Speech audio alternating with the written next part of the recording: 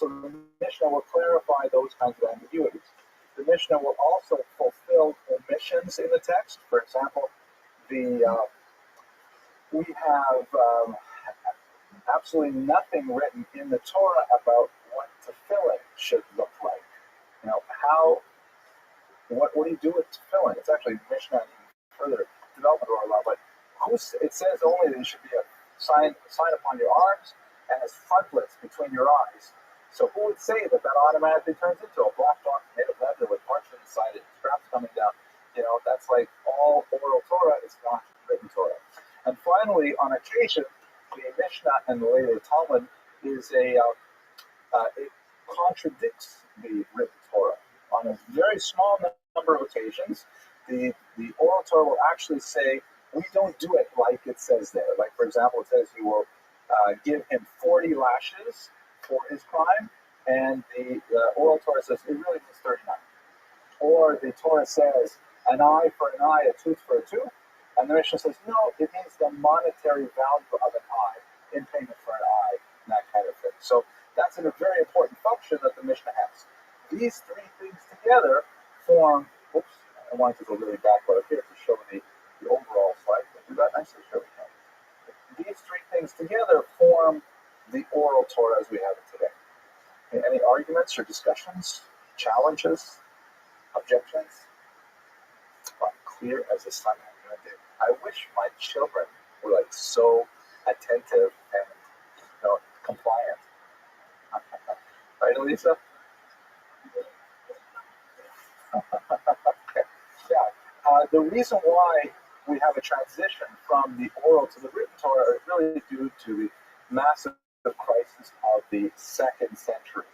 If you just a very quick history recap, this is an artistic rendition of the destruction of the temple.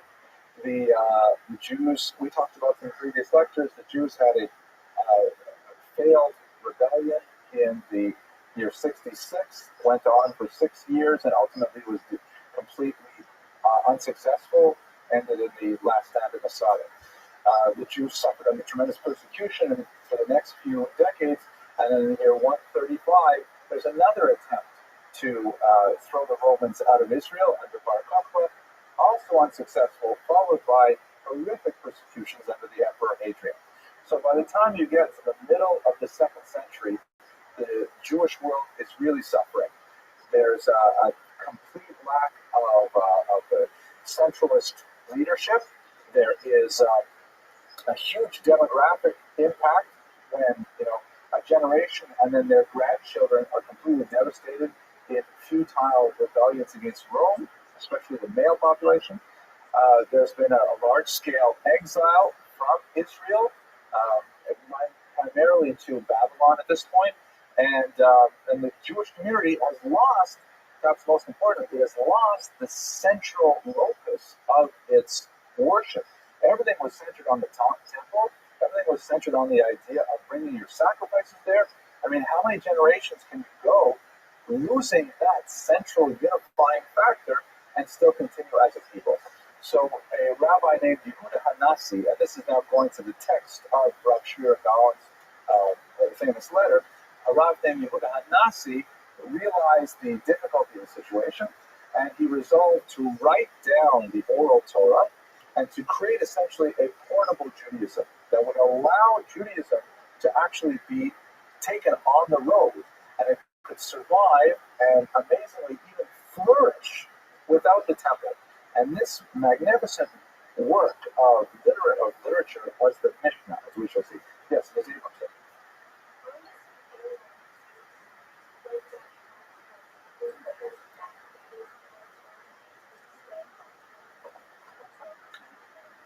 It's a brilliant question. I'm so glad you asked that. The rabbis and the Talmud, they argued back and forth. How could he do this? If God gave it to us in an oral format, how dare you? What audacity to transform it to a written format. And if we look at it beyond like the technicalities of, okay, what's the big deal? Written, spoken, what's the difference? It's a huge difference.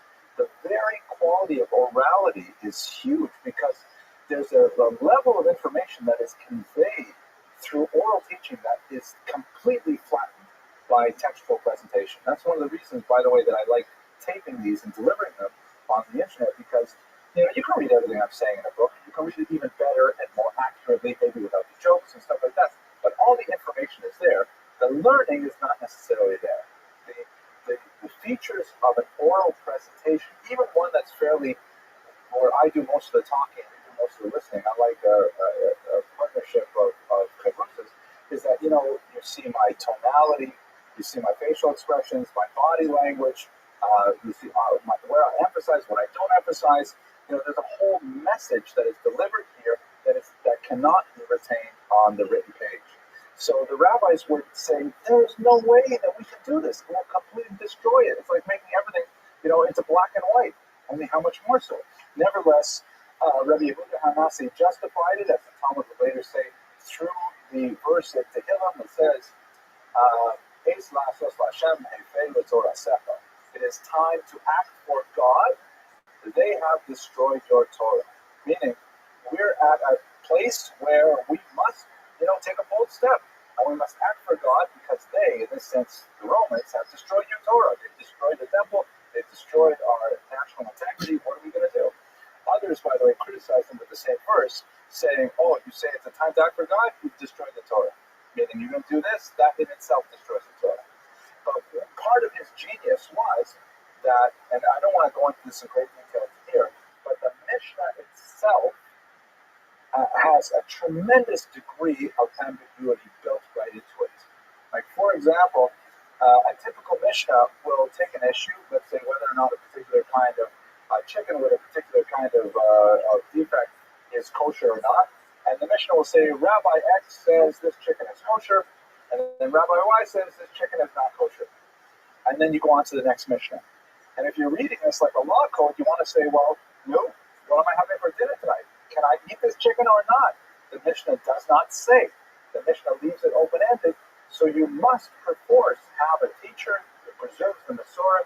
You must have someone who will explain the Mishnah to you, say that even though we quote Rabbi X, because Rabbi Yehuda Nasi constantly quoted minority opinions, we nevertheless follow the opinion of Rabbi Y, and these are the reasons. And that's essentially what keeps the oral nature of the Mishnah intact, even though it is actually based in a written text. Otherwise, it would be like reading the newspaper. It in itself has those ambiguities that begs debate and demands attention. Good question. Okay, so he says, let's write down the Mishnah, and then the Mishnah ends up looking like this. There are 6 orders, just to run through them to give you a sense of what they're talking about. The first is called seeds, or Zuraim, and it deals almost exclusively with agricultural law. A lot of laws in the Torah that deal with the sabbatical year, mixing species, all kinds of things like that. It also deals with laws of blessings because, after all, we are sustained by the natural world around us, and blessings therefore fit that section. Then the next section are times, Moed, that deals with the Shabbat, Rosh Hashanah, Yom Kippur, and so on, all of the various holidays. The third section and largest section is called women. It's also the most mysterious and difficult to understand. I'm just making that up. But the reason why, I'll ask you guys here, so why is there a section on women, there's not a section on men? How come there's a whole section, one of the 6 sections on women, no section on men? I'm sorry? They're very complicated. Okay, we have a little section maybe. So the answer is because the Mishnah is basically a very anthrocentric document. It's something that is written by men, for men to consume, and even the concept of women studying the Mishnah, the way men study the Mishnah, was pretty foreign to most of the ancient world. There were always exceptional women who did master the Mishnah throughout history, but it was a very, very unusual circumstance. We happen to live, ironically, in a time of, it's like Charles Dickens, right? We live in the best of times and the worst of times. On the one hand, we have the most atrocious level of Jewish ignorance ever in our history, especially in this country. But at the same time, we have some of the highest levels of education available for women in our times. After the Beis Yaakov movement and so on, even studying Talmud for women. So we live in a weird time. But your grandparents, your great-grandparents for sure, wouldn't know how to list even these 6 sections. But Nashim, women, is the largest section, well, it's not the largest, I'm sorry, it's the largest section of the Talmud, not the largest of the Mishnah. but it's basically men trying to understand their relationship with women.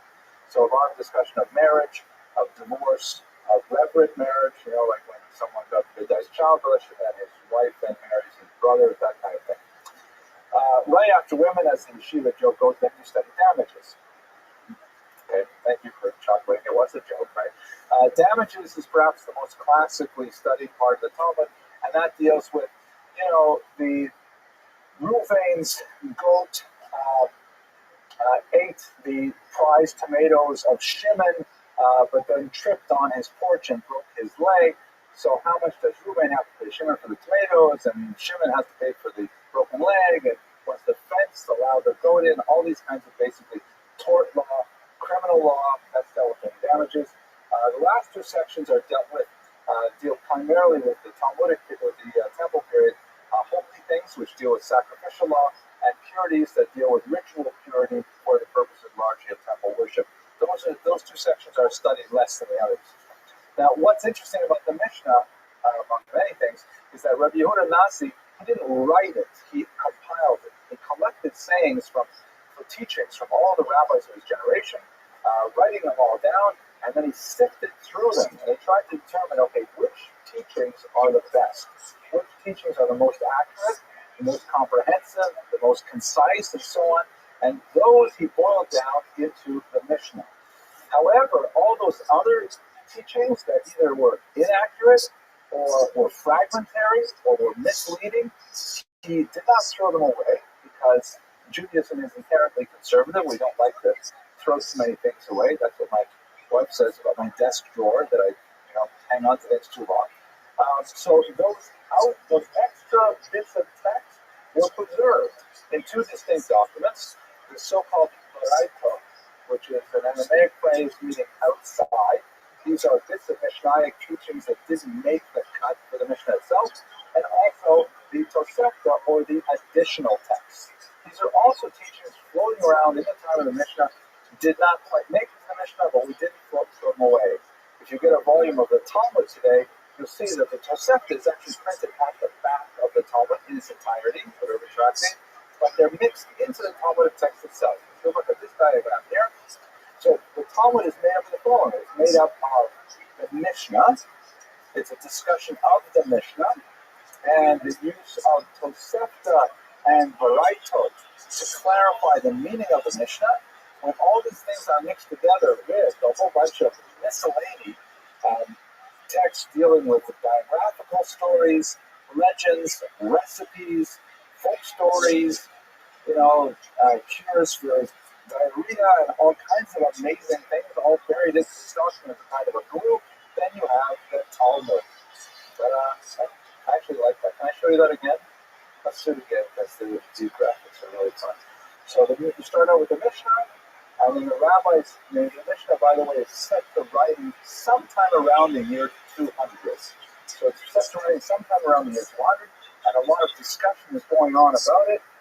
And so those discussions that are recorded, and they are made up primarily of passages from the Tosefta and the Baraitot, challenging understandings of the Mishnah, debates all around the Mishnah, and a lot of other miscellaneous stuff that takes up, I don't know, off the top of my head, maybe 25% of the Talmud is the miscellaneous category.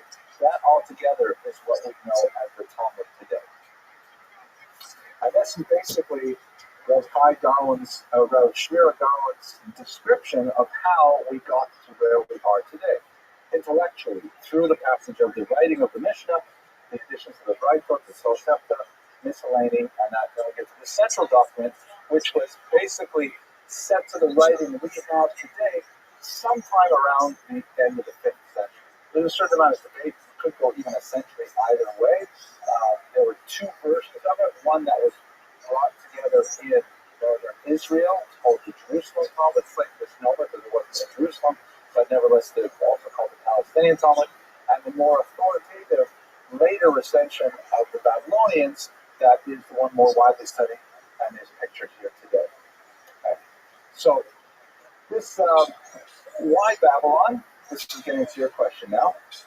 And here's a quick look at what happened to the Jews and why Babylon became the main center of the Jewish people during the centuries after the destruction of the Second Temple. Israel, of course, located here, and there was an exile in the 6th century BCE. So we're talking now about 600 years earlier. It was not a very deep exile. It didn't reach deep into the demographic pool of the Jewish people. It tended to exile primarily the leadership, but they were sent all the way up here to the Mesopotamian region, so-called Mesopotamia, with rivers in Greek, the two very important rivers are the Euphrates and Tigris rivers that here take a lot of the silt from the mountainous regions here, and the rivers flow downward into the Persian Gulf, bringing regular flows of nitrogen-rich soil that once the Babylonians, already in the Assyrian period, learned how to create, the Sumerian period, learned how to create dams to control the flooding, this became like Silicon Valley of the ancient world, because they had all of this new soil coming down every year. It was amazing for agriculture, and it created a replenishable, renewable resource that was a tremendous economic engine. So this is really a very, very wealthy area historically. This is where Abraham came from originally, and he wandered all the way over here to the only country in the Middle East without any natural reserves of oil. And then eventually the Jews went down the joke. No one caught it right over there. Thank you, Estelle. Appreciate it. So the Jews during the first expulsion made their way over here, and there was not a long expulsion. It was less than a century that the Jews were forced to live there. And again, most Jews didn't even leave. Most Jews were still in Israel at that time. The leadership was over there. And then under Cyrus, they were allowed to return. Only a small minority returned to Israel. Most of them were very comfortable, thank you very much, in Babylon, and decided to stay. So that means you have a strong diaspora community that had been in existence for 600 years by the time you get to the destruction of the Second Temple. Again, if we think of our historical scope, right here, Jews have been in America for a little more than 300 years. And, you know, the idea of how cemented Jews are in this country, you can imagine that our exile was twice that, like 600 years in Babylon. And it's a very, very ancient period. So it stands to reason that when the Jews were exiled a second time, in the first century, it was a natural destination. They knew that here in the lower Tigris Euphrates River Valley, there are going to be Jewish establishments, Jewish settlements, and so gradually Jews made their way over there. There was also a movement along the coast of North Africa, across the Mediterranean to Italy itself, and eventually up to Spain. You already have Jewish populations in Spain by the 5th and 6th century, but the largest center was certainly in the well-established region of Babylon. Throughout the Talmudic period, by that I mean the period between the Mishnah and, let's say, the Kosher Talmud, let's say at the outside about the year 600, there's a lot of description of Jews moving back and forth between these regions and a certain amount of friendly rivalry between them, but there's no question that the Mesopotamian River Valley was like the New York of those days. It was the major center of Jewish people, if demographically, intellectually, economically, if not necessarily spiritually. Okay, so let's go on a little further. What can we say about these Jews in Babylon? As I mentioned, there's like kind of like an ongoing rivalry between them. When you read the Talmud, they speak about when he came over here, meaning like when there was a rabbi from Israel who came to Babylon, or vice versa, Jerusalem Talmud, when they came by us, you know, so, and they always have like slight disdain for each other depending on the context. But at the same time, a huge symbiosis. The fact that there is, you know, a traffic of scholars moving back and forth indicates that there's sufficient communities in both places. And I mentioned how they both wrote Talmud, but the Jerusalem Talmud ultimately was eclipsed by the later Babylonian Talmud for many reasons. One of the most important is that the Babylonian Talmud was written later, so it was able to consult the opinions of the Jerusalem Talmud. Another is because the Jews of Israel found themselves under very different kind of leadership from the outside world, the Roman Empire, than they had in Babylon. And to some degree, the Babylonians had it much easier. They did not have, for example, Christian interference with Jewish rituals and activities. The Jews of Babylon lived in various periods under the Sasanians, for example, and the influence of the Zoroastrian faith, which is seen in the Talmud occasionally how Jews have to deal with it, but it was minor compared to what the Jews had to deal with in Israel. They also had a much stronger political system. They had an institution called the Exilarch, or the Reish Galuta, the head of the exile, which was occupied by someone who was descended from the line of David, the Davidic dynasty. And so they had a significant amount of self-rule, self-government in Babylon that they did not enjoy in Israel. Up until the 5th century, that's when they really established their primacy with the creation of the Talmud, one of the greatest literary achievements of the Jews ever. And they maintained that for another 500 years, but it was going to a steep decline by the time you get to Shavira Gaon, which takes us back to our main topic. Yes. Oh, please go ahead.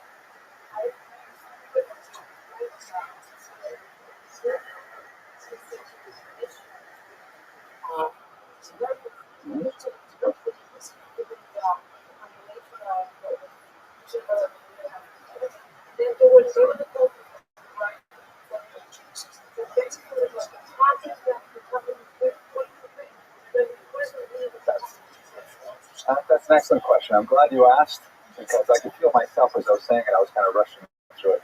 Basically, it's like this. The Mishnah itself is hard to understand. Right? It doesn't have clear direction in a lot of ways.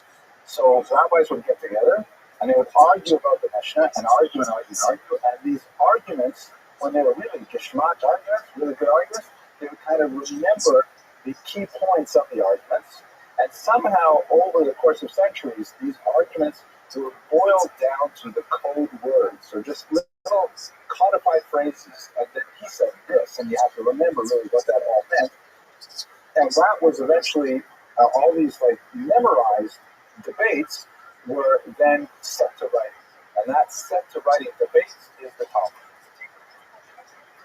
So good question. It involves hundreds of rabbis, right? They're like over the period of several centuries. There are lots of voices in the Talmud, hundreds of voices, and there's some debate as to exactly which rabbis were the people who closed the Talmud.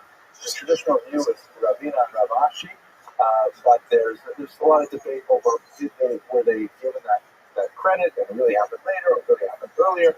But basically the story as given by Rabbi Shiradan is yes, they would memorize these debates and then they finally said let's set them down to writing, and that's the canonical text we have known as the Talmud.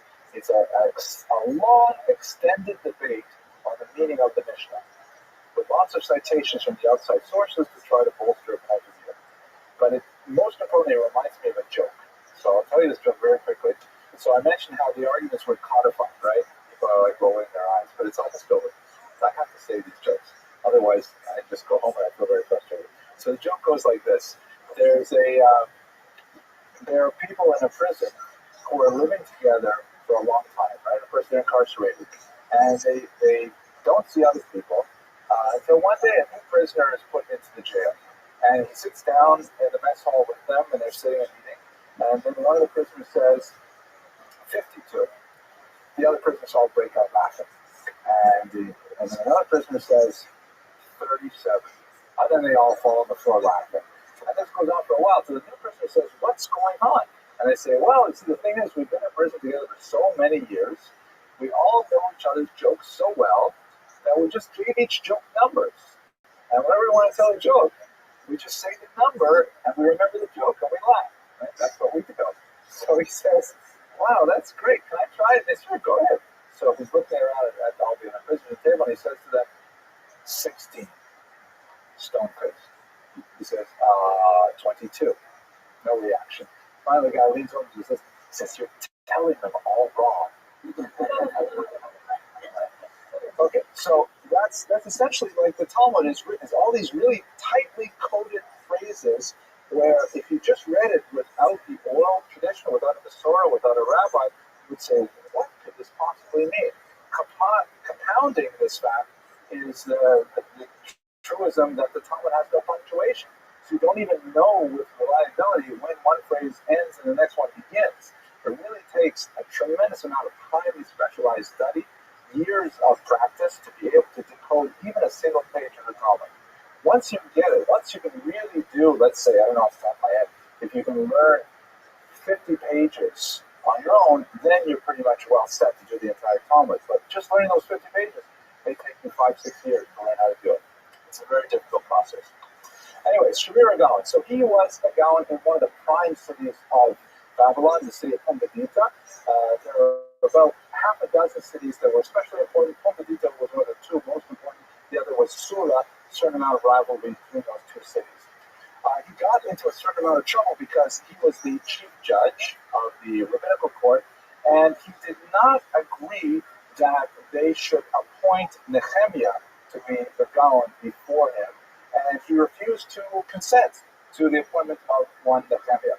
We don't know too much about the reasons for it, but based on his later activity, it appears that Nehemiah was perhaps responsible for not taking control of the situation and centralizing rule in Babylon, respect for Babylonian scholarship. So that got him into quite a bit of hot water in the year 960, but 8 years later, when Sharira was already a man of 70, Nehemiah passed away, and so the mantle of leadership fell onto Shiragon at this time. And then he devoted the next 3 decades of his life, he lived an entire century, he devoted the next 3 decades of his life to specifically shoring up the reputation of Babylon, reaching out to far-flung communities throughout the Mediterranean basin, and making sure that they directed their questions to the yeshiva, the academy in Pumbedita. And it appears that many of the communities throughout the world felt that they were really lacking this leadership. They needed someone to stand up and say, yes, we have the answers. You can just send them to us, and we will respond. And we will respond with sensitivity and understanding for your local conditions. And so there was a huge surge of response and popularity under his rule. He also took the distant leaders to task, saying that, why are you disdaining this place where we've built up so many hundreds of years of education? Why are you simply ignoring us? You should definitely show your allegiance intellectually to Babylon. And it made a tremendous difference for at least another century. His literary achievements are similarly long-lasting. We've spent the better part of the hour talking about the so-called Igeret, or letter, which is just one of his teshuvot. And in fact, together with his son Haigaon, who also was an extremely powerful leader, they authored about half of all of the teshuvot that exist in the Gaonic city, which means for about 400 years, half of all of these responses come from either Shira or his son Haigaon. A tremendous number of responses. You can imagine, he's sitting at his desk getting these letters every day, writing out by hand his detailed analytical comments based on his knowledge of Talmud, sending them out. It was incredibly important. It was like, I won't give a trite answer. We know that he wrote a biblical commentary. It is no longer extant, but it is referred to by other writers from the period. And we know we have some pieces of a massive Talmudic commentary that unfortunately has not survived as well. And finally, he wrote a book called the Megillat Sikarim, which appears to be a commentary on the non-legal aspects of the Talmud. Unfortunately, that text is lost. The most famous of his texts is the Igeret, where we learn almost everything we know about Shiragon and some of his contemporaries. In his life, however, despite the tremendous burdens he took upon himself, it would not be tranquil. In the year 998, some of his rivals, perhaps we don't know the nature of the controversy. It's not recorded in the historical accounts at that time, but apparently some of his rivals denounced him to the Caliph. And you get a sense of the tenuous situation of the Jewish leadership, because ultimately we were a minority within a country. And even though we would have significant self-rule and self-government, still we had to answer to the secular authorities. And so the Caliph of the time arrested Shir and his son, who was then the head of the court, and imprisoned him for almost a full year. He was eventually released, apparently acquitted of all charges, but by that point, again, remember, he was a very elderly man at this point, his health was ruined, and he appointed his new son, Haigaon, who was also an elderly man at this point as well. He's already in his 70s, if I'm not mistaken. So he stepped down from his position in favor of his son at that time. So to speak to his legacy, we can evaluate it in many different ways. One way to be sure is that he really consolidated for a millennium the centrality of the Talmud, explaining directly how it flowed from the Mishnah. He upheld the value of the Mishnah as a central text in the Pharisaic tradition that we have today as the rabbinic tradition. And the study of the Talmud was enshrined as the central activity of Jews intellectually for the next 1,000 years. As you can see in this picture here, which is from the last Siyam Hashat, which was a year ago, August, if I'm not mistaken, where they had 70,000 Jews in the MetLife Auditorium alone celebrating the completion of the Talmud, which is something that is unprecedented since Babylonian times, perhaps even before Babylonian times. It's rather an amazing thing. And there were no fist fights or anything in the entire. Okay, thank you, Mr. Rodriguez. Secondly, his activity in the composition of Teshuvah literature was extremely important in creating a body of legal documentation that became a corpus for future law, and his general adherence to the notion of the validity of the oral Torah and the binding nature it had upon Jews was something that reverberated throughout the centuries following his demise. So as always, I thank you for your patience and your indulgence. Thank you for your attention. Next week, we're going to stay in the Gaonate, and we're going to look at Saadia Gaon, also an extremely important leader of one of the academies, an extremely important philosophical leader as well. So we'll look at some of his specific ideas. But the big difference will be under Saadia, we'll talk a lot more about the influence of Islam on Judaism and vice versa. Thank you very much for your attention.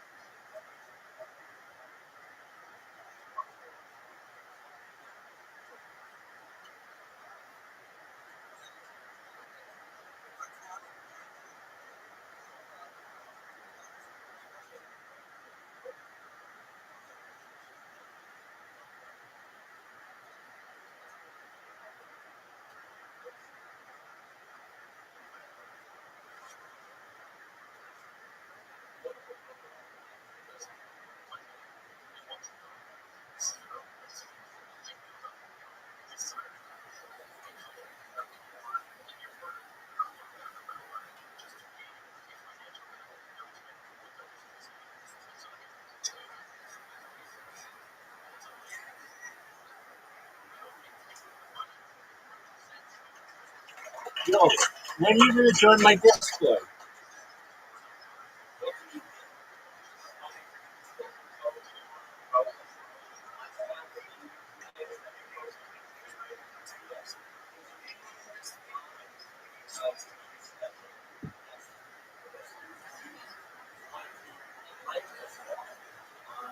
Uh, I'm watching Jewish history lectures, but you can see me better from there. Oh, I wish. Thanks, sweetheart. So,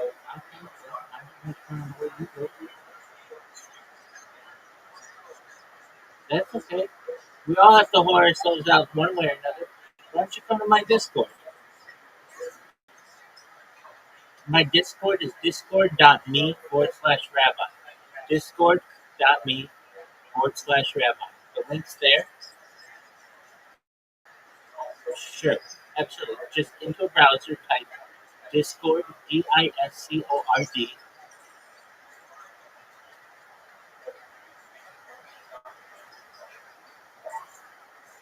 Yeah, you are.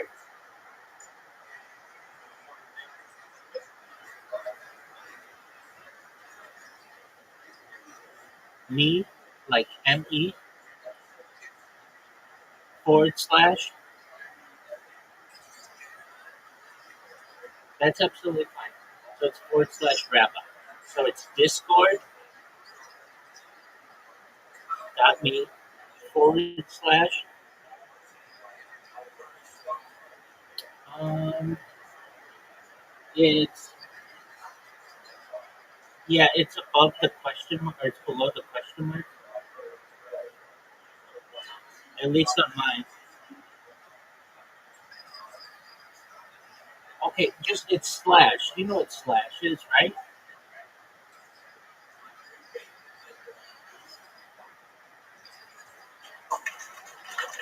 Okay, so it's discord.me/rabbi. RABBI. Rabbi. It's in my profile. If you just go to my profile, there's a link. You just click the link. Yeah, I'm actually a woman defined by the state of California. It's on my ID.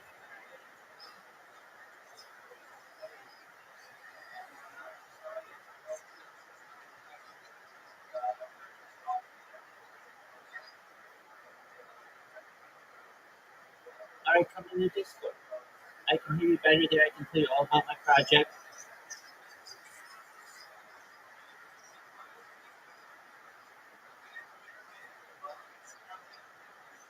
Okay, well, I can tell you what I do here, but you're not going to see it as well.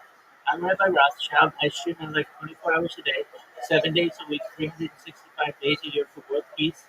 I've been doing so since the pandemic. That's more than 3.5 years of content. I am live right now on 22 different YouTube streams. I have more data than any person in global history. And what does that mean for you? Data, according to Economist magazine, is Earth's #1 resource, and that might make me. I have more data archived than any person ever, and that may make me an influential person. And if that happens, I'm going to help you and help all your friends and family become financially independent if you're not already, to create generational wealth if you don't already have it, and to be able to start charities and philanthropic organizations of your own.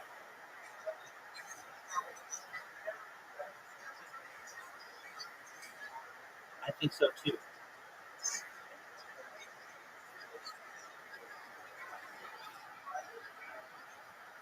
Yeah, I've been live for 3.5 years on the internet. I do it on stream.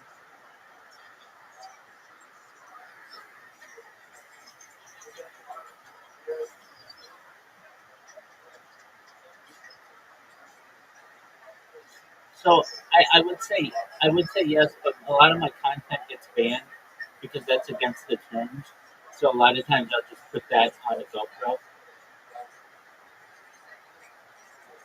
No, I understand you won't say anything. I understand. You can hear me clearly.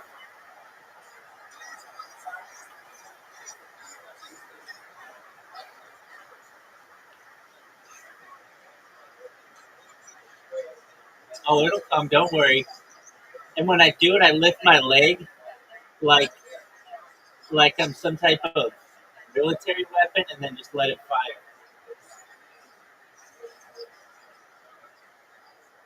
I recognize that. Yeah, so come to my Discord. It's amazing. We got some other people here. We're watching Jewish history lectures. It's pretty amazing.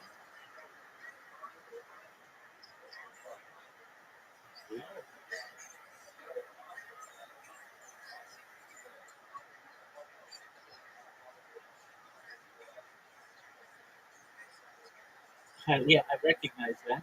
And perhaps someday you can. I've had fans visit me from as far away as 8 hours, so you wouldn't be the first.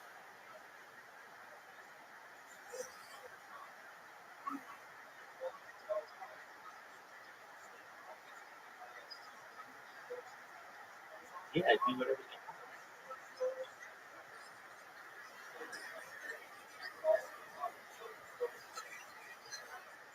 Okay, cool. There you go. Excellent. Make sure to have your permission slip signed.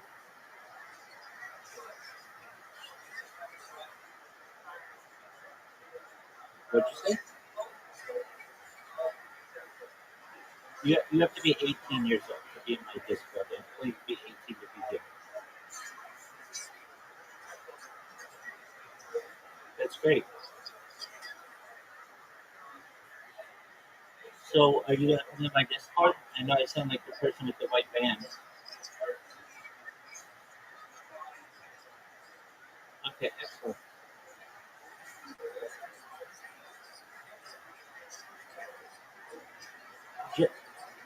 Just, there's a link in my profile. Just click the link in my profile.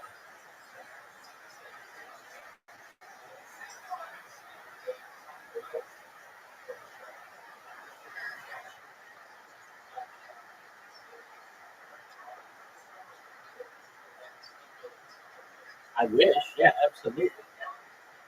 Tell everybody you know about it. This is the biggest event in global history.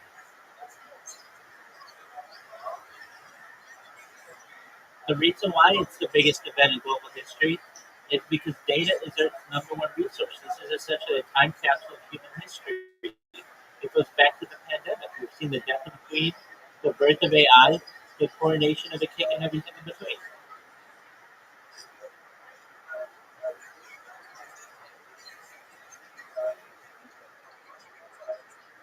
Absolutely. You're live on 22 different YouTube streams right now.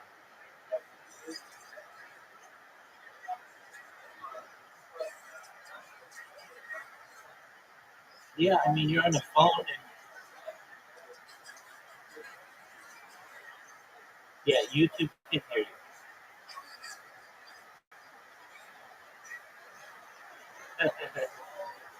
you. YouTube says hello. Oh, tens of thousands, perhaps.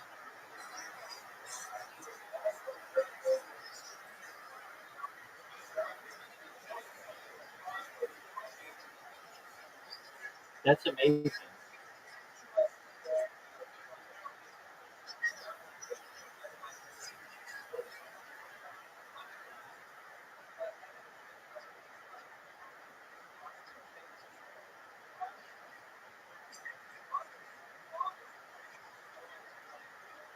That's absolutely right. I'm a lesbian. Well, you're only watching it on one of my streams. I'm live. You're only watching me on one of my streams. I'm live on many different streams, and I have people. The place where most people watch me is on Discord. I have right now like 8 people in one Discord, another 3 people in another Discord, another 17 people in another Discord, another 3 people in another Discord. No, I have people who can talk to me in Discord.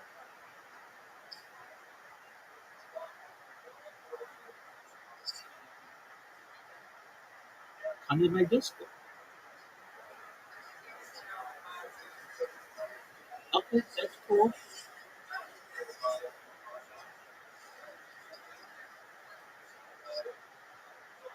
Okay, what do you, who uses Discord for work? It is weird. Yeah, where you work, they're really cheap. Everybody uses Teams or Zoom.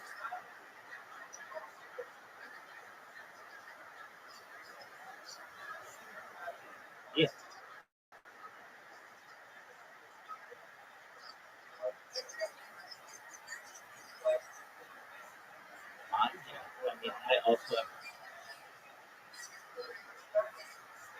I mean, when I have a career as a certified project management professional, and we use Teams.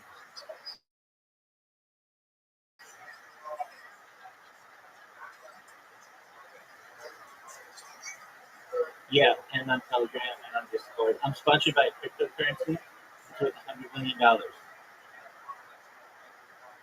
It's called Very Clever.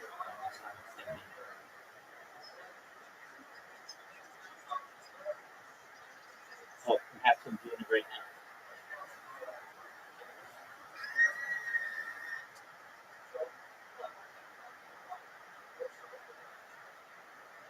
I like you all.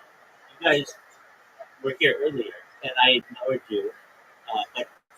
But now we're becoming friends, so I guess I can't ignore you.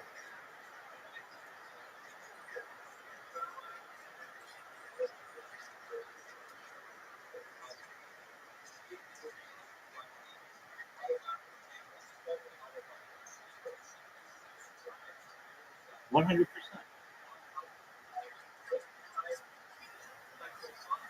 Yes, you are. No, I don't want to sell individuals. I just want to sell my data. Data is Earth's number one resource, according to the Economist magazine. In 2018, data overtook petroleum. So basically, I'm sitting on a gold mine, and it's just a matter of time until people see me. I blow up.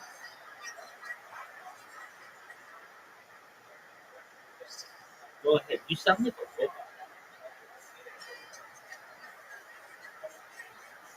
Well, that very well may be.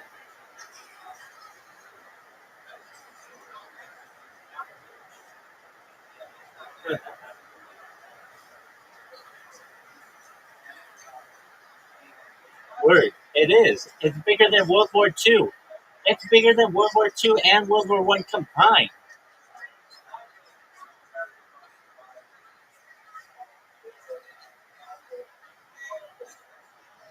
Yeah, absolutely. Yeah, this is bigger than the founding of Israel. This is bigger than the Vietnam War. This is bigger than the War on Terror. This is essentially a time capsule of global history.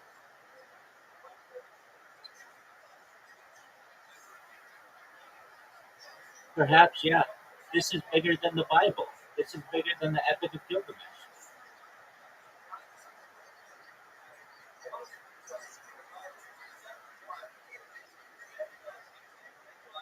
I don't want to. I don't want to do either.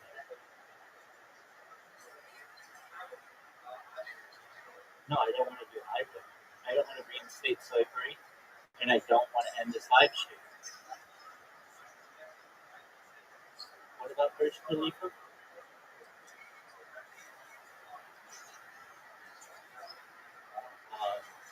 I'm a fan of all people. I'm a world peace.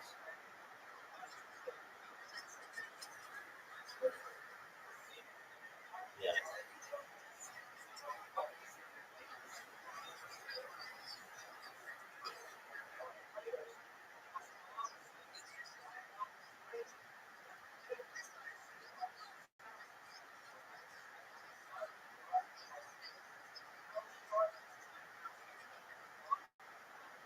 Oh, Nika, how you living, girl? Oh, Nika, we love you. Oh, Nika, do you have any cryptocurrency that you want to give to these friends? Oh, fuck yeah.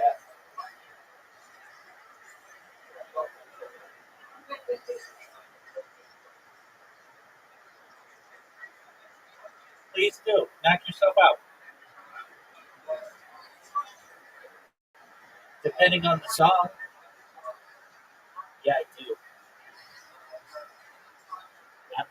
My name is Karaoke King 0000. Word. You got it.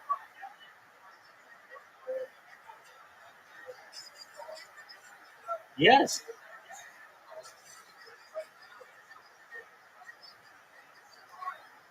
Yo, you want to sing? We can sing together. Okay, I got my device. Okay, just one moment. We'll get something going. But I record these. I record these on Instagram. So just a moment. I have to pull it up on Instagram.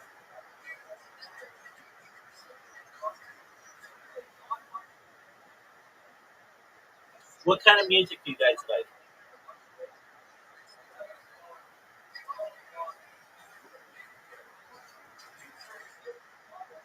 I do too.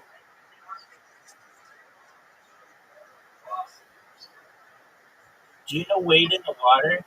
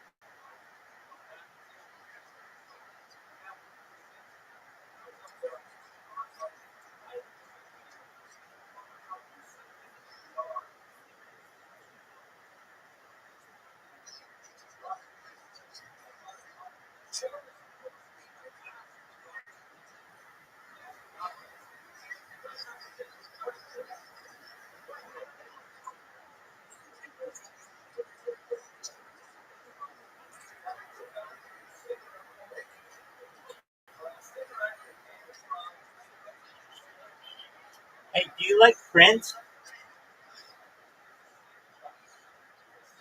Yo, I just asked you a question. Do you like Prince?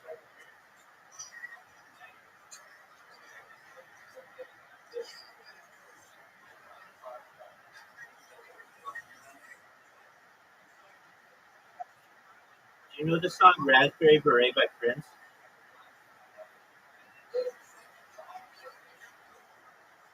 You want to sing Beyonce? Fuck yeah, I know Beyonce.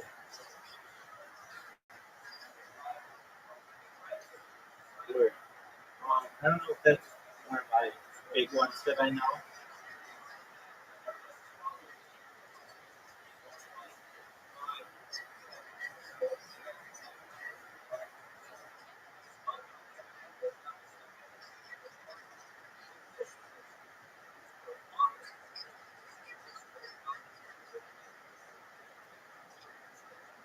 Do you know the Beatles?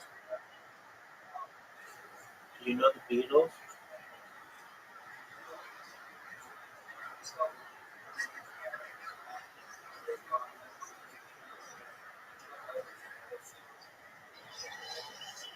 Okay, well then, if you don't know the Beatles, then we have to introduce you to the Beatles.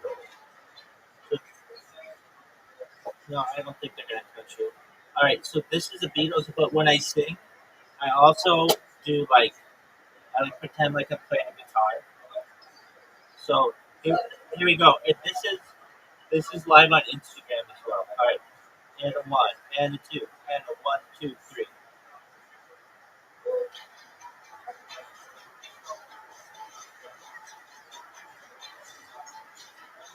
Well, shake it up, baby. Now shake it up, baby. Twist and shout. Twist and shout. Come on, come on, come on, come on, baby. Now come on, baby. Come on and work it on out. Work it on out. Work it on out. Work it on out. You know you look so good. Look so good. Come on and get the thing going. Now let me go. Just like I knew you would. Like I knew you would. Shake it up, baby. Shake it up, baby. Twist and shout. Twist and shout. Come on, come on, come on, come on, baby. Now come on, baby. Come on and work it on now. Work it on now. Me and this little girl. Twist a little girl. You know you twist so fine. Twist so fine. Come on and twist a little closer. And twist a little closer. And let me know that you're mine. Let me know you're mine. Here's my guitar solo. Shout out to everybody in the world. Shout out to my friends in Twitter Spaces. Shout out to the LGBTQ plus community. Shout out to everybody who loves peace. Uh,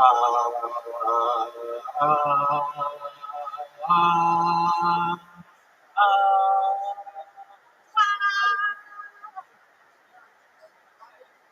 Knock yourself out. You're up next.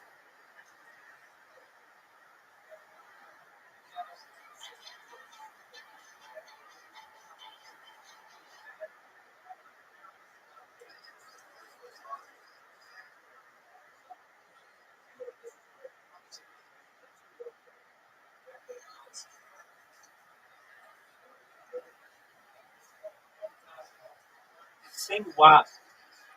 Sing WAP. Yeah, I said yeah.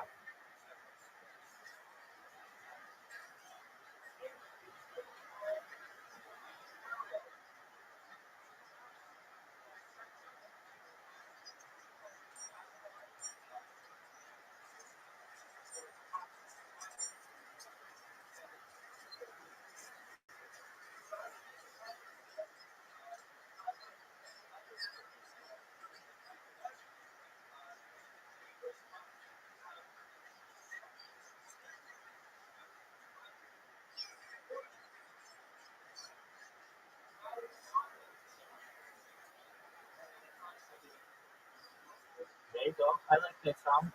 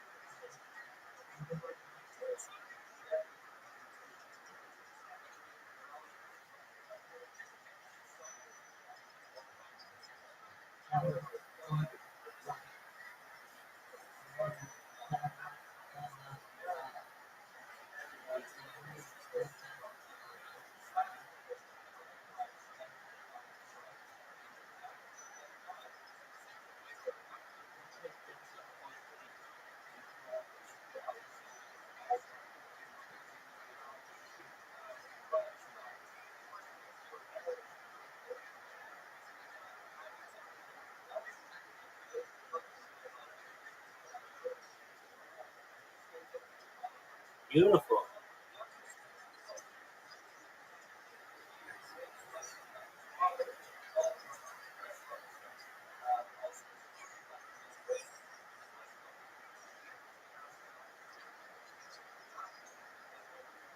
You're not alone.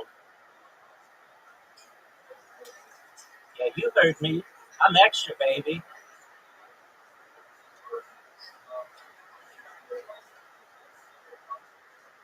All right, who's up next?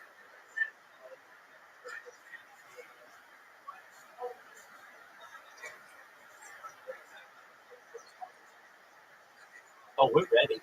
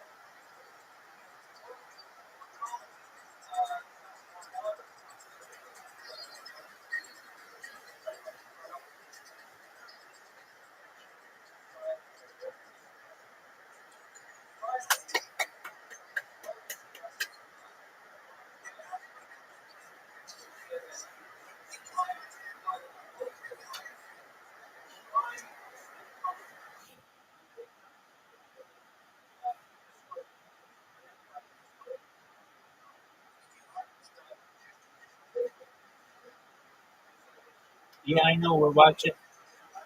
I know we're watching Jewish history lectures.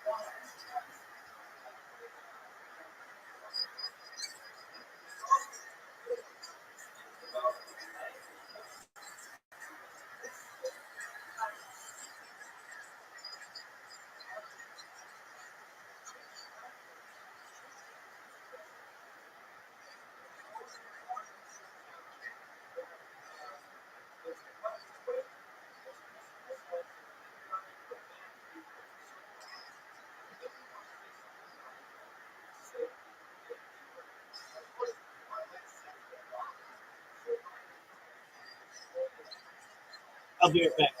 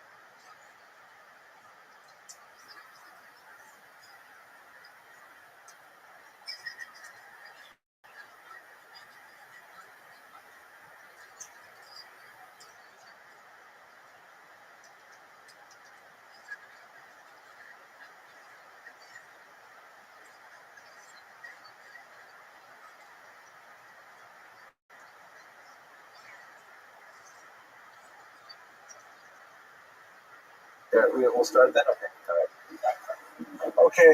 Well, hello everyone. A couple of announcements before we get to the actual material. First of all, I have an apology. We have no PowerPoint today. We're going to do an audio-visual presentation minus the video. I'm going to do the audio, and that's it. The reason for that is that my daughter Aliza is with my wife and daughter Danimaka at the Sharibina production tonight, which is the big hoo-ha. And I usually keep the little adapter to connect my computer to the projector in the back of the car, which they took. So not only, by the way, do we not have video, even more seriously, we don't have Aliza because she's going to be dancing and singing on stage. So we're going to be missing her. Yeah, we couldn't see it anyway. So I'm going to, unfortunately, I'm just going to have to do this with my, how are you? Nice to see you again. I'm just going to do the audio myself and the visual. I have a great PowerPoint. Albert Einstein was perhaps one of the most photographed Jews, if not human beings, in the 20th century. So there's lots of great photographs. I'll just have to show them to you when the Torah Cafe version comes out. They always integrate my PowerPoint into the presentation, so we'll have it there, and that's fine. Let me start with the joke then. And I'm a little hesitant to tell this joke. I'm not quite sure it's really appropriate, but I've already started. It goes like this. The timing right again. So it's 1930s Germany. A lot of the material that we'll discuss deals with the pre-war period, and so it's relevant to our topic. And two Jews are walking down the street in interwar Berlin, and they are walking past an institution, and there's a big sign out front that says, 1,000 Deutschmarks for any Jew who converts to Christianity. And the two Jews look at the sign, and one of them says, you know what? 1,000 Deutschmarks sounds like a good deal. I'm going to go do it. He says, are you crazy? Look, 1,000 Deutschmarks. It's worthwhile. So he says, okay. So he goes in. His friend waits for him outside. He's outside for about half an hour, and then his friend returns from inside the building. And the guy says to him, so new? Did you do it? Did you get 1,000 Deutschmarks? And his friend looks at him and says, what is it with you people? Okay, all right. So I get the timing right that joke? A little better. I'm working out. Maybe by the third time I told the joke before. Anyways, tonight's topic is Albert Einstein, time, space, and the Jewish people. Fascinating life with tremendous implications not only for Jews and Jewish history, but really for world history. As another joke goes, which is definitely not appropriate, but once again, I'll start telling it anyways, there were 4 people who changed the modern world more than anyone else. First of all, Einstein. In the world of physics, in our understanding of the fabric of the universe, phenomenal change in the world.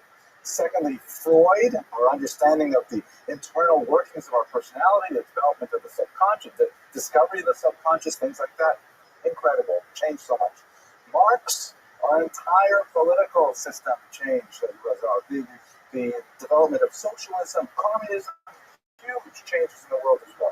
And finally, Darwin, who, creator of the theory of evolution, the ascent of man, origins of humanity, and so on. And the joke goes that 3 of them were Jewish, and 1 of them was wrong. Okay, there is some scattered laughter about it. Okay, so we're going to look at one of those 4 individuals, Einstein, today. Fascinating individual. He was, as I mentioned, he created some fundamental changes in our understanding of time and space, quite literally, associated with both the special and the general theories of relativity, which still have tremendous implications for our current technology today. Even our cell phones are based on his theories of relativity. He was an ardent believer in God, a very, very deep theist, and in fact, he frequently invoked the name of God. He called him Der Alter, the Old One, the Ancient One, and God really suffused everything that he did. However, his vision of God was not one that we would recognize as a typically Jewish God. He's more of a deist, as we shall indicate later. He was a passionate humanist with a great love for all people, but not necessarily for individuals in his own family and his own immediate circle, as we shall see. He was an anti-nationalist, believing that militarism and nationalism in general are very pernicious phenomenon, but at the same time he became a Zionist and was in fact asked to take the position of the presidency of the state of Israel. A man of tremendous contradictions. Finally, he was a pronounced pacifist, but at the same time, he was very intimately involved in the process that led to the creation of the world's most destructive weapon, the bomb. So he's a man of many contradictions that hopefully we'll explore over the next 50 minutes or so as we look at his life and his works. I have some great photographs. I wish I could show them to you. This, as you'll see it when you view the tour at Cafe Bersham. Oh, and by the way, the flyers that we've handed out, when we make changes to the schedule, like a different time for tonight, things like that, it's really helpful if you've signed up on the website. Just go to the website, it's in the flyer there, and you get free notices of when the classes start, if they're changing, and get PowerPoints or whatever kinds of things that you find useful. So please do sign up. My disclaimer for today's talk is that I am basing virtually everything I'm going to say today on the work of Walter Isaacson, who wrote a phenomenal biography on Einstein entitled Einstein, His Life and Universe, published by Simon & Schuster in 2007. It's a massive book, 675 odd pages plus notes, and I found it extremely entertaining. He's also famous for writing, among other things, the biography of Steve Jobs and Benjamin Franklin. So pretty much everything that I say here today is going to be based on this one big book. It's going to be a book review. If those of you who are watching on the internet are looking for something, strikingly new and original, this is not going to be the place to find it, but I'll try to provide a summary of what I think are most relevant for our purposes here in this forum. Also, obviously, all errors of factive interpretation are my own. I don't want to put all of my mistakes onto Mr. Isaacson's distinguished work.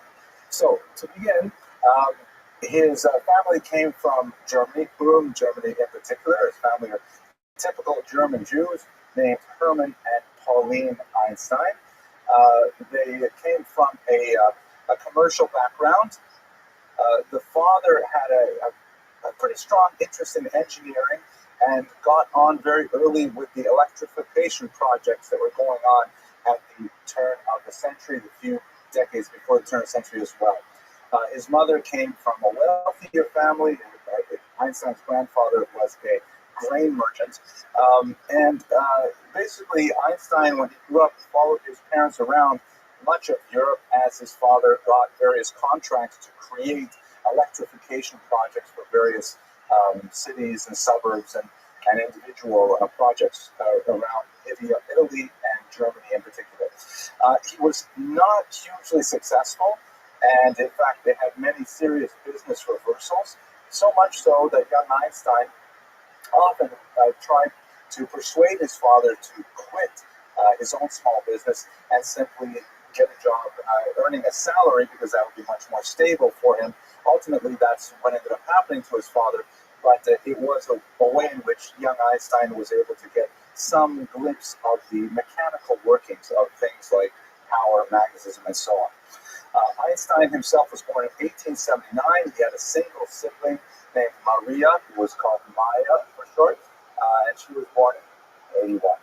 They were very close throughout their life. As you can tell from his sister's name, Maria, not a typical Jewish name, although quite often a lot of Jews use, diminutives. Even Mushka is a diminutive of Mary and Maria. But nevertheless, his family provided him with a very, very limited Jewish education. His early years were spent in a Munich suburb, and he received no formal Jewish education. His father felt that Jewish rituals were essentially ancient superstitions. They placed no trust with traditional Judaism whatsoever. He attended a Catholic primary school in which there were 70 students in his class. He was the only Jewish child there. And so, because religious instruction was mandatory in Germany, he received traditional Catholic instruction in school. And in fact, he excelled in that subject. He ended up tutoring his peers in Catholicism. This went on until he moved up to a higher school, and at a higher level school, they had many more Jewish students, and so the state provided a Jewish instructor for those students specifically. And I'll tell you about that in a second.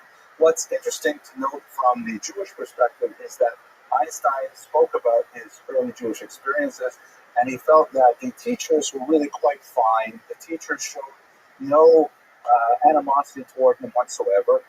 However, from an early age, he found he had to fend off the violent advances of many anti-Semitic peers, and he remembers many a time walking home from school being accosted by bullies and thugs who gave him a hard time because he was Jewish. I myself find a certain amount of affinity for that because I also grew up in an environment where there were no other Jewish families. I was the only Jewish child in town, and I had my share of fisticuffs with some of my peers. At age, let's see, when he went to the ROTHSCHILD Gymnasium, and there he received his first formal Jewish education, and he actually went overboard. To use the term that my students use, he flipped out for a brief period of time before his bar mitzvah. Much to his parents' dismay, he actually observed Shabbos, and he kept kosher, and he was even known for composing small prayers, hymns that he would make up on his way to school and back and forth. He was really intensely religious for a brief period of time in his early life. What ended up happening, though, is that, and this is ironically the way these things go, he read a popular science article that, in a very pious kind of way, tried to demonstrate that science and religion were compatible. And so he was so unconvinced by the arguments advanced by this well-meaning pious author that he decided to abandon religion altogether, and for the rest of his life he had quite an allergy to any kind of organized religious activity of any stripe. Nevertheless, I have great pictures here of him as a young boy, but we'll have to skip that for now. There were no real strong indications that he was a genius when he was a child. In fact, there were more indications that he was somewhat slow. His parents actually took him to doctors to try to determine if there was anything wrong with their young child.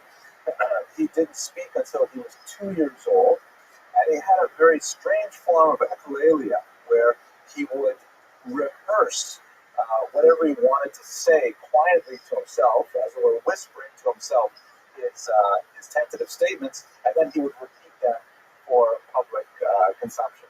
And this was something that he retained, by the way, right until the end of his life, where he would tend to either rehearse or repeat things that he would hear, especially if they were phrases that he found appealing on a phonetic level. He would often repeat mantra-like certain phrases. And this persisted right through to his old age, which in a young child, many people thought that this was somehow an indication that he was perhaps mentally retarded or something like that, because he kept on, practicing what he was going to say before he actually said it. There was a turning point when he was bedridden with a childhood illness at one point, and his father gave him a small gift to amuse him while he's lying in bed, a gift of a compass that absolutely fascinated young Einstein, and in fact, it influenced his thought for the rest of his life, because he was completely fascinated with the idea that there was a magnetic field that could somehow invisibly interact with material objects, the needle, of course, and the compass, and fields became a very major aspect of his thought. It's very important in his general theory of relativity and in other areas. He also gained early on a very fine appreciation for music, in particular Mozart, and quite often later in life, when he was pressed upon to give scientific lectures, he would quite often simply skip the lecture and give a violin recital instead. He enjoyed all kinds of things like this.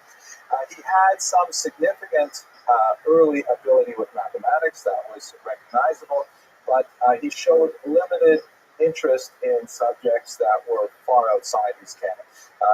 Contrary to popular belief, he never failed mathematics. However, he was refused entry to a particular school the first year he applied because of very poor test scores in subjects like French. Ironically, one of his most important influences in science as a young man was came from a highly Jewish context. His parents practiced what was known in the yeshiva world as Taik, which means eating days. And we used to work in Eastern Europe is that the poor yeshiva boys who had, they had no real wherewithal, and there was no cafeterias in most yeshivas. They had to kind of like beg local homes to take them in to feed them, 1 day a week. So you would, Shlomo would eat at the Goldbergs on Monday, and he'd eat at the Goldsteins on Tuesday, and the Goldfarms on Wednesday, and that's how they got by. So the Einsteins did not have a yeshiva student. They had a medical student, a Jewish man whose name, once again, ironically, was Max Talmud.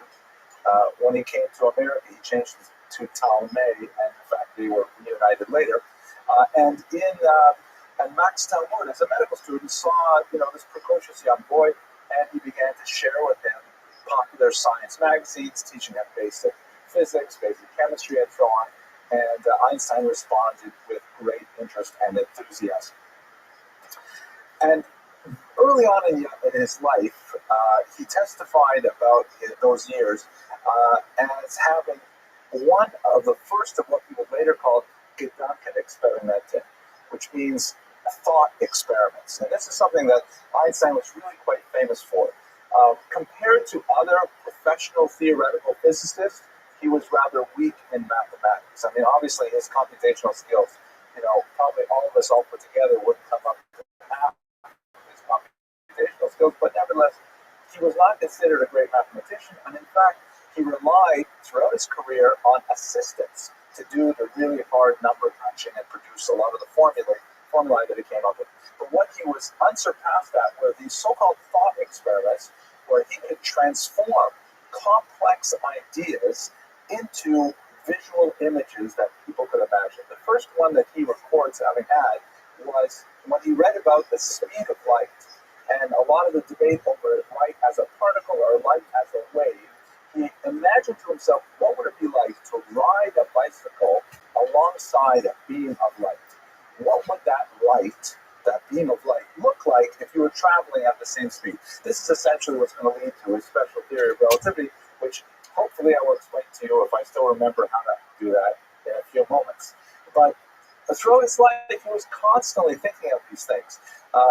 For example, explaining the general theory of relativity by describing blind beetles who are walking on a curved branch and who do not know that the branch is in fact curved. So do they feel the curve of the branch? For them, they're just walking straight forward. Or if you're in a box that is an elevator and it suddenly falls out from under you, you'll be suspended momentarily in the box, but it will have a lot of structural similarities that if you're not in an elevator, but you're in a box that's being spun around on the end of the rope. All kinds of images like this, very powerful, easy to grasp. Another one, again, with general theory of relativity, he described like a bowling ball rolling onto a trampoline and then having billiard balls rolling after it. And the way billiard balls are attracted to the bowling ball is really the effect of the bowling ball depressing the field, depressing the trampoline. These Gedankenexperimenten were ways in which not only he could express these complex mathematical ideas, but he could communicate them to a wide audience, which helped him really make this leap into worldwide celebrity. If you recall, we had a long discussion about Sarah Bernhardt last year. This is the age in which celebrity is beginning to become a phenomenon. The connection with mass media and popular consumption of visual images, photographs, later movies, creates the beginning of superstars. And Einstein was one of those superstars who really went far beyond his relatively limited circle of theoretical physicists and became a worldwide celebrity. I might as well mention it now. This is, by the way, one of the main reasons he was criticized by his peers, one of the reasons why there was tremendous hesitation to give him the Nobel Prize is because his fellow physicists felt that he was far too undignified, that his willingness to mug for the camera, his willingness to speak with everyone about his research was considered beneath his stature as a scientist, and it was looked down upon. And by the way, he had no airs about him, about who he spoke to. There's a famous story about how when he lived in Princeton, and he's already in his 60s and 70s. There was a little 8-year-old girl who lived next door, and she went over to his house and she asked the great Professor Einstein for help with her math homework, and she bribed him with a plate of fudge. And in fact, he would help her with his math homework, and he loved to do things like, there was he didn't give interviews when he got very old, but there was a local student that in a journalism school, and the instructor of the class said that anyone who can get an interview with Albert Einstein gets an A. So he went and said, "Hey, this is how I can get my A." So Einstein gave him an interview as well, published in a little school paper. Eventually, of course, the Trenton, New Jersey News picked it up. But these are I have a great picture. I wish I could show it to you. This is the famous tongue picture of Albert Einstein sticking out his tongue. He was an incredible nonconformist, which got him in a lot of trouble. One of his many, many famous quotes is, "A foolish faith in authority is the worst enemy of truth." And this really encapsulates his Weltanschauung and his modus operandi. He was extremely skeptical of revealed truths of any type, whether they be religious or whether they be scientific. He refused to accept things simply because they were widely believed. And this is one of the strengths that, of course, allowed him to ultimately overturn Newtonian physics. This was not a characteristic, however, that garnered much favor from his teachers. His teachers found him extremely impudent, even offensive, and he was not necessarily a disruptive student, but one student, for example, in his student file noted that he should not advance because he sits at the back of the classroom and smirks. And the smirking completely ruins the entire class for me, writes his teacher. So, he had very little disdain for pompous individuals, and he had no patience for simply accepting things on authority. He was also a relatively poor experimenter, and in fact had a major explosion at one point that harmed his hand and sent him to the hospital for a while. So he tried to avoid applied physics and did most of his physical research simply walking and thinking. With these Gedanken experimented, he'd get these ideas, these images. He'd go to his assistant and say, "Listen, try a formula like this, work it like this, add in this constant, things like that," and they would come up with the formula. He also had strange habits of grooming and dress. Of course, this shock of white hair, which was extremely unfashionable for most of the 20th century, but it made him much more colorful, and once again, something that the press really enjoyed, made him more of he created really the image of the absent-minded professor through such things. He often simply neglected to wear socks, and he refused to dress in black tie if the event was black tie. He simply dressed however he felt, wherever he went, and so on. And this was not something that was associated only with his famous later years. This is the way he was even when he was a young man. One last story about his youth. As a child, growing up in Germany, he was exposed to a lot of the World War I related militarism, parades and so forth. And apparently the first time he saw a parade, he broke into tears. He was viscerally offended by the idea of all these people enjoying the enforced harmony of military discipline. And when asked about it by his father, he said that they all have such big brains, and it's such a waste. He felt that it was by acting in lockstep like that, they were sacrificing all of their wonderful individuality. So he was a staunch pacifist, and especially during the 1920s, well, let's say really the 1910s, really, he participated in a lot of causes that advanced pacifism. He would ultimately change his mind on these things, as I'll discuss shortly. But at age 17, he actually, his parents had one of their many business reversals. They had to leave Germany for a job in Italy. Einstein was supposed to stay behind and study in Munich, but instead he left Germany, renounced his citizenship, and moved to Italy with his parents. He actually refused to keep his German citizenship because of the military culture. He refused to ever be conscripted into the military army, which he was due to do at age 18. 18. He gave it up at age 17. Interestingly, on his application for renouncing citizenship, under religious affiliation, he indicated no religious denomination whatsoever. So he spent most of his early studies in the post high school period in Zurich, where he studied at a place which is called the Zurich Polytechnic. It has a much longer and complicated name, which I'm not going to use. I'm just going to use Walter Isaac's abbreviated version. Once again, he did well in math and science, did poorly in literature, politics, and so on. But after he was initially denied admission, he engaged in tutoring for a year, and he came into very close contact with a woman named Marie Winteler, who was his first girlfriend, first of many, and she was not Jewish. This was another recurring theme in Einstein's personal history that we'll talk about in a moment. Ultimately, though, when he got more serious in his studies, he broke it off with Marie Winteler, which broke her heart. She was very, very attached to him. And we know from the extensive correspondence that we have, the Einstein papers are really quite phenomenal. He was even in the habit of sending her his laundry to wash for him, sometimes without even an accompanying note, just sending the laundry. And all of a sudden, the laundry stopped coming. So that was it. What are you going to do?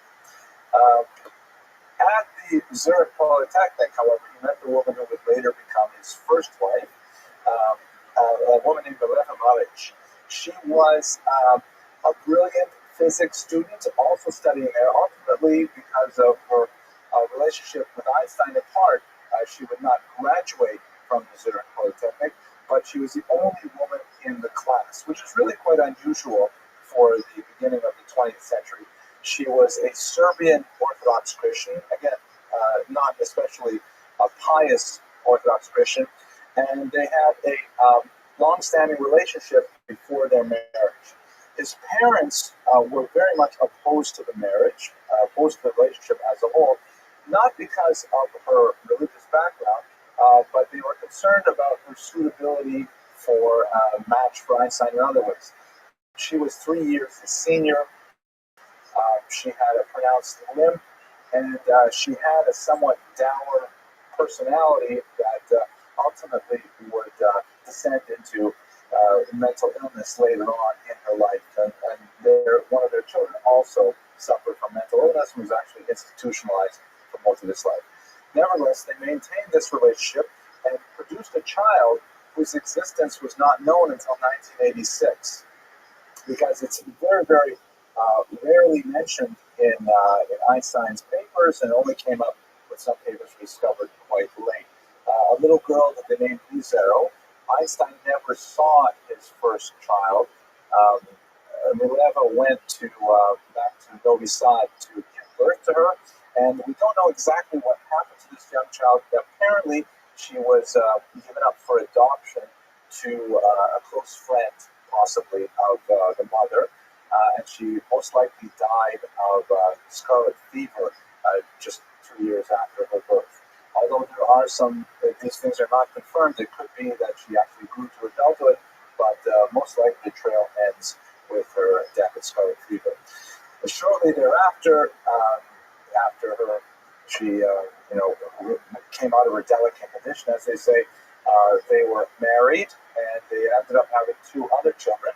Hans Albert, who ultimately became a professor of engineering at Berkeley in California, and their younger son, Edward, who also, as I mentioned, had some mental challenges. They had a very difficult relationship with their father, and ultimately, Edward was institutionalized for schizophrenia in the early 1930s, and when Einstein traveled to America and ultimately decided to remain here, Edward would not be admitted into the country because of his mental illness. So he never saw his son again. Moving on to his career, Einstein was unable to get a doctorate. He proposed several times theses for research, and each time they were rejected. Part of the reason for this is anti-Semitism. Another part is Einstein's own prickly personality that made it difficult for him to garner sufficient mentors who would help him through in their career. Um, and he was found it very difficult to get any kind of teaching position whatsoever. Isaacson even reproduced a small ad he placed in the local paper that said, math tutoring, first lesson free, Albert Einstein. And if you imagine seeing an ad like this, Nobel Prize winner and so on. But he was reduced to extremely humiliating types of substitute teaching jobs, and they were few and far between as well. Finally, his friend was working in the Berne Patent Office, examining applications for various scientific devices, and he felt that Einstein would be very good for that job, and so he was able to actually engineer a job description perfectly tailored to Einstein, with the indication that he would be the only candidate who could possibly qualify, and so that's ultimately what ended up happening. Ironically, he made more money working for the patent office than he would as an assistant professor at any of the universities in Bern. And later, when he finally was offered a position, they actually had to pay him more just to keep him up with his salary at the patent office. But in many ways, it was a great job for him because it involved just a few hours a day of looking at applications for new devices to determine if they're worthy and if they do not transgress other patent applications. And then the rest of the day, he was free to explore his physics. And in fact, that's what he did, coming out in 1905 with what historians call the Anna Mirabilis, the year of miracles, the year in which he came up with so many amazing ideas that within the space of a few short months and a few short papers published in the Annalen der Physik, he really changed the world forever. Included in that period is his theory of special relativity, which he proposed in a short paper, a completely new vision of space and time, adding a fourth dimension to the three dimensions we've been working with since Newton, the advancement of quantum theory of light. He proved the existence of atoms, which up until that point were simply theoretical, and ultimately, by working backwards from some of his early research, he discovered that famous formula, energy equals mc squared, which of course is related to the creation of the bomb some 50 years later. Now, I actually have a diagram here explaining the special theory of relativity. I'll hold it up close to the camera. There we go. Okay, on the internet, you can see that stuff. And I'll just try and explain it to you with words, since we have no PowerPoint today. Basically, what Einstein proved with his Gedanken experiment, his thought experiment, was that space and time are intimately related. And the amount of space one uses is related to how fast one is traveling. That material measurements are dependent on the speed of the one who's doing the observing. So here's a simple example of it. Let's say you have a train that's racing along these tracks, left to right. And there are two bolts of lightning, one in front of the train and one in back of the train, that are observed by someone watching the train go past. So if I'm the observer watching the train go past, I will see these two bolts of lightning strike the tracks simultaneously. And if you ask me when they struck, I would say they struck at the same time. Obvious. However, if I was sitting in the train car, or better, if I was sitting on the top of the train car, and I'm traveling in this train at an extremely high speed, then because I can only perceive the lightning strike at the speed that light travels to my eye, I will perceive the one that strikes in front of the train before I perceive the one that's behind me, because the speed of light travels the same speed, they're equidistant, and I will be closer to that lightning strike just after it happens. And so therefore, I, sitting on the train, will perceive the lightning strikes as sequential, not as simultaneous. I'll see the one in front and then the one in back. And you can You can ask me 20 times till Tuesday. I'm always going to say it was the front one that struck first and the one that struck back. And in fact, both observers are correct. The one who, it all depends on how fast one is traveling when one observes it. And from here, the physics just gets so wild because it even has to do with things like measurement. How big is something? If you try to measure a meter rod, let's say a rod that's exactly 1 meter in length, if I'm standing far away from it and I'm stationary, I will measure it the one way that I see it. However, if I am traveling alongside it, since I will see the part in front first, it will actually be compressed. It will be smaller. So the physical size of our universe entirely depends on how we observe it. It's mind-boggling. And of course, it caught the physical world completely off guard. There was a stunned silence from the community of physicists who saw these papers and simply did not know what to do with it. But then over the space of several months and several years, there was growing recognition that his few papers that he published in 1905 were of unsurpassable genius that completely upturned all of Newton's physics. There was, and even as he was getting more and more recognition, however, he was still not able to get a job. For years and years after these path-breaking essays, which captured the world's attention, but even more so as we shall see once he proved that he was correct, he could not get a job. Some of the things written about his applications include a passage like, Israelite scholars have all kinds of unpleasant peculiarities, intrusiveness, impudence, and a shopkeeper's mentality. So his attitude that Jews aren't dignified enough to have professional positions like this.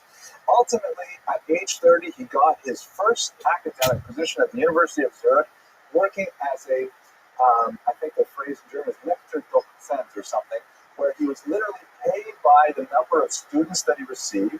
He was assigned like a 7 a.m. Saturday lecture slot, one of the most popular lecture slots for students, by the way, get to school by 7 a.m. their lecture. And he had 3 students coming to his lectures, two of whom were his old friends. And even they left after the first semester. So he was not a success as an instructor. As a teacher, he frequently rambled, he frequently went off on tangents, and people were more interested in the entertainment value of being in his class. He was not necessarily a bold and striking instructor.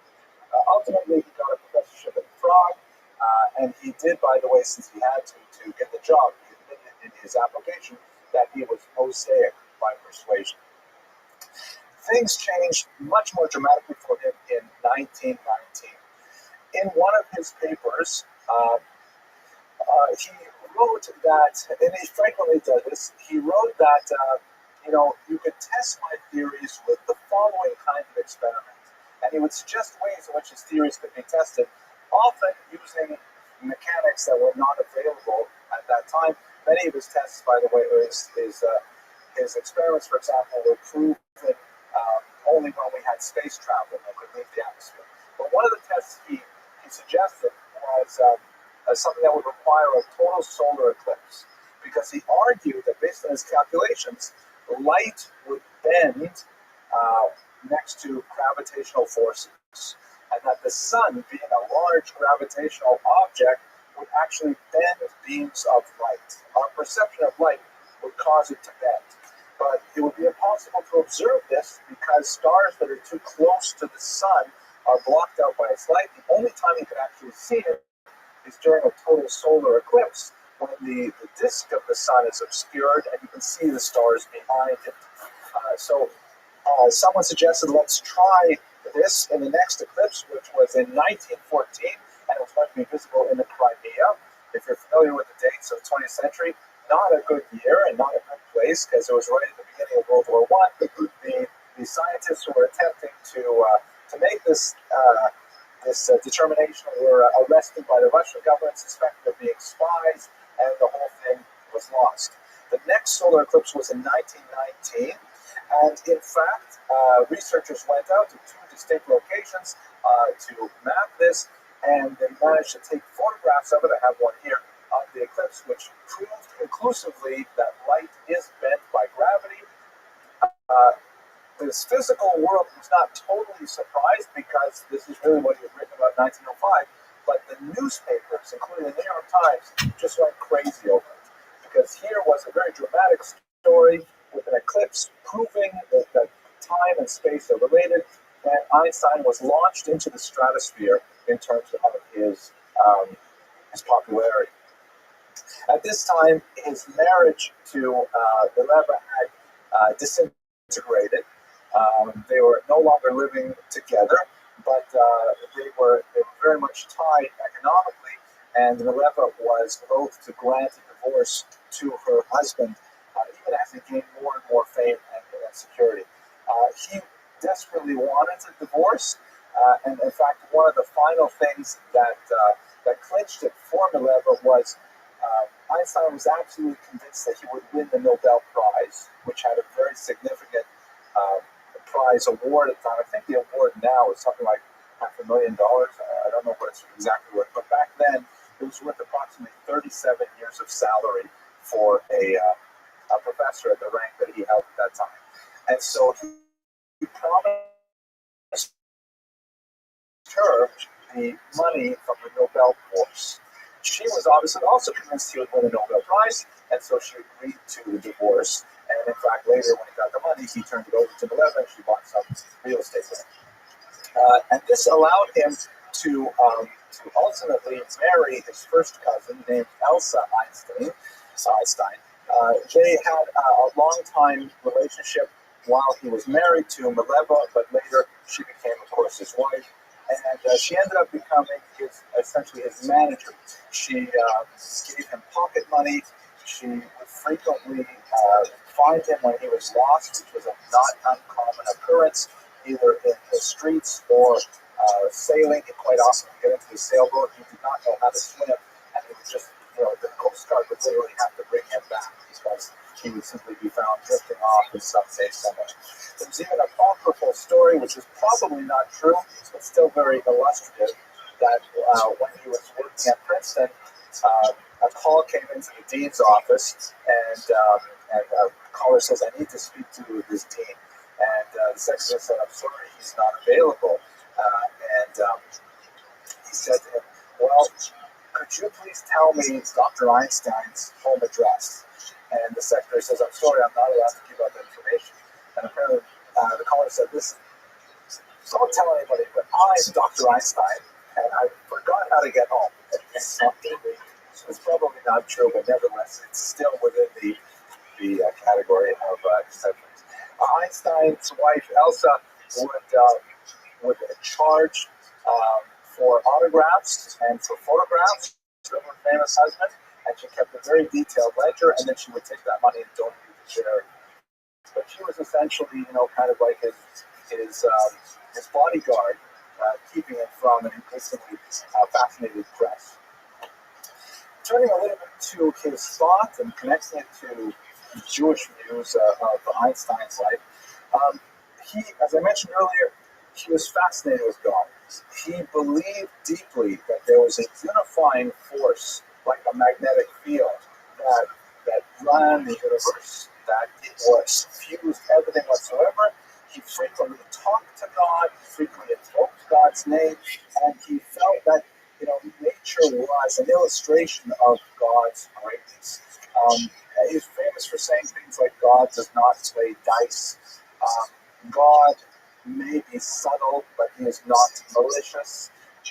But at the same time, he did not believe in a personal God. He later explained that he believed in a God like the philosopher Baruch Spinoza had described, a God who was involved in creation, but essentially never involved in petty human affairs, never responsive to prayers, never involved in history. So at the same time that Einstein was fascinated with God, he also did not believe in the traditional Jewish personal God who listened to human beings, responded to their needs, and so on.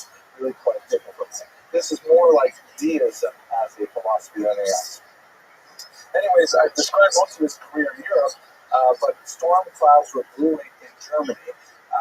There was, as the Nazi movement gained quite a bit of strength in 1920s. There were several elections held in very difficult times of Weimar Germany. That's the name of the interwar republic that was established in Germany between World War I and World War II. And there was increasing persecution of Jews, communists, several types of dissenters. Einstein himself happened to be visiting California when Hitler finally came to power in January of 1933, and Hitler immediately chose Einstein as one of his exemplars of what the new Germany would not tolerate. They ransacked Einstein's summer home, stealing only a bread knife apparently, and Einstein said he would have invited them if they had just asked. But it was very clear that Germany would not be a comfortable place for Einstein, so therefore he chose prudently with his wife Elsa to remain in the United States. He had been offered a position at the Institute for Advanced Study at Sesame University, and that's the place that he would remain for the rest of his academic life. The attack on Einstein was part of a general attack on Jewish science that was very emblematic of the Nazis. Einstein's theories, just the world relativity, even though Einstein, by the way, preferred a different term, I believe the term he preferred was the inevitability concept, which gave it a very different kind of shading. But nevertheless, the idea of that things are relative, that the objective truth of what we observe is not necessarily correct. All these kinds of things were called degenerate science, Jewish science, because they perverted the ideal Germanic kind of goal of what is measurable, observable, empirically valid, and so on. And Einstein once remarked, "If my theory of relativity is proven successful, Germany will claim me as a German, and France will declare that I am a citizen of the world. Should my theory prove untrue, France will say that I am a German, and Germany will declare that I am a Jew." So, kind of a tongue-in-cheek view of this, but nevertheless, Einstein felt as he was really a lightning rod for much of the Nazi anger at the Jewish activity. It was at this time that he became very close with the ideals of Zionism, principally through his relationship with Chaim Weizmann, a very, very prominent British Zionist. This was, again, an unusual departure from Einstein's character because he disliked any kind of nationalism. He felt that nationalism was just one step away from militarism, and he disliked authority tremendously. Nevertheless, he responded to Weizmann's authority. Weizmann could tell him, "You must go to New York and you must, promote this cause," and he would do it. It appears that much of Einstein's motivation was based on the fact that while he had very little affinity for Judaism, he had a tremendous love for the Jewish people. And he recognized the level of persecution that the Jews were suffering in Germany and throughout Europe, and he felt duty-bound to stand by their side. And even though he disagreed very much with the idea of creating a nation-state for Jews, he felt that this was an unavoidable reality based on the persecution that Jews were suffering, and therefore he stood behind this project 100%. He was especially active in the creation of the Hebrew University of Jerusalem. He had some significant disagreements with the administration, but nevertheless, he was very much involved in Zionist efforts. And as I mentioned, at one point, he was even asked to serve as the president of Israel, which he politely declined. So, in terms of his own personality, he moved from being an anti-nationalist to being a Zionist. He moved from being a pacifist to a proponent of self-defense because he felt that pacifism in the face of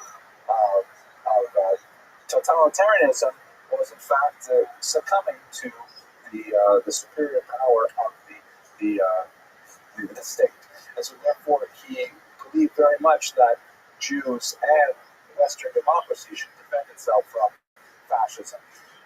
And this also was something that happened in his scientific life because although he was an early proponent and pioneer, in fact, of quantum theory, the unnerving uncertainties associated with quantum theory plagued him throughout his later life because he wanted more of the unifying theory that would bring everything together. Quantum theory, which I don't understand very well at all, basically includes just way too much uncertainty to be able to create general theories. We can see quantum theory working, but we don't know how it works is the bottom line that I get on this message, and he was very much troubled by this.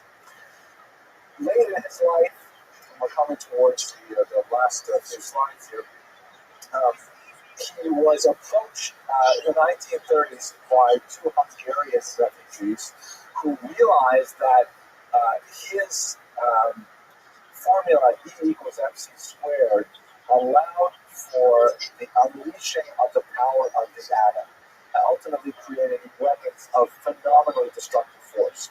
And at the time, in the 1930s, these Hungarian refugees felt that if Hitler were to get a hold of the uranium deposits in the Belgian Congo, then they would be able to take this uranium and enrich it and create this master weapon out of it.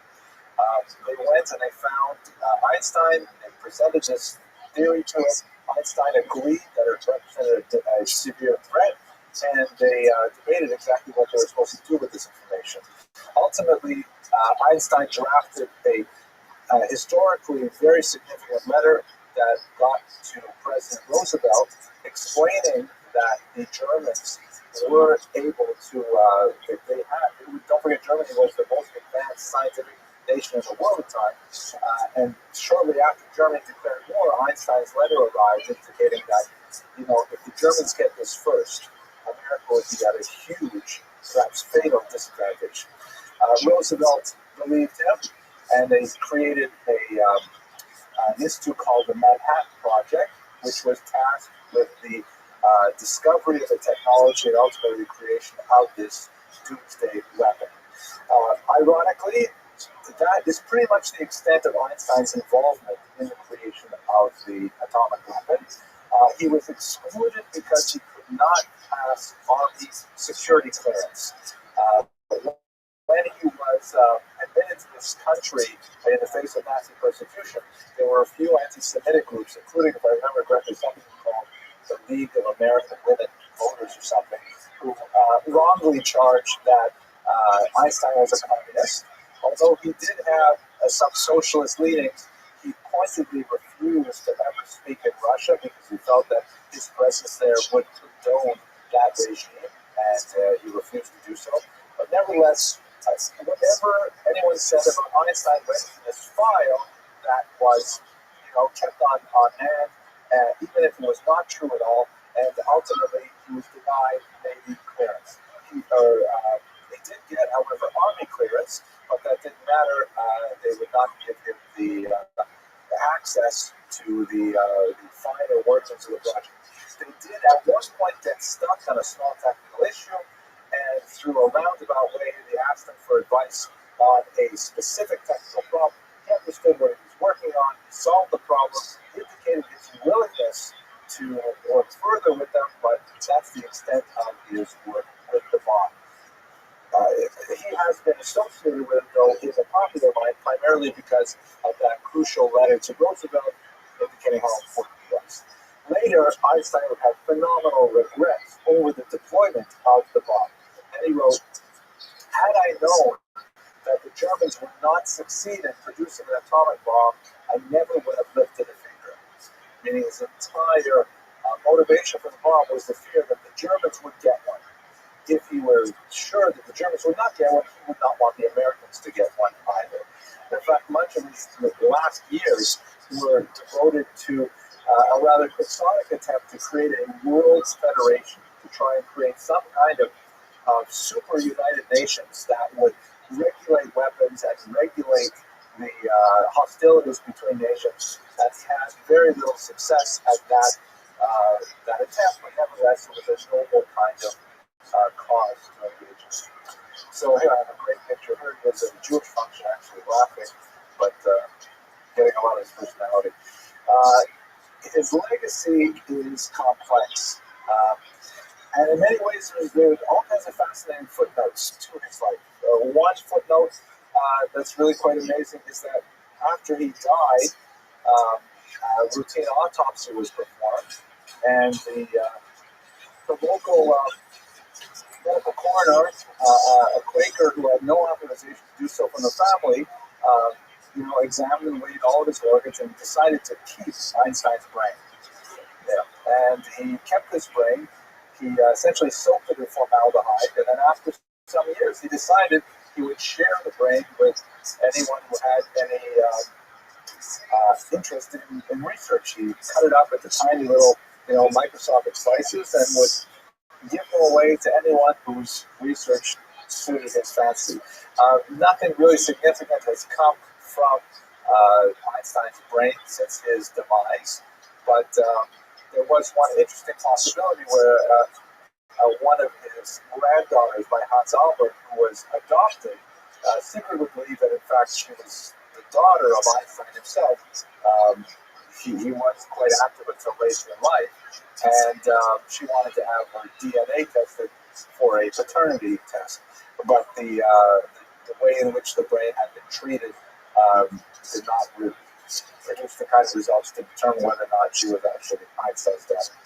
Nevertheless, taken as a whole, Einstein is an absolutely fascinating man of many contradictions, pacifism, yet into self-defense and credo of the bomb.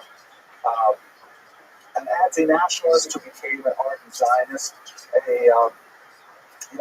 person who really destroyed the physical foundations of our world and then late in his life trying to defend them. A person with tremendous contradictions and tremendous contributions to our life as human beings and as Jews. Thank you very much for your attention. I apologize for no PowerPoint, but God willing, we'll have it up on the web for you soon.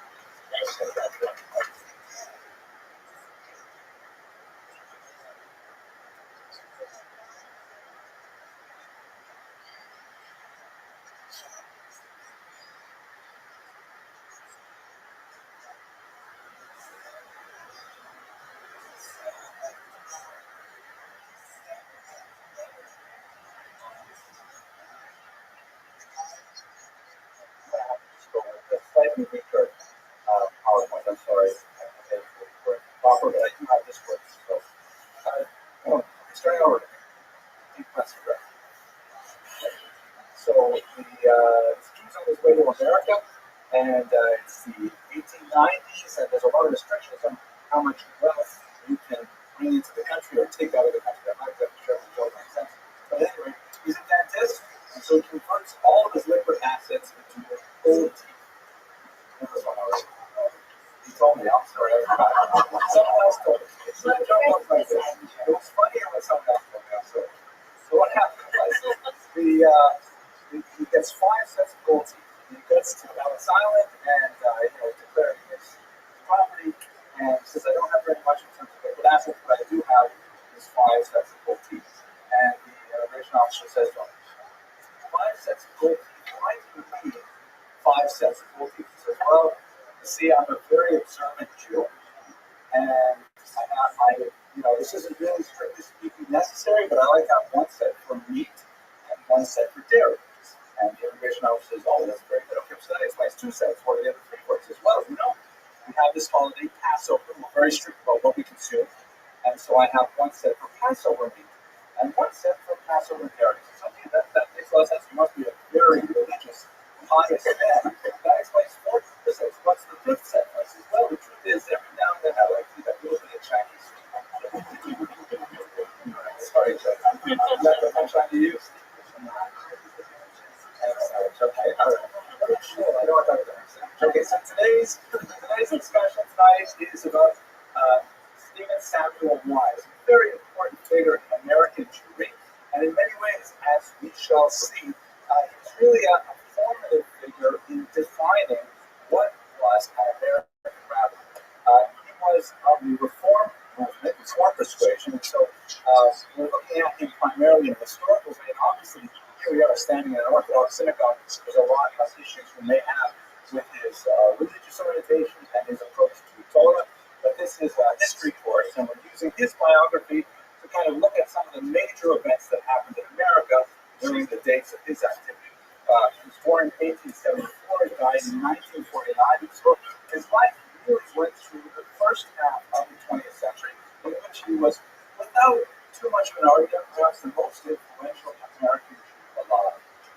very strong impact on the sensibility of what a rabbi should be for the wine of the time. And I don't have a microphone on. Look at that. Okay, that joke was sort of like, we have a sound tester, we're okay with this. That's it. We're definitely canceling Molly to give us enough time to set up. Okay. The kind of things that he stood for, he was, as I mentioned, a very prominent reform rabbi, and he advanced the ideas of reform in a certain direction that we will discuss. In many ways, swimming against the tide of his movement, going in a totally opposite direction. He was a very important American Zionist, representing America in the World Zionist Congress, and in fact, he had a hand in drafting the crucial 1917 Balfour Declaration, in which the government of England proposed the idea of a state for the Jews in the region known as Palestine. He came under significant controversy, which I hope we will discuss towards the end of our hour together, during the period of the Holocaust, when his style of leadership came under fire because he was normally quite a firebrand and really very aggressive in pursuing causes that fit with his larger social agenda. And for reasons that perhaps we'll explore, if not evaluate, he soft-pedaled many of the crucial questions surrounding the American response to the Holocaust. And as a result, even to this day, the end of his life came under significant criticism, and his legacy is muted as a result. Yes, no. He was primarily practicing in New York City, as we shall see right now. So let's understand a little bit about his background. He was actually born in Hungary, and he immigrated to America as an infant. He took his parents with him. He came from a long line of Orthodox rabbis. Most significantly, his grandfather, Joseph Hirschweiss, was of the variety that we could call Haredi. That term had not yet been coined, but we would say ultra-Orthodox. And I will explain to you, God willing, in the next slide, a little bit of a sense of what that means in terms of the development of Jewish denominationalism in the 19th and early 20th century. His father, Aaron, was also of that persuasion, ultra-Orthodox, but immigrating to America with his son, he slowly moved a little bit to the center of the spectrum. He was actually one of the founding members of the Jewish Theological Seminary, which is the premier institution of the conservative movement. And in fact, during those early years, was very close to, in many ways, philosophically, Yeshiva University. In fact, at one point, they actually discussed a potential merger. It never came about, but it gives you some sense of how close the movements were at that time at the beginning of the 20th century. The son, if you say the father was Haredi and the son moved conservative, the grandson became Reform, and in fact, a very powerful Reform rabbi. He, among other things, was the founder of the Jewish Institute of Religion, which later emerged with the Hebrew Union College, which is the premier institution training Reform rabbis to this day. The term neolog, by the way, that's the Hungarian equivalent of what the Germans call the liberal movement, or what we in America call the Reform movement. It is a movement that believes that Judaism is malleable and that it should ideally adapt to modernity in such a way that practices which may be enshrined in an Orthodox way of thinking as being sacrosanct may be changed, modified, and so on to meet the social economic needs of the Jews at the time. Let me put this on this is such a drag. It's too bad the computer is not functioning right. I had all this great animation set up. Like last week, I was playing with it, so I'll have to use my little red thing here to explain what's going on. So it's denominational spectrum. I'll walk you through it. You have to imagine there are these great effects where the arrows drop in and there's exploding noises and things like that. The Jewish denominational spectrum is something that emerges in the 19th century. It especially is very profound, and the contrasts are sharp in Germany, which, if you'll recall the lecture we had a few months ago on Moses Mendelssohn, that's really the birthplace of Jewish denominationalism. What do I mean by denominationalism? Jews have, for centuries, as long as there have been Jews, there have been disagreements among Jews as to how to worship God properly. But there have always been, up until really the 19th century, there's always been basically a kind of an understanding of what what's in the box and what is outside the box. What is considered, legitimate areas of dispute where family members can argue about what the right thing to do is, and areas where if you do something like this, you're outside of the family, or to use the Hebrew idiom, chutz lamachane. The kind of movements that were chutz lamachane, outside the camp, include the Karaites, for example, who denied the validity of the oral Torah, things like that.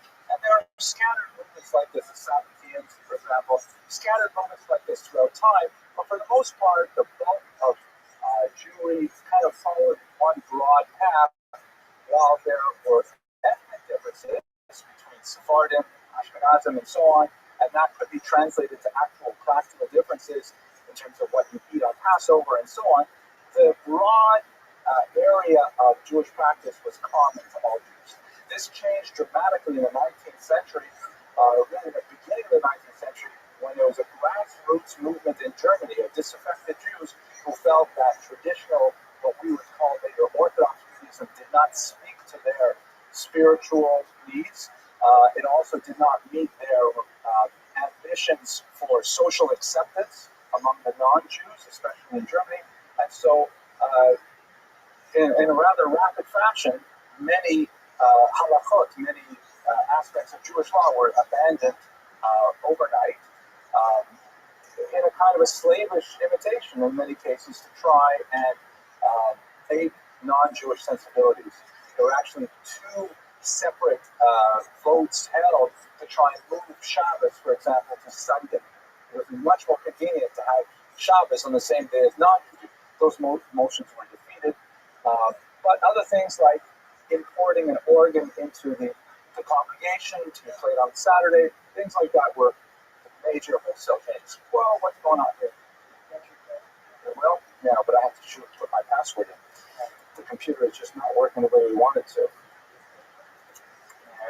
It's 7 small dots. There we go.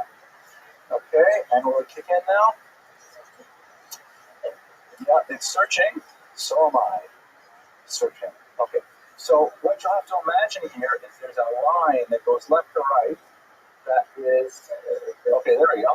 See, your imaginations are very powerful. A line going left to right, which on the right wing you have insularity. You have Jews who believe in greater insularity, greater separation from the outside world. The outside world is dangerous, toxic, and so on. So we want to keep into our own culture, it being self-sufficient for everything that a person could want. On the other hand, on the left wing, you have openness, which is this notion that, no, there's a lot that we can gain from the outside world, and we should be willing to adapt ourselves to that outside world and so on. And Jews fell along this spectrum. In terms of movements, the so-called Haredi movement, which we would call ultra-Orthodox today, this is not a term that was used back then. These are modern terms used backwards, anachronistically to describe them. These were Jews, particularly in northern Hungary, a very strong population there, also in parts of Eastern Europe, who said, no, modernity must be rejected. You must do everything as traditionally as possible, the way it was done in ancient Israel, the way it was done in medieval France. We have to keep to the same traditions, and we have to view the outside world with mistrust.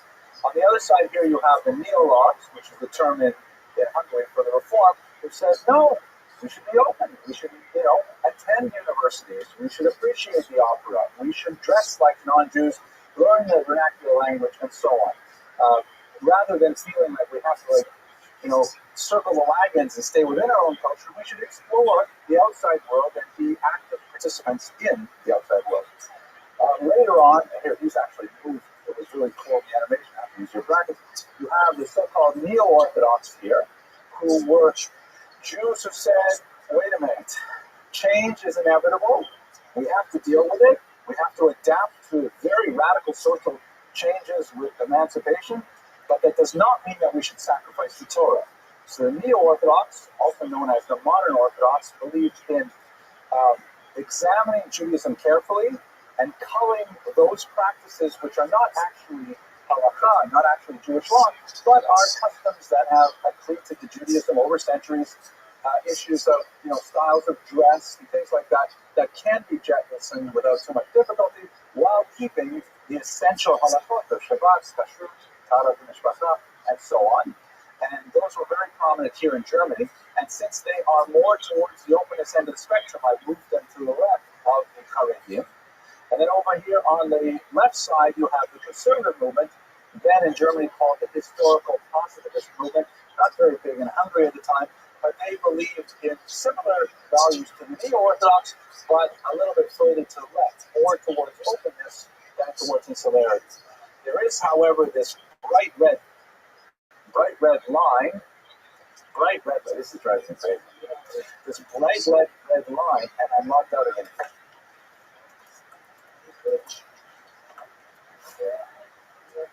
So I don't know if we should let you in. It's too hard to deal with me here like this.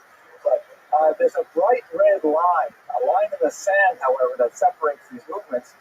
The neo or non-Orthodox and the Caribbean to the right, ultimately, they believe that in the immutability of Torah, there are 613 commandments, Torah from Sinai, and it can't be changed.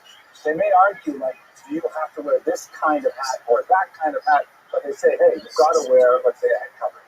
That's not necessarily a good example to take because that's not one of the 613 commandments, but nevertheless, let's say, they will disagree, let's say, on what you can read on Shabbat. Can you read a secular newspaper on Shabbat? But everybody agrees you have to observe Shabbat with the traditional 39 malachot. Whereas on the left-hand side of the spectrum, there's this idea that, perhaps not all of those 613 commandments were actually given by God and are mandatory. And that certain elements may have, come into Judaism over time, they don't necessarily fit. So when we look at the spectrum today, we're now moving to the left end of our spectrum for our discussion, looking at the Reform movement, which is much more in the openness spectrum, but willing to sacrifice some of the things on the red line over there. John's scared to call on you, but okay. Okay. Oh, major differences, because the Tzedukim, the old Sadducees, accepted the validity of the written Torah only, right? They didn't accept the oral Torah, at least in theory. But over here, there are a lot of commandments which may not be accepted even by the Reform movement, saying, well, why do we have to stick with the written Torah? But it's in the same idea. Oh, yeah, it's in the same kind of idea in many ways. Oh, very good, let's go on. So he immigrated to the USA. It's kind of an interesting story how he got here. His father had a very strong kind of social welfare slant to his thinking, something which his son certainly inherited. And he criticized the way his father-in-law, that is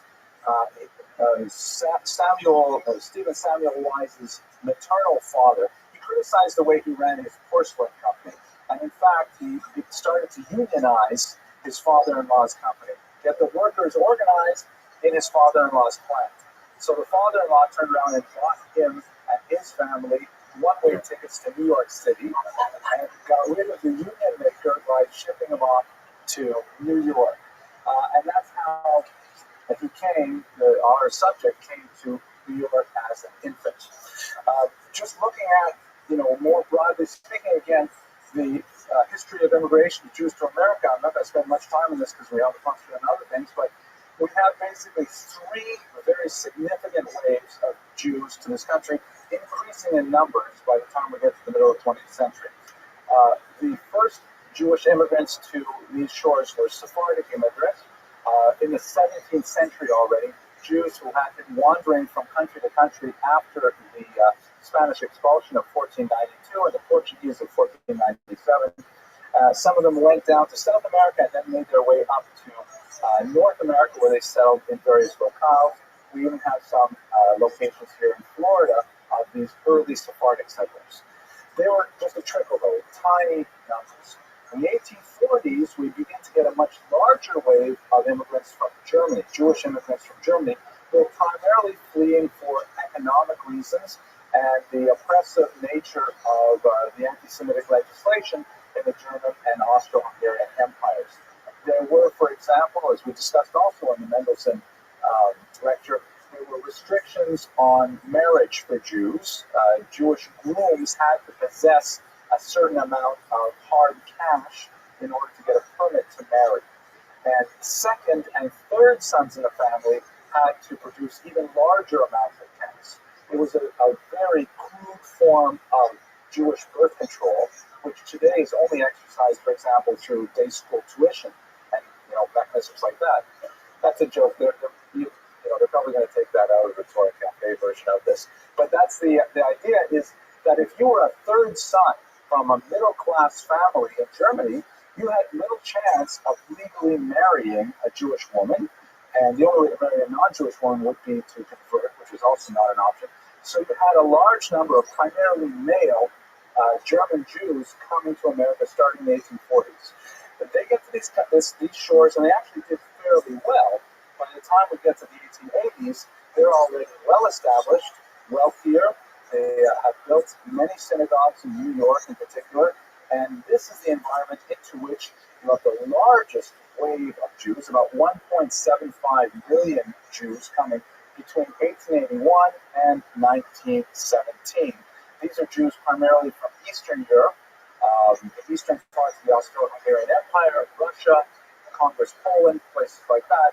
And these Jews just overwhelm the existing Jewish communities of German Jews who have now become quite assimilated to American culture. Part of the big story of the last quarter of the 19th and the first decade or so of the 20th century is the conflict between the old German Jewish establishment, which has really set down roots and has become wealthy and has done a lot to try and improve the image of Jews by Americanizing themselves, having to deal with this wave of the so-called Ostjuden, the East Jews, who are unkempt, Yiddish-speaking, tend to be much more religious in terms of their observance levels than the German Jews. And the German Jews kind of like, in somewhat of a patronizing way, care for their needs, but at the same time are really asking them to Americanize very quickly because you're an embarrassment. And there's a conflict between these German Jews and the Eastern Jews.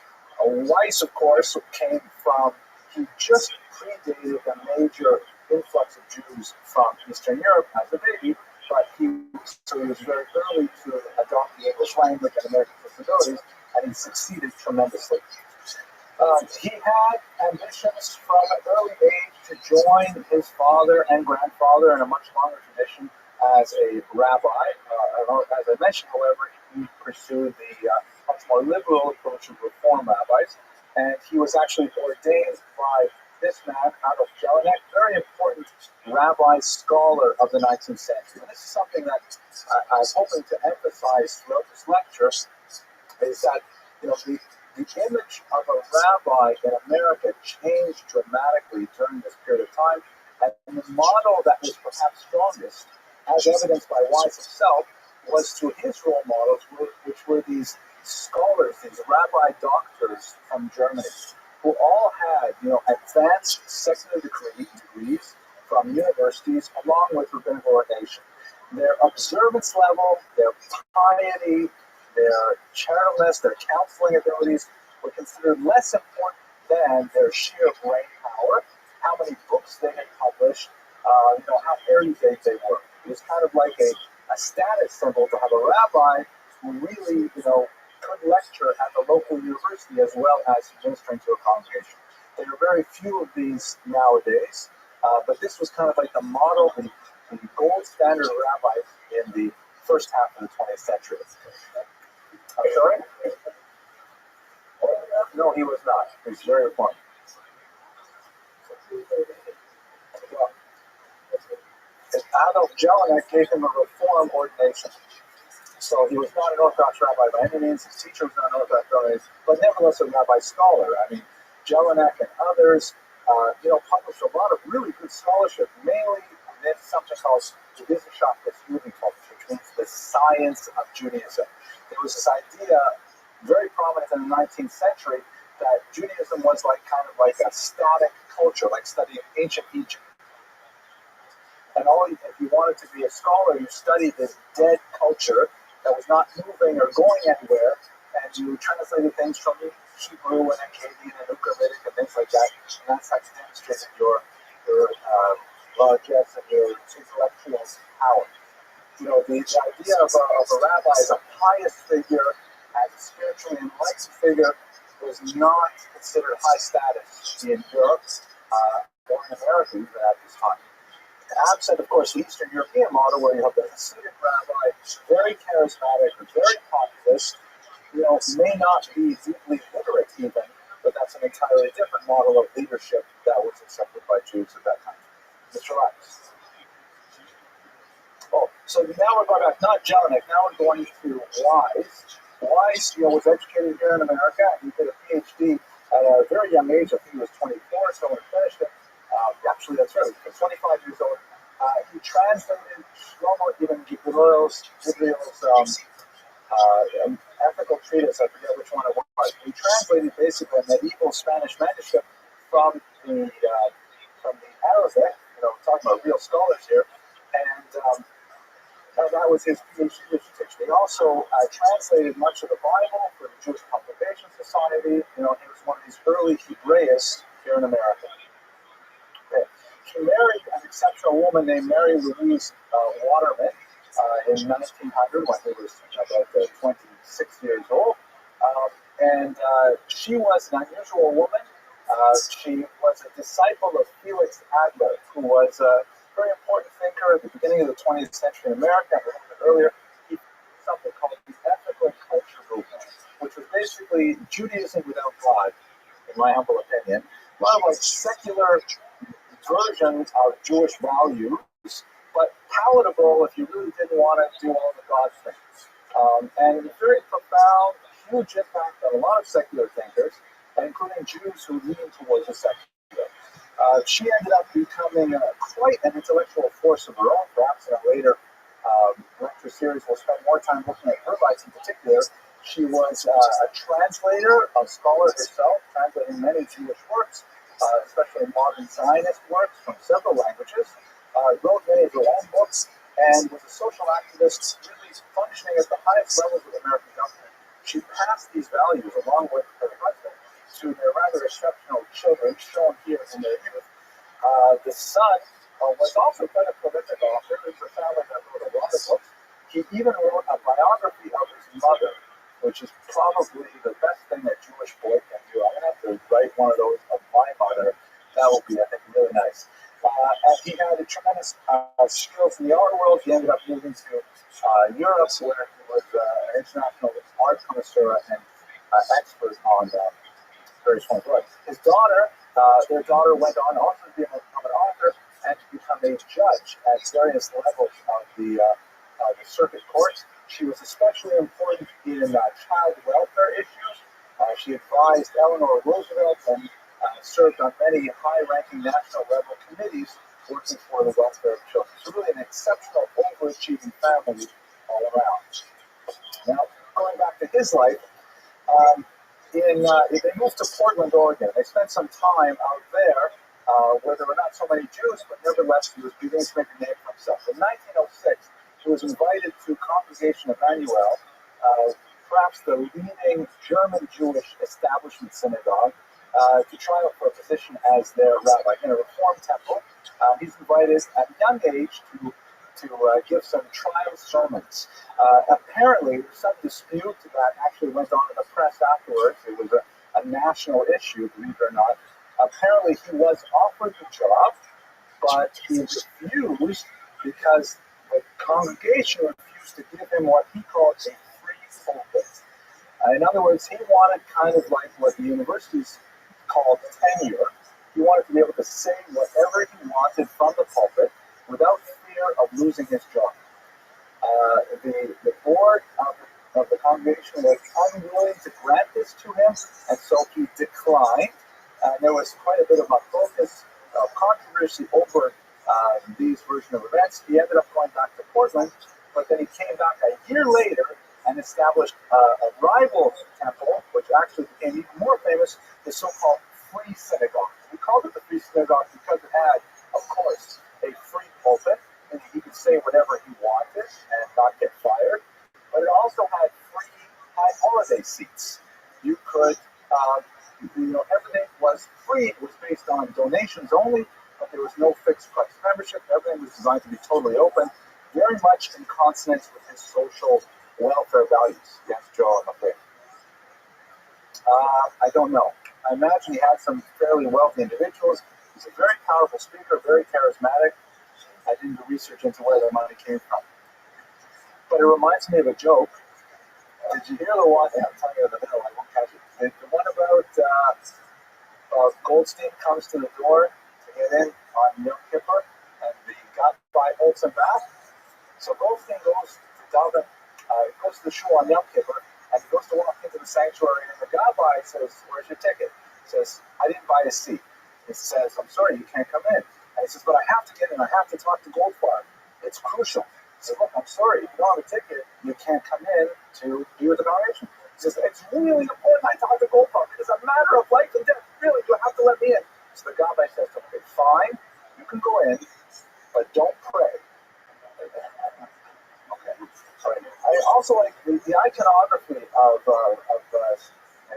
Stephen Samuel Wise is pretty amazing. He always has this. I didn't find any pictures of him smiling. It's always strong, stern, kind of like steely-eyed, determined, fighting kind of images. Here he is with his son, working on a railroad project at the time. Yes. I do not know. Is there any New Yorkers here? Oh, so I don't know. Did the Free Synagogue become the Central Synagogue? I'm sorry, I'm a Canadian, and I try to avoid New York City as much as possible. But I know a lot of people like it. I find it so, you got to put on your New York face when you're walking on the street there, and like something. It's like, you put on, you're like, don't mess with me. It's like if you're in a building and you hear people coming to get to the elevator, you push the closed door button, that kind of. I feel it. Anyways, I don't mean to cast asparagus at New Yorkers. They're a lot of wonderful people. Yeah, I'll have to look it up. Now, also in terms of his, political orientation, his philosophical orientation, he was a huge liberal and has made a big impact on the way Jews thought in the first half of the 20th century. He was the founder of all kinds of, civil liberties type movements, including being the co-founder of the NAACP, National Association for the Advancement of Colored People, very important institution for African Americans. He was also a very important founding member of the American Civil Liberties Union, the ACLU, very active today.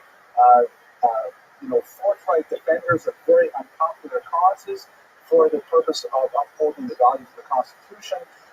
Again, quite often very unpopular, but nevertheless serving a valuable purpose as kind of a watchdog of government abuses that could be otherwise exploiting people. Very big, like his father, who tried to unionize his father-in-law's shop. That's a recipe for Shalom Bayis disaster if there was one.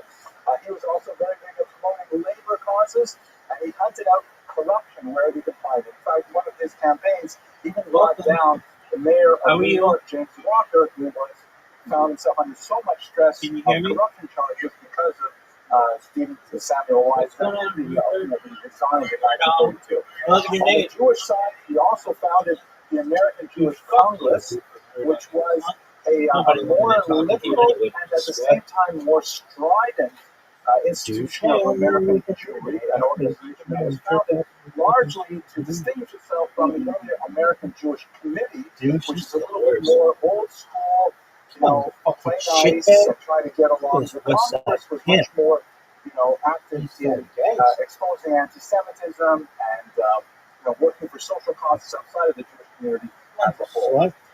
At the same time, Wise was very much Zionist, and this put him at odds with the Reform movement at the time. The Reform movement had taken a position already in the 19th century opposing Zionism.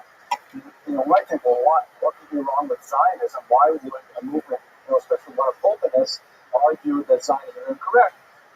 You have to put yourself in the mindset of 19th century Germany, when the Jews are trying desperately to demonstrate that they deserve to be emancipated.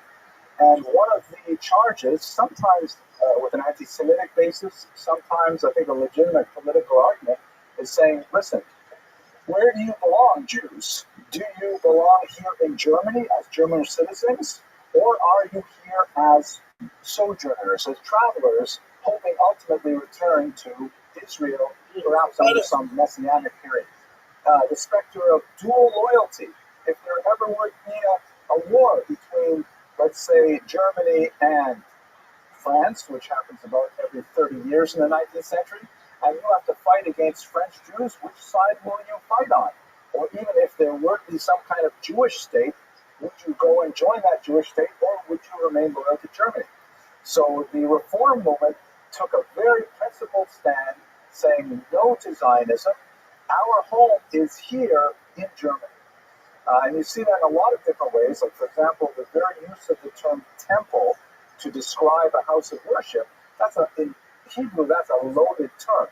We use the term synagogue, Beit Knesset, which means basically house of gathering, right? Beit house, Knesset, of in gathering. Welcome. Same thing in Greek. Sin How means are you? together, gorga, which means to Can congregate. you hear me? But the term temple, What's going on, man? Yo, Spaz. How you living, dog? How are you? Where, dog? How'd you find out about me?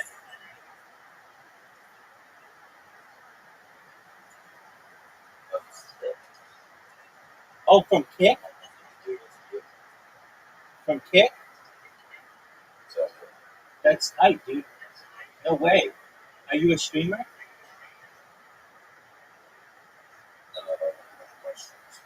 No way. Okay, so I made a bot that just randomly clips people, and I got you here. Do you mind if I tell you about what I do? Oh, tight. Okay. So, I have a spiel. Can I give you my spiel? I'm Rabbi ROTHSCHILD. I stream my life 24 hours a day, 7 days a week, 365 days a year for world peace. I've been doing so for more than 3.5 years. Since the pandemic, we've seen the death of the queen, the birth of AI, the coronation of the king, and everything in between. Have you ever seen the movie The Truman Show or the television show Big Brother? And that's what I do. So, you said you did some research on me.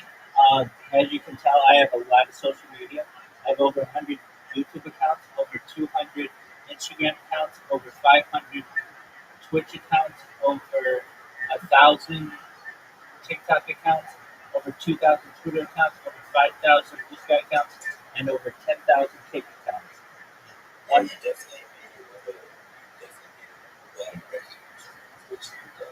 that's amazing. Thank you for your high praise. So I do it. I do it because I don't want war in the world anymore. And if you're like, well, how does live streaming your life stop war? It essentially shows the world that we're all not that different, and it gives it a platform to be able to discuss world peace and then world hunger through the use of technology, such as agricultural drones, floating greenhouses. Go ahead, Victor. Who is that?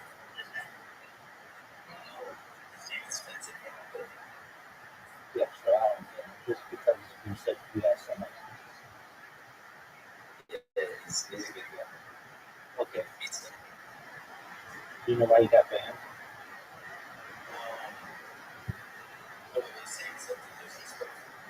That's cool.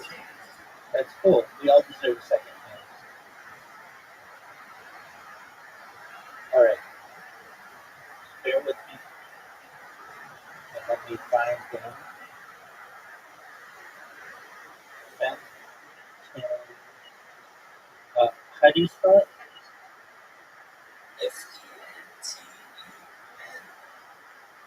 Are you sure he's banned?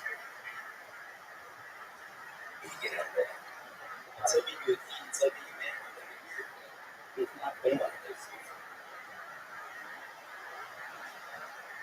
FENT?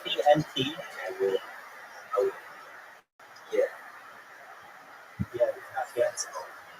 Yeah, but no, the only thing that I posted in him is I can't stop finessing somebody who I banned, but no one did. FENT, yeah, he's got. Yeah, absolutely. And tell him if he's having trouble joining or something, let me know, and we'll figure it out.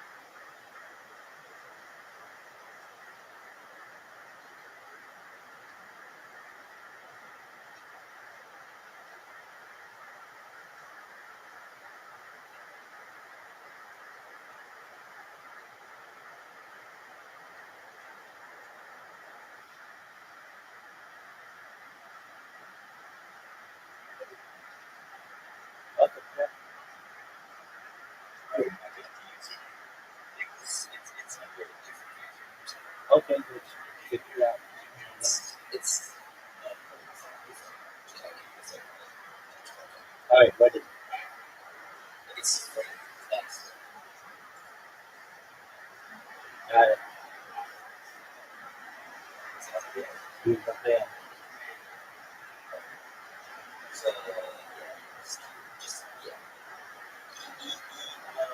He's able to do everything the other individual is a good view of the same on very nice things.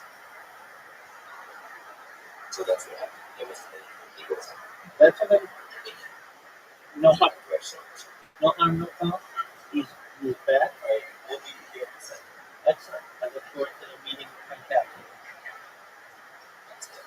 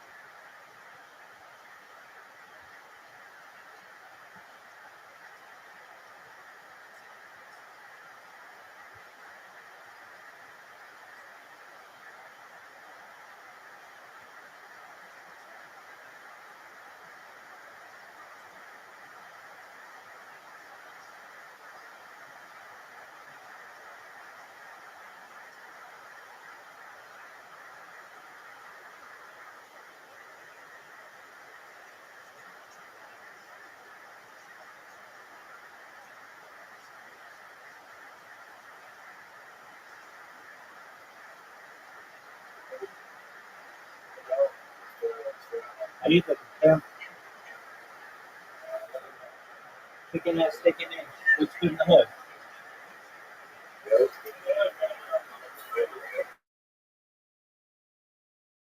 What up, Frank? How you look? Every day's a holiday, every day's a feast. What's on your agenda for tonight? Excellent. You slinging dick like it's going out of style? Are you slinging dick like it's going out of style? Word, dog. I sensed it. Absolutely.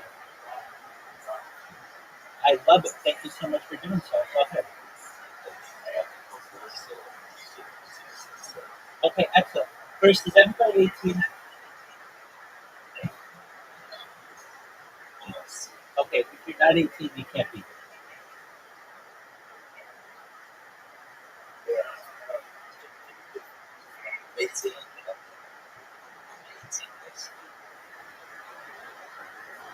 All right. All right. So just everybody keep it PG. I'm Rabbi Rothschild. I stream my life 24 hours a day, 7 days a week, 365 days a year for work peace. I've been doing so for more than 3.5 years. I have more data on the internet than any person in global history. If you've ever seen the movie The Truman Show or the television show Big Brother, that's essentially what I do. I'm live on 22 different YouTube streams right now. I have more social media than any person. I have over 100 YouTube accounts, 22 of which are currently live right now. I have over 200 Instagram accounts. I have over 500 Twitch accounts. I have over 1,000 TikTok accounts. I have over 2,000 Twitter accounts. I have over 5,000 Blue Sky accounts, and I have over 10,000 Kick accounts. I stream my life because it gives me a platform to be able to discuss world peace, which is important to me. What you all should know is that data is Earth's number one resource, more valuable than food, water, gold, air, everything. In 2018, the Economist magazine stated that data had overtaken petroleum as Earth's number one resource, and I have more data than any person ever archived on the internet, which made me an influential person today. And if that happens, I'm going to help all of you and your friends and family become financially independent if you're not already. I want you to be able to have generational wealth, and I want you to be able to start charities and philanthropic organizations of your own. How does that sound? Excellent. Other things, yeah, you'll be able to buy all the exemptions you want, the real thing if you want. I talk about ending world hunger, which is important to me. Things like by doing so uh, with technology such as agricultural drones, floating greenhouses, saltwater greenhouses, things like perhaps hydroponics, vertical farming, cloud seeding. I want to help end world thirst. I'm sponsored by cryptocurrency. It's worth about $100 billion. And what we do is we build wells in developing nations like Nigeria. I want to keep those kind of projects going. Additionally, I'm an advocate for the lifestyle program, and most importantly, desalination technology, where we pump earth seawater onto land to make it drinkable. I talk about other things that aren't normally discussed in society, but I feel are important. Things like anti-gravity, antimatter, faster than light travel, faster than light communication, space tourism, terraforming other planets. I talk about things. I talk about things like time travel. I talk about quantum computing. I talk about things like artificial general intelligence, artificial superintelligence. I talk about alien disclosure, things like I talk about de-extinction. People, people,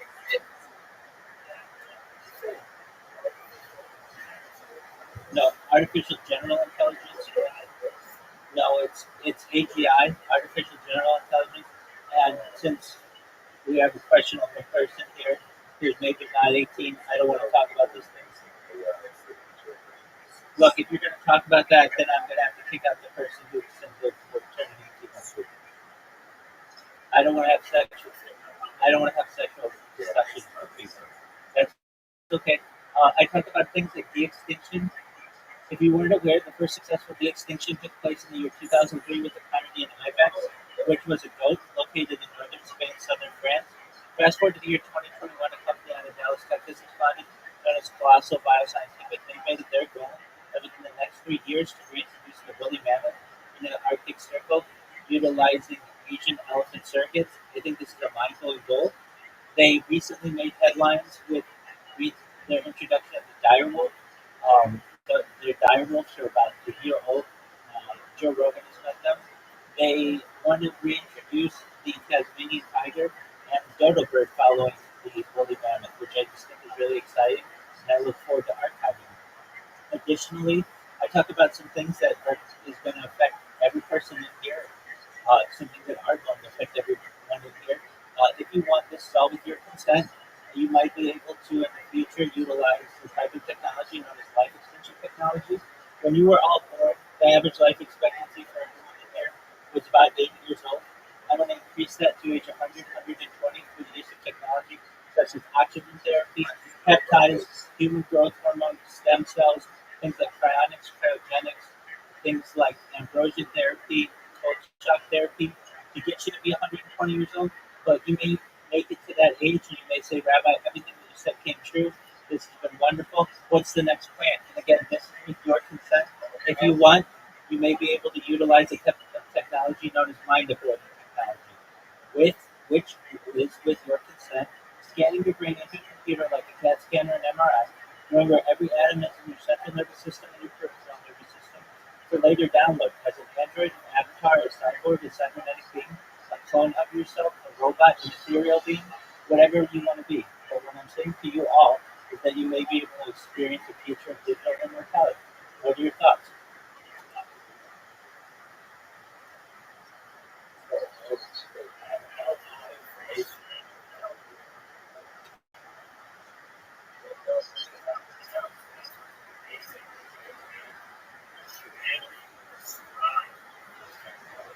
I agree, man. 100%. Go ahead, Pam.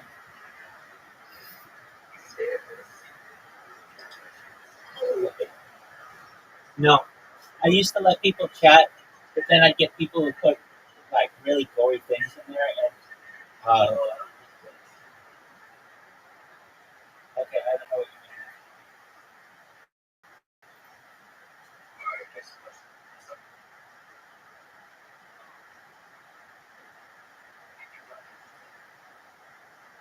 Well, I just saw Happy Gilmore 2. I thought it sucked ass.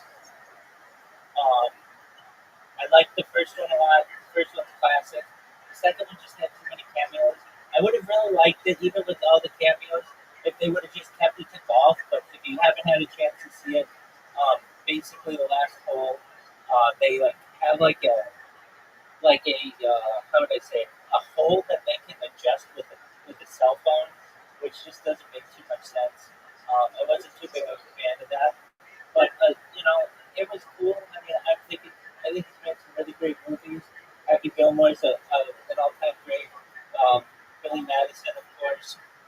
Uh, he made Little Nicky, which was good, and 50 First Dates. Yo, I got a question. Go for it.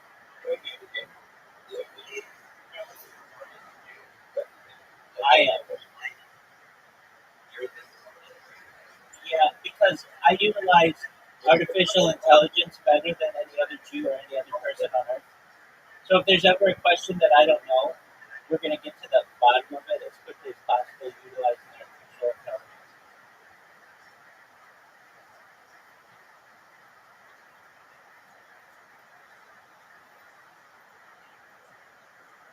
What do you think about it?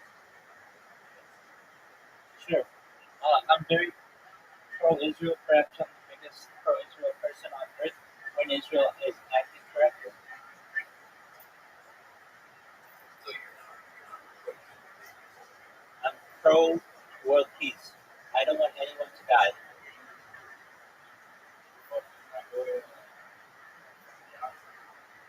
Um,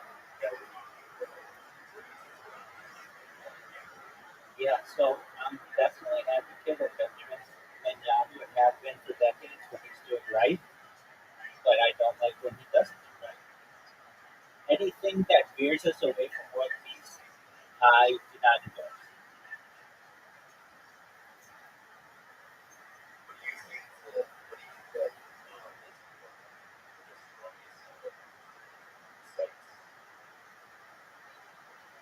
I'm proud of the advancements that we've made.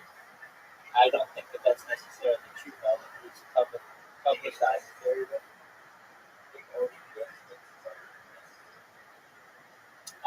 Ideally, world of nuclear weapons. Anywhere. I want a world that utilizes nuclear power. That's very important to me. But nuclear weapons, I don't feel like necessary.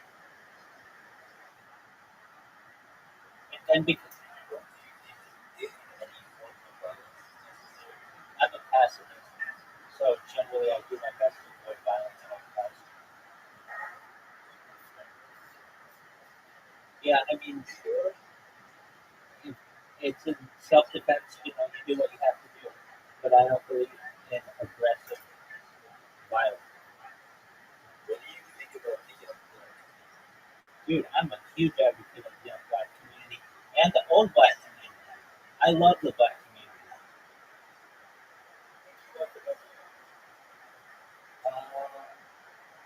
I love their creativity.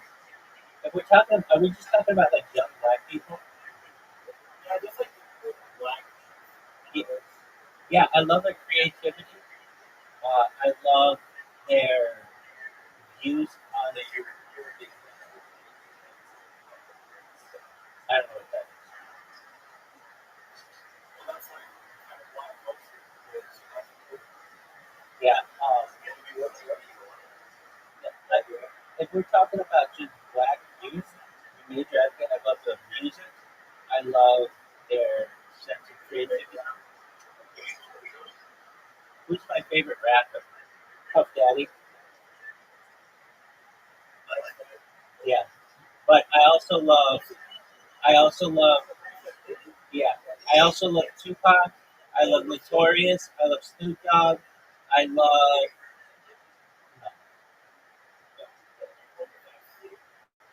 no,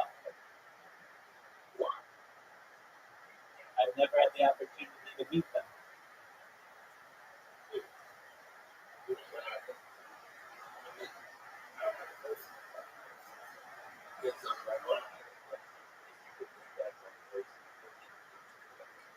Great question. A man named Rabbi Kiva. He was a rabbi about 2,000 years ago, and I'd love to have a conversation with him.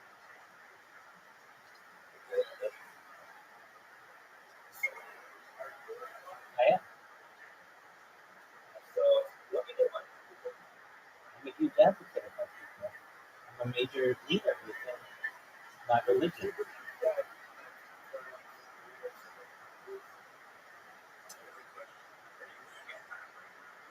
And I have a job.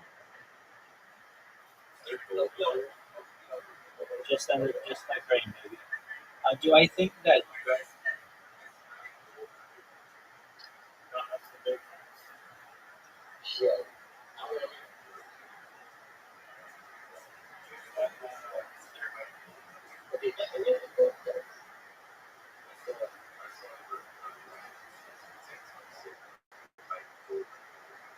okay, that's cool. In many a shul, many a synagogue, never seen any gold under any hats. And even if there was gold under a hat, you wouldn't.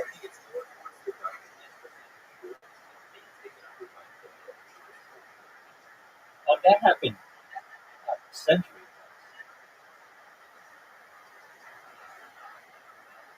If you think that we Jews are taking over the diamond district now, you don't know your history. Oh, it's done. It's no, 100 years, 140 years. So, so that was a movement to attempt to daven during the pandemic, where you weren't allowed to have group gatherings until year 770.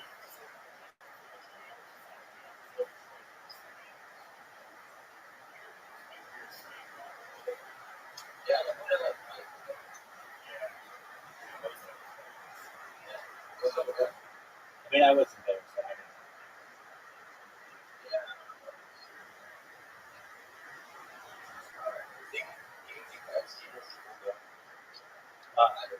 I think a lot of the things that it's going to use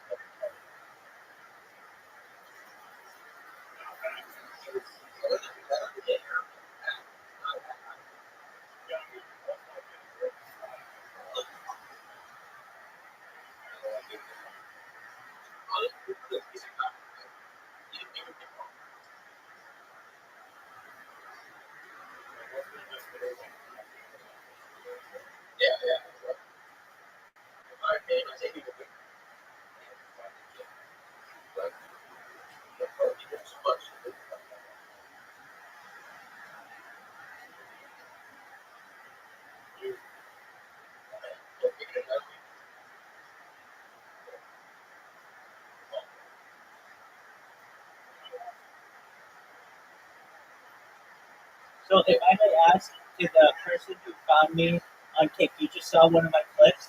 You were like, "What is this?" And then you went down the rabbit hole. Yeah. Let's follow. So it was from a clip. It was from a clip. It was not from spam, correct? Wow. Excellent. Yeah, exactly. It's YouTube, Rabbi Rothschild, and then Mike Discord. It's brilliant. Got all of you guys in here. No, I got That's legit. That's legit. Okay. All right. Well, you were the leader of the pack. Good on you.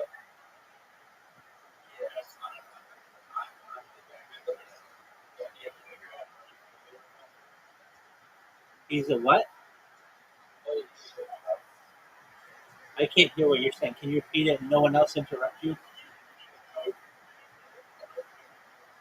Yeah. Yeah.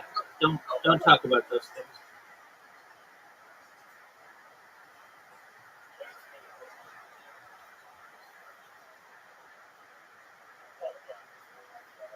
You're good.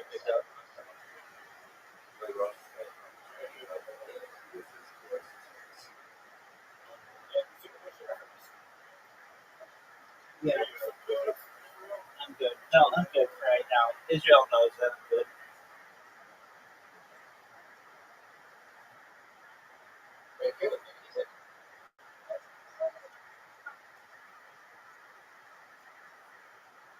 So if I may ask you guys streamers yourself?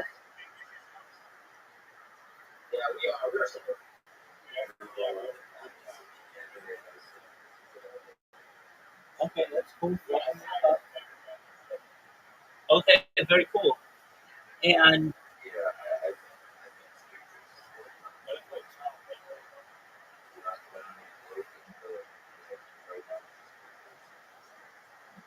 very well. So you just do clips of different influencers. That's tight.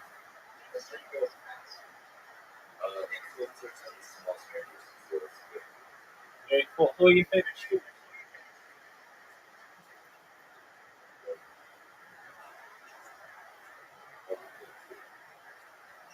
Okay, what you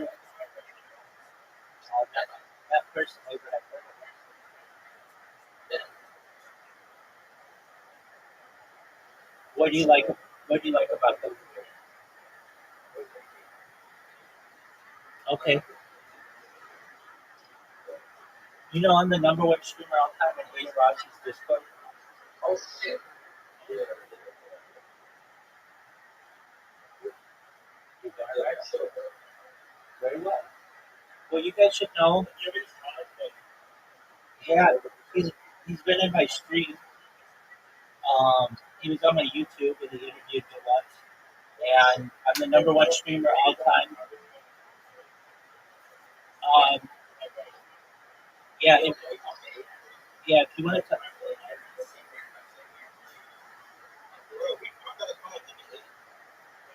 okay, I don't know if that was a good idea.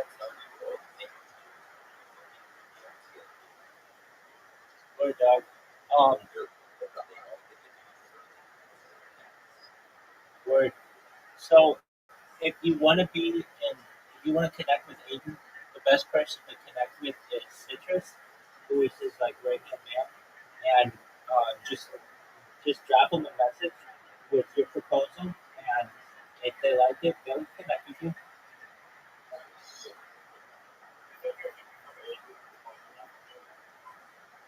Ask Citrus, but perhaps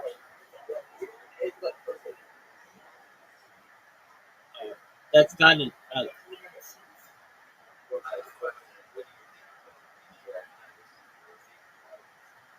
I don't think it's. I don't think that's cool. No,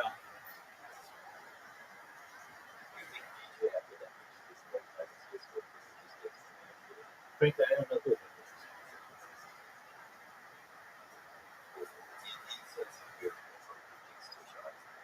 All right, that's not cool.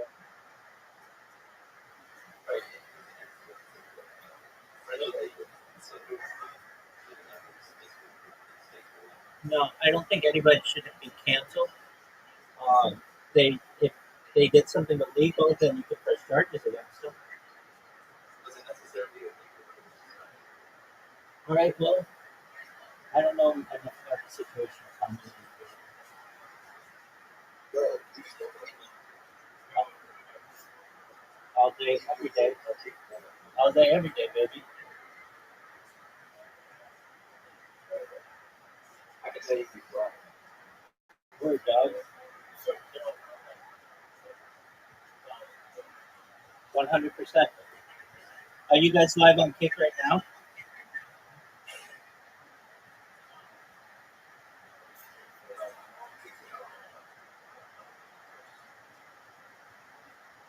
I asked if you're live on Kick. Yeah. So I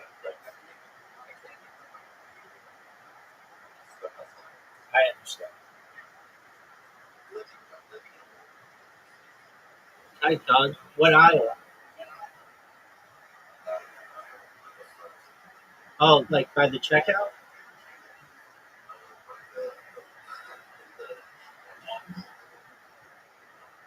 By the handicap? They have handicap chairs?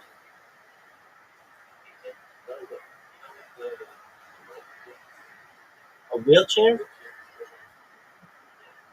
All right. Are you sitting in a wheelchair?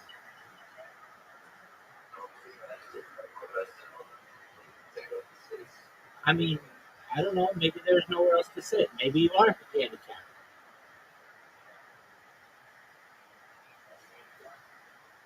Yes, it is.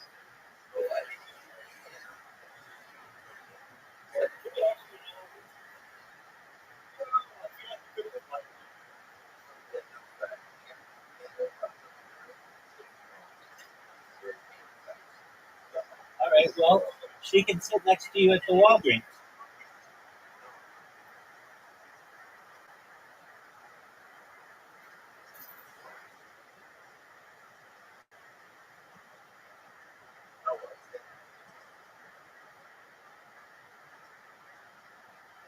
Go ahead. Speak, Hannah.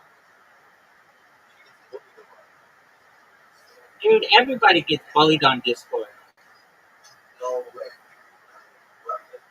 Everybody gets bullied on Discord. People are dicks.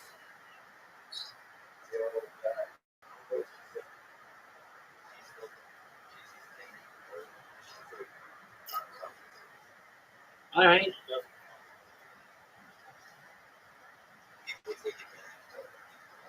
Well, that's fine. She has a nice name.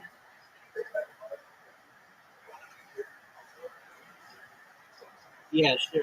If she's 18. Oh, great.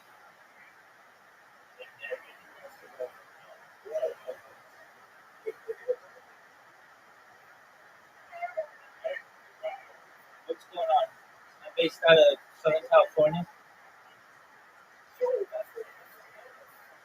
All right. No, but I would like to make new friends.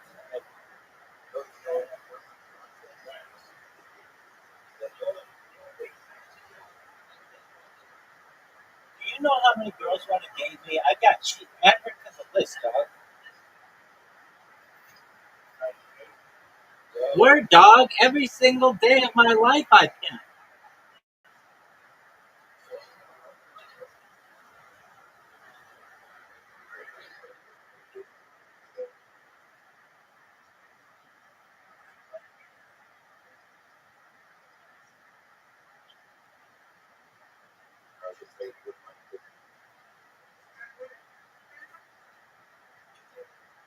Hey, what's up, Miss Aquarius? How are you?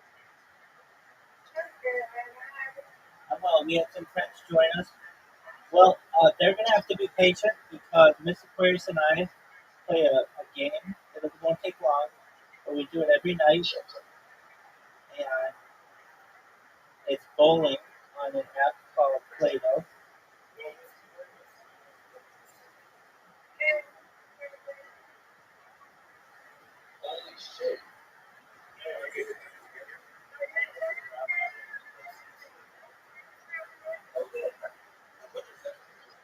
Doug, she's asked you a question 8 times. Are you January or February?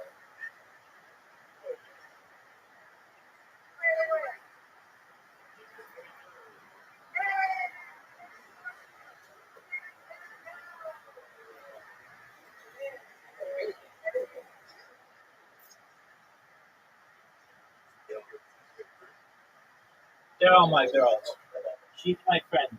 Miss Aquarius, we should have an invite. Take a look.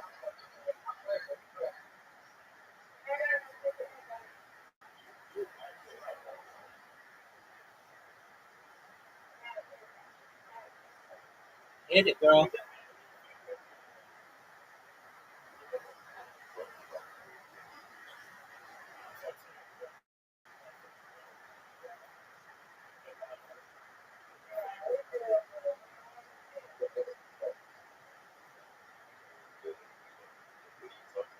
Be respectful.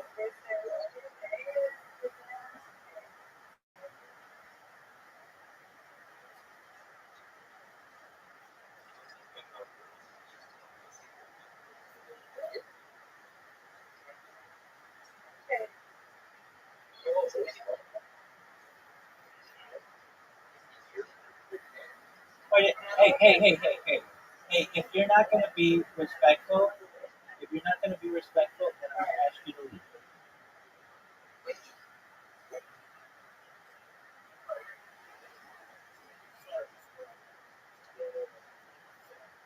Well, kind of do. Nice spirit.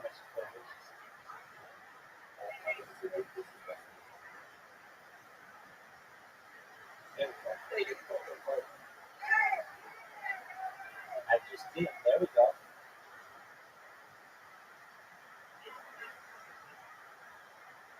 Nice, you matched me. Great, great job. Great strike. Ooh, got you back. I am. Thanks, baby.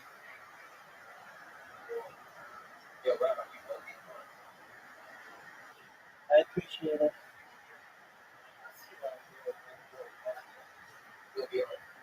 Nice bear. Nice bear, Mr. Curry. You're welcome. Ooh, 3 in a row. That's a turkey.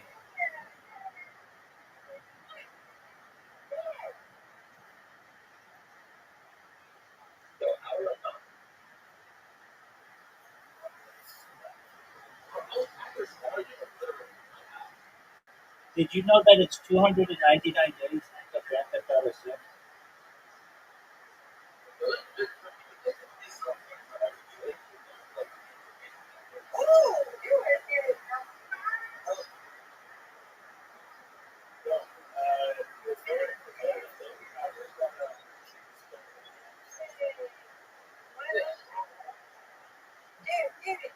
There we go.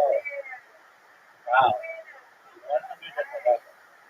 All right, Mr. Curry.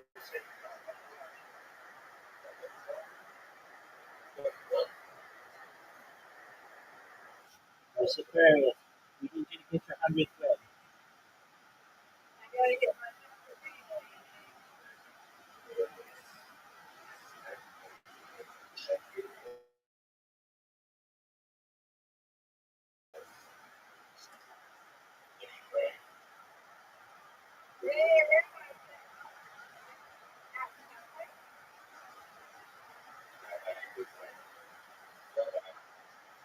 Nice fair, Mr. Curry. Can you what?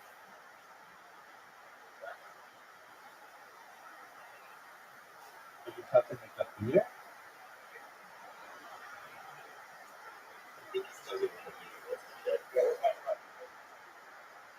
Please, be respectful. Watch yourself.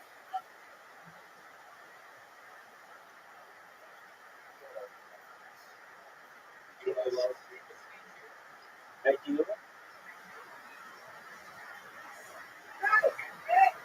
Thank you.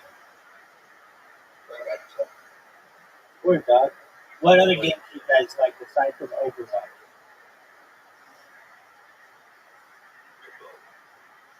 Rainbow Six? Oh, oh, that was great.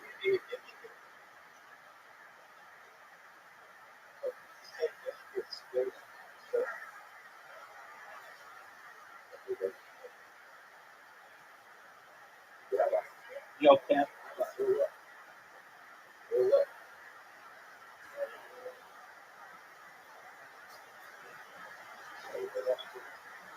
I'm good for now. I'm good for now.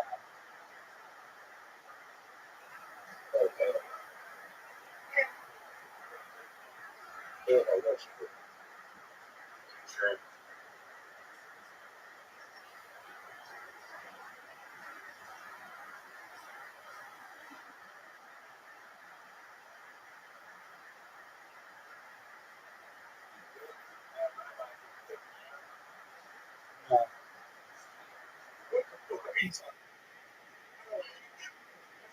As I said previously, two years ago.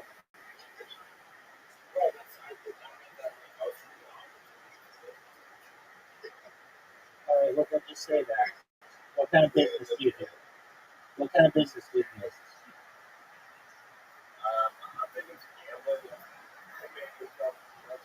Okay. Do you do sports betting? Nice job, Mr. Aquarius. You win, I win.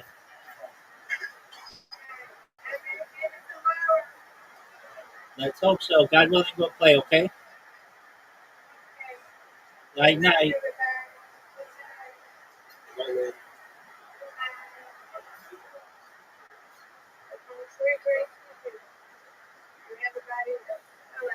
Take care.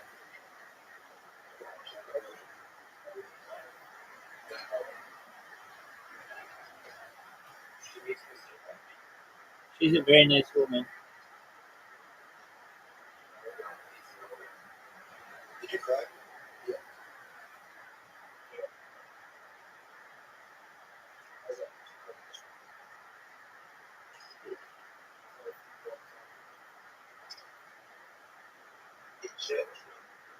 All right, friends. I've answered a lot of questions. I want to say shout out to my man, Spaz. Spaz, thank you so much for bringing everybody in. I'm going to continue watching Jewish history lectures. Feel free to enjoy. There's only one temple in Jewish history, and that's the temple in Israel, in Jerusalem. Okay, it was destroyed and built, so there's really My whole two life temples. is a peak But to here. call, for example, you're building a temple, Emmanuel, My whole this life is is our a home, peak here. right here in Berlin. And so they took a principled stance opposing Zionism. Weiss, however, disagreed with that and promoted Zionism, even though it went against the opinions of classical reform. And by the way, most Reform rabbis later came to Weiss's position as well. So the Reform movement did shift along with Weiss. But even here in Miami, I understand that I think it was Temple Israel for a long time. They had classical reform where there were these kinds of attitudes back in 50, 60 years ago. But I'm not sure. I probably should have said that. Please, I'll at least take that part out because I'm not sure about it. But I make lots of mistakes. There's a lot of things you can cut out. At any rate, he founded the New York Federation of Zionist Societies in 1897. That's a really early date. The World Zionist Congress was founded that same year. So we're talking about quite early on in the Zionist movement. He worked hand in hand with Herzl. Herzl dies in 1904, and so the last very productive years of Herzl's life were conducted with Weiss at his side as his primary representative to the strong and growing American Jewish population. He represented American Jewry in the World Zionist Congress in Basel. That would be the year after it was founded. And as I mentioned earlier, he was also very much involved in helping draft the text that ultimately would be issued by the British government as the Balfour Declaration. Now, let's just look here a little bit about how that sort of thinking was played out by American Jewry. And I want to jump ahead a little bit to say how American Jews really were absorbing the kind of values that Weiss himself extolled. I'm not sure that he is the primary factor involved, but nevertheless we see his thinking quite prominent. And I know that this is pretty much very well known to most of you in this room, but to all the undergraduates I have who are going to be watching this on the web, who are younger than 25, this is going to be surprising, shocking even for them. And the first thing is that the vast majority of Jews historically voted Democrat. That's something that especially Orthodox Jews say, what? All my friends are Republican. I only know Republicans. But it's something that's a little bit of a quirk for Orthodox Jews in the last, say, since Reagan, since the 1980s. But overwhelmingly, Jews voted Democrat. If you look at this chart here, this shows the Jewish vote in presidential elections from 1916 to 2004. I have a little bit later statistics coming up. This shows if all Jews fill up the chart. So up to the top is 100% of Jews. In those elections, you can see that blue is by far the largest chunk. It goes up and down a little bit over the years, depending largely on which candidates are running, but overwhelmingly, with the exception of the 1920 elections, the overwhelming number of Jews, way more than 50%, voted Democrat. Well, we have polling. I'm sorry. Well, they were either answering the polls incorrectly, the exit polls, or it's an anti-Semitic plot. It's one or the other. But yeah, exit polls, sure. Yeah, and they ask you religion too. Where do you live? And you don't want to answer. You don't want to answer it. But this is really good research from Ira Shevskin, a very important Jewish demographer, perhaps the world's greatest Jewish demographer alive, who's actually right here at the University of Miami. And his research is rock solid. And this has not been contested. The vast majority of Jews were Democrat.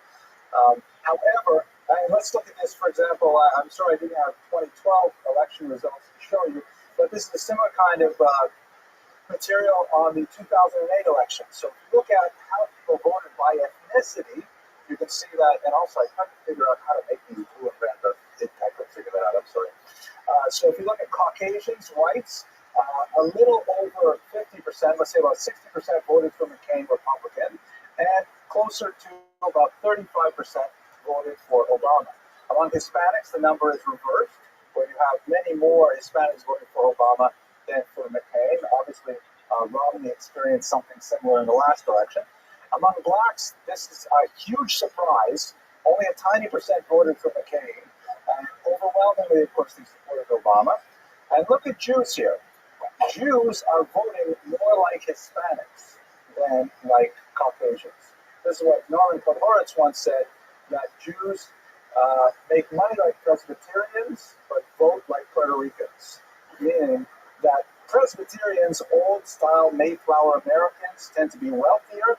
Wealthier people tend to vote Republican, but the Puerto Ricans, relatively new additions to the American continent politically, with less wealth per capita, they tend to vote Democrat. So Jews, overwhelmingly, let's say 2/3 and higher, tend to vote Democrat, even when they're rising in the socioeconomic scale. And of course, the total population is pretty much 50-50 in the 2008 election, pretty much the same thing in the popular vote in the 2012 election. And now let's look at how denomination makes a difference as well. This is different for Orthodox Jews. So if we break down, again, 2008, the numbers that I've seen anecdotally, I didn't look very hard, but numbers for anecdotally for 2012 are pretty similar. If you look at Jews overall, you see that most Jews voted for Obama in 2008, but a significant minority, about 38%, maybe a little lower, voted for McCain.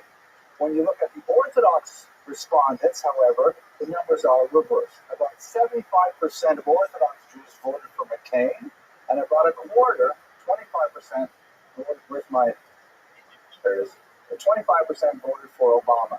So for reasons that are too complicated for us to go into today, the Orthodox vote tends to be the reverse of the general Jewish vote. General Jewish vote is higher Democrat. The Orthodox vote is higher Republican. And obviously the reasons for this is too much for us today, but I want to emphasize the idea of the liberalism that's closer to the democratic values. That's clearly the emphasis of the influence of people like whites. Yes, sir. So you think the Orthodox voted not for Obama, they voted against the president? There can be a lot of reasons. You can look at perceptions of his support of Israel, perceptions of his quote-unquote progressive social values, whereas the Republican candidates seem to want to represent more of a traditional family issue. There are a whole host of issues that we can use to unpack this vote here.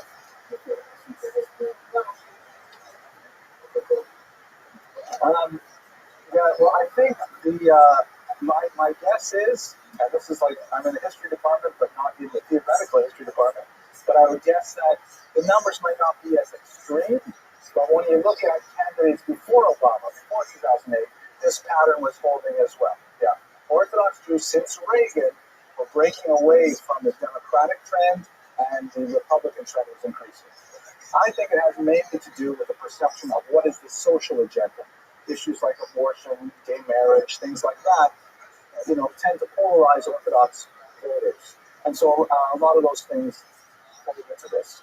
But anyway, so if we take the Orthodox out of the equation, this is all like Stephen Wise's kind of activity. Yeah. So Joe, and then, I can get one. Yeah. If we have a chart like this on Kennedy, so I don't know if I'll do it this. Maybe I can squeeze it into another lecture. But the point that I want to emphasize here is Wise's influence. Please. Sure, that's true. These are very rough numbers. I think you get a better idea if you look, for example, there's some really good studies done at the local level in New York City. And if you look at neighborhoods, zip codes that are overwhelmingly Orthodox, then Romney is like off the charts. There's like 3% Democratic voters, and it's all Romney. And then you cross over to another zip code where it's more African American, all of a sudden Obama's off the charts. So you get a much more like a scalpel precise view when you look at neighborhoods. These are kind of broad tendencies overall.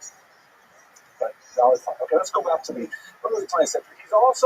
He's big in international politics. He's the person who really stood on the world stage, and not only for Jewish causes. At the end of World War I, one of the major issues that had to be decided was, what do we do with the ruins of the three empires that previously occupied Europe?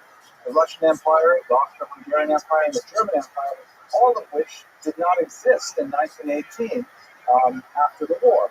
And so one of the biggest issues was, how do we divide up the territory? Which nationality gets a country? Which nationalities do not get countries?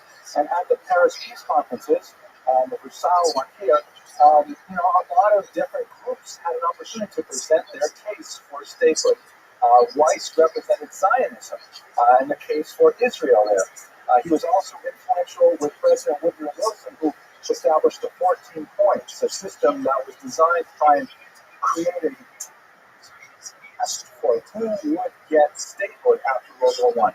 So this is a figure. We have a person who is a religious leader, social activist, prominent Zionist, very leftist in many of his views, and he's also active on the world stage. Yes, Mr. Lex. Definitely a spokesman for Herzog. He's a strong ally of Herzog, absolutely. And at the same time, he's writing lots of books. I don't have too much time, so this is just one of about 7 books that he's authored.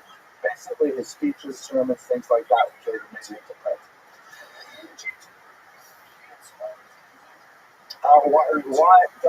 There was the old Austrian spelling that was his father's. They changed it to Wise and they came here. Now, getting to the more controversial point is his life during the Holocaust. I'm going to have to go a little past 9:30 just to finish this. I hope you don't mind. We have to start late. So you could leave and discuss if you like precisely at 9:30. But, well, yeah, my videographer is going to go at 9:30. But I'll go quickly. Okay. So the controversy is, okay, the Holocaust obviously was an existential threat to the Jews of Europe. America at this time was undeniably the world's strongest economic power and had the largest concentration of Jews outside of Europe. And so the question is, how should American Jewish leaders have responded to the ongoing news of impending doom for the Jews of Germany? Weiss started with a very powerful beginning in the 1930s, organizing anti-German boycotts with the rise of Hitler to power in 1933, and generally took a very strident voice against the Nazi anti-Semitic regime. At the same time, however, once World War II formally broke out, and America was engaged in the war, Weiss's rhetoric changed, and there was much more of a deferential attitude towards the leadership of America in the war, particularly, by the way, I should say, after 1941, because America did not enter the war until Pearl Harbor. But once American young men were in Europe fighting for the defeat of Hitler, Weiss's approach was, what more can we actually ask the Americans to do? After all, Americans there are dying. There are boots on the ground in Europe fighting for a cause which is exactly consonant with what we want, the end of the Holocaust. And so Weiss's approach was one of, let's trust the government to do this, let us move forward with their plans, respect their military decisions, and so on. Many Jews felt this was what happened to the old Rabbi Weiss, what happened to the strident critic who was to stand up and would try to try and get things to change. They felt that his leadership was quite tepid. This is especially true after the issue of the Regner telegram. So Gerhard Regner was a consular official, I believe consular official in Geneva, and he passed on this telegram that was addressed to Stephen Weiss. It went through the State Department, and the State Department actually held it back from him, did not give it to Stephen Weiss, but it did get to him anyways through a different route from the British Parliament. This telegram, which was dated August 1942, gave real, concrete, and fairly accurate details about the Holocaust. And when I say the Holocaust in this context, I mean the clear determination of the Nazis to massacre every single Jewish civilian in Europe, including the mechanisms for this destruction and so on. Now, this was actually not totally new to America. There has been reports leaking out, but this was the first verified true claim by legitimate channels that was sent directly to the State Department, and the State Department quashed it. They didn't let him know about it. So what was Weiss to do with this text once he found it? Here is the actual text of the Regner telegram. This is the version that was sent through the World Jewish Congress, and it reads, have received through Foreign Office following message from Regner, Geneva, stop. Received alarming report that in Führer's headquarters plan discussed and under consideration all Jews in countries occupied or controlled Germany, number 3.5 to 4 million, should after deportation and concentration east at one blow exterminated to resolve once and for all Jewish question in Europe. All true. The numbers perhaps 3.5 to 4 million, but the actual plans was decided, we know, on January 22nd, 1942. We know the idea of deportation to the east. We know, of course, of the terrible death camps. Here's the version that actually came through the British Foreign Office, and it even indicates the use of prussic acid, which was Cyclone B, the chemical that was used to kill the Jews. So here we have, it's the most prominent American Jewish leader getting a telegram that is 100% accurate and comes through a legitimate chain of transmission. What should he do with this? So ultimately what he did was he had a meeting with President Roosevelt. It was scheduled and held in 1943. The meeting lasted approximately 30 minutes. Began with a brief prayer. Stephen Weiss presented this information, which of course Roosevelt already knew. It was well known from other sources already by this point. And the majority of the 30 minutes was taken up by Roosevelt speaking about his position on this. And that was basically it. And many Jews felt that this was insufficient, was that he should have pushed, he should have screamed, he should have organized demonstrations. There were also some very controversial plans, which too much for us to go into today, but especially toward the end of the war, certain elements in the Nazi chaotic bureaucracy were willing to exchange Jews for materiel that they promised they'd only use against the Russians, who were, of course, the allies of the Americans. But since the Germans were feeling a lot of pressure on the Eastern Front, they wanted what was called Jews for Trucks scheme, where some Jews, especially in Hungary, would be released in favor of accepting American war material that used against the Russians. The Americans ultimately rejected the plan. It was kind of a crazy plan from a military background. Here you are trying to defeat an enemy, and you're giving aid to the enemy to defeat your ally. But it could have saved, potentially, about 500,000 Jews in Hungary. So the very controversial thing is why this position was controversial. The critics is also controversial, and the legacy of this entire period is yet to be determined. So let me just conclude with a few comments. I'll take some questions in a minute. Ultimately, though, with a recap of Weiss's life, we see that in many ways his career as a pulpit rabbi and as an American activist defined, for many ways, what American Jews, and I'm talking broadly about American Jews, not specifically Orthodox Jews, viewed as the ideal rabbi. Someone who is learned, erudite, leftist, activist, Zionist. These were the kinds of adjectives that were used to describe his life, and that was used to describe, the ideal rabbi for many. His legacy is one of tremendous influence on Jewish voting patterns, on Jewish thought.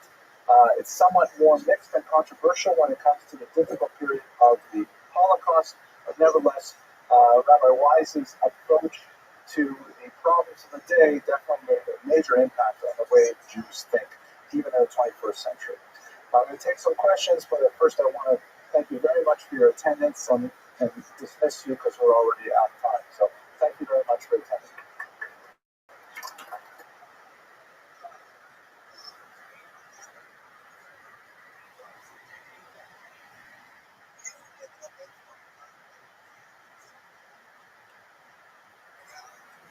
Yes. Okay. Well, I hope we have enough room on the card. But we'll find out soon enough. Good evening, everyone. It's nice to see you again after a long Pesach break. I hope you had an enjoyable holiday. I think the highlight of our holiday was when my 8-year-old son picked up the roasted egg off the Seder plate and said, "How old is this egg?" We use it every year.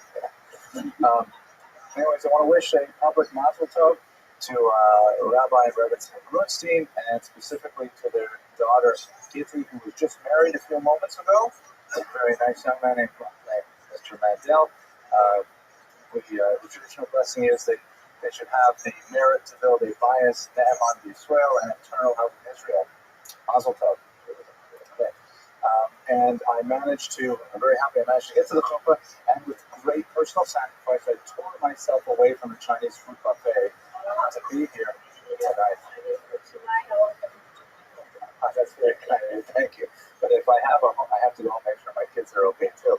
All right, let's go to Emmanuel. So tonight's topic is Emmanuel Ringelblum, a very, very important, heroic scholar of the Holocaust period. My goal tonight is to tell you a little bit about his life.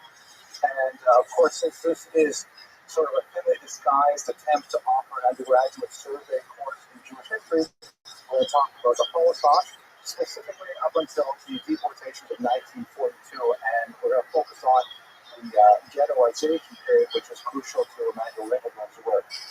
For those of you who are with the college, see, a lot of the students are actually at the wedding, but we have a few of them here as well. I want to let you know, very importantly, we have this new amazing feature called an embedded librarian. If you visit my webpage, you'll find, actually it's on my YouTube page, my little introduction, where we have this great idea. We have a librarian, a professional research librarian. Let go of the microphone. Okay. A professional research librarian who is online in the course right there with you. And she's providing lots of information. It's like having a professional librarian sit right next to you in lectures and hand you little bits of information. Say, you should look at this article, check out this video, all kinds of things like that. So definitely make use of Ms. Fernandez. She is great and incredibly helpful. Definitely one of the best research librarians I have ever worked with. And I've had the pleasure of working with some really great ones. I'll just tell you one cool thing about her. She comes from Cuba, where she was a professional librarian there, and then she came to America, and she retrained. She received her MLS again here. When she was in Cuba, because they have very strict restrictions on who can access the internet, she was one of the few people in the university who was allowed to go out into the internet. And professors would have to come to her and ask her what kind of books are out there. And she couldn't just give them the computer. She had to say, well, what kind of books are you looking for? And she would have to find the materials and filter them to give to the instructors. So she really knows how to dig for information. But let's get to our topic specifically. We're going to look at a great scholar who died in the prime of his career, cut down horribly by the Nazis. He was a young man born at the beginning of the last century, trained specifically in the history of the Jews, specializing in the Jews of Warsaw, proficient in multiple languages, as many scholars from Eastern Europe was, and earned his PhD in 1927 for a dissertation on the Jews of Warsaw, which was later published. But really the thing that makes him stand out head and shoulders above his peers was his activity during the Nazi occupation of Warsaw.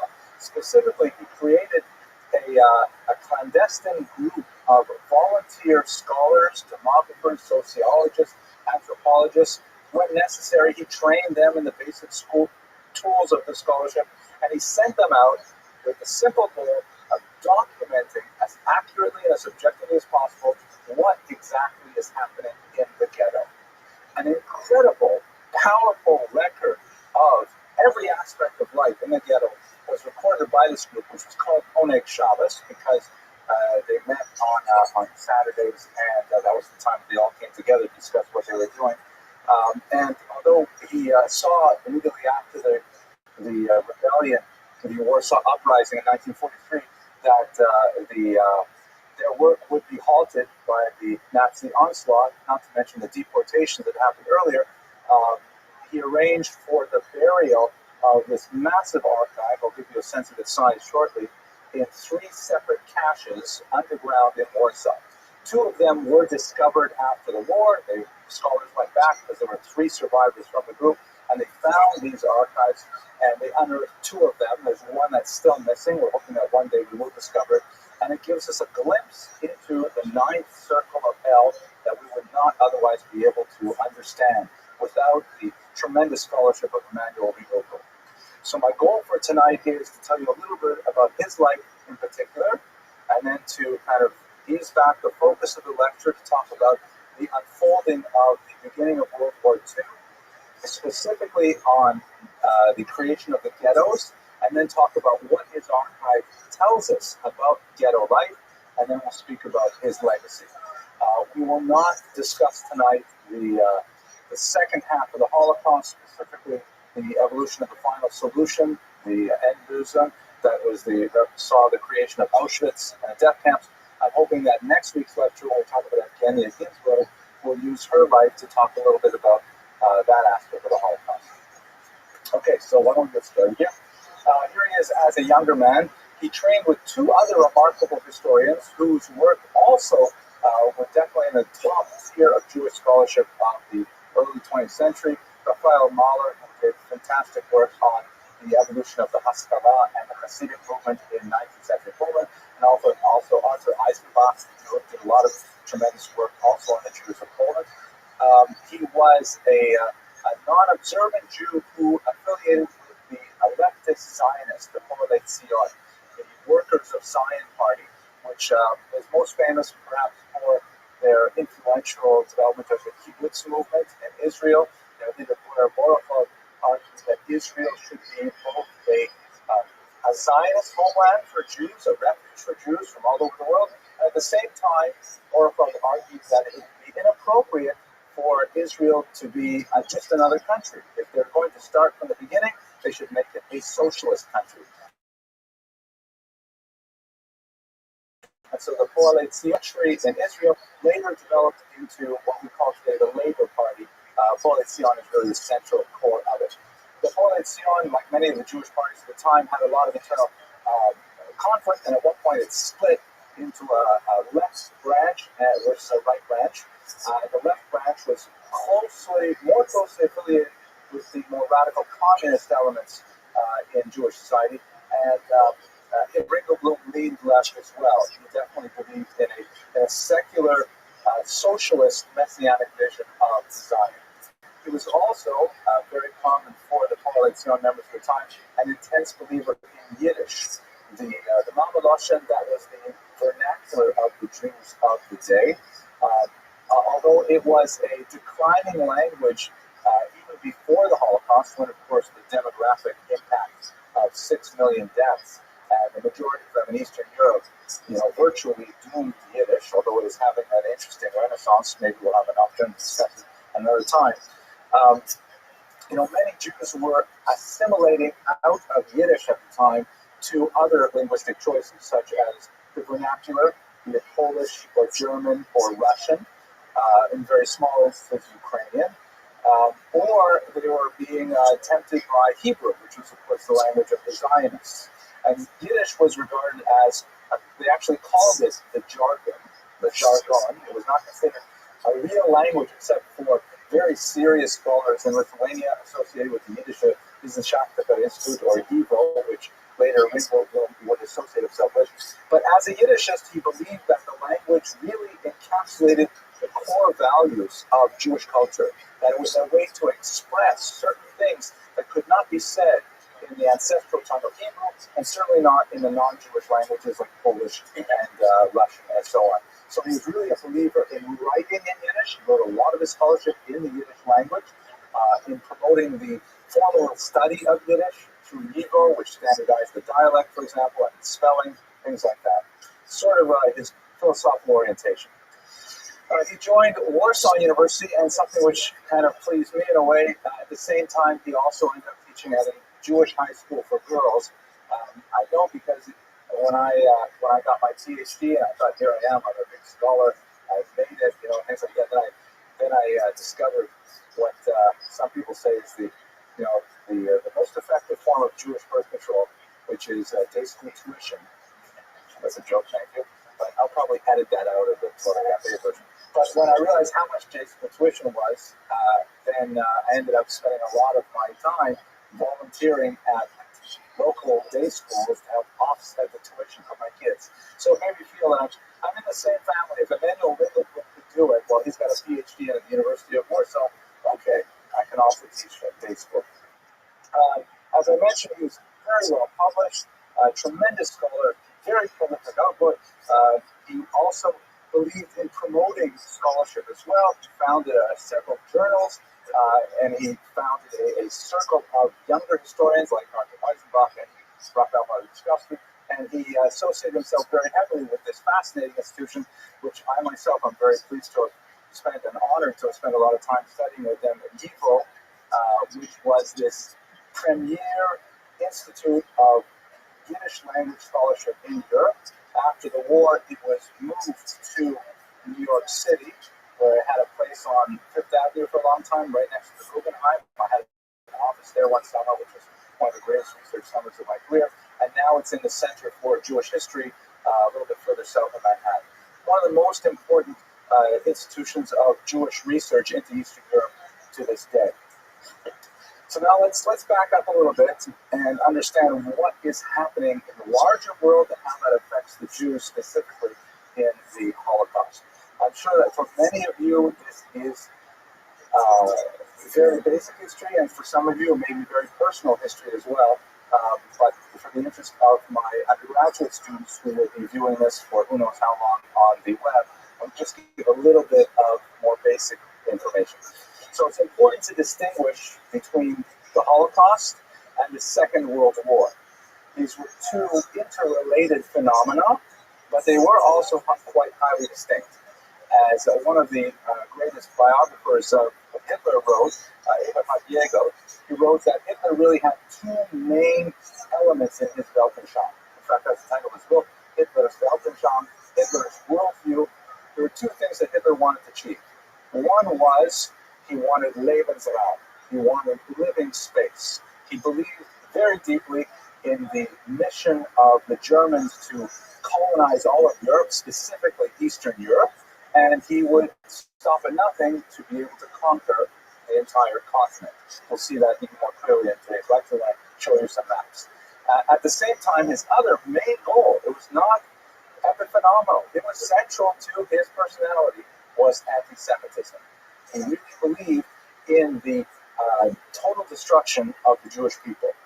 There's a lot that we could say if we had more time with regards, maybe we'll discuss a little bit next week, with regards how he came to the idea of ultimately murdering all the Jews of Europe. That was not an automatic and immediate thought even earlier in the war, but nevertheless, he clearly wanted to get rid of the Jews. He wanted this Europe to be dominated by Germany and to be Judenreich, to be free of Jews.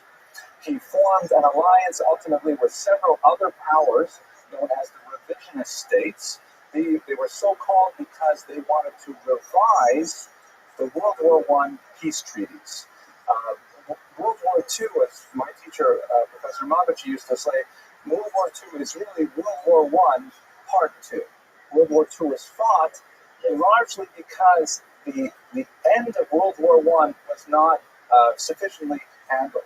The Allies went in at the end of World War I, and they assessed blame very one-sidedly on the Germans and the Austrians, and they imposed some really harsh treaties, some tremendous changes to the map, huge demographic inversions where, for example, you would have two-thirds of citizens of Austria-Hungary after 1918 are living outside of the boundaries of Austria-Hungary.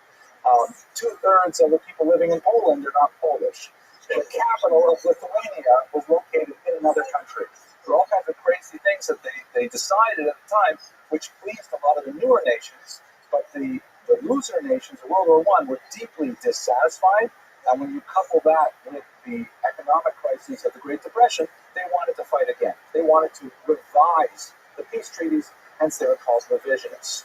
Not, by the way, to be confused with people who call themselves revisionists today. Usually revisionist is a way of saying Holocaust denier.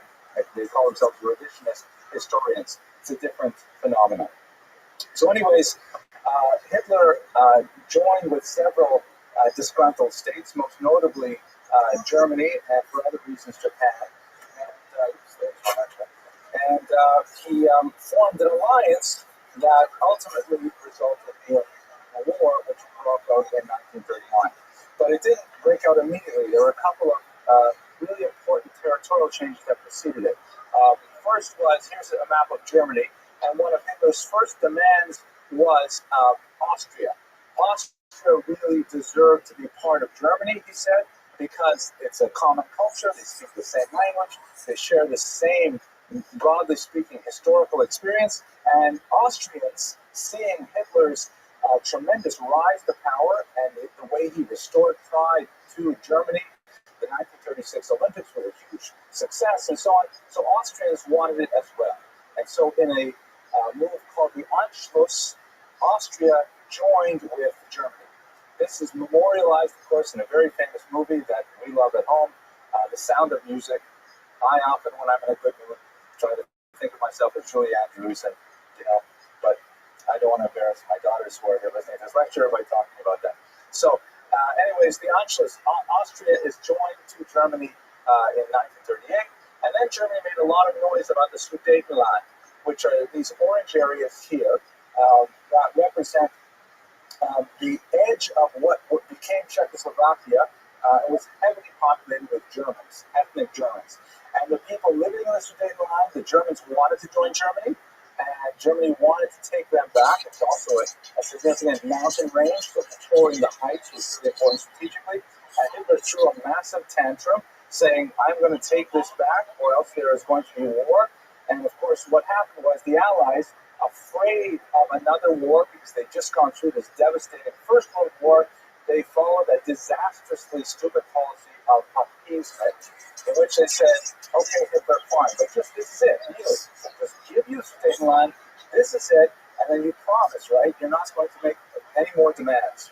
So Hitler says, of course I promise, and it's a very famous sad moment when the British Prime Minister, Neville Chamberlain, we have it actually on film. It's one of those things we don't want to have on film anymore, but maybe on YouTube.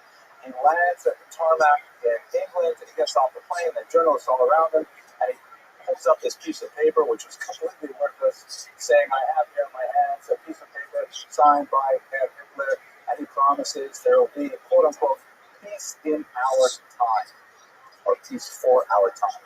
made a strong, bold statement, and of course Hitler immediately had plans for war. War would bring out 1939. The way that the last step that Hitler put into place, and this was extremely important now for the Holocaust. Up until now, I've been talking primarily about the war, but the Holocaust is a related phenomenon, interrelated. This was a Molotov-Ribbentrop Pact. Germany, since it's located in the center of Europe, has one huge strategic weakness, and that is that it cannot fight a two-front war. It can't fight actively at the same time in the West and in the East. And that's not necessarily because of the prowess of its soldiers or its advanced weaponry. It has to do with logistics. You can't get supplies easily from one place to another if the front lines are separated by an entire country. So in order to achieve its goal of conquering all of Europe, Hitler had to make sure that one of those front lines was not going to be a threat, so he would concentrate on the other one. And that's exactly what he did with Stalin, his erstwhile enemy, because Hitler was so fiercely opposed to communism. He essentially calls up Joseph Stalin and he says, listen, I want to make a deal. I will send my foreign minister. You pull out yours. It happened that their foreign minister at the time was a Jew named Sinoviev, so they had to replace him with a non-Jew named Molotov. And he said, let's just make a deal. Let's agree to not attack each other, a non-aggression pact. And Stalin says, well, what's in it for me? And Hitler says, listen, what about Poland? You want a big chunk of the countries that were carved out of your territory after World War I. Why don't we split the territories and divide us? You get the eastern half, we'll get the western half, we'll be allies forever, and this will be wonderful. And Stalin says, great. So in August of 1939, they signed this secret pact, a non-aggression between Germany and the Soviet Union, and that allows Hitler on September 1, 1939, to invade Poland. And so the Soviet Union invades at the same time from the east, and Poland is taken off the map within a matter of 3 weeks. Poland is a country at this time very weak compared to Germany. They actually pulled out the cavalry, mounted horseback soldiers trying to defeat German tanks, German air warfare. There was simply no challenge whatsoever, and Poland was simply erased from the map. Despite a heroic resistance that went on throughout the war, there was no way they could hold back the Nazis. The border was drawn, and I'll show you a map where they separated Poland into two. And at that point, once Hitler knew that his eastern border was secure, and of course France, being an ally of Poland, was upset about what was going on. So then Hitler turned west and he invaded France, and within the space of a year or so, he was able to conquer Western Europe, with the exception only really of England, and he had just about everything he wanted. France falls almost immediately. The Scandinavian countries go along with him, and so on.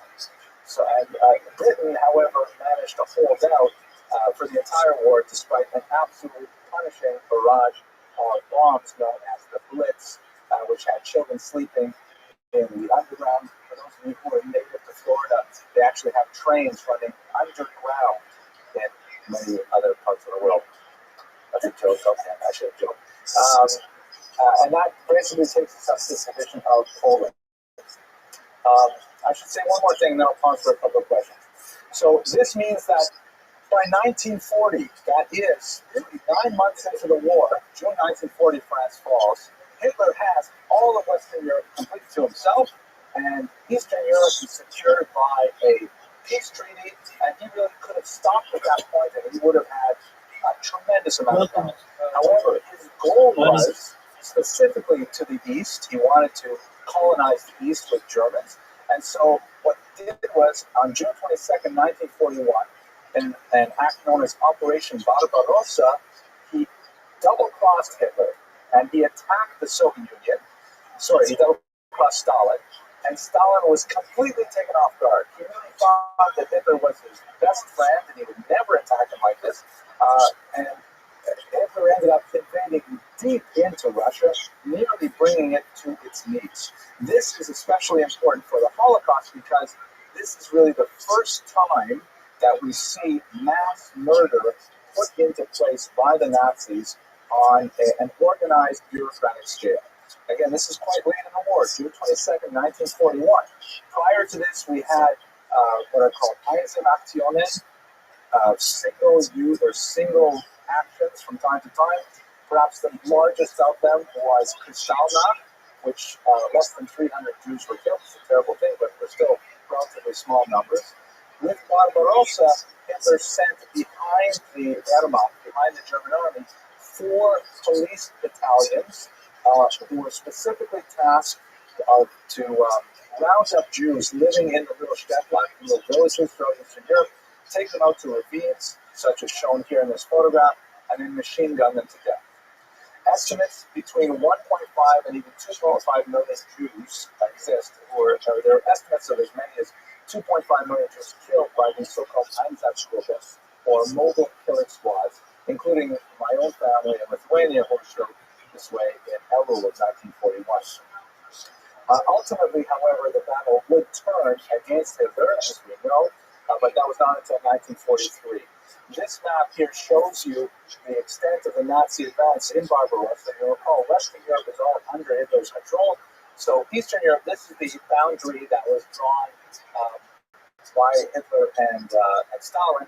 Then when he double-crossed it, he went all the way up here to this shaded line here.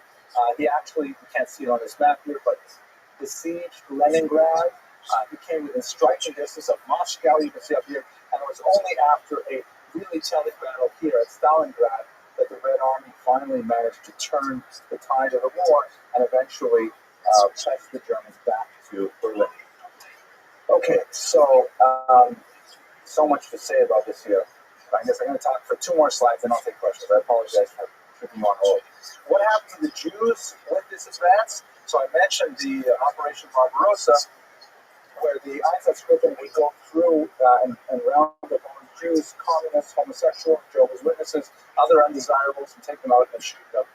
There was a significant movement, however, of Jews to evacuate to the east. Many Jews, once the Germans attacked Eastern Europe, attacked the Soviet Union, many Jews managed to get on trains, on troop cars, and so on, and moved out to Central Asia, where they lived in places like Uzbekistan, Tajikistan, and they stayed there really until the end of the war. Perhaps as many as 600,000 Jews avoided the Nazi onslaught by heading all the way out there. So here's a map that kind of summarizes what it looked like, let's say, by the spring of 1942. The green areas here are all under German control, and you can see it goes all the way here from the Atlantic Ocean straight through to Stalingrad here, where they can turn around. Also controlled a chunk of North Africa. They controlled the Balkans. Italy was an ally. So really, all of Europe was Hitler's at this point. That's the high tide of his expansion throughout the region. Okay, let me pause now. We're going to go back to Warsaw, specifically in the ghettos. Let me pause and see if there's any questions about this basic history. Yes?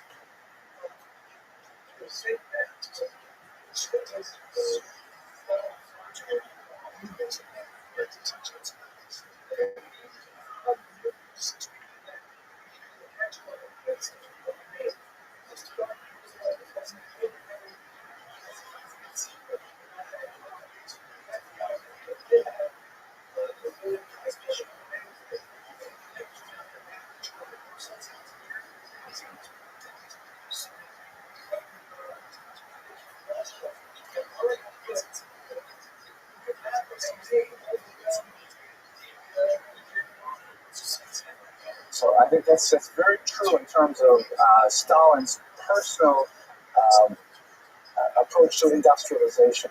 He was really big into massive public works, the dams at Dnipropetrovsk, Stakhanov, and the miners and pit miners, things like that. So Stalin loved to make all kinds of big things for the public.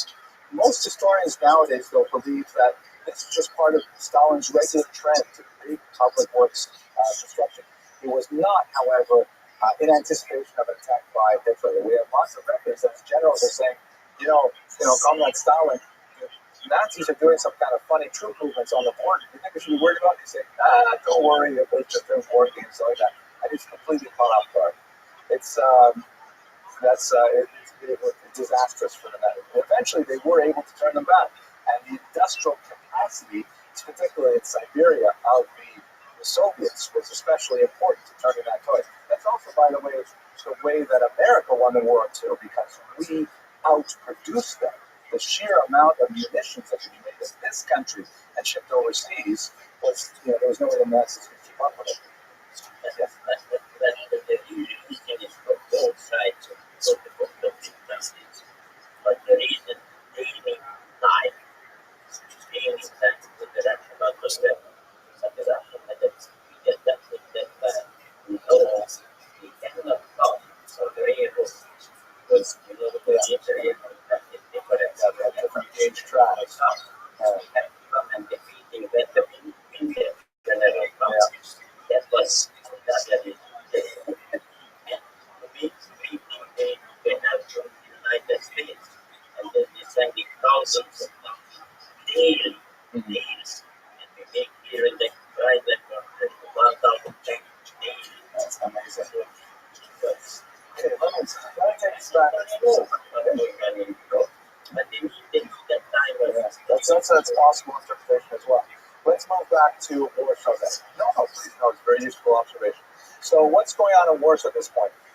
One of the most significant organizations active in Poland at the time is the American Joint Distribution Committee, which is taking a lot of the wealth that's still present, even in the 1930s, in America, and aiding impoverished communities of Jews throughout Europe, really. Ringo Bloom joined the so-called Joint. It was called simply the Joint, and he was working on a whole slew of projects of, calculating the number of Jews living in particular places and how much matzah relief they would need during Pesach. A very big project was always providing lots of matzah for the holidays, and so he was well placed, both in terms of his inclination, his training, his experience, and contacts. That when war broke out in 1939 in Warsaw, he was naturally placed to be kind of a central figure for the distribution of effort. This would turn out to be especially important for his organizational skills. Now, let's understand what happened in Warsaw at the time. This is what Poland looked like immediately after the Molotov-Ribbentrop Pact and the invasion of the region. Poland is this entire colored region here. The pink area was simply taken by the USSR. They had these kind of false elections, and they annexed it, meaning this is now part of the USSR permanently for their declaration. This region here, the Poznan region, or Posen, had a high concentration of ethnic Germans, or so-called Volksdeutsche. So the Nazis simply annexed this and evacuated all Jews here to this green area, which is kind of a mystery for many historians. They use the term general government to describe this territory, which is kind of south-central Poland. They actually used a French term, gouvernement, to refer to it, and it seemed to be some kind of a cipher government. It was not annexed to Germany. It was not called a military district like the Reichskommissariat. And even the leaders of the general government, like Hans Falkenhayn, weren't sure what they were supposed to do. But one thing was happening. Hitler kept dumping Jews into the general government, and then leaving essentially the German administration there to figure something out, do something with them. Contrary to popular opinion, and contrary also in many ways to the military organization, Hitler's leadership was very chaotic. He did not like having formal minutes. He did like having formal meetings. He would simply kind of like rule by charisma and sort of influencing people and saying, "I like you.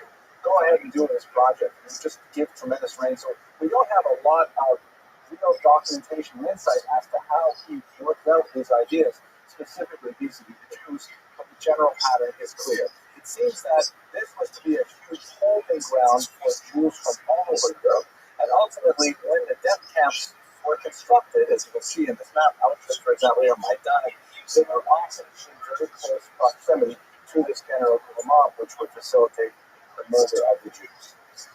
So at the beginning of the war, you already have large concentrations of Jews living in the large cities, Most of these cities, Warsaw, for example, about 30% of the population is Jewish to begin with.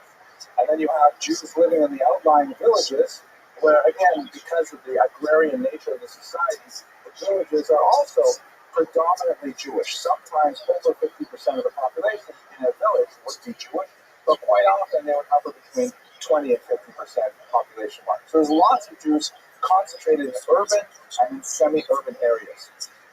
Jews, unfortunately, ironically, in the smaller centers, worried about what was happening in the war, began to gravitate to the large cities, thinking that they would be safer in the large cities, which was ultimately not to prove correct, and it was really in line with what Hitler was thinking of these cities. It took several months, it took really until November of 1939, before the Nazis actually worked out a policy of ghettoization. They had not really, they didn't like go into Poland knowing exactly what they were going to be doing with the Jews. There were actually, we have records of the arguments among top Nazis of what we wanted to do with the Jews. Some argued that ghettoization was a great idea because it would allow the concentration of Jews. They could be accessed for their wealth, for their manpower, and potential insurrection could be quelled much more easily.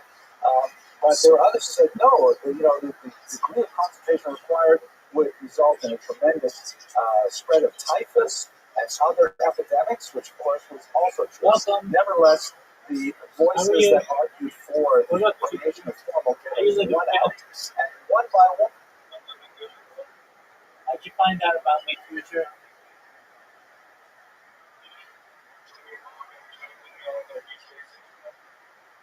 Okay, very well. Yeah, absolutely. So, did you start doing that?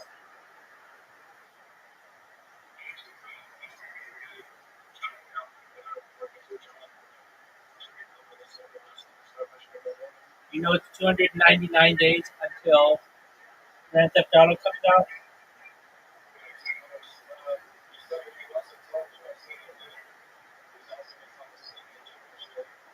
Word dog. How's that been? All day, every day. All day, every day, sideline to sideline. Word dog.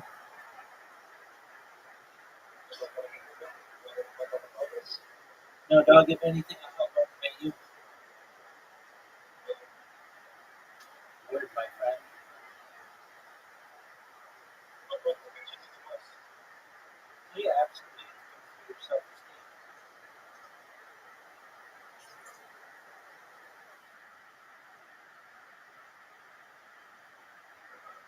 Absolutely. Absolutely. What's your name?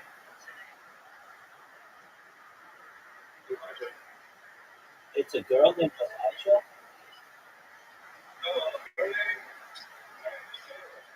Shayla, is she DTF?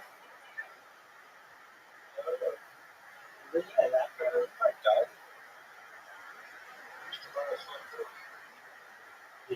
Is she a smoke show?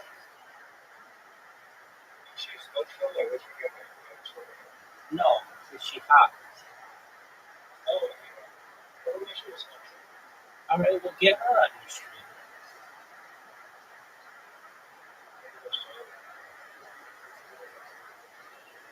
Yo, what's going on, Karen? Kick it and stick it in. About to go to bed. What's going on about the plans?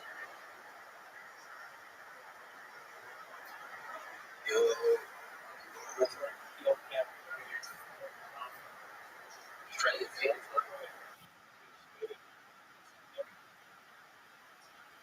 Future. So 299 days until Grand Theft Auto. You have any? You have your equipment? All right, that's cool.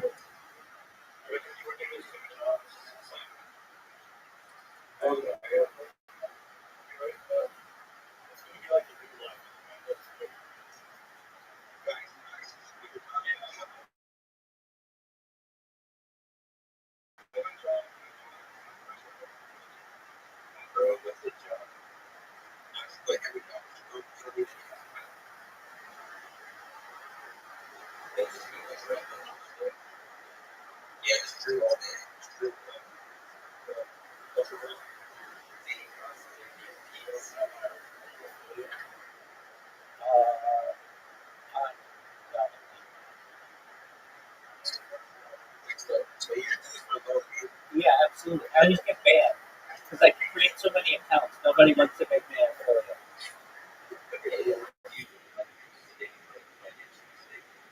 I'm a certified project management professional. I've launched apps on the App Store and Google Play, and I have income from that.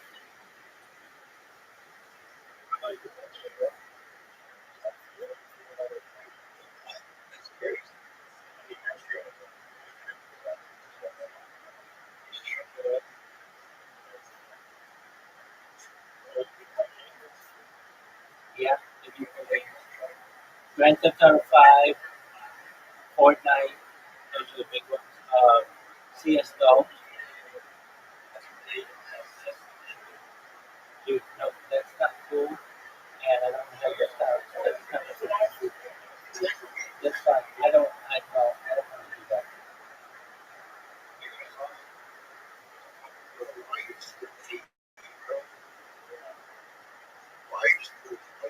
Yo, kids, do what you want to do in here, but I'm gonna get some shit. I so you guys can watch me sleep. Enjoy.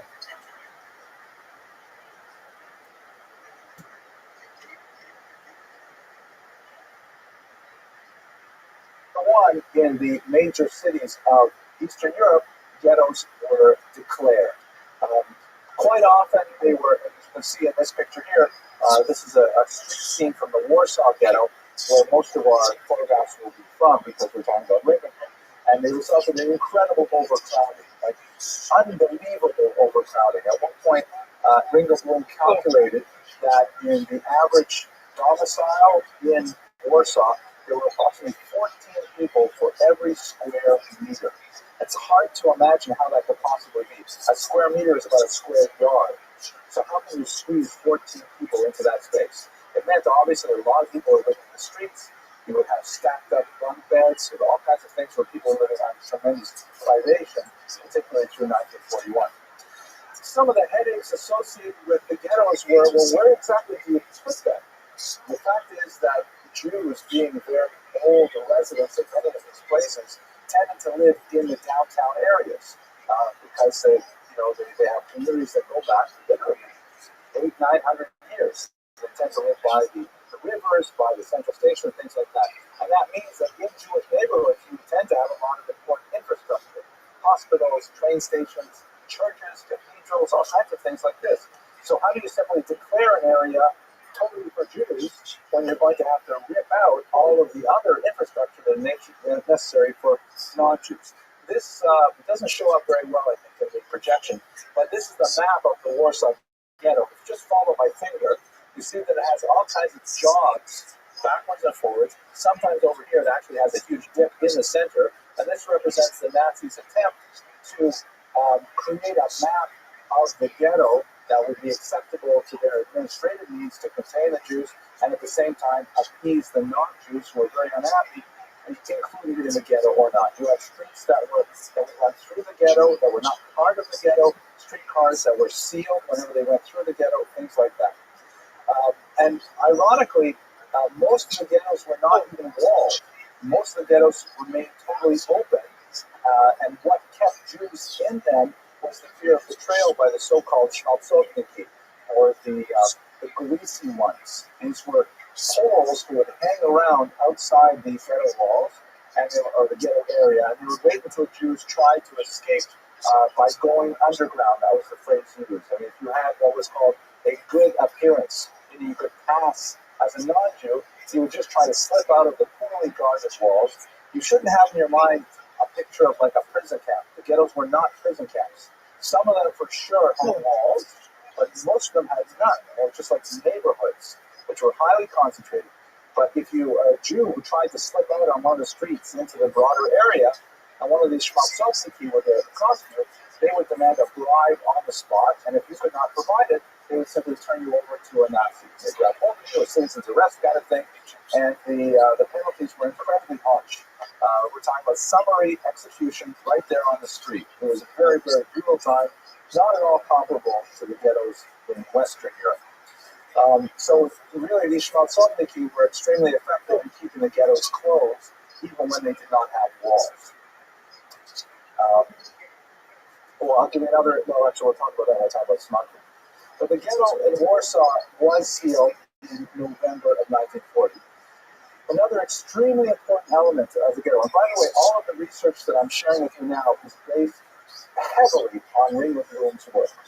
All of the details about how the ghetto was built, about how it was sealed, who was in charge, how life went on despite the Nazis, that's all Ringwood Bloom's work in the One Shabbos archives. The ghetto administration is extremely important to understanding how the Holocaust unfolded, and it's one of the more painful elements, really, of the Holocaust history. Basically, what the Nazis would do, one of the colossal and horrible truths of the Holocaust is that the Nazis would never have been able to achieve their nefarious goals if they did not have widespread Jewish compliance. So if they didn't have a significant number of Jews who just thought they could keep their head down and stay out of trouble, the Nazis did not have the manpower to dominate, let's say, a city of rebels. In fact, when they did finally have a rebellion in Warsaw, it took the Nazis 6 weeks with their entire military might to rout out, really a few handfuls of soldiers, of poorly equipped Jewish soldiers. So essential to the unfolding of the Holocaust is the fact that Jews figured we'll just go along with this, and then it'll be all over. Just keep quiet until the war ends. Eventually, it'll be okay. And that was a disastrous policy. So in the ghettos, it worked like this. The Nazis would use the existing Jewish leadership and communal structure. They would go to the head of the Jewish community, because there was an organization, a Kehillah leadership. We spoke about it in previous classes. Something like the Federation today, but typically much stronger than Federation, because the Kehillah leadership would know all the names of all the Jews and their addresses, more or less, and things like that. So the Nazis would go into the Kehillah leadership. They would say, we'd like to speak to whoever's in charge. The president, the Parnas, would step forward, and they would say, okay, we want you to, for example, turn over the membership list of all the senators in town. We want the addresses of all the Jews in town. Typically, the Parnas would refuse, and he would be shot on the spot. And then the Nazis would then say, okay, who's the vice Parnas? And the vice president would get up, and this would be repeated sometimes 2, 3, 4 times in a Kehillah leadership, until eventually they settled on someone, some secretary or deputy treasurer, who would say, all right, I'll go along with it. In rare cases, you actually have these Jewish councils. They were called the Judenrat in singular, Judenräte in plural, that were actively trying to, promote the resistance against the Nazis, like the Bialystok. But more often than not, the Judenrat were trying to keep the Jewish population alive while complying with the Nazis to the minimum extent possible. Warsaw is an excellent case. The person who ended up becoming the head of the Judenrat there is shown here. His name is Adam Cherniakou, and he left behind a diary which survived the war. And we know a lot about what he thought every single day. Very methodical diary keeper. Every day he would record the temperature, the weather outside, and then he would describe what he had to do that day, what the Nazis demanded, the Jews coming to him for assistance, trying to figure out, should I comply with this demand, should I not, how do I get the Nazis to stop? And he went through the entire ghetto period until when he realized that his efforts were all in vain and the Nazis were intending to murder all the Jews of Warsaw, he killed himself with a cyanide capsule. But we know a lot about his own thinking because we happen to have his diary. In other cases, we have Judenrat leaders who are virtually war criminals.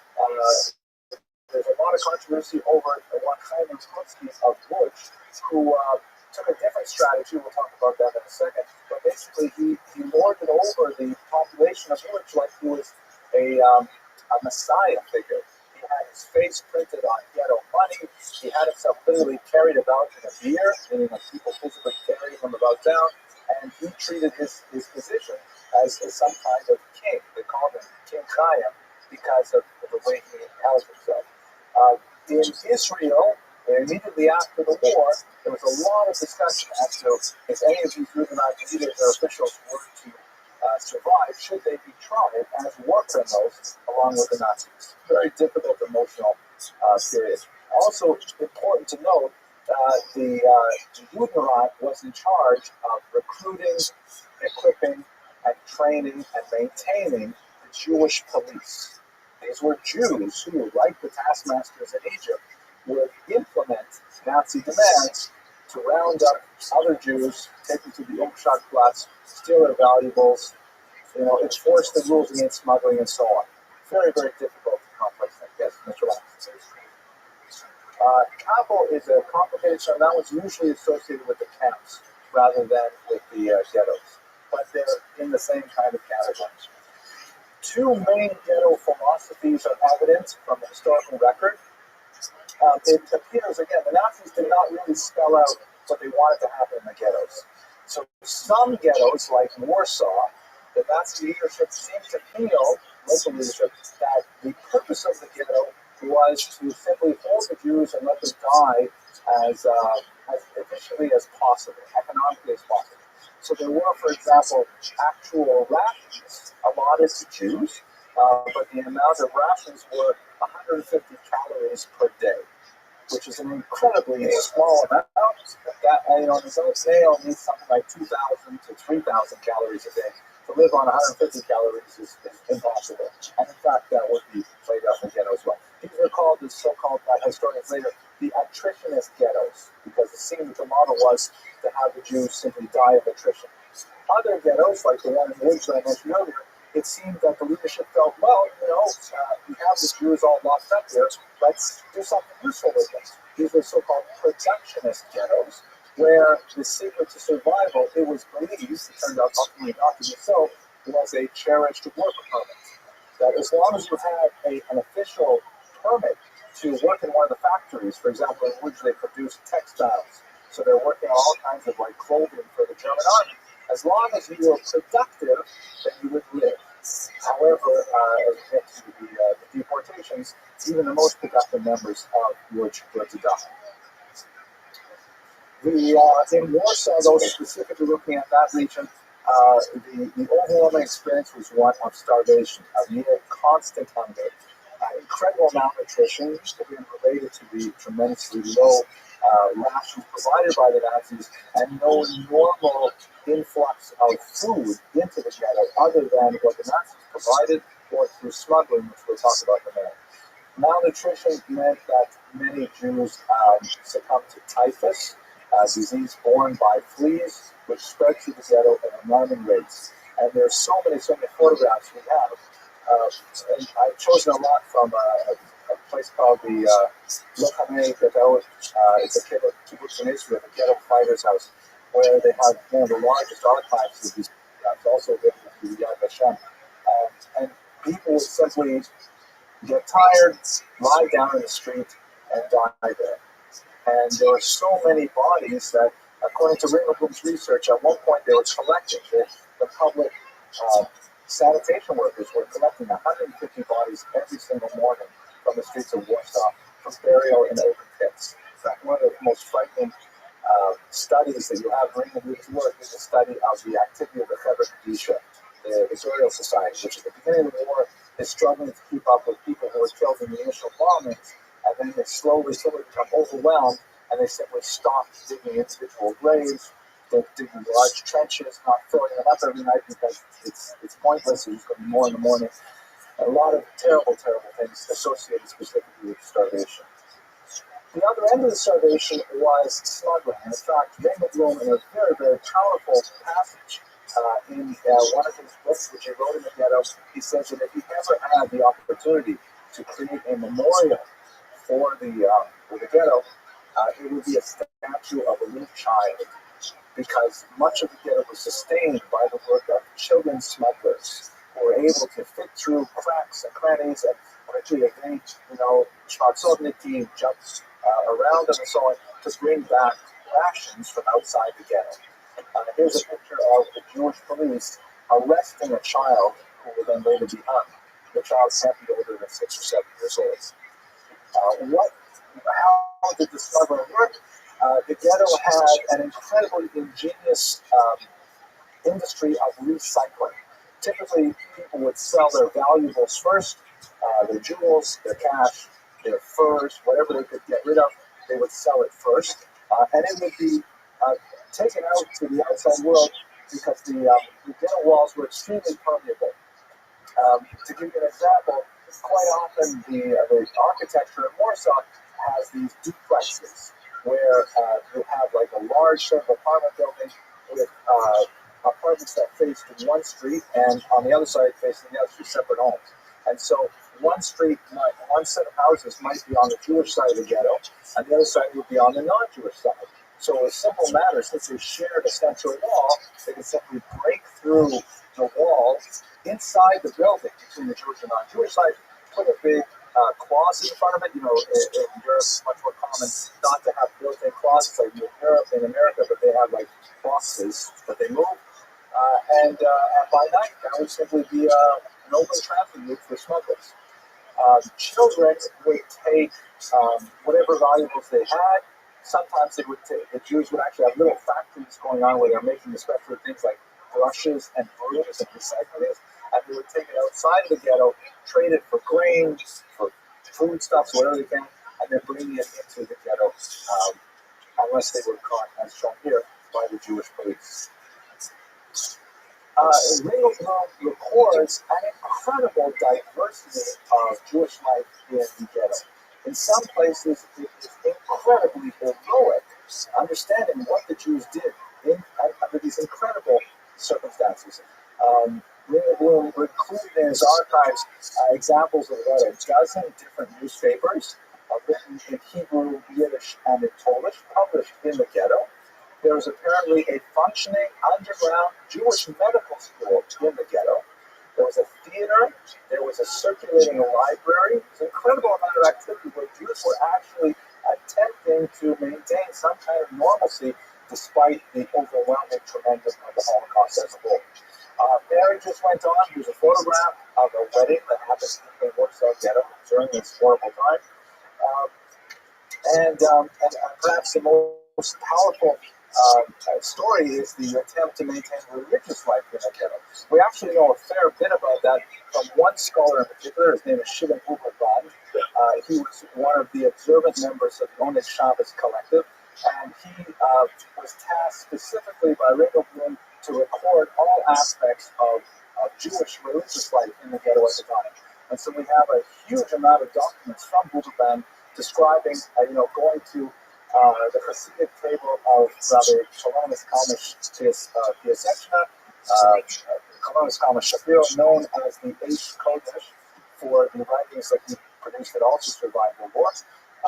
Purim celebrations, the maintenance of mikvaot, and many of these things, by the way, took place in complete defiance of Nazi bans. The Nazis banned the assembly of Jews in the ghetto, and people were going to shul and they got together.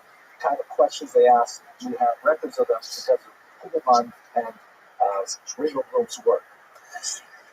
We also know quite a bit about the resistance. Maybe I should take just a moment to talk about it, although it's really a very large topic.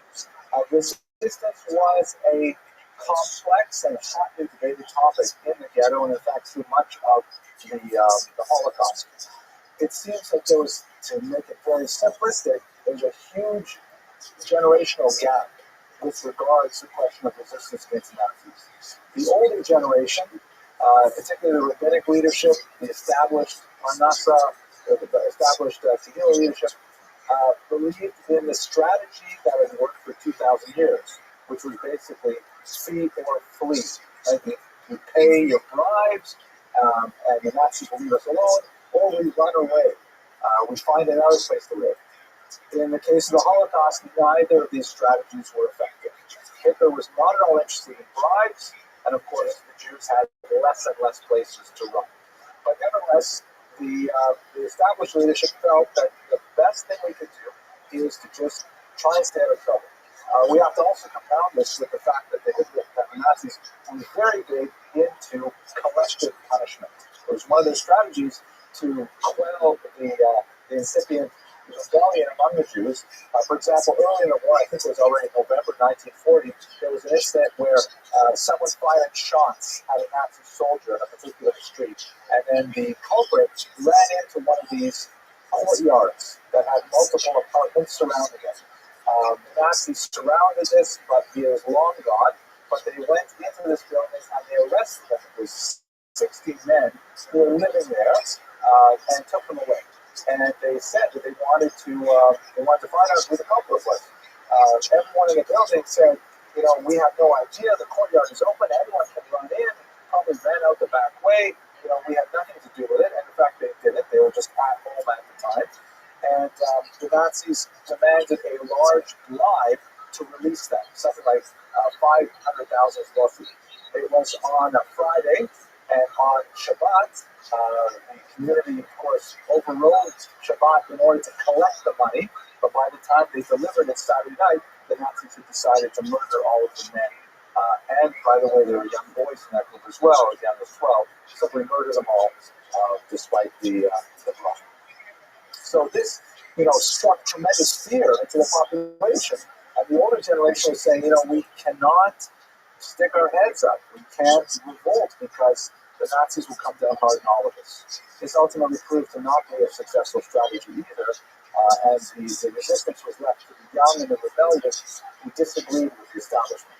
And ironically, because of the resistance that we know, the famous Warsaw Ghetto Uprising, it happened very, very late in the war, after the ghetto was demolished by the Nazis. It was just the remaining few Jews who were living there who said, if we had done this a year ago, maybe we would have had a chance. Now it's purely symbolic, but nevertheless, they did make a huge impact on world history. Oh, the last one, thank you, Rabbi. But again, Ringo Bloom doesn't provide us with a kind of like a fairy tale version of these heroic Jews who are trying to make the best of life. There was also a very active functioning Jewish mafia in the ghetto. There was a very lively trade in prostitution, of alcohol. There were nightclubs in the ghetto for people who were able to somehow amass a huge amount of money through these ill-gotten gains. And so there was also a dark, underbelly to the ghetto at the same time. Obviously, highly hated individuals, but nevertheless they profited off the misery of fellow Jews, even in the ghetto. And these are the details that we get from Ringo Bloom's highly nuanced studies of the ghetto. To turn back to a wider focus again, the ghettos essentially existed from 1939, fall of 1939, until the spring and summer of 1942. And that's primarily because Hitler decided to work on a different strategy for eliminating the Jewish population that we have clearly articulated in January 1942 at a famous event called the Wannsee Conference. Up until this point, if you'll recall, the Jews were being murdered by mobile killing squads in the east, the Einsatzgruppen, and slowly in the attritionist environment of ghettos like Warsaw, but this was insufficiently rapid for Hitler. And so he directed his henchmen to devise more efficient means of killing the Jews of Europe. An experimental camp called Treblinka set up in the fall of 1941 to see if gas poisonings would be more effective. And in a report that was presented to Hitler at the end of that year, it seemed that was going to be the option he chose. So several high-level Nazis got together at a resort north of Berlin called Wannsee in January of 1942 to sit down and say, all right, what are we going to do to solve the Jewish problem, so to speak? And this is the first clear documentation we have of Hitler's plans to murder all the Jews of Europe. This is a page from the minutes of that meeting, which includes Hitler's plans even to round up to 200 Jews in Albania. There are probably more than 200 Jews on this block right now. You can imagine Hitler's focus was so minute that he would find even those Jews. And it also included the 330,000 Jews in England that Hitler had not yet conquered, but he in total planned at least to murder, it's actually cut off here, but it's 11 million Jews of Europe in totality. And the way that they would do it was through deporting Jews from the ghettos to 6 specially constructed camps known in the German lexicon as Vernichtungswege, or destruction camps, sometimes translated in term death camps. These include, of course, the notorious Auschwitz, Treblinka, already mentioned, Majdanek, Belzec, Sobibor, horrible places. And many of the other camps, which were originally not designed this way, were later retrofitted, like Dachau, Bergen-Belsen, to have similar functions. But this represents the end of the ghettos, because what happens at this time is Hitler orders the massive removal of Jews from the ghettos by train to the death camps. It begins in January, in the spring of 1942, and extends throughout the summer. The beginning of the decree of the expulsion of Jews from Warsaw occurred on Tisha B'Av in the late summer of 1942. And that represents the eventual destruction of the entire camp. So Oneg Shabbos is active through this entire period. Oneg Shabbos also has reports on the uprising that occurred. Actually, no, it doesn't. And some of the survivors lived a little bit longer. But the archive was closed in February of 1943, several months before the uprising. And as I mentioned, it was buried underground. It was buried in a few of these tin milk containers. These were like, industrial-sized milk containers that would be used then to fill up smaller jugs or nights at people's homes, and in several metal boxes that were unearthed that cover perhaps, maybe 10 or 12 of these tables worth a tremendous amount of materials. Lots of not only analyses, like autographs, things like that, but also diaries, artwork, children's drawings, the newspapers, incredible amounts of data, raw data that tell us about the actual functioning of this highly abnormal society. And many of them are available online for your perusal. I strongly urge you to look at them. Ringelblum's end, he was taken for forced labor to a camp called Travniki, not one of the death camps, but a labor camp near Warsaw. He managed to escape after 4 months in August of 1943. This is already after the resistance has mounted that huge uprising. He realized that anyone living in the ghetto is doomed. So he took his son, Uri, shown here, and his wife, Yehudis, and they got together with 34 other people and moved into an underground bunker that had been constructed secretly. They lived in incredibly close circumstances for several months, but under these extremely difficult circumstances, he also managed to finish his last monograph, which was on Polish-Jewish relations during the war. It's now available in English translation as well. He was, however, betrayed, we're not sure exactly who betrayed him, to the Nazis, and the bunker was discovered. He and his wife and his young son were killed. After the war, 3 members of the Oneg Shabbos collective survived. They reported that there was this incredible organization, and they were able to identify 2 of the caches. Here you can see the unearthing of one of them with the huge treasure trove of documents. So to conclude, here's Ringelblum with his young son, martyred to the Holocaust. Ringelblum's activity represents a kind of spiritual resistance. It represents what Yehuda Bauer, the great scholar of the Holocaust, calls I'm not sure what phrase he used, but it's a kind of spiritual heroism. It's a resistance, it's a refusal to die at the hands of the cruel Nazi oppressors. Ringelblum wanted to describe what actually happened in the ghetto for future generations, and ultimately he was successful in that very important scholarly endeavor. As a result of his work, they know more about what it must have been like to live in that terrible, horrible time. I thank you very much for your attention and your indulgence, and I look forward to talking to you next week.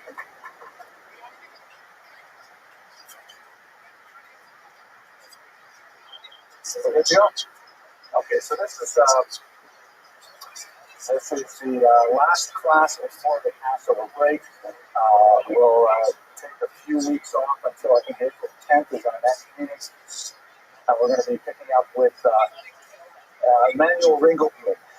We're going to be just touching on the Holocaust a little bit today, but we're going to concentrate on it more after we return from the Pesach break.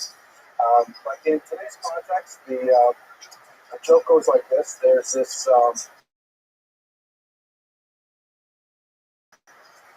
and one of his employees steals $250,000 and flees to Colombia. And the mob sends a few enforcers to Colombia to try and catch up with this person who stole the money. And they also have this Jewish bookkeeper, and he speaks Spanish, so they send a Jewish bookkeeper down with them. This is another one of those mildly anti-Semitic jokes. I really probably should say it, but maybe with context is acceptable. I don't know. Maybe I never edited anything out there. So anyways, jump over. They go down to Colombia. They find the guy who stole the money, and they take him to a wooded area. And the mobsters from New York say to the Spanish-speaking guy, tell him that we need to know where the money is. And so he translates, and the guy says, no, I'm not telling you where it is. So the Jewish guy translates it back. The mobsters shoot him in one of his kneecaps. So the mobsters say, tell him now, he should tell us where he hid the money. And he translates, and the guy says, I'm not going to tell you where I hid the money. And the Jewish bookkeeper translates, and so they shoot him in the other kneecap. Then they take their gun and they point it at the guy's head, and they tell the Jewish guy, tell him that he should reveal where he hid the money, or we're going to kill him right now and bury him in the woods. And so the Jewish guy says that to him, and Steve says, okay, I'll tell you where I hid it. It's under the spare tire in the back of my car. And so the monk say, what did he say? And the Jewish guy says, he says he's not afraid to die. I don't know if I should say those jokes. I mean, but anyways, it's too late. We're going to have a break. So, okay, here we go. Tonight we have another problem.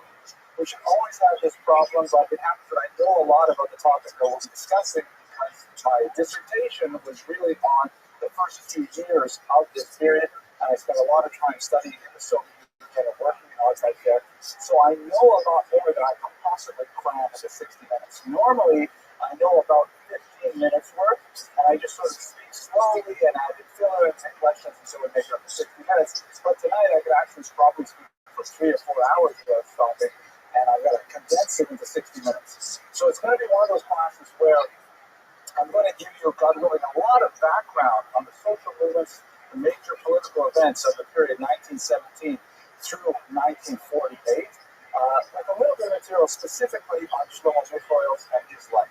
I hope it'll be an entertaining and useful lecture for you. Why don't we start right away?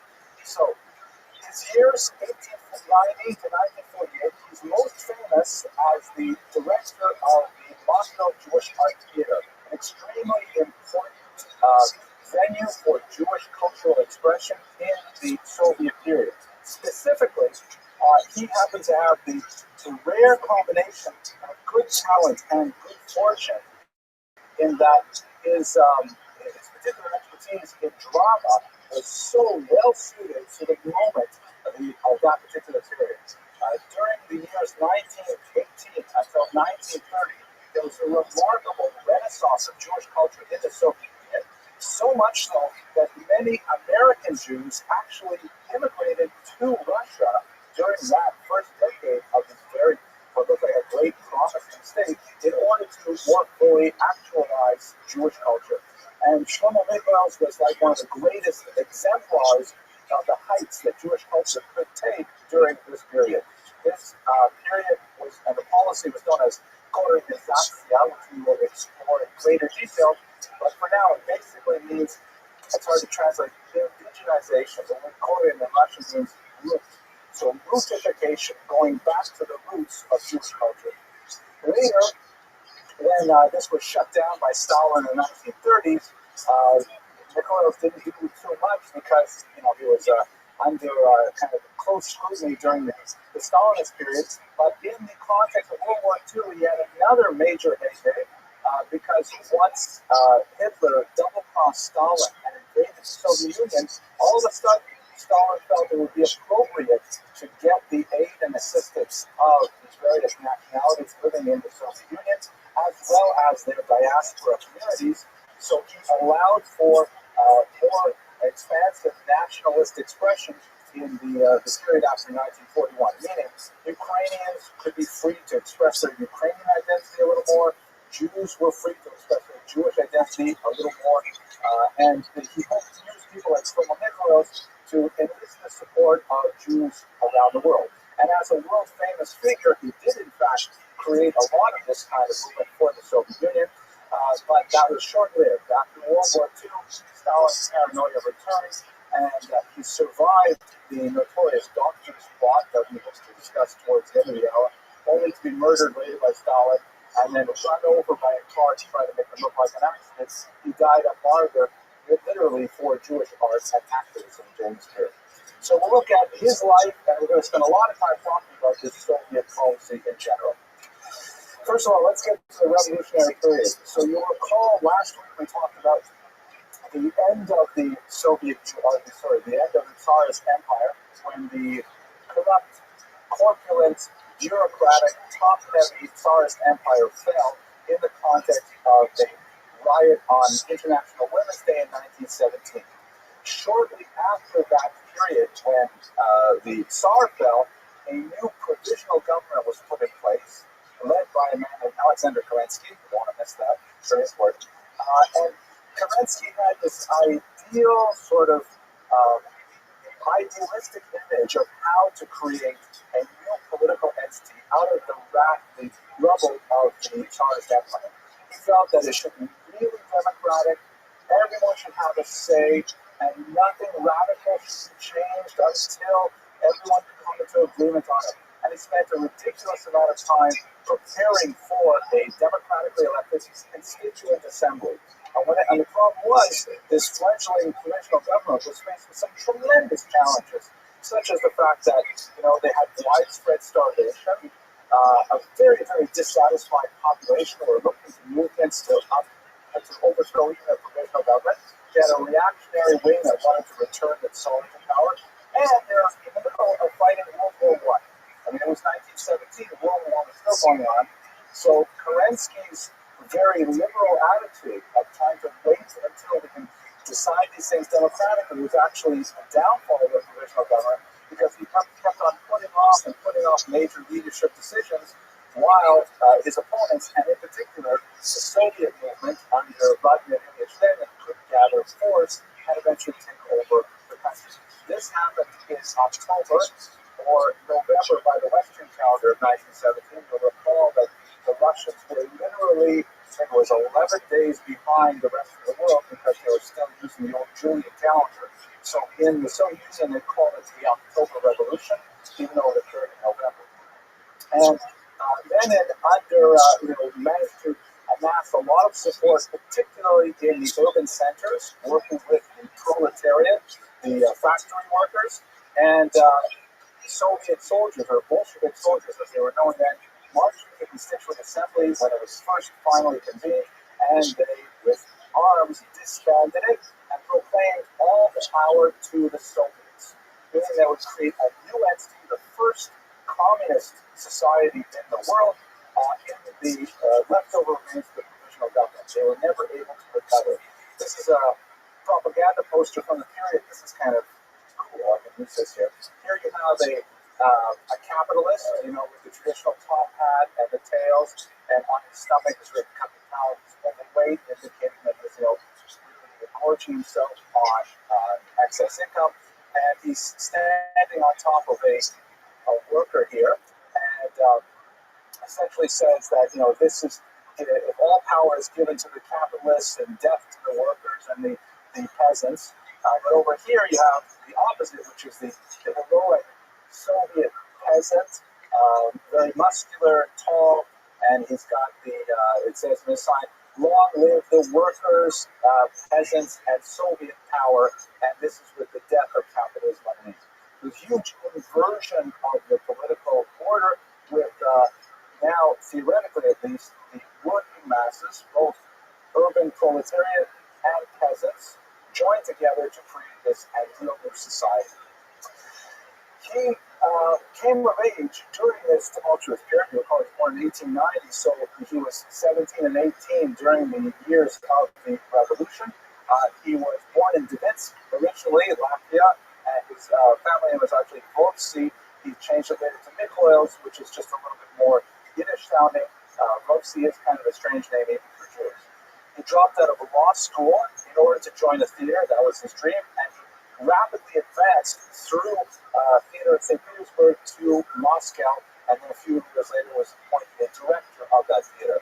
Note that this was a Yiddish language theater. You have to recall that in 1897, when the Russians took their last census, fully 97% of Jews in the Russian Empire spoke Yiddish as their mother tongue. That was the language that everyone used first. There was a huge shift towards Russian in the 20th century, as well as a small but significant movement towards Hebrew. But in reality, the Mother Russian, Yiddish, was overwhelmingly popular.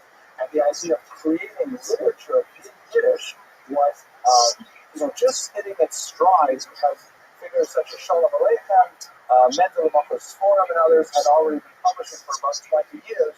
And so people will really get enthusiastic about using the Jewish vernacular in theater. Yiddish happens to be, in my humble opinion, an extremely funny language. I mean, it has a remarkable range of expression, particularly in shades of humor. As Bill Crystal likes to say, Yiddish is basically German with flash. But it is a language that has this tremendous ability of borrowing from many other languages to create a unique level of expression. There's so many special words in Yiddish that you just can't say in any other language. I was telling you, there are two people in this Tehillah that I teach Yiddish to. Not that I'm such amazing in Yiddish, but I know a little bit. One is a person who's undergoing conversion to Judaism, and therefore he has no Yiddish skills. And the other one is a very, very highly educated scribe, but he's from Yemen. So he also knows no Yiddish. And between the two of them, we have this hilarious class. What is the class? We stand in a hallway for 10 minutes. And one of the words I gave him last week was, this is a beautiful Yiddish word, Sitzfleisch. So what does Sitzfleisch mean? Literally, it is the flesh upon which you sit. And it means patience.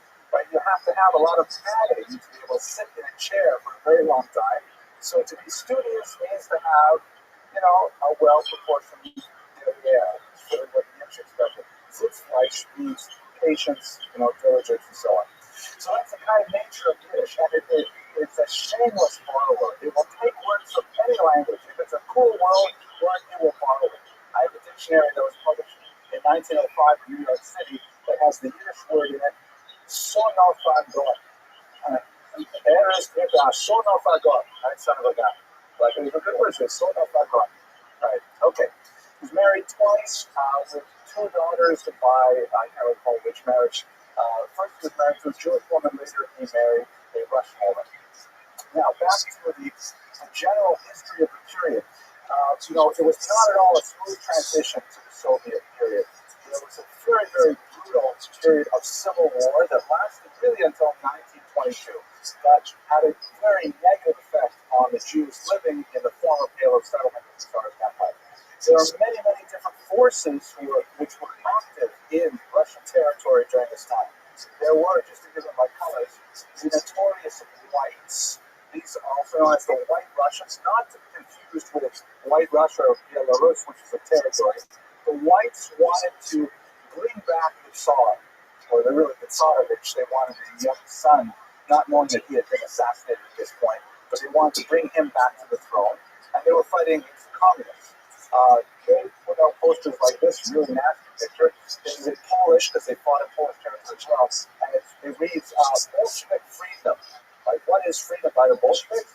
And their very common thing was, here's Trotsky, the famous Jewish leader of the Soviet Red Army, and here he is, incongruously, but frequently in his propaganda posters, portrayed in the nude and red skin, like some kind of devil, and he's got like a gun and a knife here, and sitting on a pile of skulls, and the angel of death is whispering in his ear while his minions murder who were presumably Polish pro-Russian soldiers. So these are the whites, and I have propaganda from all of the various forces, but we're not running this is all for example. You also have the reds, that is the Soviet army, although as we shall see, they perpetrated only a tiny minority of the atrocities against Jews, which was very significant for Jewish attitudes to them after the Soviet, after the war. The Greens, perhaps the most awful, the anarchists, people like Nestor Makhno and others, who terrorized Jews, but they especially attacked the Mennonites. There's a large Mennonite community living. I'm just going to get the point out of my. Okay, I'll shut the door. A large Mennonite community living in the Dnipro River region, and they've been living there for a couple hundred years, and they were avowed pacifists. They had taken special oaths never to commit acts of violence. And so the anarchists like Makhno and Zagoriev and others, they literally moved into the homes of these Mennonite families, raping the wives, abusing the children, taking whatever they wanted, and no one would fight against them. And those Mennonites that decided to break their vows and try to defend themselves were later, met with opprobrium from their co-religionists because they had abandoned their cherished beliefs. So it's a very, very difficult time. And finally, the blue and yellows, these are the Ukrainian forces, and as we discussed last week, one of the great ironies of the period is that 40% of the recorded pogroms was perpetrated by the same armies or the same troops that technically were loyal to the government that had granted autonomy to the Jews, which indicates, as Ms. Abramson indicated last week, a huge divide between the dark masses, the peasantry, and the enlightened leadership, perhaps, in Kiev. By the end of it, Jews figured out how dangerous it was during this period. A lot of towns were attacked multiple times, literally 16, 17, 18 times over 2-3 years, especially those towns near railroad lines. And they understood that the troops that were most likely to impose order and not abuse civilian populations were the Soviets. The Soviets were the most disciplined, and they could be trusted to a much higher degree than the other troops. And so, not surprisingly, there was a huge groundswell of popular support among Jews for the Soviet Red Army, led by a Jew itself, Leon Trotsky. Many Jews said, well, that's it, we're going to join the Soviet Army. So much so that the great scholar of this period, Steve Gietelman, a senior colleague of mine, describes how they actually had to set up a special division of the Soviet Army to train yeshiva boys. Because these guys would come straight out of yeshiva, earlocks flying, never held with a pistol in their life, and they wanted to simply get in there and wreak revenge for what had happened to their families and communities. So just a few moments ago, to try to understand more about this groundswell of support for communism in the Jewish street, to use the other day. We should not forget that there's a big difference between Jews in socialism and Jewish socialism. Although Jews were remarkably prominent in the leadership of the Soviet movement, particularly in the first decade of its existence, comprising at some point even 30 or 50% of the Central Committee, nevertheless, they represented only a tiny minority of Jews overall in the period.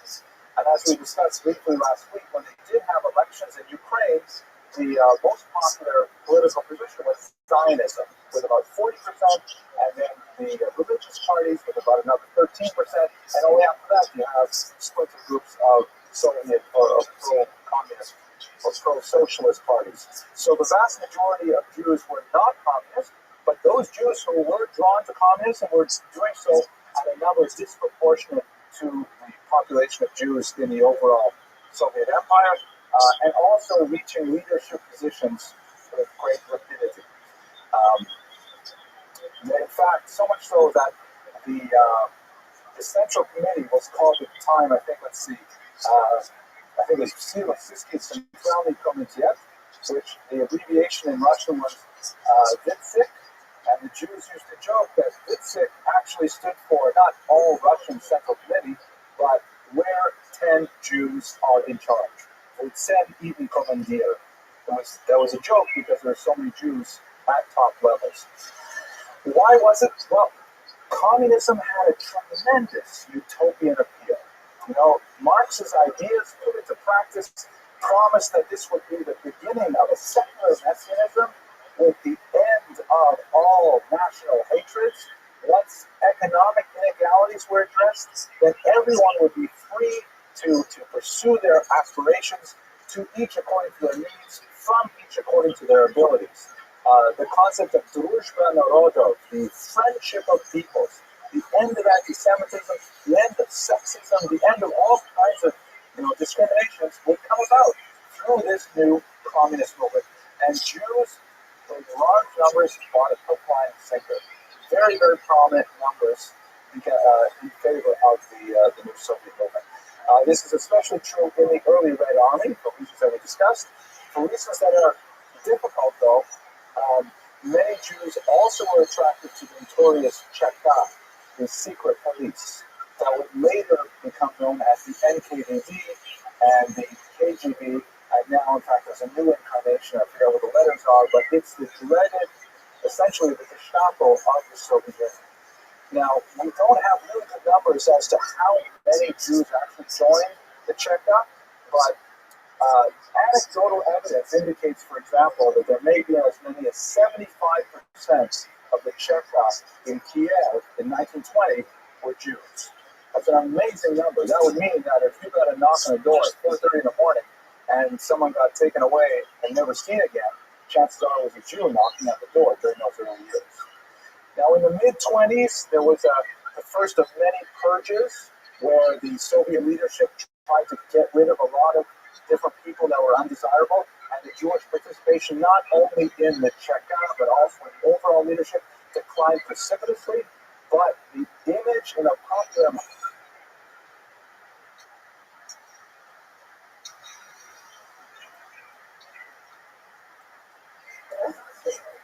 Okay, ladies and gentlemen, why don't we get started?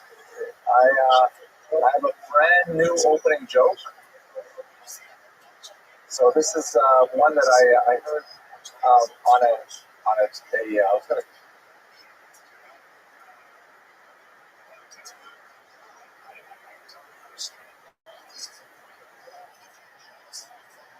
say a tape, but I don't think that's what do you call it? I guess it's a digital recording. I heard this on a digital recording. Tape sounds better, but my daughter brought it back from Israel. There's a very, very intelligent, humorous rabbi named Rabbi ROTHSCHILD who gives a really amazing presentation. So he tells this joke. It goes like this. It's a young couple just got married. They're not quite used to the rules of married life yet. They don't know exactly how to relate to each other. And one of the things that they're just starting out and they don't have a lot of money. So it's Friday morning. The wife says to the husband, "Listen, honey, we're a little bit, our budget's a little bit split this week. So whatever you do when you go to shul this Friday night, don't bring anyone home because we just have enough for the two of us tonight. You shouldn't bring anyone home." So Shlomi goes to shul. He says, "Yeah, of course, FC." He goes to shul, and of course he brings back his Chavrusa Yaakov. He brings up there, and he says, "Shlomi, I told you we don't have enough for everyone tonight. You brought that. This is all you're right at. I forgot to tell her." She says, "Okay, don't worry about it.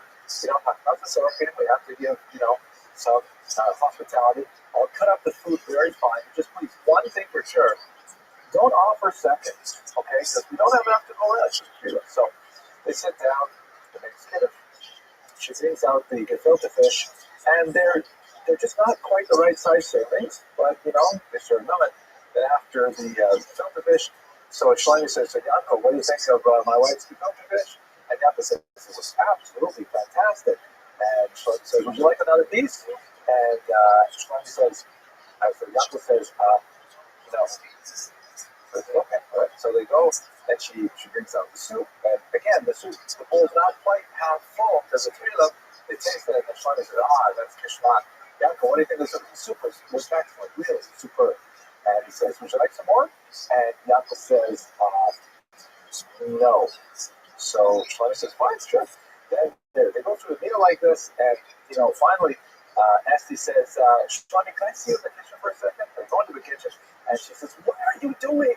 I told you we don't have enough for seconds. I only made enough for the two of us. How come you So he says, "Oh, I'm so sorry. I keep forgetting.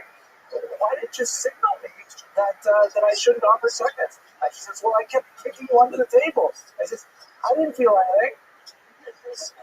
I I told that wrong. Okay, I told that. Okay, I was enjoying it though, but I told it wrong. Okay, Rabbi ROTHSCHILD says it's very funny, right? Yeah. Okay, thank you. I appreciate it. Okay, this one, they're going to cut this one out of the Torah Cafe version for sure. So let's go straight to our topic tonight, which is, unlike most weeks, this is actually something I really know a lot about because I wrote a book on this topic, not on Shimon W.'s footnote personally, but on the general period that we'll be talking about. Specifically, I wrote a book on the Jews of Ukraine during the revolution of 1917 through 1920. If you're curious, you can go onto the website or you can look on Amazon, look up my name, and you'll find that book there. It got some pretty good reviews, and I'm kind of proud of it. Now, who was Shimon Dubno in a word? He was an extremely important historian, very influential thinker, specifically in the area of Jewish politics. During his lifetime, his own particular vision of Jewish national survival in a multinational context was not especially popular, although several states did try to implement some version of it. However, long after his death, his ideology of how Jews could exist in a non-Jewish environment ultimately was the principal ideological foundation of the Federation movement that we, of course, benefit from today. So even though during his lifetime his political ideology was not especially successful, it's a very brutal and difficult era, the interwar period of the 20th century, but long afterwards, the legacy of his thought continues to live. So at the same time as he was a historian, this historical research was inextricably intertwined with his activism and his promotion of a particular secular ideal for Jewish communal existence. And that's principally how he is remembered. In terms of his sort of like the great arc of his life, he was a maskil, meaning he was one of the adherents of the Haskalah. He came originally, as do many of the maskilim, he came from a very traditionalist background.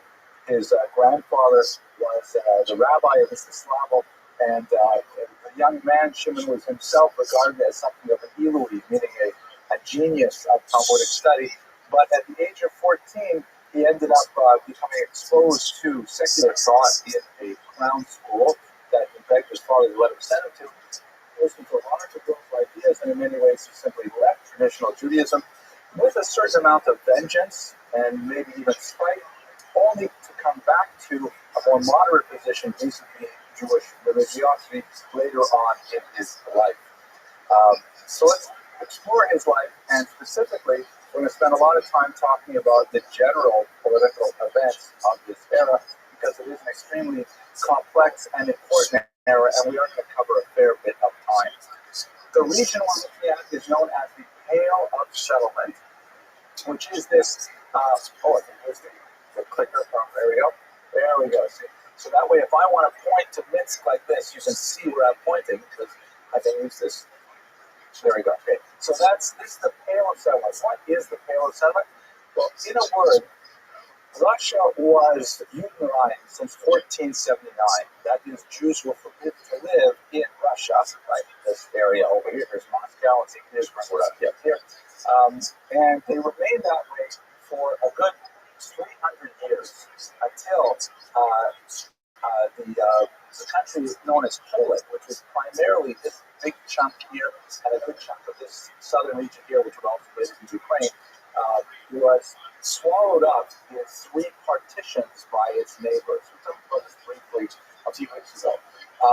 Prussia took some of it, Austria-Hungary took some of it, and Russia took a very large chunk of Poland, which meant that under the reign of Catherine II, known as Catherine the Great, Russia all of a sudden became home to the world's largest community of Jews anywhere in the world. And so Catherine had to make a decision. What am I going to do with all these Jews? Because we had forbidden them to live in Moscow, in Russia for so long. And what do I do with them at this point? Many of her advisors urged her to take on some kind of anti-Semitic approach, to drive them out of the Pale of Settlement, or well, that's what you would ultimately call it, or to in some way kind of like discourage them strongly from continuing to live in this region, expelling them to the west. But at the same time, there are many Russian merchants who wanted the Jews to live in the region because they were really quite effective at spurring the economy and facilitating trade and so on. So Catherine the Great created a compromise position, which was actually very beneficial for the Jews, where she would not allow the Jews to extend past the boundaries of what was originally the Russian frontier with Poland, but she did give them the right of residence in the region which was known in English as the Pale of Settlement. It's a strange term. I don't know why we use this term Pale. It may come from Scottish usage. Pale meaning like kind of a borderland. In Russian, it simply is region of settlement. It doesn't mean anything else. So the Jews were allowed to live in this quite large area from the Baltic Sea down to the Black Sea. It was expanded a couple of times. And although they were subject to a lot of restrictions, especially economic restrictions, they nevertheless had the right to live there. It was not a residency right that went along with citizenship. They still had the negative status in their passports that indicated that they were or foreigners living there for however many years, but they nevertheless had some security, and they had the right, for example, to manage their own affairs. They could be elected as municipal authorities, mayors even, and since the Jews were concentrated in villages, Städtler, quite often they were the majority, and they essentially ran the town basically according to the way they saw fit. It was not so bad for much of the early 19th century, but it begins to go downhill under Nicholas I, as we shall see in a second. There were a couple of islands in the region, like the city of Kiev, for example, which was officially not part of the Pale of Settlement, but by 1917 there were 60,000 Jews living there illegally anyways, because the Russian government was simply not able to really enforce the boundaries so effectively. Lots more to say about this, but I'm going to go on here. So, looking at the 19th century, and we're going to zip through the first, say, 3/4 before we get up to Juvenile for our talk today. Looking at the concentrations of population here, you can see that Central and Western Europe between 1650 up to this larger circle, which is 1880, grows significantly, but Eastern Europe grows even much larger. And the great mass of the Jewish people in the world live in the Pale of Settlement and in surrounding regions like Romania and Hungary. We have distinguished professors in Hungary who is here with us today. And you better watch out because you know how those Hungarian Jews are. Pretty soon they're going to cover all the furniture with plastics. You got to make sure, lower the chandeliers. Right? As I thought this joke, you don't mind. That sounds like a ethnic slur. I have to be careful about these things. Down here, and you see that the Jews near East and North Africa are much smaller by size. So looking at the Jews in Eastern Europe, perhaps the most significant thing to bear in mind as kind of the precursor to the life of Stephen Goodnow is the horrible period that the Jews experienced. How's our sound check? Do we still have the mic going now? So rugged microphone given to us by the CoralCafe.com. And he sent me an email, by the way. They said the Jaguar, they would if they could. So I'm hoping that that'll come through eventually. Let's sponsor the video.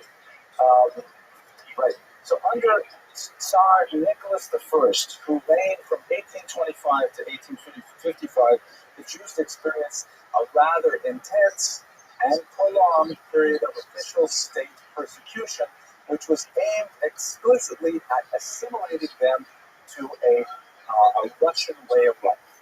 Nicholas I was a very military individual, fascinated with parades and soldiers and so on. He was traumatized by the fact that his own father was killed in an abortive coup in December of 1825, and he felt that in order to be an effective member of the Russian political unit of the Russian state, you had to belong to three things. You had to belong to Russian Orthodoxy, meaning you had to be Christian of the Orthodox variety. You had to believe in autocracy, meaning that the Tsar has absolute authority. And thirdly, you had to participate in the narod, which means the people.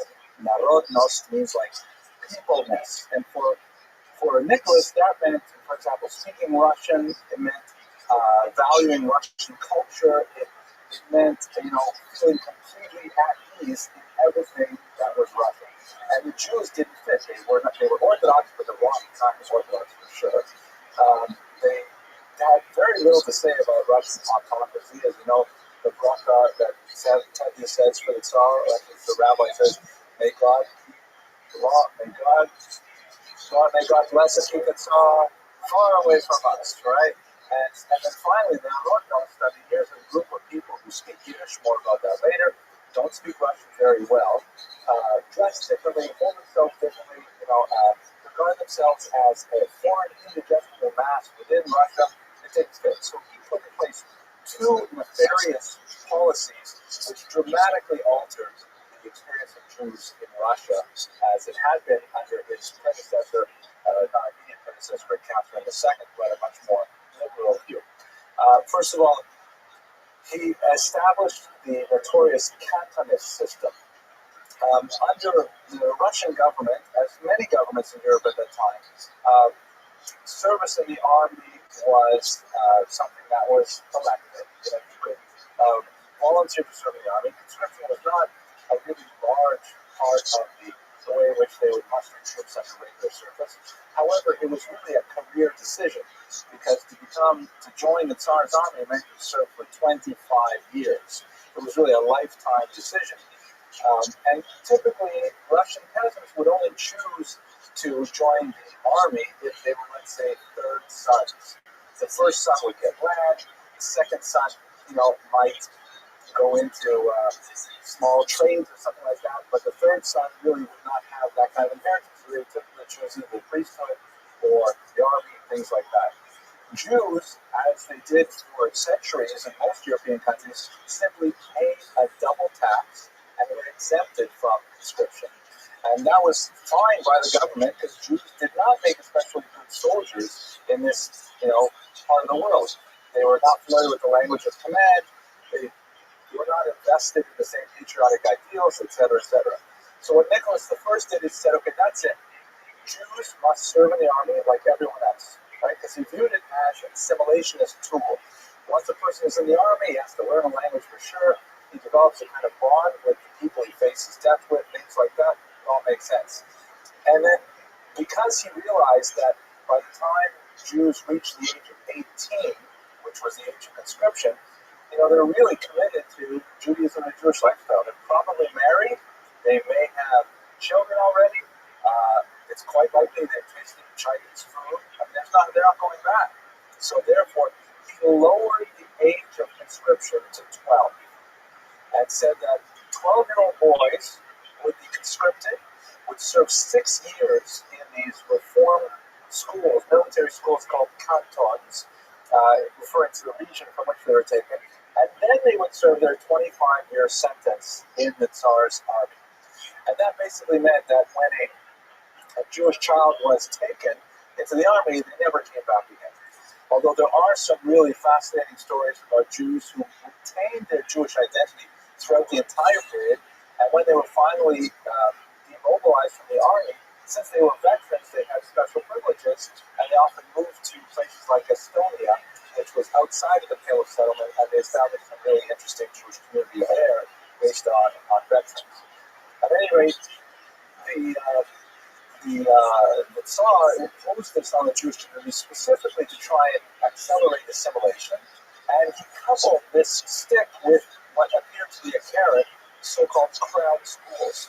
These were Russian government schools that were put in place. I think it's going to be locked out unless you... Okay, well, Russian government schools, which were openly conversionist. They had priests working there specifically with the purpose of getting Jewish children to convert to Russian Orthodox. And so parents, but, I forgot to mention, if a parent enrolled a child in a ground school, they were exempt from conscription. These ground schools, they're like Russian government schools, not unofficial schools. But so you basically, to a parent, you had a choice. You could either put your child in the Jewish faith and teach him the traditional curriculum, but then, you might be sent to the army. Or you could put your kid in a Russian government school where he's certainly going to be exposed to Christian missionary influences, and he'll learn the Russian language, things like that. But you risk his spiritual life thereby. It's a very, very difficult time. This especially had a very corrosive impact on the leadership because the Tsar, with its typically weak bureaucracy, said, okay, I can't figure out exactly how many Jews live in each shtetl, so I want the leadership of the Kahal, the leadership of each Jewish municipality, to choose who's going to the army when we come through next October. And so he put the Jews themselves in charge of selecting the candidates, which was absolutely horrible, because as you can imagine, it's such a terrible decree to lose your child for like 36 odd years. The children of the wealthy and the connected and the powerful typically did not get selected, but the children of orphans, the children who were orphans, the children of the poor, they typically were pushed forward to go into the capitalism. And in a few really notorious cases, the Kahal even employed professional kidnappers called coppers from the Yiddish verb to chop, right, to take, that would literally take children, often much younger than 12, from their beds and deliver them the next morning to the Tsar's office. This led to a wide-scale rebellion and disgust with the Jewish leadership that essentially began to crumble the whole structure from within. And it's not surprising that when you look at, one generation later, the 1880s, you have a massive, widespread dissatisfaction with traditional Jewish leadership, and we'll talk about the implications in a moment. Yes, Ms. Abrams.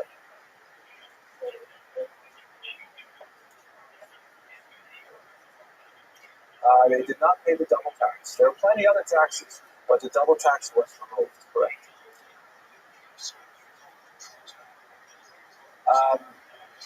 This was his plan to assimilate the Jews into Russian society. Yes, you're right, and it is a violation of the Abramson rule, so I'll have to think about it a little deeper to see if it's actually true. But, yes, one more question, then we have so much I have to go on. Coppers were professional kidnappers. The Kahila, if you're a rich guy and you've got an only son, and the last thing you want is your son to be set up, so you might, God forbid, you might pay some, slimy to go and get the child of the widow and make sure he gets off to the army. It was a tremendous shotgun. And there are Yiddish folk songs that speak about the lament of the widows when they lose their children in this manner. It was a very dark period in Jewish history. But meanwhile, Jews are for complex reasons, they're having a population boom. So it's like working against Nicholas I's plans. Jews are multiplying at a dramatic rate. Everyone is having a population boom in the 19th century, partially, for example, as a result of wide-scale inoculation against smallpox, which Catherine II really pushed forward in Russia. And so all of a sudden, infant mortality goes down. Infant mortality among Jews goes even lower because of some sociological connections. So even more Jews are crowding the Pale of Settlement. By the time you get to the late 18th, 19th century, Jews begin to view the Pale of Settlement not as kind of like a haven that they were allowed to live. They view it as a large jail where they're constricted and not allowed to live within 5 kilometers of rivers or borders and all kinds of crazy things like that. And they're frustrated by the Pale of Settlement, which is clearly an anachronism compared to the rest of Europe at the time. Okay. Things come to a head in 1881 with a massive pogrom wave that lasts for 3 years. And it begins when Tsar Alexander II is assassinated by a bomb thrown by a small socialist group called Narodna Volya, the People's Will, one member of whom was actually a pregnant Jewish woman who was later hung for her participation. Maybe I should get the phone with them. The camera's going the wrong way there. Everyone knows, but people online are saying, where is he? What did he do? Where did he go? I can hear him. I can't see him. Oh, there he is. Okay. All right, back to this. I don't know. I'm tired. So what happens is this this rumor circulated through Russia after the assassination of Alexander II that the new Tsar Alexander III had given the people permission to beat the Jews for 3 days. And this rumor just went widespread throughout the entire Pale settlement. And there's a huge number of pogroms throughout the region, as you can see here. These are just the larger ones. There are a lot of, 1881 through 1884. There's a lot of other factors. If I had more time, I would speak about them. There's a lot of relationship to industrialization. We know a lot more about who the pogromists were, how they used the rail lines to communicate, but we're just going to leave this for now. The main thing I want to toss out there, though, is that for a long time, partially as a result of films like Terbia's, Fiddler on the Roof, it was believed that the new Tsar was complicit in the violence and somehow organized the violence. Historical research has shown conclusively that they weren't. They were certainly anti-Semitic, and they may have committed acts of omission, but the government was simply too weak to effectively control the violence. And in fact, the violence was bad for the government because anarchy meant the collapse of the traditional police bureaucracy and could lead to revolution, which in fact would happen a few decades later. So the official anti-Semitism during this period, though, really, by the way, there are exceptions to that rule. There are certain pogroms that will see clear government influence, but during the 1880s, no. At this time, the Russian government is kind of like, especially under Nicholas II, the last Tsar, they're kind of like not sure what to do about all the various directions that society is moving in, the new political movements, revolutionary insurgency, and so forth. And one of the intellectual refuges they look for is anti-Semitism. And this is perhaps the nadir of anti-Semitism in the pre-Nazi era, is the notorious Baylis affair, in which a Jewish handyman named Mendel Baylis was accused of murdering a small boy and drinking his blood in connection with supposed Jewish ritual. And, we've talked about this in previous classes, but to say that in the 20th century, even during my own grandmother, Shalom's lifetime, there could be something like this is completely absurd. And moreover, what makes it even weirder is that the Russian government prosecuted Mendel Baylis on those grounds, hiring crazy experts to try to prove that it was true, that Jews drank those blood and things like that. And they were the laughingstock of Europe, that the Russian government would actually promote this. It was kind of a huge conspiracy theory. And in the end, after 2 years of trial, they could not even convince a jury of 12 Ukrainian peasants that Baylis was guilty, and he was allowed to let them. Yes. Oh, yeah. The rest of the world complained, but no one was really ready to do anything significant about it. There are much worse things. I hope next year to speak about the terrible case of Edward Mortara and others, but for tonight we're going to stick with Russia. And in this connection, you have this nasty book, the so-called Protocols of the Elders of Zion, which was a forgery written by this man, a Russian monk named Sergei Nilus. He claimed to have found the secret document that proves that the Jews were locked in a world conspiracy to spread Chinese food all over the world, dominate the economy, and so on. I don't want to think of Chinese food.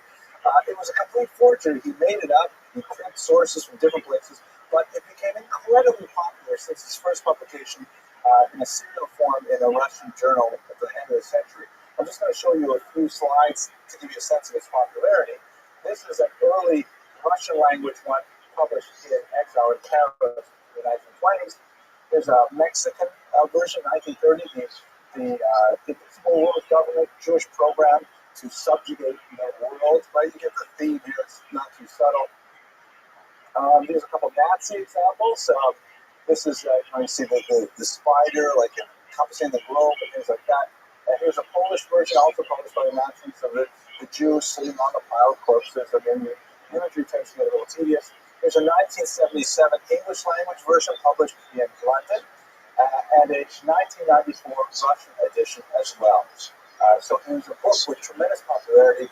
It's been published in 2 separate Japanese translations. I mean, can you imagine? The Japanese need 2 examples of it, and there are precisely 14 Jews living in Japan anyways, so you have to, okay, a little more than 2, okay.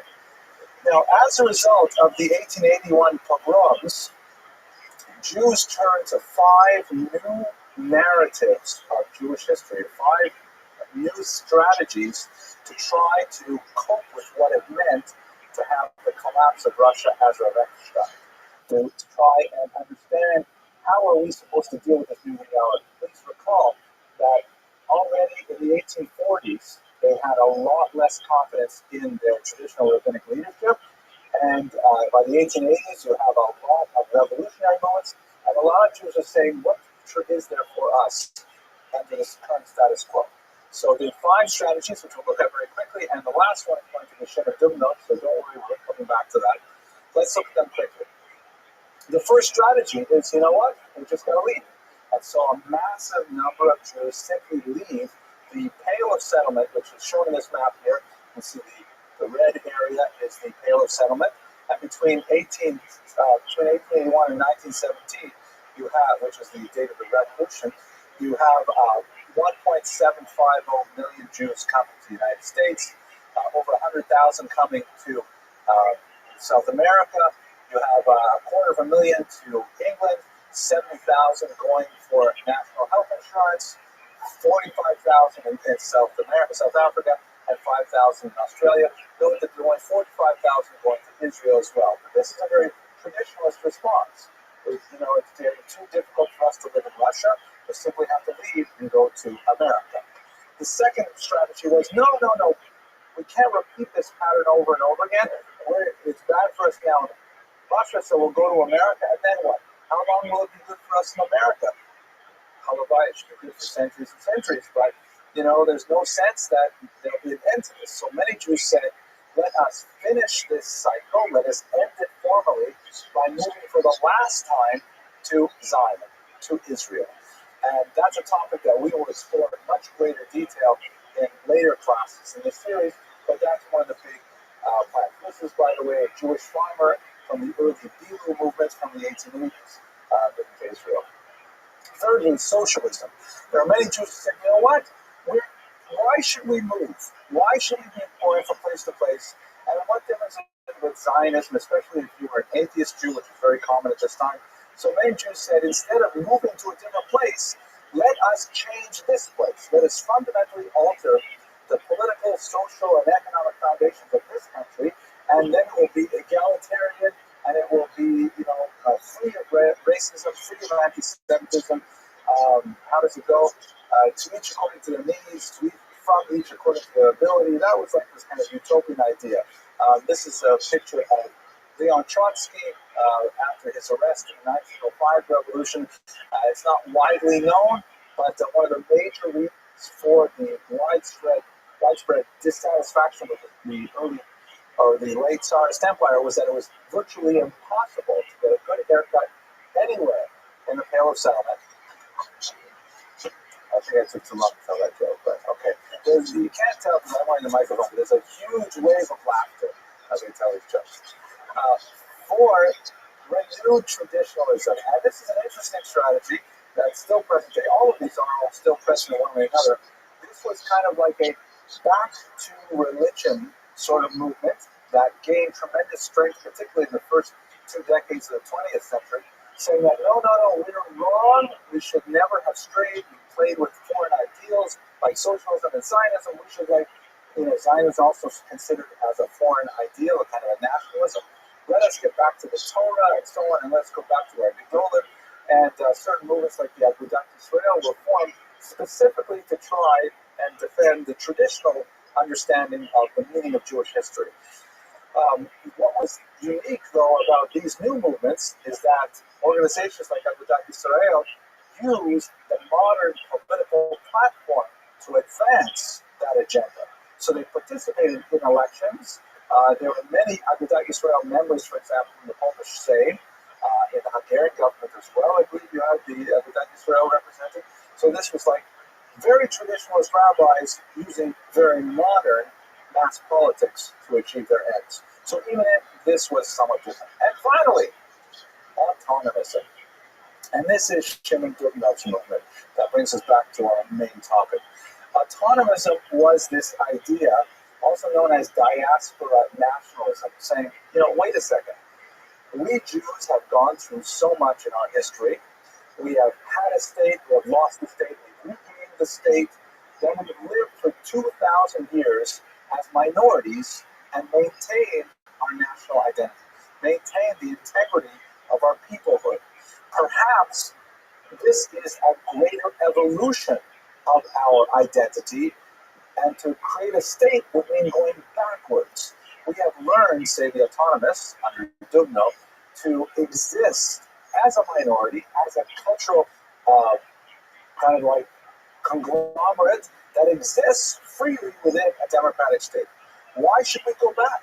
Why don't we learn to establish our credentials as participating members in the various societies that we live, and at the same time pursue our specifically Jewish goals as a people? So to give you one example of it, and we will talk more about it shortly, this is from the brief-lived Ukrainian state that existed between the fall of the Tsar and the rise of the Soviet Union. And here on the front side of the bill, it's a 100-card bill. It's all in Ukrainian, so it's the Ukrainian National Republic. Here on the obverse, it has the three official languages of Ukraine, Ukrainian is, of course, the main language, and the three other recognized languages are Russian, which is slightly different from Ukrainian, Polish, and under here you can see Karbovances. Yiddish was also an official language of Ukraine. It was very difficult to place a correct call in Yiddish because there's a shortage of operators, but otherwise it was actually an official language, and we'll discuss that in shithouse context. Okay, pausing for questions. So, do you have any questions? Yes, please. Well, it was Ukrainian, Russian, Polish, and Yiddish.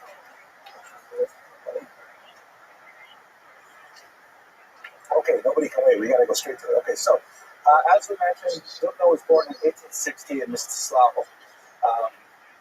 That as soon as the Soviets took over, they changed the spelling to Frank. It was much easier than Mstislavo. I thought that was fine, right? No one apparently got that, so we'll just go straight on. As I mentioned, he excelled in Talmudic studies. In the age of 14, he begged his parents, after his bar mitzvah, he wanted to go to the Crown School, which had its benefits, as we discussed earlier, primarily because he wanted to learn more secular studies. He wanted to learn the Russian language, and he was immediately exposed to the intellectual currents of the day. Very, very quick study and a lifelong autodidact. He read very widely, very impressed with a lot of the same literature, by the way, that really impressed guys like Rabbi. For example, he was fascinated with Chernyshevsky, who wrote a very influential, very bizarre book called Strogelat, or What Is to Be Done, which talked about this character who learned to toughen himself in every way through putting himself through all kinds of aesthetic regimen, like, for example, to toughen his digestive tract. He regularly ate ground glass. To learn not to enjoy physical comforts, he slept on nails. I mean, all kinds of crazy things like that. It's really hard to read this book, but it had an amazing influence on a lot of thinkers at the end of the 19th century. Lenin wrote his major political tract and titled it after this particular book. So young people were thinking, my gosh, we can change the entire world. We can change the way we live in every way, if only we will be disciplined about it. He married and he became a free thinker at this point, meaning he abandoned his Judaism, and when he came back to Mstislavo, he gained quite a reputation as being the grandfather, the grandson of the rabbi who would stay home and smoke cigarettes on Yom Kippur and work in his office rather than go to shul. I mean, he was notorious for completely abandoning all Jewish practice. This was a short-lived element of his youth, but he nevertheless would remain second for the rest of his life. During the pogroms of 1881, he's already a young man. He's living illegally in St. Petersburg and working there as a journalist. And when he saw the horrible violence of that period and the fact that the Russian government was powerless to actually bring it to a conclusion, he advocated some really wide-scale reforms of Judaism. He said the problem is all with the rabbis, and we We have to get rid of the traditional Talmudic approach. We have to read a lot more of the Western thinkers. We have to adapt ourselves to modernity. He advocated a very radical and rigorous way of changing Judaism. But his ideas, although not out of sync with what was being said in Western Europe, did not find much of an audience beyond the very narrow population of Jews who read these Russian Jewish literary journals. And he ended up feeling extreme despair at the end of the 19th century. He didn't think that any of his ideas would turn out to work at all. It was at this time that he began to kind of shift his own personal pendulum back to secular. And rather than seeing religion as the enemy of the Jewish people, as some kind of artificial power that was holding Jewish people back from succeeding in the outside world, he began to see Judaism as a natural expression of the Jewish psyche with tremendous value. And although he himself could not participate in the belief structure, he thought, you know what, there is still a lot of value to the religion as it is inextricably connected with culture. And he wrote a very significant series of essays that were later published under the title Essays on Old and New Jewry, where he articulated a model for the future that would later be expressed as autonomism. Basically, he looked at the Council of Four Lands, which we spoke about a couple of weeks ago, and he said, why can't we just go back to that? Why can't we just go back to Jews organizing themselves in their municipalities, and then those municipalities connecting with one another, so we have an umbrella group that represents all Jews within the secular state. Literally a state within a state, not as an insurrectionist model, but rather a kind of a parallel government that represents specifically Jewish interests. Now, he viewed this idea as something that would be connected with the state government. So imagine this, for example, in America, it would be like, let's say, all the Jewish communities of Florida would get together and we would elect a representative to a state Jewish government in Florida, and then that state Jewish government of Florida would elect a representative to go to Washington to join with all the other state representatives of Jewish communities in all their states, and they would elect, and they would have like a parliament there, sort of like a Congress of Jewish representatives, and then the head of that, let's call it a federation, why not? The head of that federation would be a cabinet minister in the president's cabinet, a minister in charge of Jewish affairs. And that would be our formal, integral, close liaison with the actual top of the American government. And in turn, they would represent the Jewish people. They would be the official voice, the unified voice of the Jewish people. The benefits of it were huge. The Jews could use this organization, for example, to negotiate, let's say, vouchers for day school education. They could get subsidies for specific Jewish needs, like the construction of mikvahot or the maintenance of Jewish cemeteries or whatever. Jews, however, all over would pay a special Jewish tax to their Jewish government, and that's basically how we would do it. Now, the big difference between his model and what we actually do is significant. For example, obviously, when you're familiar with the Federation movement, we have this kind of structure, except the head of Federation, although he may have close connections with many senators and congresspeople, he doesn't necessarily have the ability to sit in on cabinet meetings with the president all the time. Furthermore, the idea of a mandatory Jewish tax placed on every Jew to pay the Federation, it's unlikely. The Federation is a voluntaristic organization, whereas Goodell imagined it as a mandatory. It is true that if you get on the Federation mailing list, the only way to get off is through the FBI Witness Protection Program, but otherwise it remains a voluntary organization. Yes, Judith. Well, in the United States,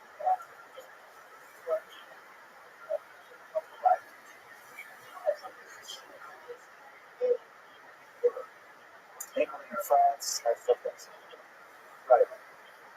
so but what I don't know about social tax, I do know that Right. chief rabbi, that kind of thing, right? And so this is basically Dubno's thought. Dubno imagined this. Yes.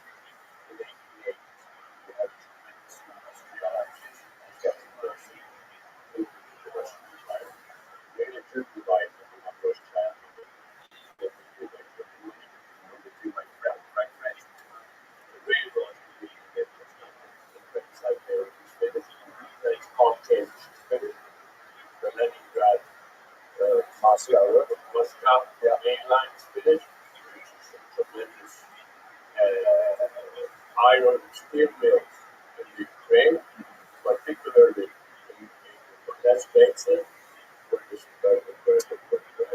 steel is mined.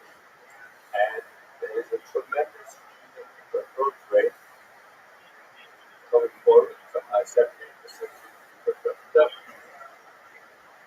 under that part here. Yeah, even more in the 20th century.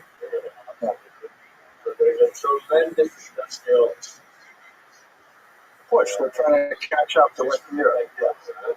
And how much of that is influenced by Jews, and how much of it is taken forward by Jews? That's an excellent question. I don't have a really good answer for it. Right. Because They own that $100 million. Jewish participation in the great industrialization of Russia really it spikes in the 1920s. There is some participation, particularly in the oil fields, in the Galician region, and things like that. But that's also not necessarily in the Russian Empire, that's in Galicia, in the Austro-Hungarian Empire. So I don't have a good answer for it. It's a sophisticated question. We'll have to save it for the PhD course afterwards. But let's go back to Dubno, because I only have like 12 minutes left, so I don't want to do that. He begins a period of feverish writing where he completes a tremendous amount of work, a path-breaking study of Hasidism, and what would eventually be, as Jonathan Frankel put it, he's the last of a dying breed, maybe already a dead breed, the great monolithic Jewish historians who write the history of everything. The historians like Heinrich Kretz in Germany in the 1880s, Saba Barak here in America, professor at Columbia, wrote a massive 16-volume social and religious history of the Jews. And Dubno wrote this huge 10-volume history of the Jews that is still being cited today. It's a very important work. It eventually appeared in European languages from I believe it was a Russian manuscript first translated to German, but it eventually appeared in the 1950s in English translation as well. Very, very path-breaking, sociologically oriented historical research. Now, the last really big chapter that we should explore in Dubno's life is in the context of the fall of the Russian Empire, because that's when his ideas are first put into actual practice, and although they were a failure initially, they would find existence in other contexts on a more significant level. The Romanov dynasty, the last Tsar Nicholas II, falls in February of 1917. That's February by the Russian calendar, which they had insisted on remaining on the Julian calendar when the rest of Europe switched to the Gregorian about 1,000 years earlier. So quite literally, Russia was 11 days behind the rest of the world because it used an older calendar. This is very confusing when you refer to the February Revolution, the March Revolution, but let's say it was in early 1917, the Tsar falls, and a new provisional government is put in place. The reasons for his fall are complex. Basically, a lot of war weariness, right? This is the third year of the World War I. There's a lot of hunger. The soldiers are going unfed. They're told that they can only have one bullet for each of their guns, so they should use their bayonets first. And it's actually in the context of a International Women's Day march in St. Petersburg when a woman takes a brick and throws it through the window of a bakery, and a small food riot starts because people are starving, and that expands. Eventually, it takes over the entire city, and people are kind of surprised when this massive, huge empire collapses within a very short period of time. The provisional government that's put in place is very liberal. The very first decree they put in place is they demolish the Pale settlement, and they say that any Jew can live anywhere they want in the Russian Empire, but they are plagued by indecision couple of key strategic mistakes that eventually allowed them to be outflanked by one movement led by Lenin, the so-called Bolsheviks, later called Communists, who ultimately take over the provisional government when it first brings together its constituent assembly in late 1917. Then the whole region falls into tremendous chaos with a period of civil war between those who want to bring back the Tsar, those who want to bring back the provisional government, those who want to establish the Soviet Union, and a whole host of other forces intent on creating anarchy in this large region. And unfortunately, anarchy is the worst enemy of the Jews, even worse perhaps than organized anti-Semitism, although it's hard to say that, looking back in the 20th century. But as the line in Pirkei Avos says, having mispalo v'shlema shel malchut she'il male morah ish ebreo kai kolao, that pray for the welfare of the government, because if it were not for the fear thereof, everyone would swallow his fellow alive. That is, by the way, the title of my exceptionally interesting book, Prayer for the Government, Ukrainians and Jews in the Relation 1997-1920, Harvard University Press. So the point of it is that I'm available on Amazon right now. So the point of it is, though, that when the Russian government is gone, provisional government is gone, who knows what warlord is controlling your territory, pogroms happen. And the pogroms of 1917 to 1921 dwarf the 1881-84 pogroms. They made them look like small potatoes. There were an estimated 50,000 Jews killed, roughly the same number as the Khmelnytsky pogroms we talked about a few weeks ago. Absolutely horrible. One of the interesting political experiments, and here discussed in my book, is what happened in Ukraine. So Ukraine was a very large territory in the southwest of Russia. In terms of its agriculture, very, very wealthy. They had the black soil that was really productive, and it was also the heartland of medieval Russian culture as well. But the Ukrainians, and the vast majority of the population, were not well disposed to continued Russian domination, and they wanted to establish their own state. However, they were very, very weakly represented in the cities because they were an overwhelmingly agrarian population. Their literacy rates were extremely low, and they had no real foothold in the cities, which were crucial to trying to establish a modern government. So they reached out to the minorities, the Russians and the Poles and the Jews, and they found very little support among Russians and Poles, but the Jews actually looked at the Ukrainian offer of some kind of liaison with favor. Specifically, what the Jews could offer the Ukrainians is that urbanized, intellectual, literary cadre of workers that could begin to organize a new government. And what the Ukrainians could offer in return was Shimon Dubno's autonomism. The Ukrainians would say to them, hey, you know what, you're a minority, but if you join with us, we'll make Yiddish a state language. We will allow you to create a Jewish parliament, and you will have a minister of Jewish affairs. We will devote a certain amount of tax dollars to Jewish causes, and basically you'll have the right to run your own affairs, like Shimon Dubno said. And the Jews said, great. And for a very brief period of time, primarily late 1917, early 1918, it looked like it was actually going to fly. It looked like this newfound relationship, especially since such old antagonisms had existed between Jews and Ukrainians, it was like a brief-lived flourishing of a newfound rapprochement. Hang on one second, Elisa, I want to say a little bit more about this. Well, I'm going to have to go through this really fast. So I'll take your question, please, Ms. Abramson.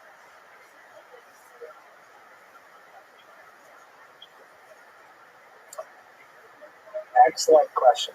Excellent question. That was a brilliant question. You can come to my college anytime. Right? Well, you have to get your diploma first. But the thing is, and this is a problem for the Ukrainians as well as the Jews, who's representing who? There's no elections yet. This is just a bunch of intellectuals in Kiev sitting around a table saying, hey, I'd like to be prime minister. And others say, no, I want to be prime minister. And then they kind of have a vote with whatever, 100 people. So do they represent the broad mass of society? And the same thing with the Jews. You have Jews organized in political parties. They were illegal political parties since 1905 revolution, but nevertheless, you have some leadership organizations. And so they basically pick the top guys from every party, and they're all guys, no women involved really, maybe a handful of women. And they just they said, okay, we'll talk to you guys. You represent the entire Jewish people, right? And they said, yeah, sure we do. But there's no way to prove it. What is fascinating about the period is they did manage, despite the chaos, to run a Ukraine-wide Jewish election where Jews cast votes for this potential parliament that never came to pass. And it's fascinating to see what Jews voted for because we don't really know otherwise. The results were that the Zionist movement, incidentally, was the most popular, with about 40% of Jewish votes. Another 20%, more or less, went to the religious parties. And then the remaining 40% were divided among the various Jewish socialist parties. They were fragmented.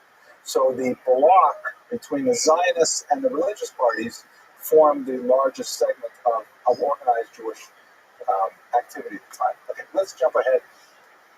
I have a lot more material here, but I'll probably have to come back to this next week. One of the big issues is language politics. Which language will we speak? So we'll skip past this for now.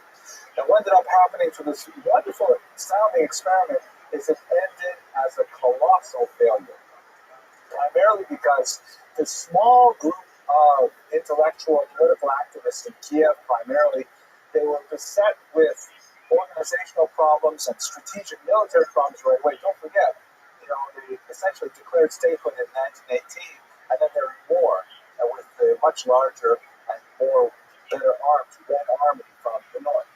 And at one point, the whole government was reduced to existing on a set of railroad cars. And they kept on moving these railroad cars in a small triangle of three little cities in western Ukraine, trying to get away from the various military forces that are attacking. And the pogroms were absolutely horrific, perpetrated by the White Army. These are the Russians who wanted to bring back the Tsar, essentially, or at least the provisional government. The Greens, these are like the various anarchist parties, and Mr. Machno and others. A very small number by the Red Army, almost negligible by the Soviets, which is one reason why so many Jews flocked to the Soviet Union and supported the Red Armies, because they were much more disciplined and much less likely to attack Jews. And unfortunately, the largest single chunk, I believe about 40%, were perpetrated by the Ukrainians themselves, under the leadership of this man, Simon Petlura, who was the brief-lived head of the government. Now, to be fair to Petlura, it's most likely he did not order his troops to make these pogroms. He was simply incapable of controlling it. And during a brief period of time in the spring of 1919, when he could have at least said something, at least made a proclamation, he failed to do so. Later on, in 1926, he would be shot dead in a Paris street by a Jewish assassin named Sholem Schwarzbard, who would claim that he had killed Petlura out of revenge for these pogroms of that era. But that's another story. At any rate, with the pogroms, Jewish support for this Ukrainian experiment completely fell apart. We don't know exactly how much Ukrainian support there was from the beginning anyways, and even though it had these beautiful ideas, the Minister of Jewish Affairs in the government, they actually had 3 ministers of Jewish Affairs over time, it all fell apart. Dubno's idea and the country itself fell apart when the Soviet Union finally took over the entire region in 1920 and 1921. Still, Dubno's ideas were also tried out in the same way in the Baltic states, Estonia, Latvia, and Lithuania, and even to some degree in Poland, where they looked at Dubno's ideas as a workable model for dealing with this large minority in these multinational states. And as we've discussed, the Federation essentially operates on Dubno's model, with the major difference in that it's a voluntary organization. Dubno understood that Federation membership would be mandatory for all Jews, and they would have a much greater connection to the government, but it simply would not work that way for reasons like the Constitution, as Jules mentioned. So after the war, Dubno moved to to Western Europe briefly and then headed back to Riga. He did a lot more research and so on. I'm going to skip over much of the events of that time, not only because we are out of time, but also because I want to cover it more next week with the early Soviet Union. But his legacy, in conclusion, was the creation of this model of political Jewish identity that actually functioned in the 20th century and continues to function in America. He was never wealthy as a scholar. He always ran from job to job, but his dedication to his discipline was incredible, and his output was phenomenal. His days ended in the Riga ghetto when he was shot by the Nazis, and as he was, when people went to his side, he managed, his last words were, "Schreib und Fahrschreib," write and record, which has become the unofficial motto of Jewish historians of the second half of the 20th century, remembering Goodness' legacy. So with that, I want to thank you very much for your attention. I hope you have a fantastic week, and look forward to seeing you next Wednesday.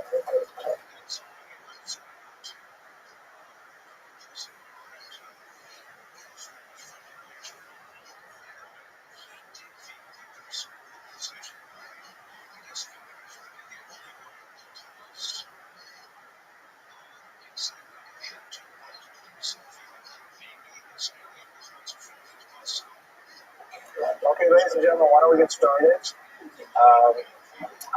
The bad news is I don't have an opening joke for tonight. The good news is I don't have an opening joke for tonight. So but I did think of something. I'm not sure it's so funny, but I always say that. So this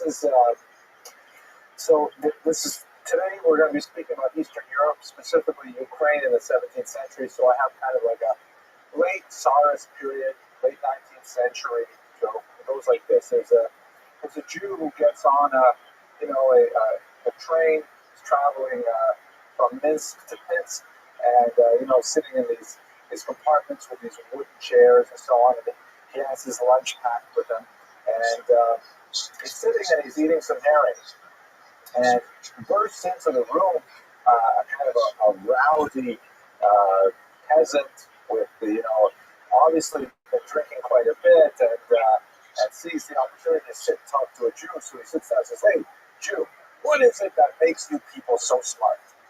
It's very difficult for this small,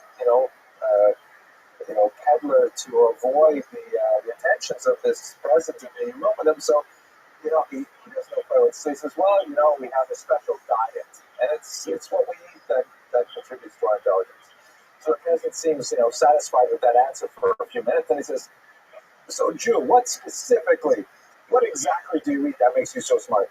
And Julie doesn't know what to say, so he said, "Well, for example, we have this herring that we eat, and the herring, it really contributes to our overall intelligence."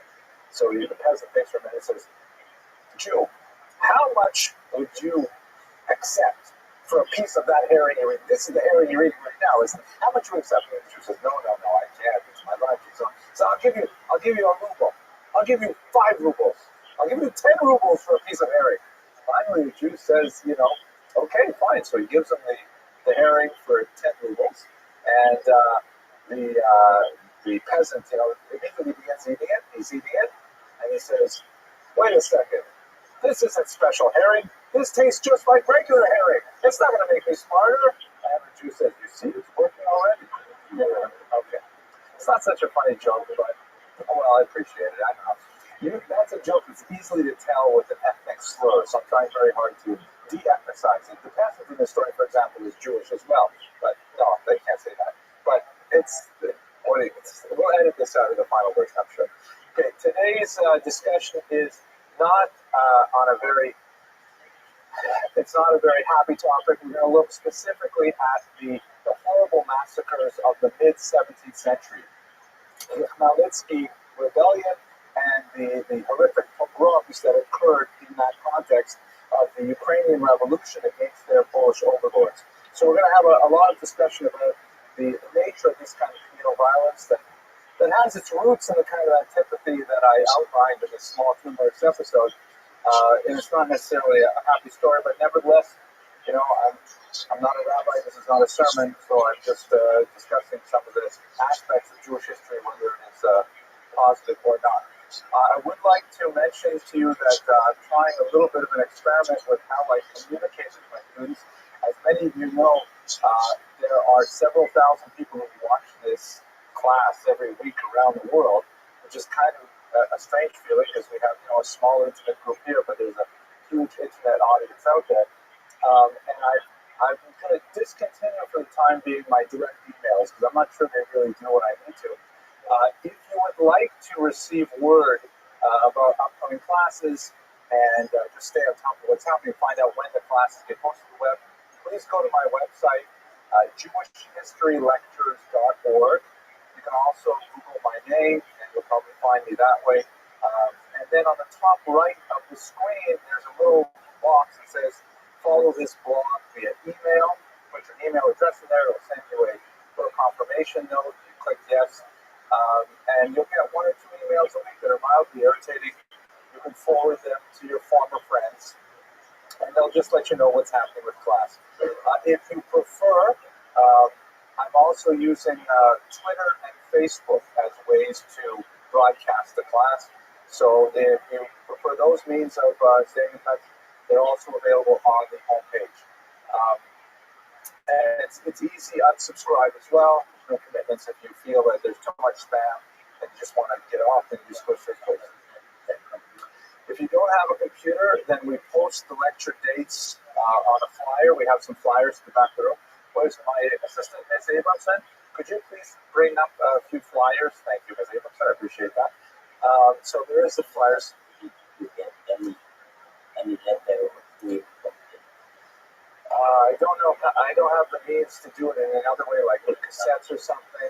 But I hope to publish a book on last week's lecture, but that will be several months from now, February. Also, as many of you know, my father's health is kind of precarious, and last semester I had to cancel a class. Thank you, Elisa. I had to cancel a class at the last minute, and email is only one of the only ways I can really, broadcast the message out there to let you know there is not going to be a class. So on. Okay, enough preliminaries. Let's go to the topic at hand.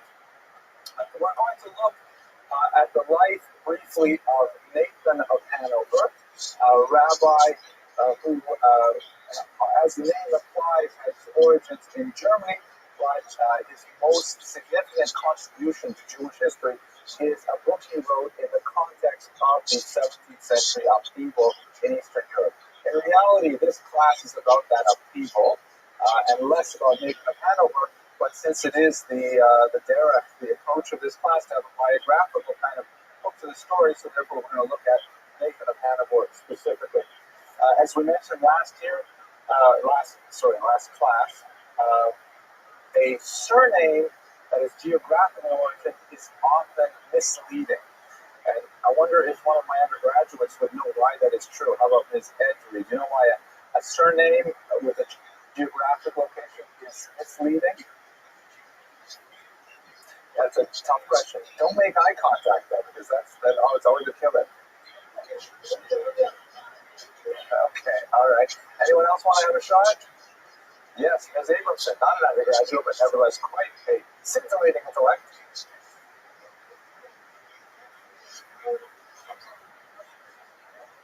My parents are from Canada, correct? And I moved to Surfside. Right.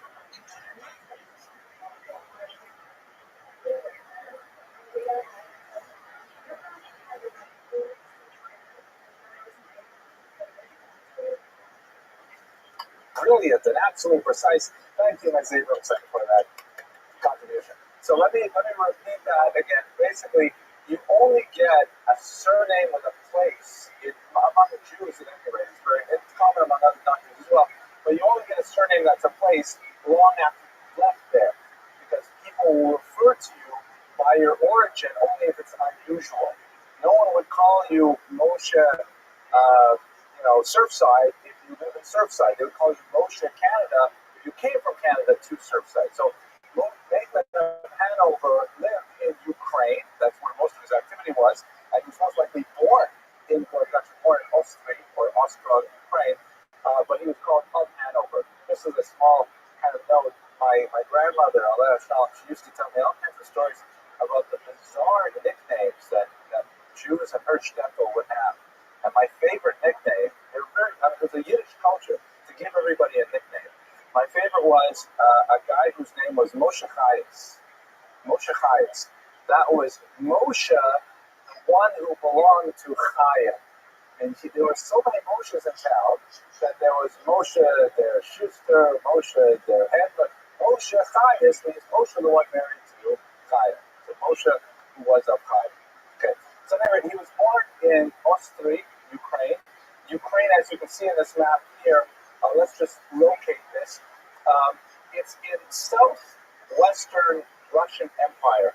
The Ukrainians are a distinct nationality. They're Slavic. They have a language which is very closely related to Russian, French Cyrillic alphabet. There are several letters that are distinct between Russian and Ukrainian. And there has been a fairly long history of Russians wanting to try and assimilate Ukrainians to a larger Russian ethnicity. The Russians call themselves the Veliki Rusyani, the big Russians, and they are the Malo-Rusyani, the small Russians, like the younger brothers, so to speak. Ukrainians, not surprisingly, tend to resist this and want to maintain their identity as separate from the Russians as a whole. So another major difference that's going to be relevant to our discussion today is that Russia is Eastern Orthodox in its Christian orientation. That means that they do not recognize the Pope. They recognize the Patriarchate of Moscow, and they have a lot of very big differences from Catholics. The most significant might include a marriage to clergy, for example. Russian Orthodox priests can marry, and there are a whole bunch of other doctrinal differences.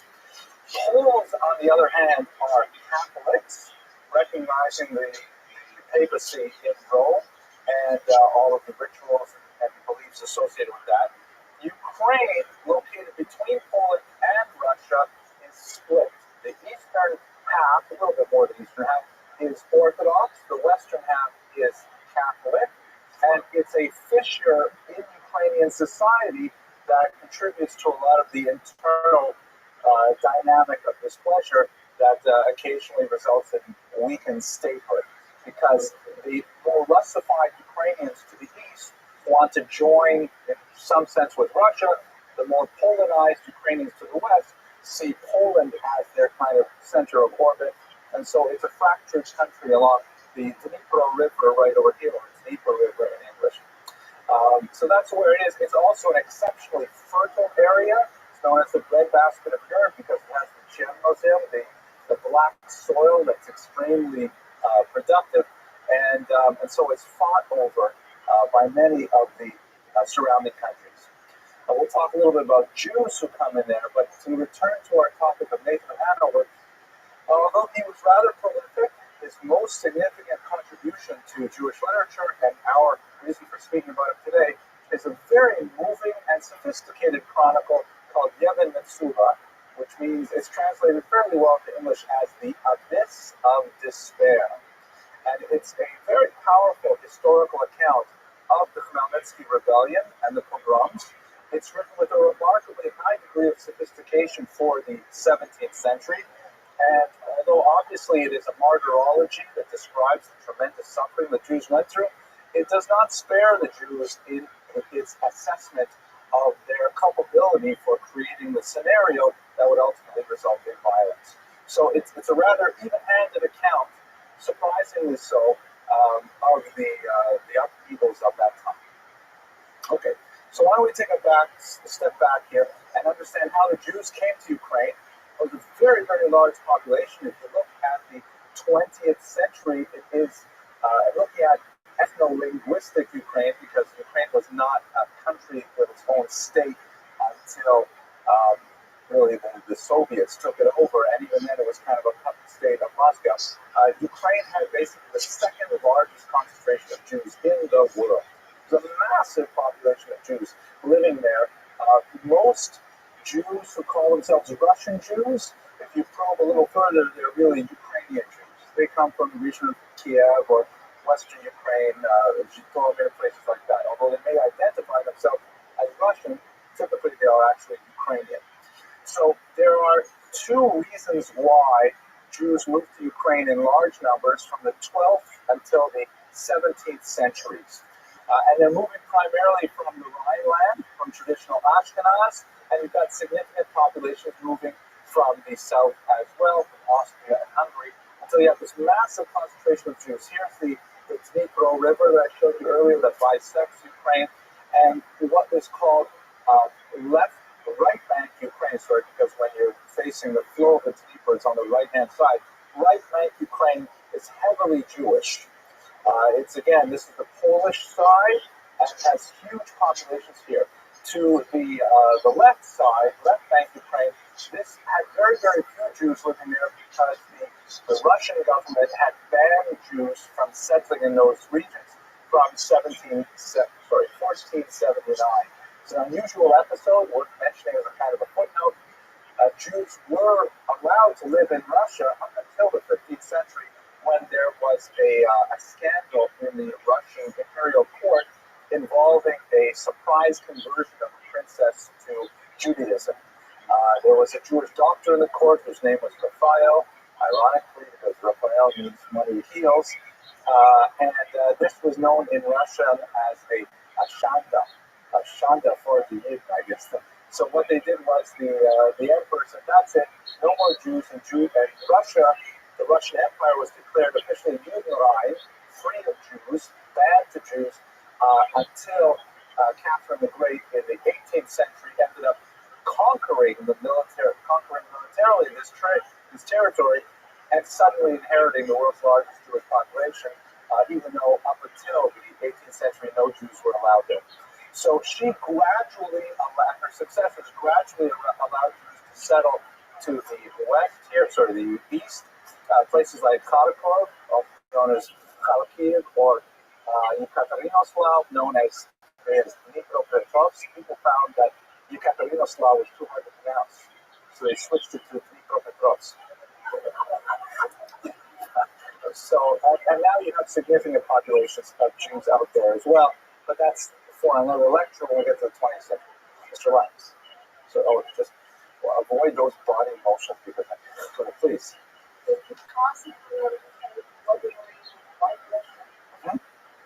White Russia, that's a confusing term because, White Russia is known in Russian as Belarus. Biela means like white. And it is to the north of Ukraine and to the east of Poland. It is Gesundheit. It's even less well-defined political entity than Ukraine, and the Belarusians have difficulty as a people kind of defining where they live, who they are, how they're distinct from Poles, Ukrainians, and Russians, and so they tend to have the weakest kind of national identity. Their nationalism developed later than most of the other peoples in the region. So it's to the north of Ukraine and to the east of Poland. Yes, Mark.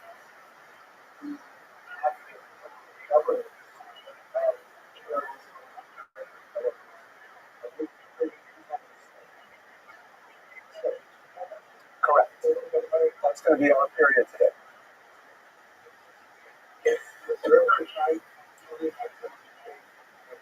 Well, there was a time going back to the very early medieval period, like the 8th, 9th, 10th centuries, where Kiev was the center of a medieval polity, which is called Kiev Rus.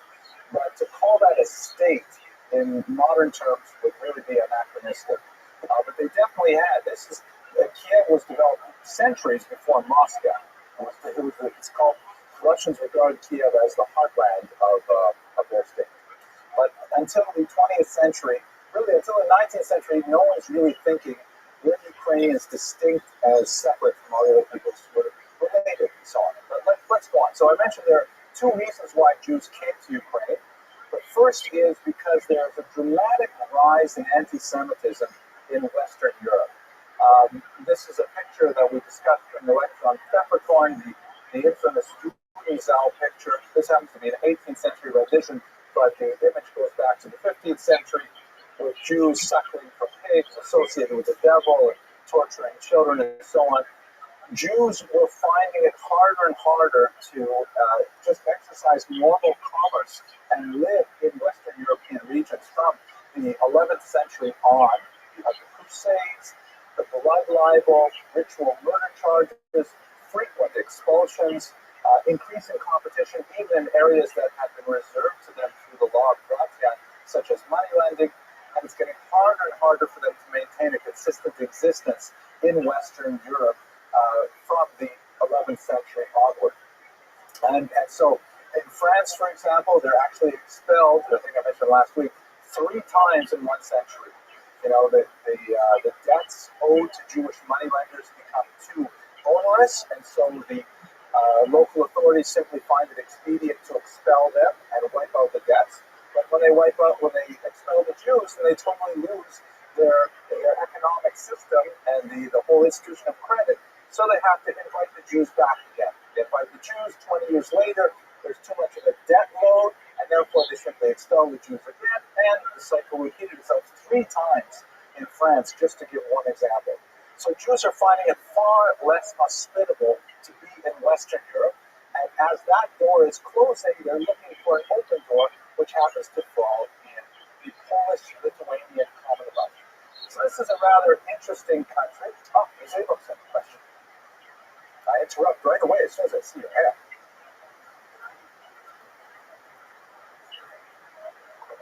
Well, the question, why would the Jews go back if they were expelled beforehand?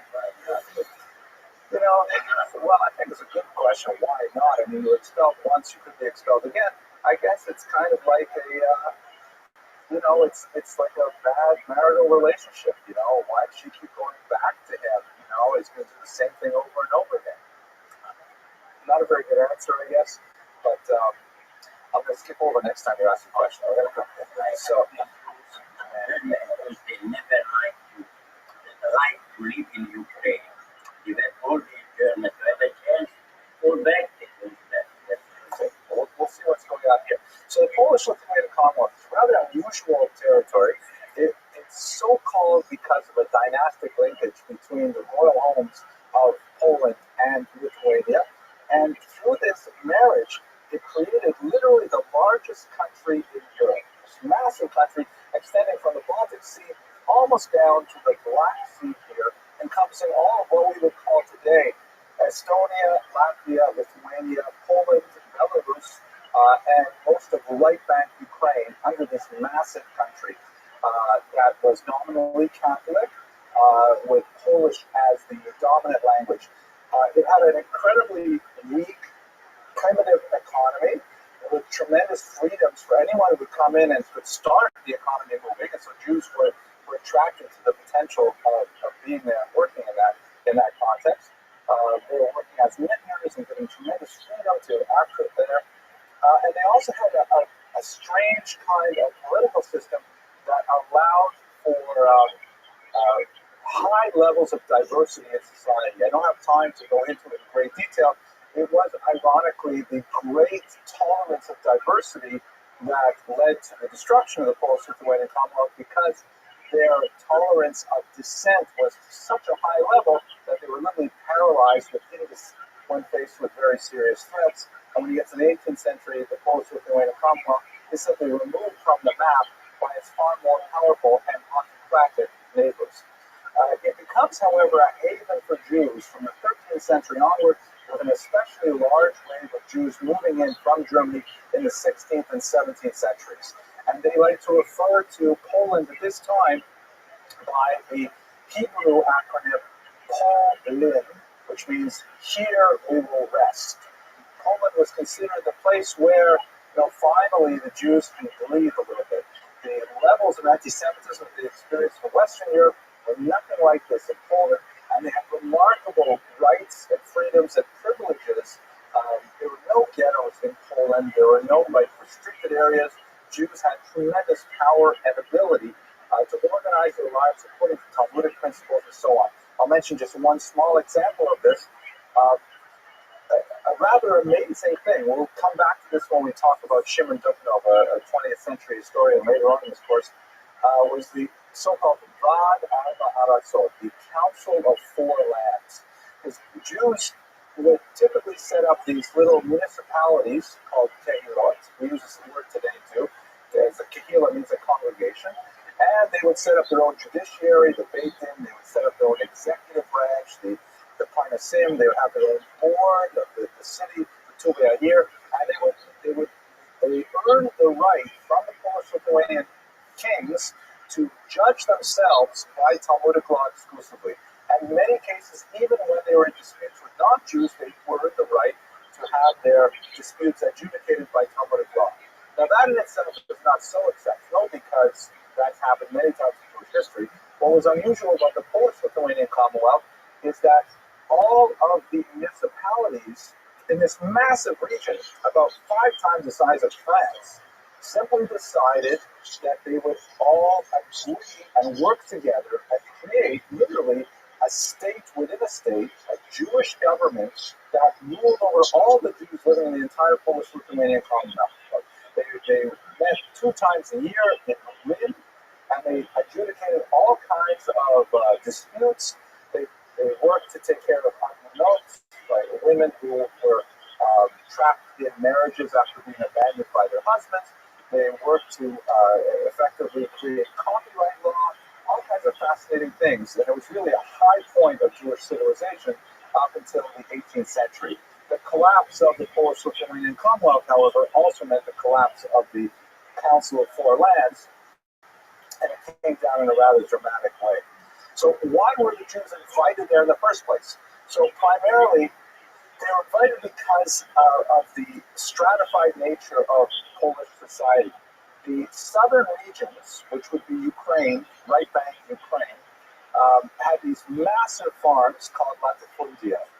And they were owned by the Polish noblemen who had won them through conquest, a long time earlier. And the Polish noblemen were living in larger cities of Warsaw, places like that, and they were not especially inclined to take care of these huge landholdings. And so the Jews were invited to act as leaseholders. The Jews were invited to come and manage these massive tracts of land, which would include, as we discussed with Rabbi, tax farming, where the nobleman would say, okay, here's my tract of land, you Jewish community leaders, bring your people in and bring me X amount of zloty every year. And whatever the Jews were able to collect on top of that figure was theirs to keep in the community. In order to attract the Jews, they often gave them something that was called in medieval times Magdeburg. Magdeburg is the name of a town in Germany, but Recht, of course, is law. And these were charters that defined for the Jews what their rights and privileges were in a given town. And the Jews would literally, as an entire community, let's say living in Hanover, they would get an invitation to settle in Ostring, let's say, and the leaders of the community would negotiate, and they would say, okay, if you want us to live in Ostring, we're prepared to pick up and move, but one thing for sure, we want to have the right, for example, to say who is allowed to practice as a shoemaker in our town. And they could win that right. They would have the right to regulate commerce. They could say, we want to have the right, for example, to be judged only by Talmudic law. We want the right, for example, to build a wall around our town, which, the walls were usually built not to keep the Jews in, but to keep attackers out. And they arranged all kinds of privileges to Magdeburg Recht, and the Poles were only too happy to give it to them because they wanted the Jews to move in and help out this nascent economy get started. So with these two things happening, the push of anti-Semitism from Western Europe, driving the Jews out, and the economy vacuum in Poland, sucking the Jews in, it was like really a beautiful thing for Jews, and for 300 years, they made a series of ladder migrations deep into Ukrainian territory.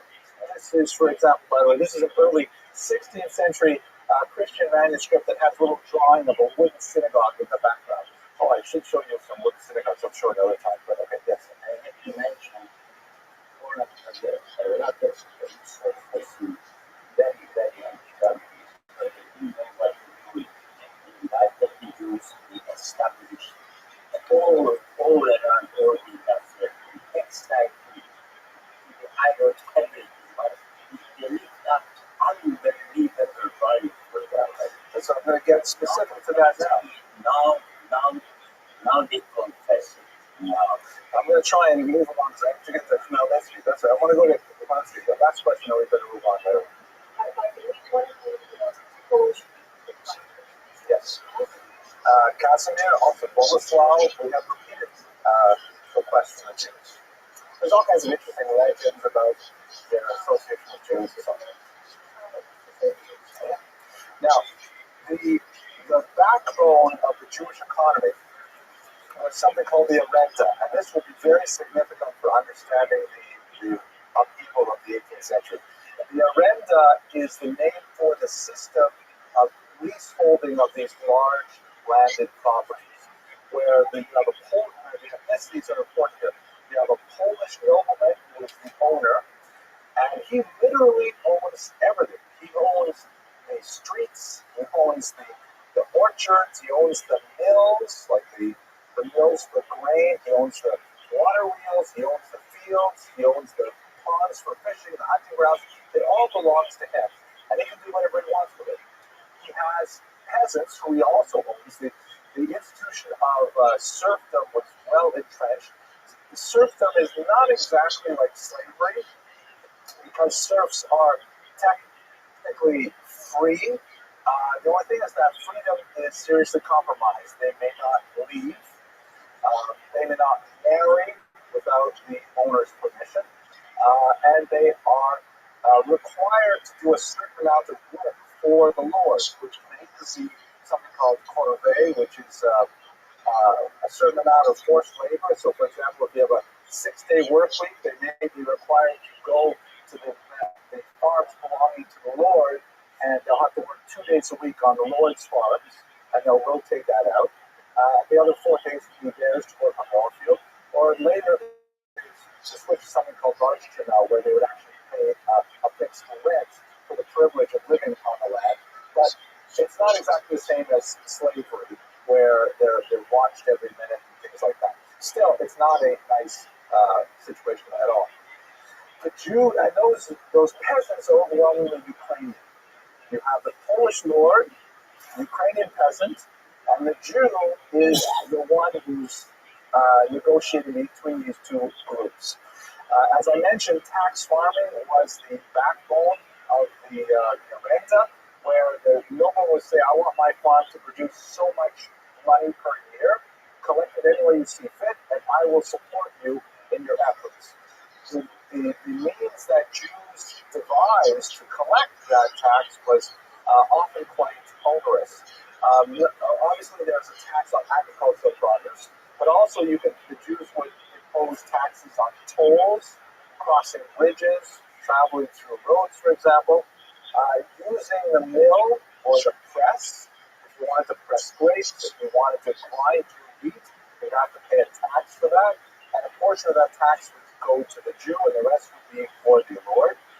Hunting or fishing, it would be poaching, unless you paid the Jew for your catch and so on. And according to some really controversial passages, which have been confirmed in a small minority of cases by recent research done at Hebrew University, Jews even sometimes held the keys to churches. And so if you wanted to have your child baptized, or if you wanted to have a wedding, you would have to go get the key from the Jew, which often required a payment. Now, the number of times this happened is probably very, very minimal, because you can imagine the level of antipathy that could be developed when you have to go to the Jew to get the keys to the church. But it looms very large in Ukrainian consciousness. At this point, the Ukrainians are basically illiterate. They do have a long-standing literary tradition from the ancient period, or the late medieval period, where they have important books like the Povest Ramin, that led to the tale of bygone years, which is not really in Russian, it's in Church Slavonic, which reminds me of a funny story. I actually know a funny story about Church Slavonic. So I have to tell one of my siblings But how does this, I lost my train of thought. Oh yeah, but they're basically illiterate at this point.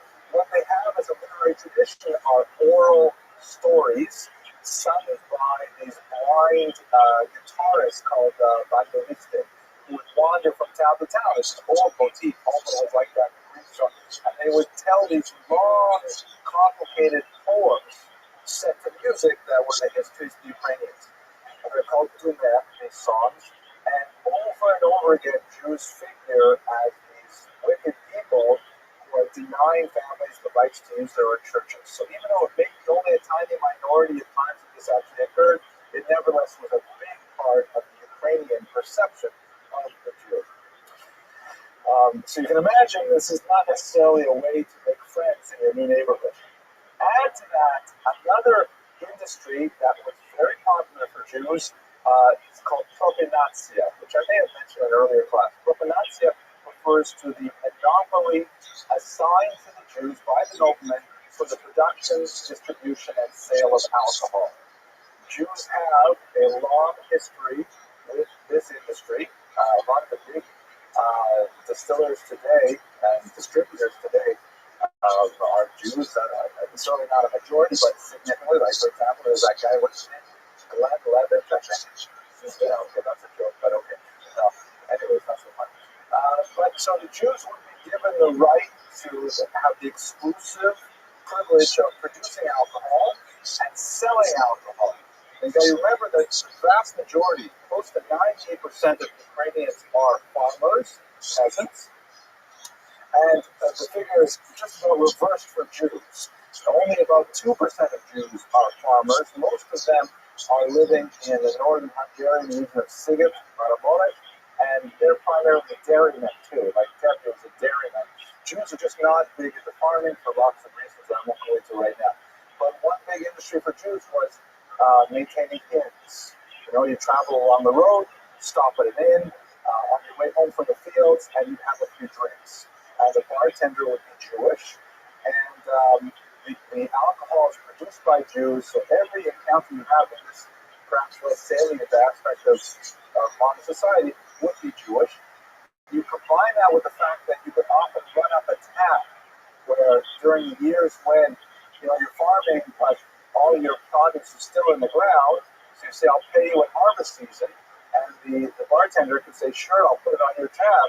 Then when you get to the end of the season and you get your harvest, all of a sudden you realize you drank a good portion of your harvest through the work here. That's certainly going to generate another higher level of animosity as well. That's not to say that Jews were only involved in these nasty kind of trades. These are the trades that, were perhaps largest in the Ukrainian imagination, but Jews were engaged in all kinds of small-level commerce.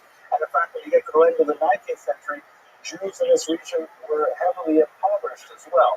Very reliable demographic studies indicate that as close to 20% of the population of Jews were so-called Luftmenschen, which means they lived on air.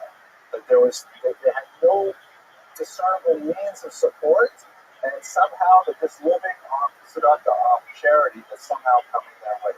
So we're not talking about a hugely wealthy population. We're talking about, well, let's not go there. So Jews were involved very heavily in all kinds of crafts as well. Silversmithing was very big. Typically, small kinds of trades that Jews could peddle from farmstead to farmstead. Spoons, cutlery, shoes. Later in the 19th century, textiles would become a huge Jewish industry, especially with the advent of industrialization and the availability of sewing machines. You remember the scene in Fiddler on the Roof where the tailor Montel gets a sewing machine, and that represents a huge breakthrough for his family economically. It really was like that. So Jews very big into a lot of crafts. Another fascinating area of Jewish work is music. Again, you have to think about what we're dealing with in terms of the lifestyle of these people. The Ukrainian peasants, dawn, they're out, they've got to be in the fields, back-breaking work, weeding, hoeing, plowing, sowing. Sun starts to go down.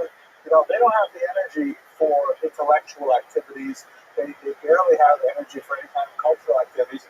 So the music of this region is overwhelmingly Jewish. Specifically, a style of music called klezmer, which comes from the Hebrew terms klei zemer, vessels of song or instruments of song.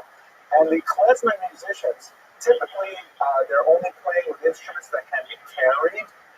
It's very hard to run with a piano. But, violins, snare drums, clarinets, woodwinds, things like that. Later on, bass, guitar, things like that. And they're essentially taking a lot of folk Ukrainian melodies, transferring them through typically a minor key into a Jewish sort of mindset, and this becomes Eastern European music. It's a beautiful genre that crosses many ethnicities, and we are lucky, by the way, here in South Florida to have one of the most amazing klezmer musicians in the world. My colleague Aaron Kula, his brother, actually lives here in Surfside. He puts on his concert every year at Florida Atlantic University for 3,000 people, and it's sold out months in advance. Beautiful modern klezmer. But anyway, this is also a Jewish occupation. Let us turn, however, to the upheaval, which is, of course, the main topic that we're getting to 45 minutes into it. It's important to understand that this particular region, because of its ethnic complexity, typically involves triangular conflicts. It's never the Ukrainians versus the Jews, or the Poles versus the Jews, or the Russians versus the Jews. Although the versus the Jews part is pretty much common, the fact is there's usually more than one ethnicity involved, and it's a complicated conflict that can only be understood when you look at the dynamics of the whole picture.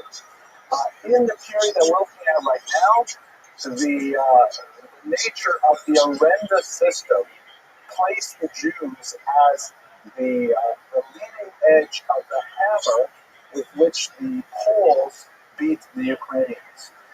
The Jews did not create the system, but they definitely were part of the system. And when the Ukrainians ultimately rose up in rebellion, as they did, with tremendous ferocity and brutality in the middle of the 17th century, the Jews felt the brunt of that anger even more than the Poles. If you will consider by analogy, if you remember the riots in Los Angeles over the beating of Rodney King, and that was horrible. Los Angeles was burning for days and days as blacks were understandably upset with this instance of police brutality. The people who hurt the most were the Koreans, who were the only ethnicity that was willing to set up shops in these more dangerous perhaps areas of South Central Los Angeles. And so although the rage of the African American population was usually directed at the white establishment, the Koreans were much closer, much easier to attack. So too we find in Ukraine that when the Ukrainians want to throw off what they see as Polish oppression, the Jews are close by. And the Jews are the instrument of that oppression that they can reach easily, and of course the Jews suffer terribly. This pattern will be repeated throughout the next few centuries, including even in the Nazi period, which we will discuss later on this year. So this culminates in what is known in the Hebrew historiography as Zeras Takvatat. Zera means Hebrew decree, and Takvatat are the Hebrew acronyms of the years 1648 and 1649, which is where the pogroms were at their worst. Ironically, many Kabbalists believe that 1648 would actually be the year of the arrival of the Messiah.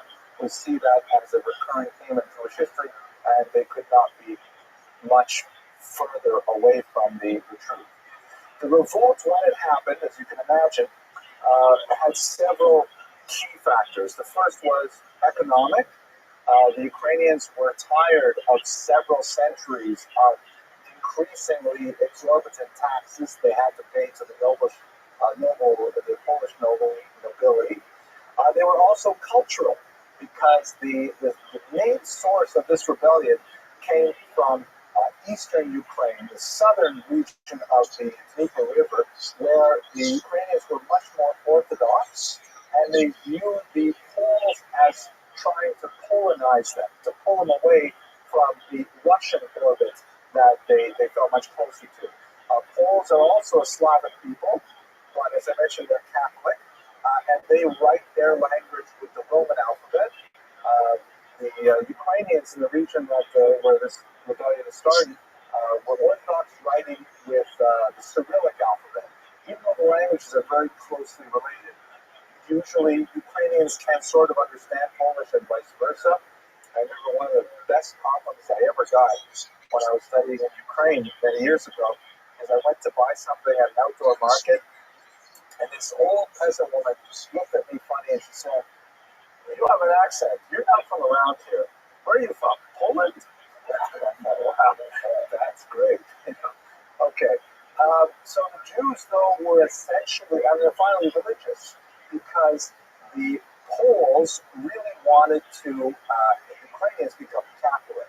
And they put great pressure on the Orthodox Poles to convert to Catholicism. And in fact, a new church was created called the Uniate Church, which still exists to this day.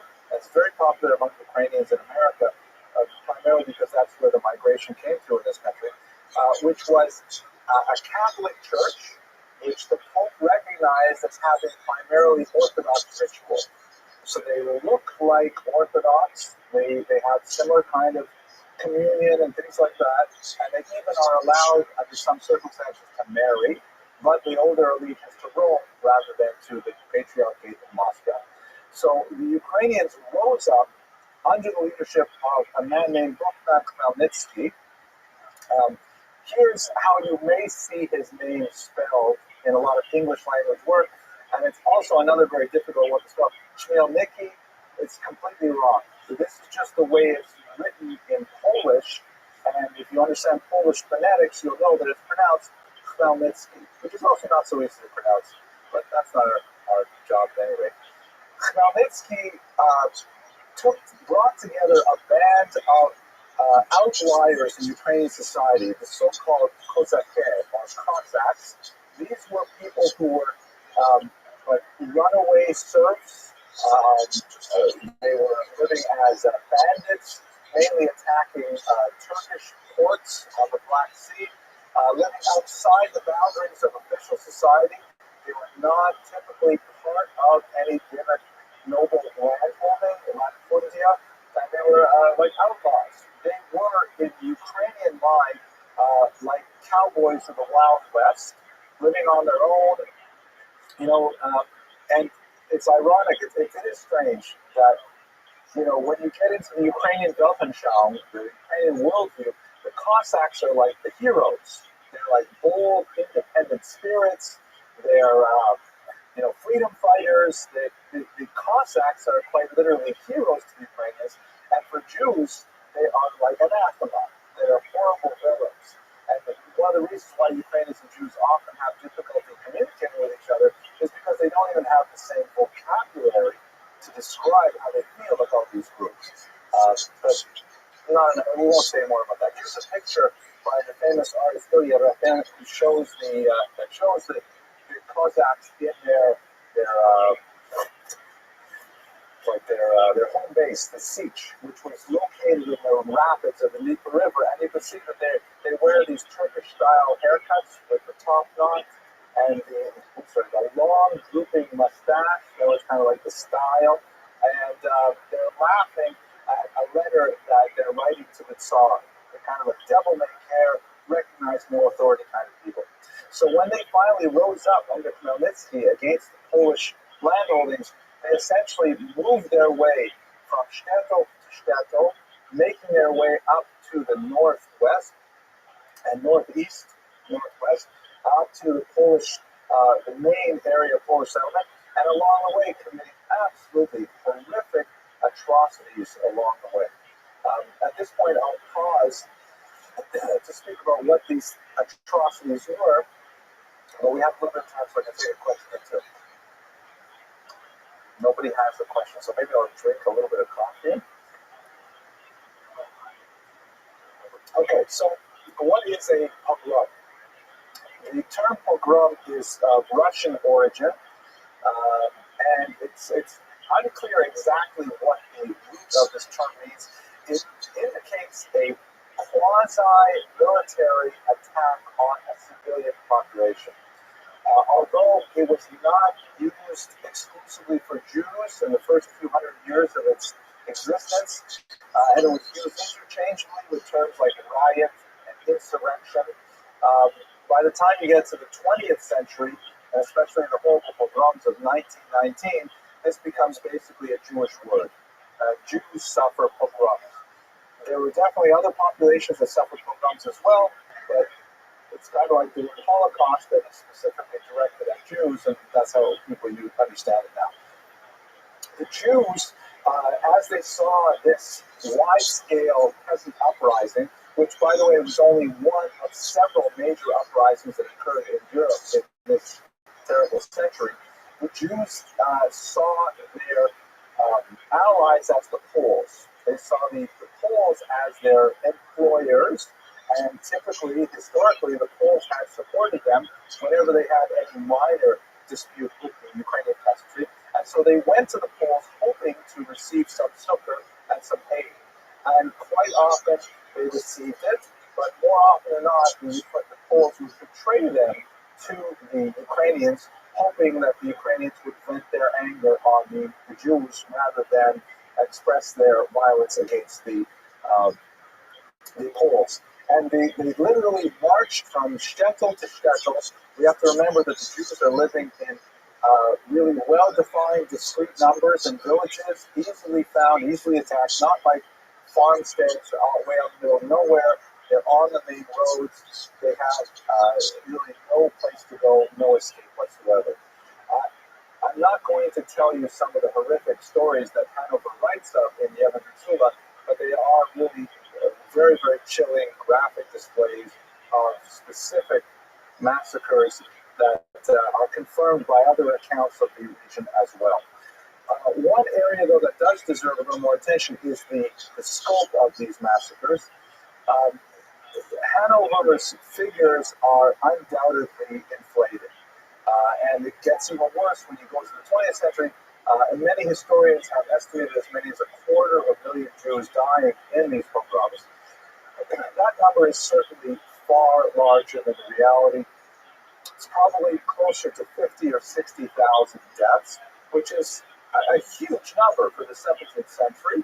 If you look by comparison, the infamous pogroms of the 1880s that ultimately brought down the Russian Empire, ultimately created a huge wave of immigration to America.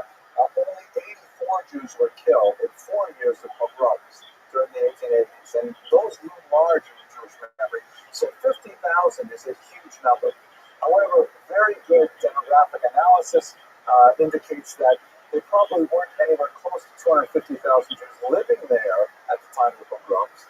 And then if you look at the bounce back of the demographics after pogroms, the Jews replaced themselves so rapidly that the numbers are most likely inflated. Nevertheless, it had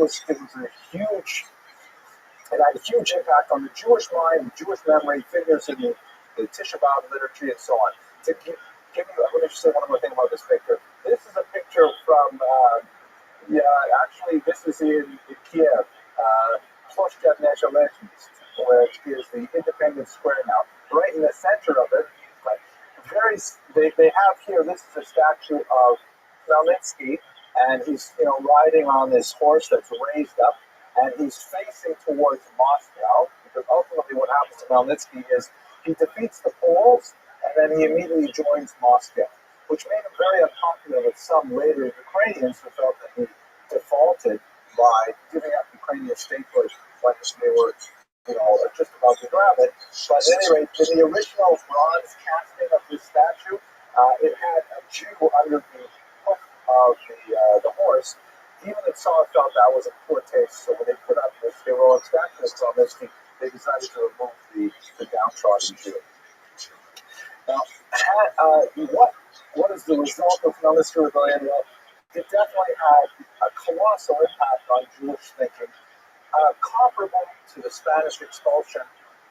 One might say comparable even to the Holocaust in how Jews thought of the reality of living in the diaspora.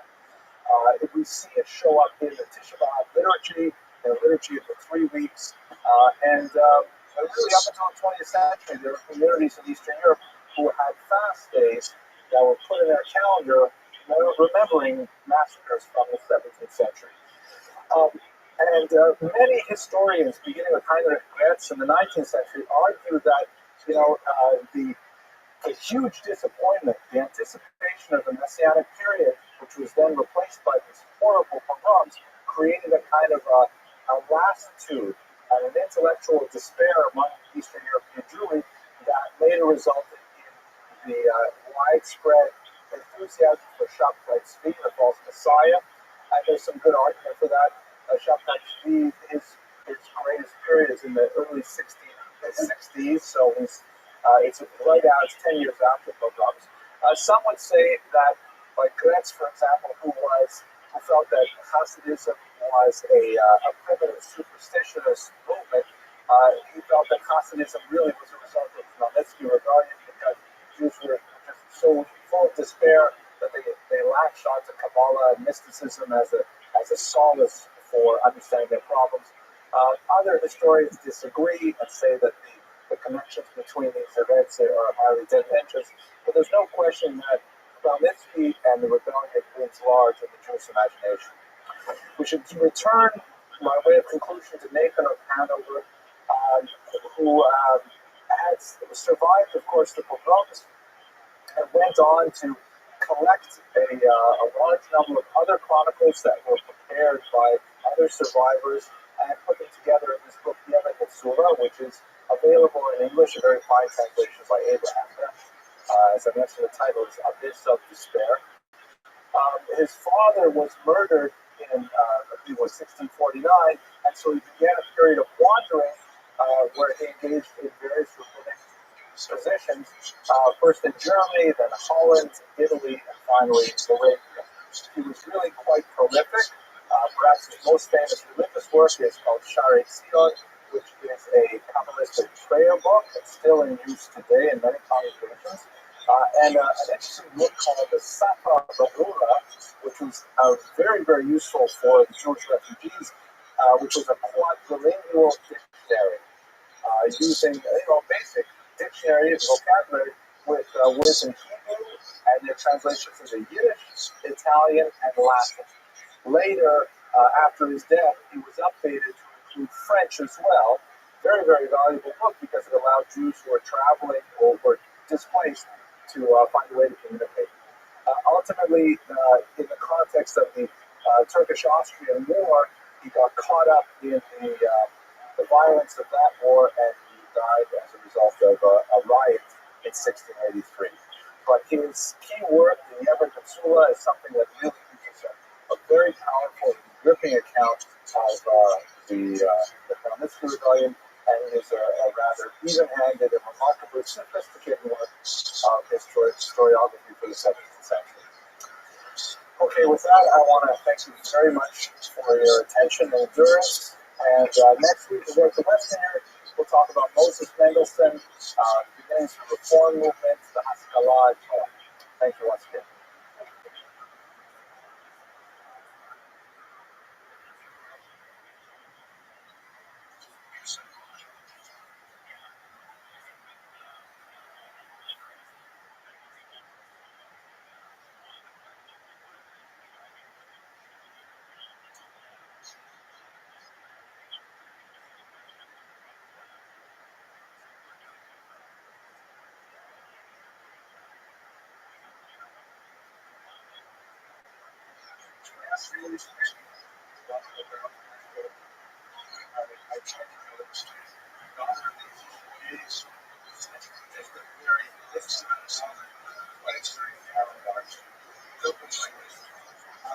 I'm sure many of you are familiar with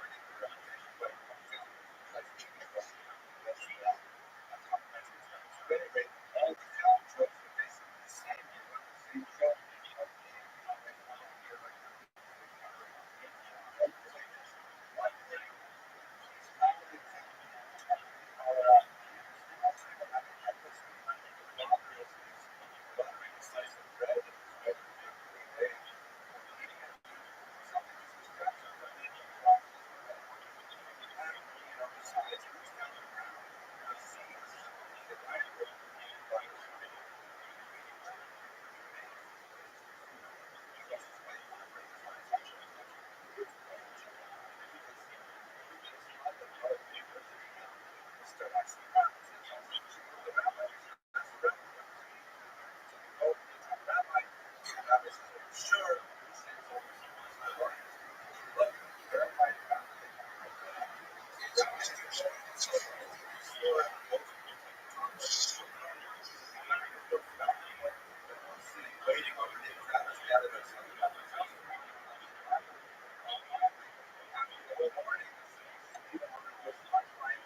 Rabbi says, I have the answer. What is the wrong side? The joke was kind of funny because it expresses a certain level of passion, perhaps, which is natural to everybody sometimes. Anyways, that's very expressive about the topic that we're discussing today, which is the Mahara of the ROTHSCHILD. Very important rabbi, many brothers. Where's our PowerPoint?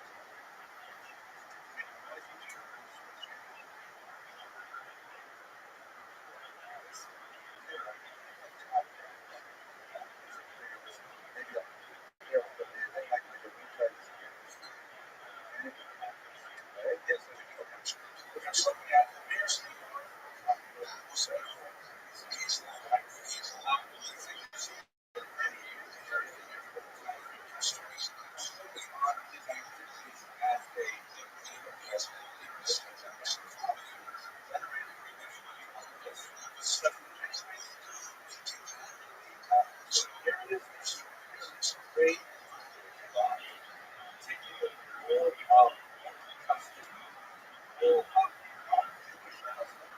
and he gave us some very definitive ideas on how to incorporate or reject those ideas in our own life.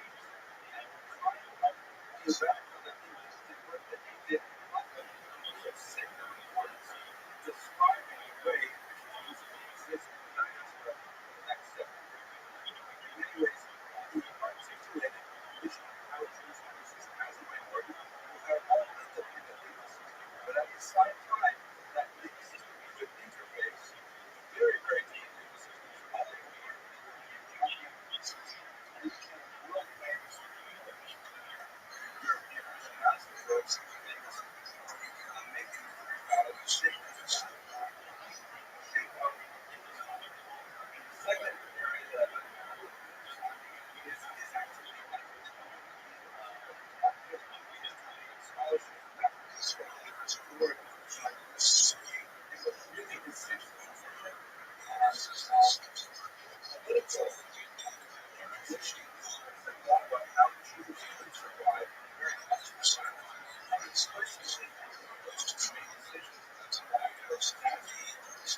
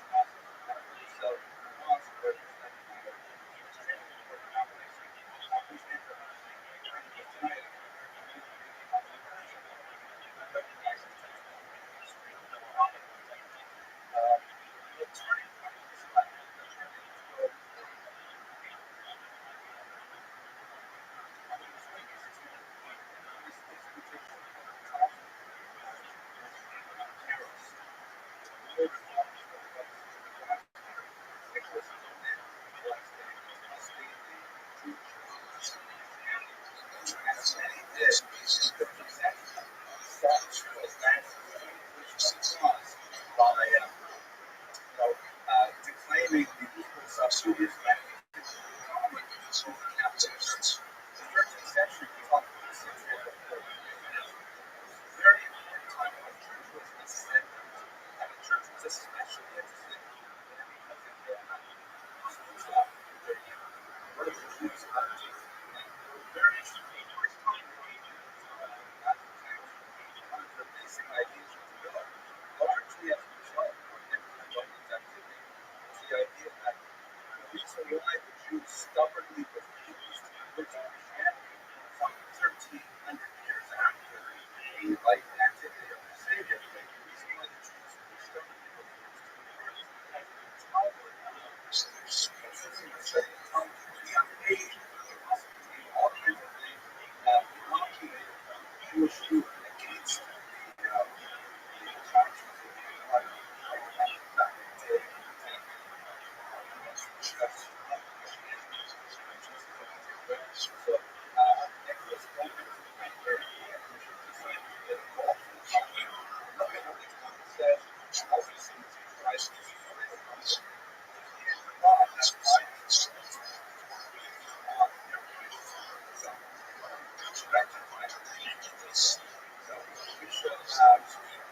the idea was by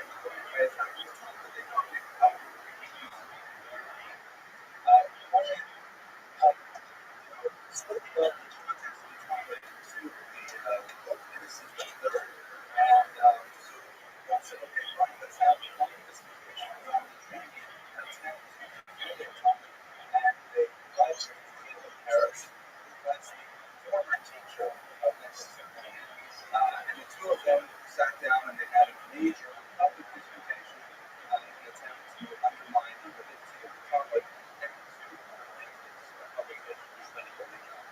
The disputation began in the year 1239 when the court ordered nationally measure all of the Talmuds and Paris. The actual court called the seizure of Talmud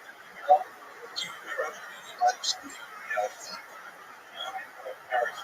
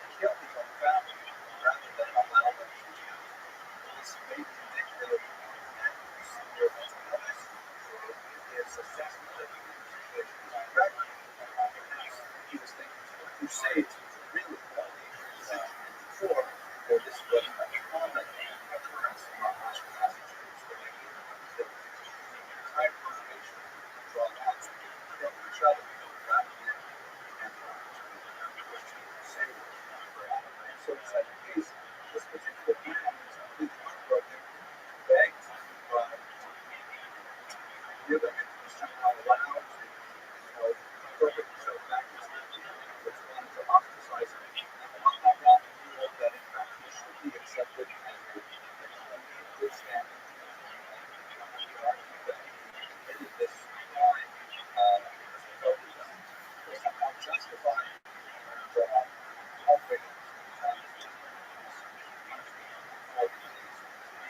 and justifying the position by saying that one of the rabbis bashed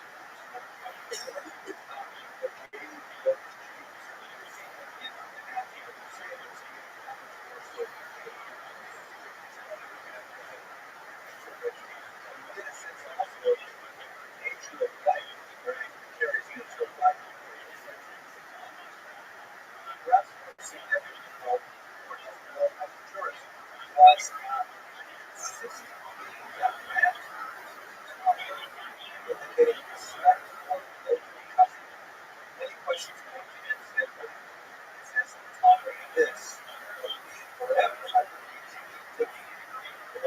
since I'm tolerant of this, gotcha. Very big question.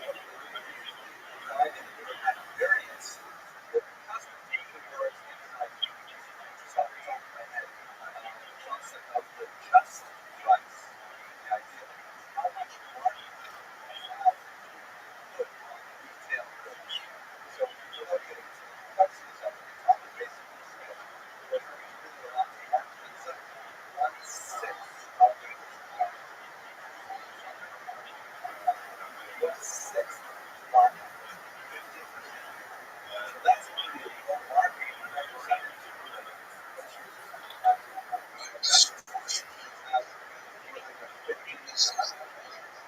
And many places can manage the store and nobody else.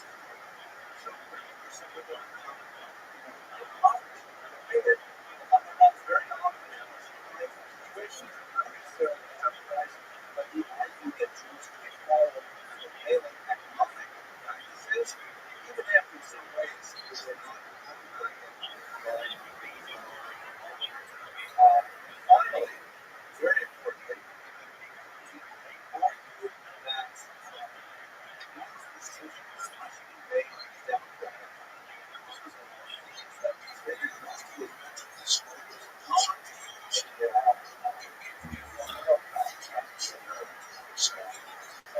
Even so, rabbis theocrat. Believe that the community should have the right to essentially control this. Obviously, they're not allowed to vote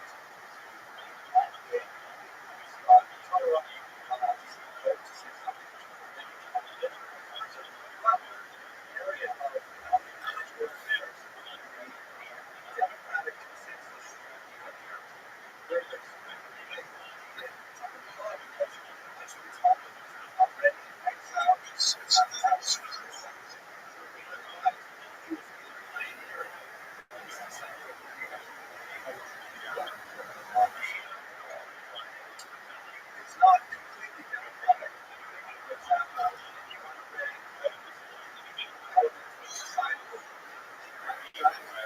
what's work, but absolutely not women did not have votes.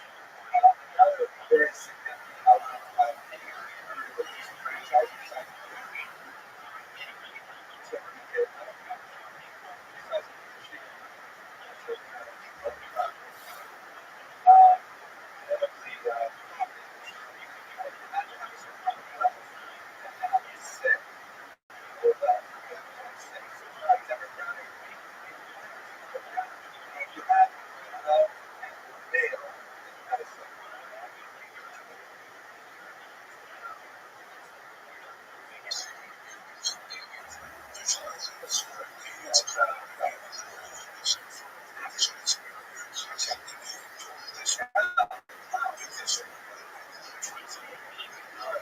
So this is really important. That's what it really said. The rules for how to govern themselves. And somehow this indicate that a lot of this thinking led over to the Christian faith. This was also developed and it was really about this models of the significant that's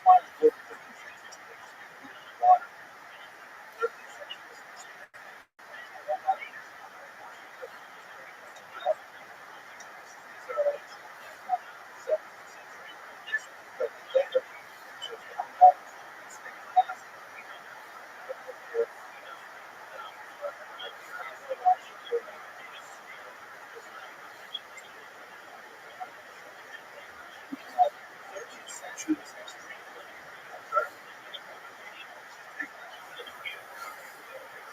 So the 13th century was this extremely important time in the church. The secular powers, the human powers, really began to creep down from the power. Brother John's traditionally not held out, and in some considerations, not the Christian, not God. They have literally taught adoption, so that they had to choose.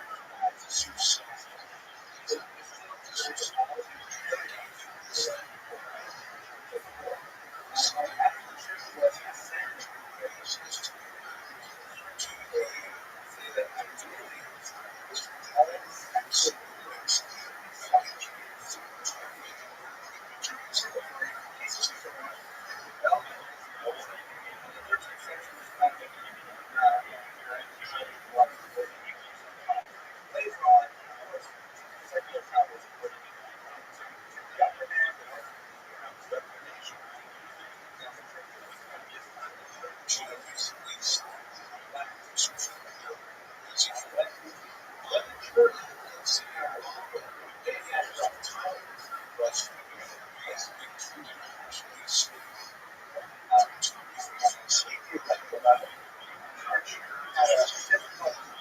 Way of trying to accommodate the outreach of Europe.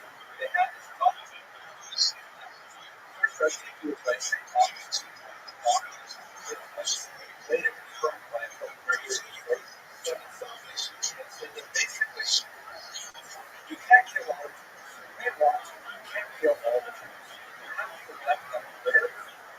Why? Because when Jesus comes back the second time, the second coming, Jews will be indignant because they have the Jews there and they are the people. And to validate that he's the God of Messiah. It's kind of strange, but it's sort of like imagine that there's this chocolate recipe that has been in the family for generations. And everyone makes it exactly the same way. And suddenly a mom comes, let's say they're going to shade out when she goes to college and comes back. Based on now they can make a fantastic recipe with peanut butter. What she makes with peanut butter. So like, it tastes like this, it's okay, but it's not as good as Billy's children. And she gets upset about this, fight sweets, and the fight gets fierce for generations and generations. Sally's daughters and their daughters are always making peanut butter, but they can't get any of the rest of the family to sit with the peanut butter children together. The only time I'll ever feel really secure about myself is when one of the members of the tradition tastes the peanut butter and says, "Mama, this is better." Yeah. So this is exactly why it's in America. This is why the Jews have to maintain how why, because they have to be present with Jesus and so they better with them. That's the time. They believe this is not supposed to stand down successful. Exactly that's my whole idea of this.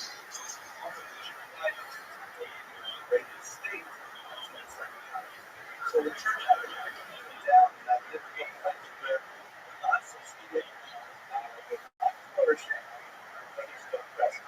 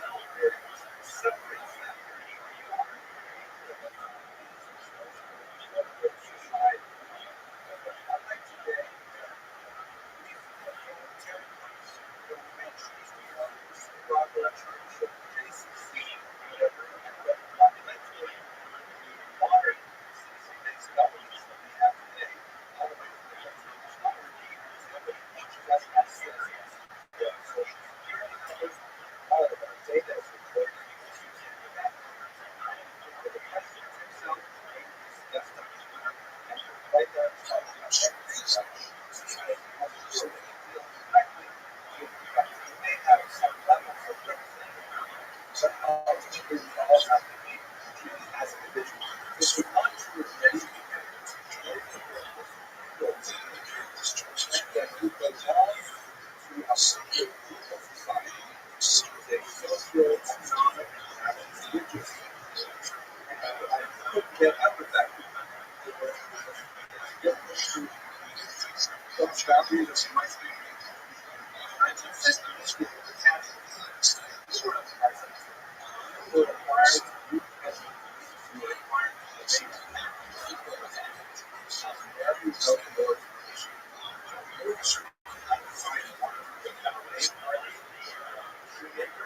outdoor has a mind. And there were several societies that were quite hierarchical. And the Jews were singularly in their own bubble. Jews constituted groups that were unlike the Jews, and they had to submit to some authority in this hierarchical society. The problem was, where exactly did the Jews? You were on far worse. Because the young people involved in economy, small scale economies, and at the same time, we were not workers and we were not efficient and recognized workers. There are a lot of that.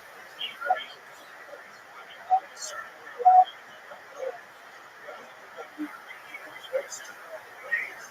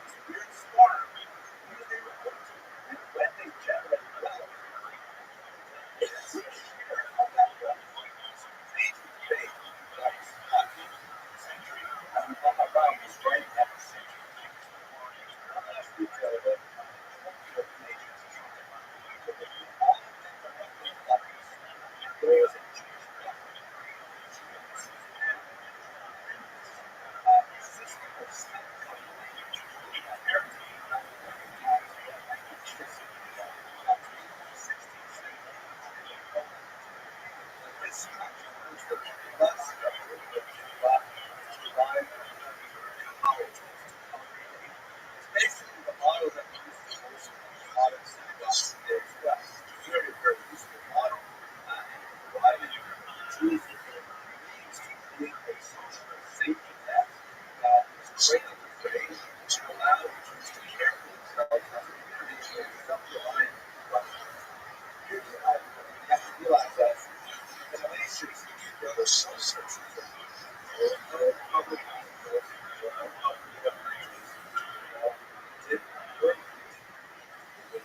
basically very secular. So this church there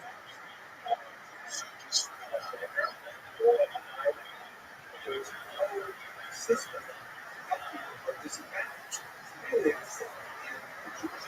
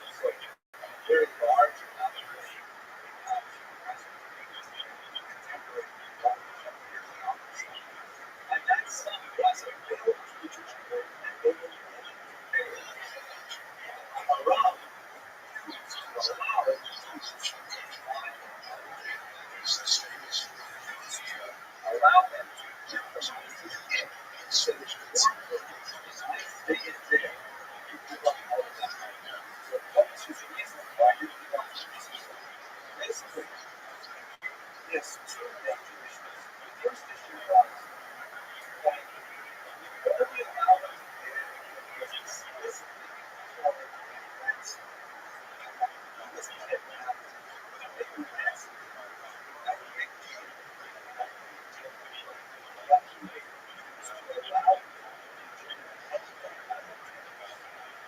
It was a case where he argued that he was going to issue tax relief. For example, it was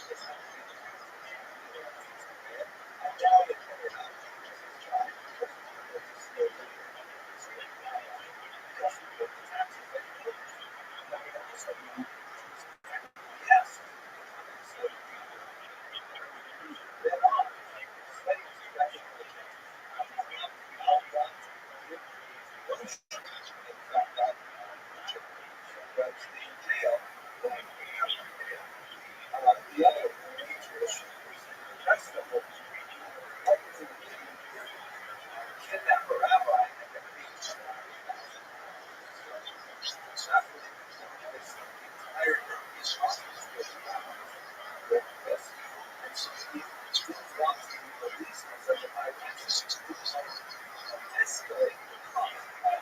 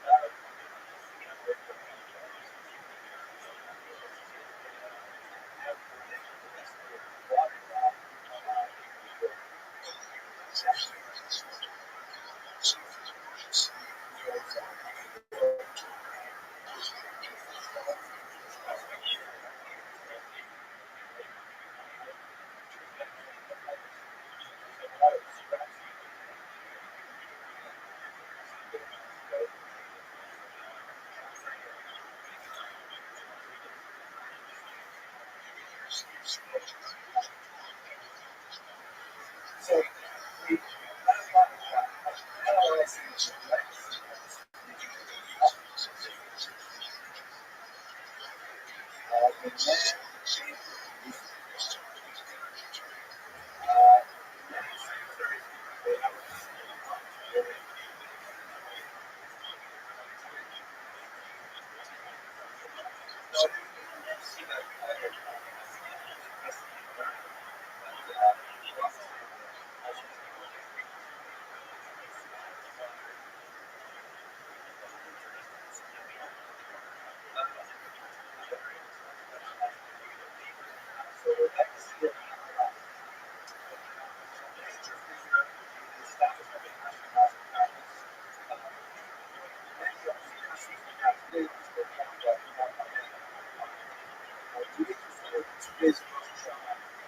two separate nations that are always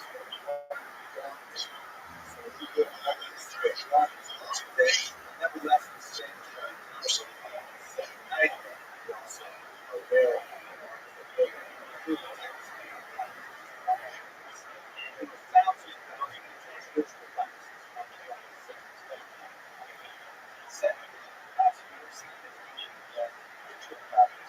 years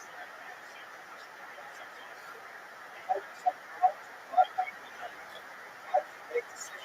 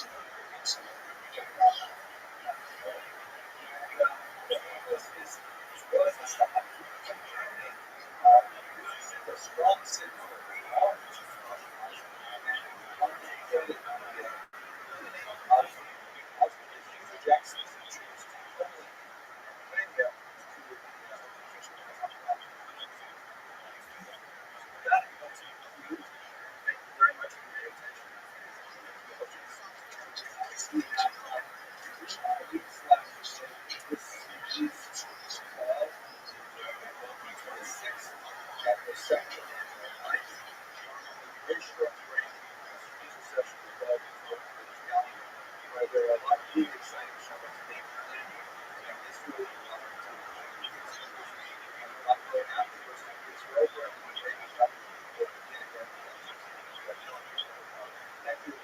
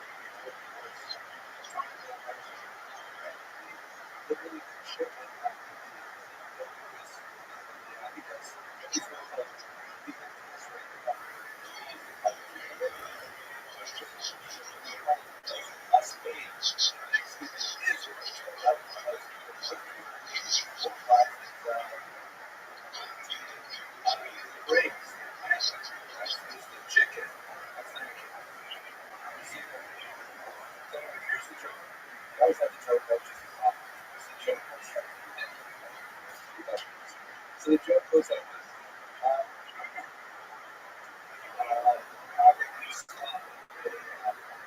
Caves, the term, greatest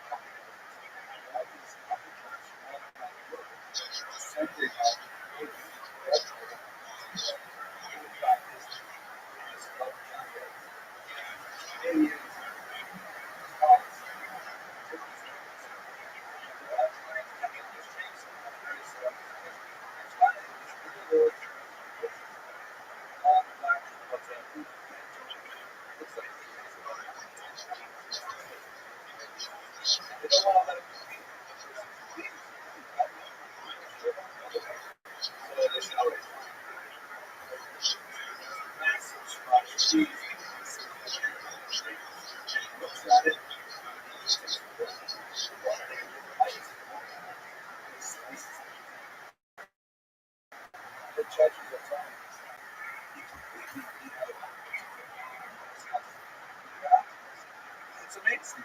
How did you do that? Where did you learn to cut down trees like that? Well, this is how it works. It's just a desert.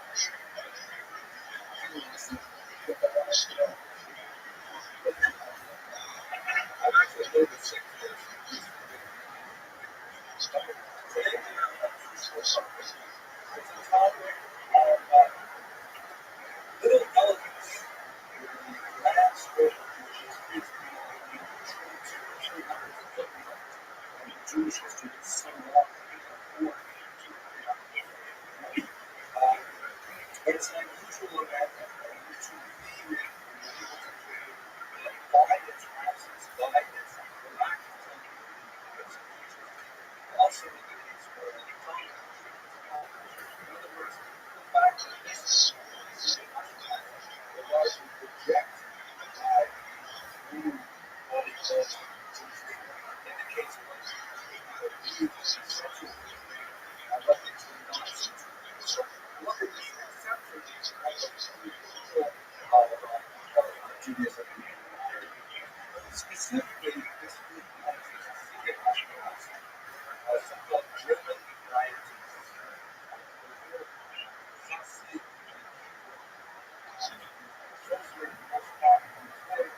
The 18th century is just a high, very exclusive to the national team, and regarding original meanings, the highest, something is beyond the level, something that's more than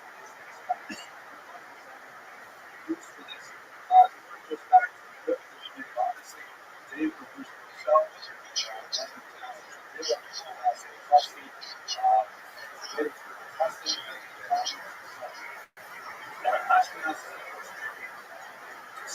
this is the highest ones, but how long the highest ones that we see over the 18th century, they share this very custom. So this is they are interesting. Just what we show. Later, so they separates two main groups. There is piety, the general idea. There's pietism, which refers to a specific set of practices associated with piety. And then there is German pietism, which is the English translation of the Hasidic movement in English activity.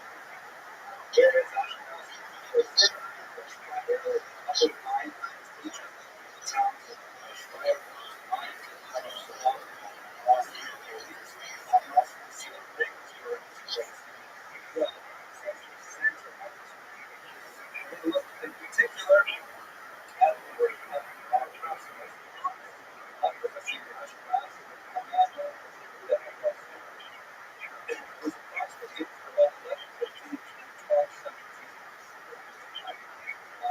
His activities principally in the town of Speyer, in Regensburg, some places as well as Regensburg, rather than Tuscany. And there are all kinds of legends and stories about him. Very famous for overcoming his life, and also a lot of fantastic stories and legends. So I'll give you about this one. He is most well known because he left behind a significant legal legacy to safeguard Hasidim, biblical bias, which is a classic 18th century thought. This is a brand new edition, just came out, the edition of lots of commentary and so on. He gave about 2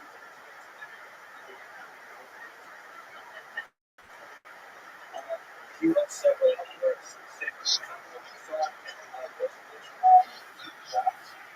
But the thing that is perhaps most known for is this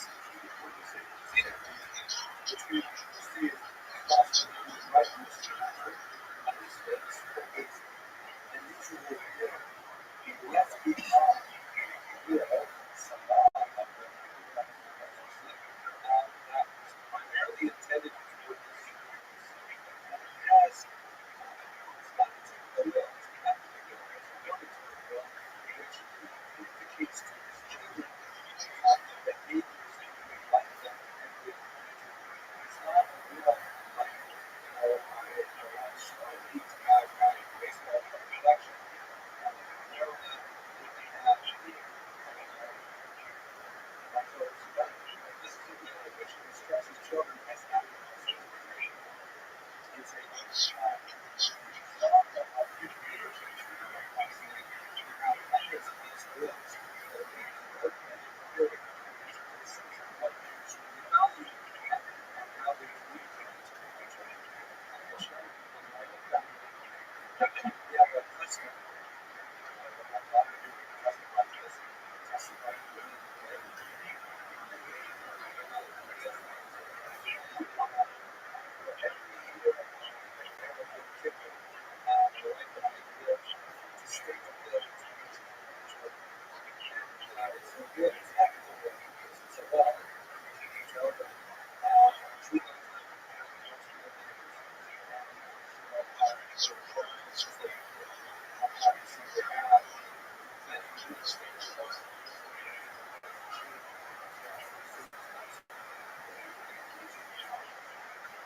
So it's really an issue in the shop. So it's like it is in the will of the something which has become universal in Jewish practice, Hasidic, Ashkenazi, Sephardic, it's hard to take this as a total. Everyone's very personal. The same thing as the parents.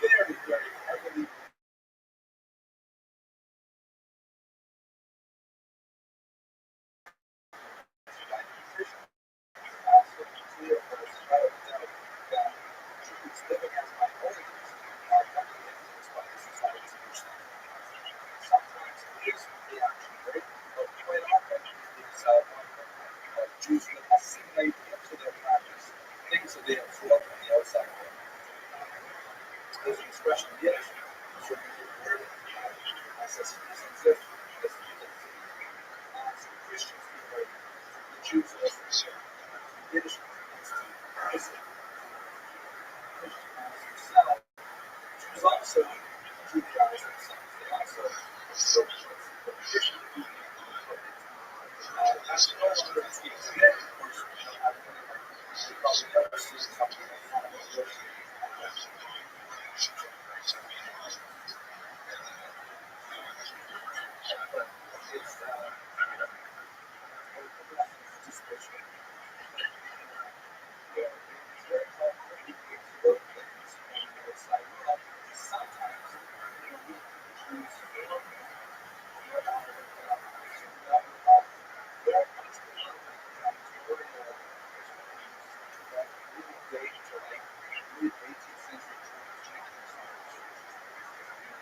Jews and Chinese walk past the Bible.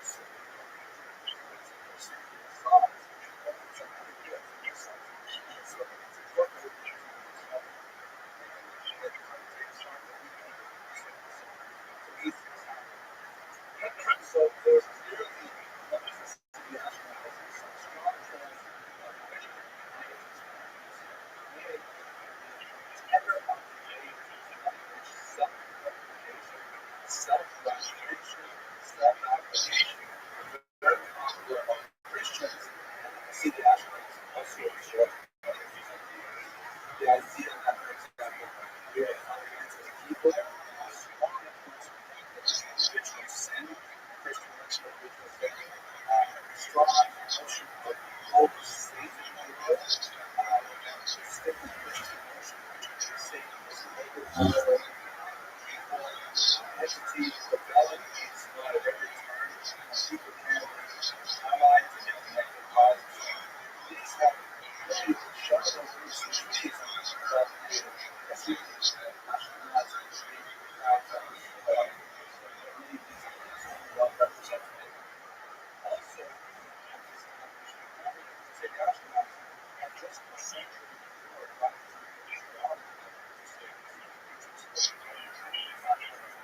this is really like the Ashkenazis.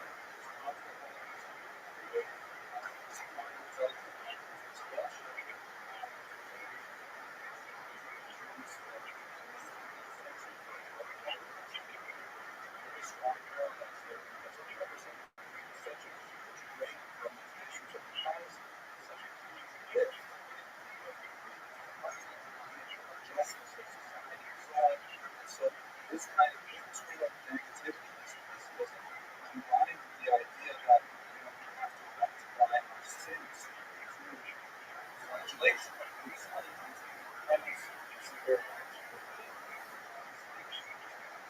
sorcery and witchcraft also goes with the idea of Satan. All these things come together. It's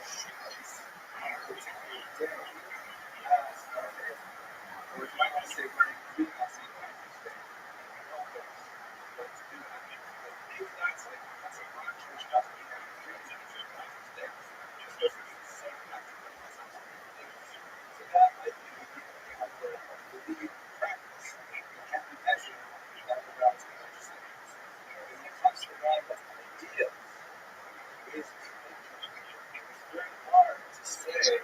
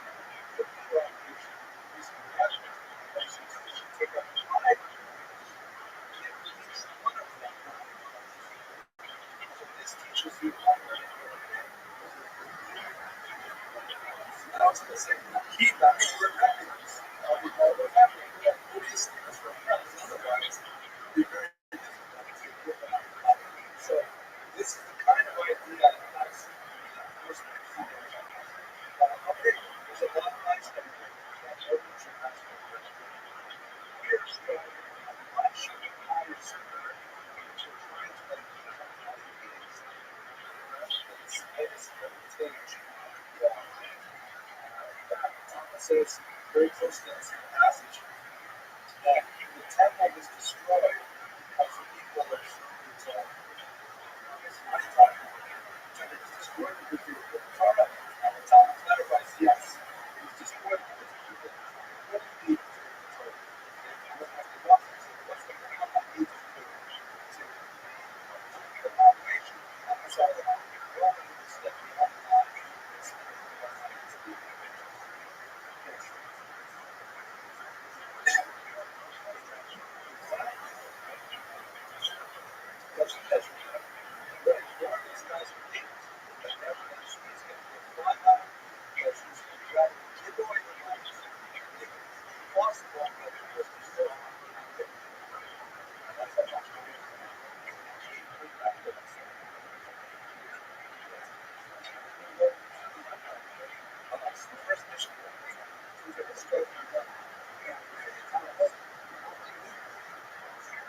and is actually one of the things that we discuss is, hey, why is this language see, I'm saying the Tosfos there is a better example than both of these.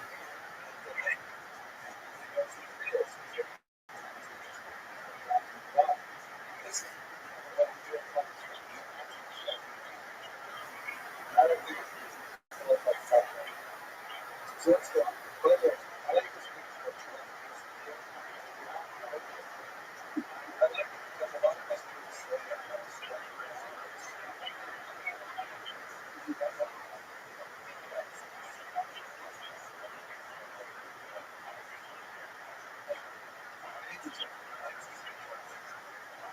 okay, now here's something that so that definition actually has very strong roots in tradition. So there's other elements of that language. As I say, that has significant impact for quite some time. It's a record example of what's called Ishka, translated perhaps as commensurate repentance, or more literally, repentance of the it's a when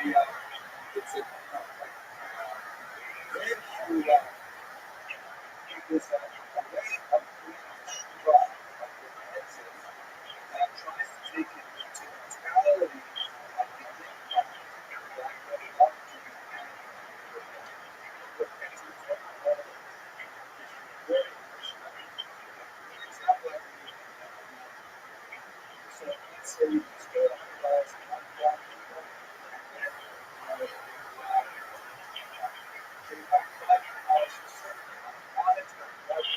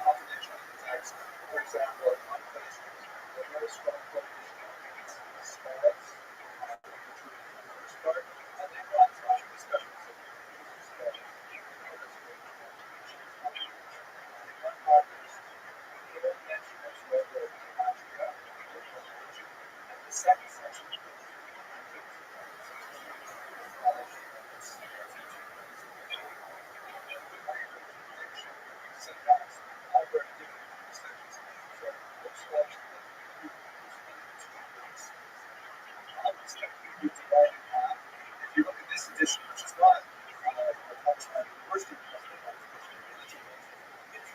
that's exactly what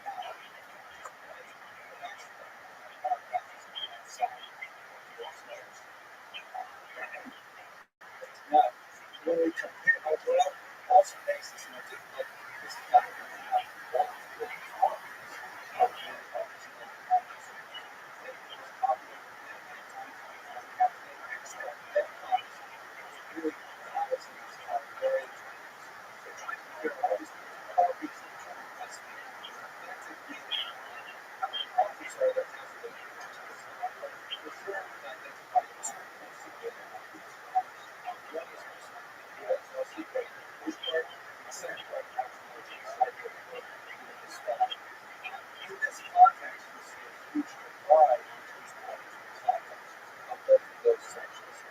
the first section, is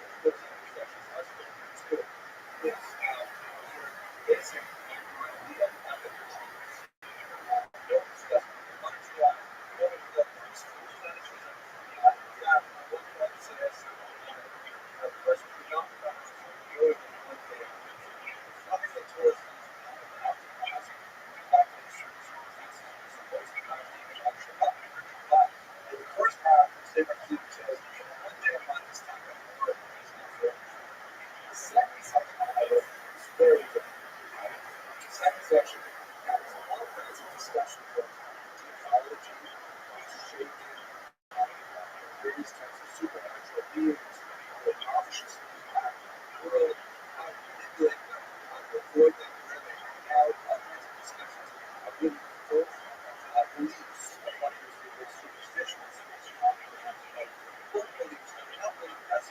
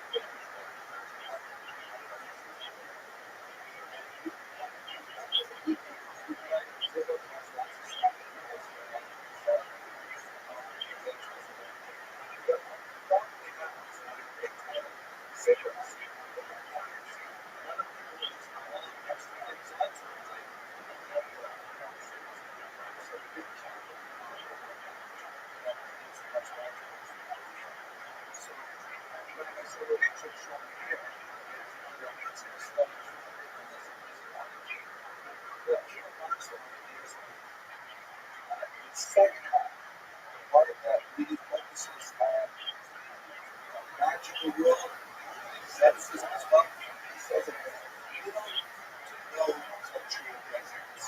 As I think we've experienced in our own discussion here, it's very difficult for us to identify with a lot of things that are going on, like self-flagellation and things like that, social imagination.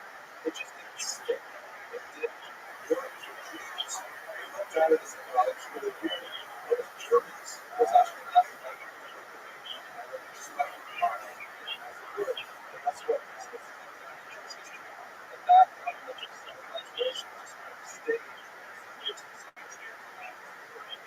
one significant exception is this idea of extra independence.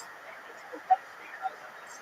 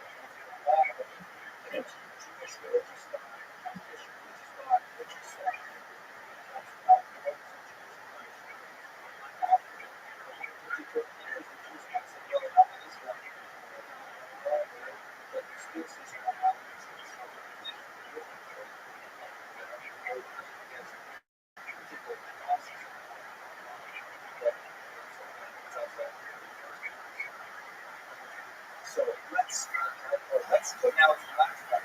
So the bill, we do that first. This is a really fun document. In the first volume, it's 78 specific demands that it makes on this site.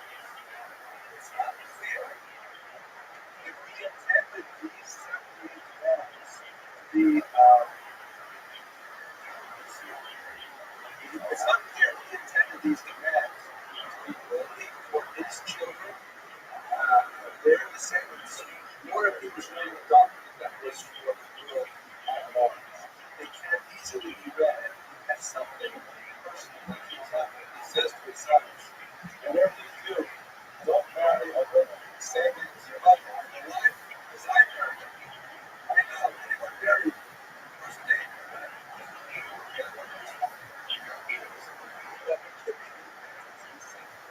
but you simply don't. It is, however, it's not only about how close you are. There's all kinds of nice discussion. It's actually a very, not that it's his rights, but so much of what he does. And he has a lot of discussion on how the guys are married. And John, I mean, like this, it's listeners, not things to share about. For example, now we're very much practice. That's just excellent. But what is obviously all the larger spiritual imagination, spiritual diseases. He also has a very difficult interpretation of himself and his responsibility. Never a man this church is not very intelligent. It's very much not. Then he goes on to marriage after talks not very good about marriage.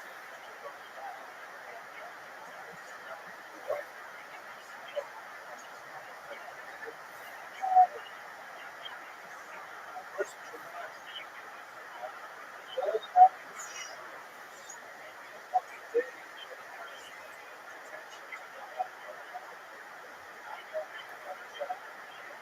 of his today person should not sit back and stand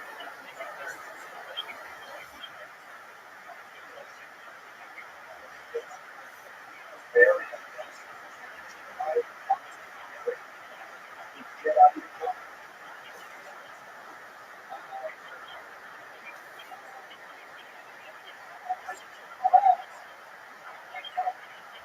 Slaughter is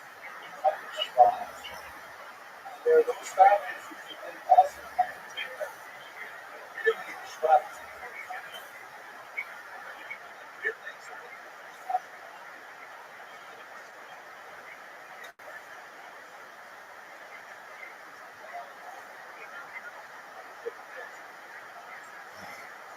those sources. It's just these support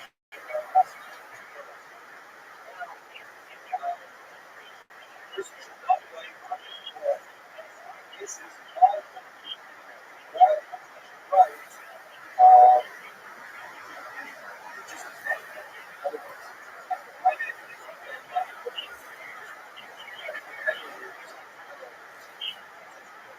not right. This is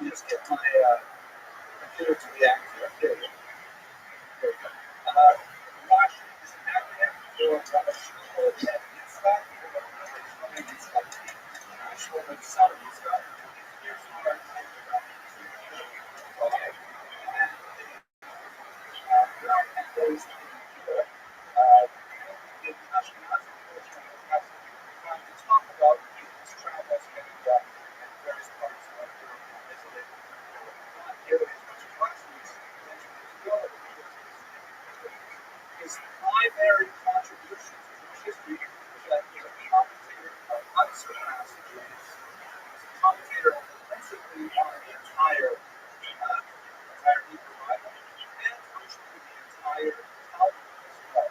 A massive not only is he a corpus of commentary, it is a commentary of stunning clarity and insight. He presents the material in a very clear fashion that young children of ages 4 to 8 can share in his ideas and gain insight into the text. And then he says something to people about how these chapters different from many countries because of the practice in these centuries. And then nevertheless, realize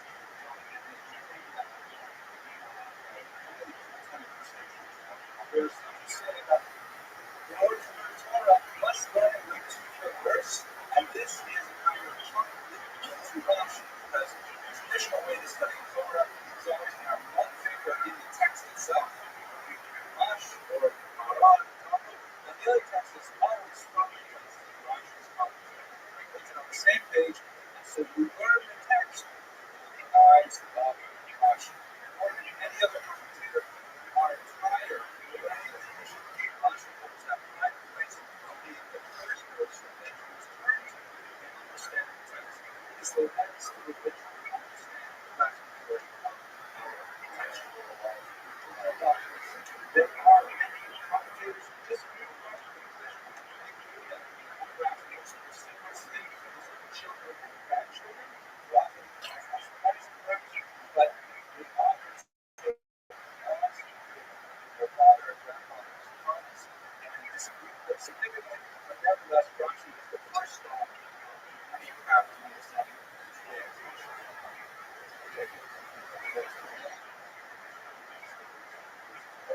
so that's nice Rashi in periodization first. Teaching collection. It's very important to understand, especially if you delve into the things of how we sign one of the basic theological held by traditional Judaism, and today very much Orthodox Judaism. There's roots about it in other interpretations of the Judaic tradition, but the traditional time, it's this concept of the decline of revelations. The notion that the further back in time you go, the closer you get to the revelatory moment at Sinai, the holier of that generation to come. They're not necessarily more intelligent, not necessarily more better versed in the text, but they somehow have an intrinsically stronger connection to the meaning of the Torah, to the sensitivities required for interpersonal relationships, and for relationships with God. So the decline of the generations that really often over time the worse it gets. A father is well, I should say, and it gets worse. That's the kind of concept that it just goes down there. Now the reason why this is significant is because when it comes to impasses in decision-making processes, a later authority, not overruling an earlier authority, without the support of another earlier authority. In other words, if two grandchildren have an argument, and one of them goes to the grandmother for a decision, then whatever the grandmother says is for sure the accepted position. Unless the other grandchild is a different father, and they're the same generation, which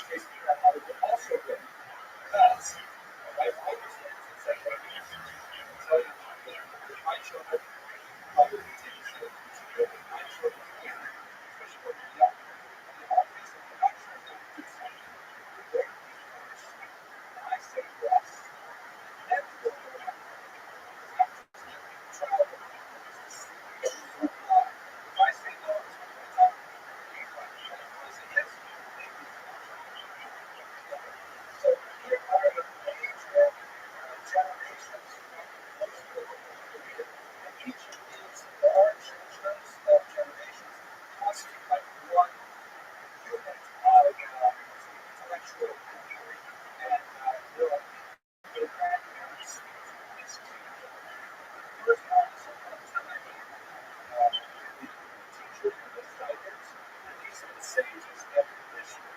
So that each one must see God's generation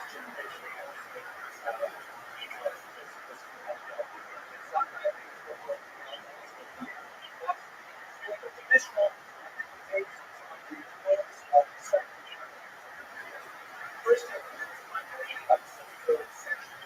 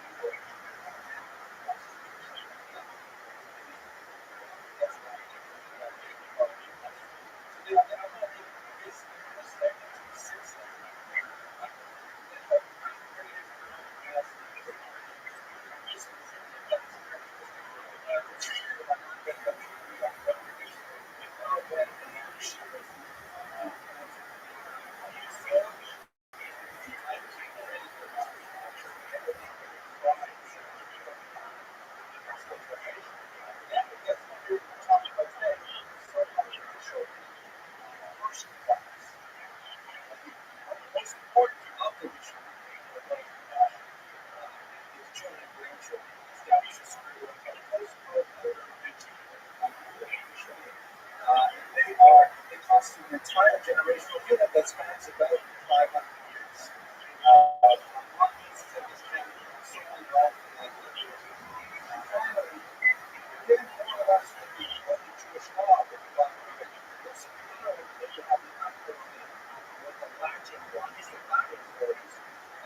Basically up to the 19th century.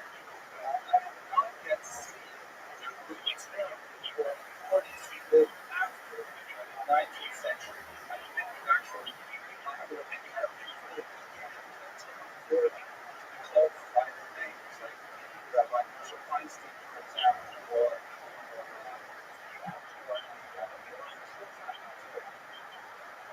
so the would be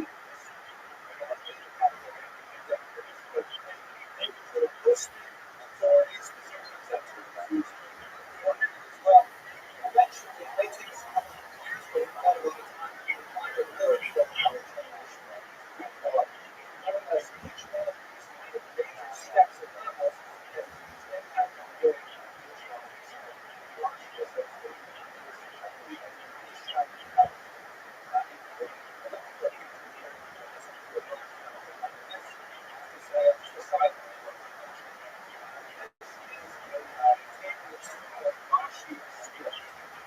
actually a mystery. There is no such thing as a Rashi script.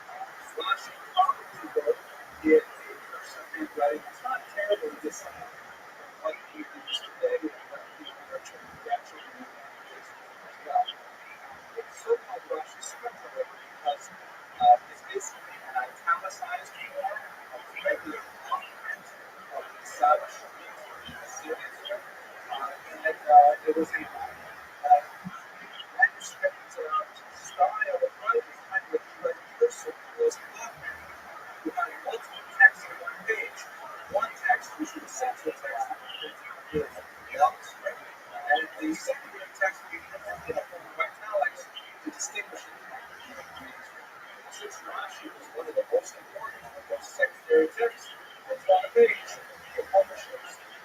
especially the scribes, they shows this to outside school. And that's how we can be the most practice. It actually has no specific connection to doctrine.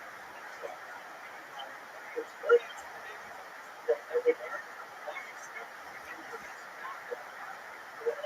Five levels which are significantly different. We have those five letters, and which all of them are so that we have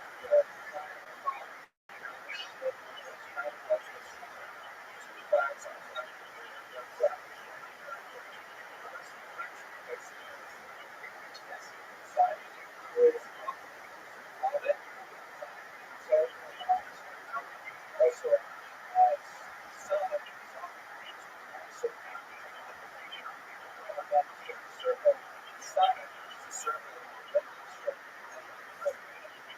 it's really simple. Actually, probably a lot of my books that I have in this section of the classes that are online. We can talk about actually see how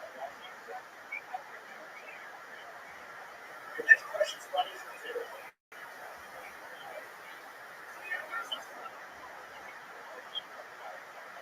So, what is what makes this together as a cohesive? So there's five basic things that principle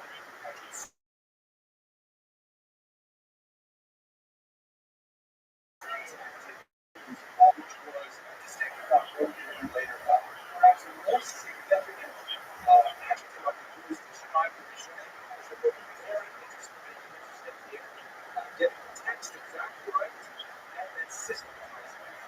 So first of all, one of the big problems we have with the Lord's Mishnah to a certain degree with the Torah, but especially the text that we're talking about, is scribal error. Because we're talking about a huge manuscript that's almost impossible to decipher without specialized training. And scribes may not be all of whether it's what is the camera and the often this one is the spelling words and they would write the same line twice, all kinds of errors. So to get to the time of the show, it's a good part of it's not what he's established a large standardized language. So if you show it by very certainly let's collect that their manuscripts and let's make sure we have the words right. We're not thinking, let's just make sure we have the right words on the page and not interpolation of the scribes or the words of the scribes.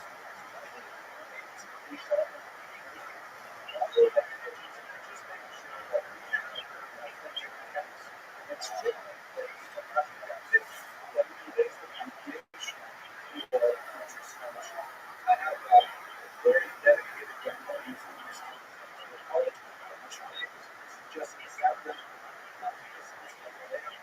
incredibly and I'm working on a 16th century manuscript right now. It's actually a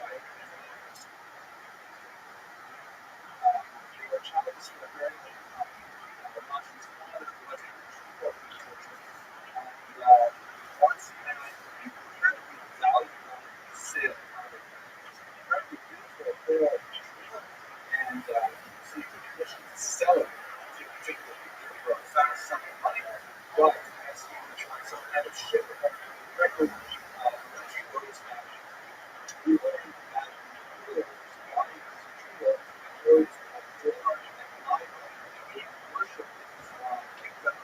And Rashi's father felt that he could not participate, could not be on the lead from the idolatry of this particular night.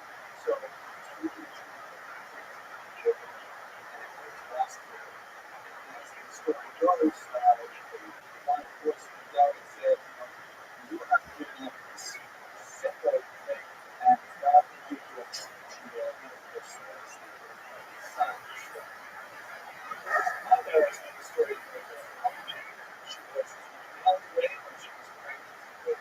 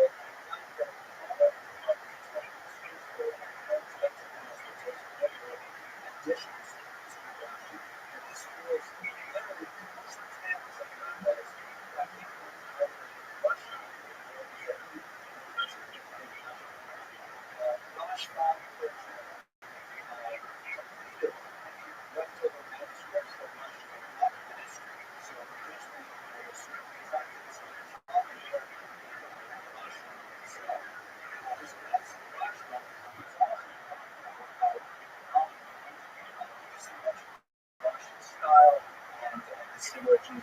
He was able to really communicate his genetic heritage and say Jesus loved Joel and healed as I mentioned earlier, that certainly did not stop his grandchildren from wanting disagreeing with his interpretation of the Bible. So, writing with respect, nonetheless, he made the same reflection that he had wrong, or that had wrong distributed to different great so we talk about natural expression. His two daughters in heritage, exception there are passing references to a promise Mary's expansion. It appears that one of them may actually be acted as his personal secretary and a scribe. It's not clear anything made about decisions on their own. Nevertheless, Rashi does express ability for their help with transcribing these documents to be able to do that with very specific text. Translate the most important subject. Their subject is to read modern works of fiction, very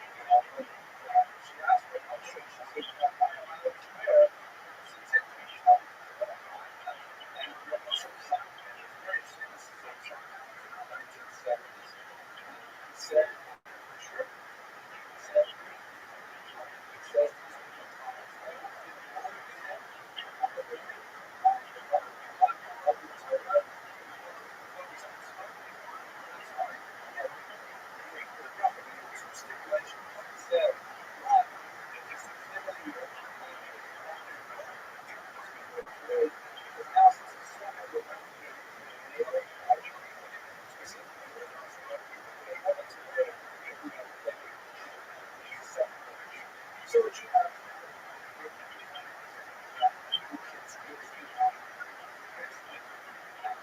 the second thing is that how seriously is that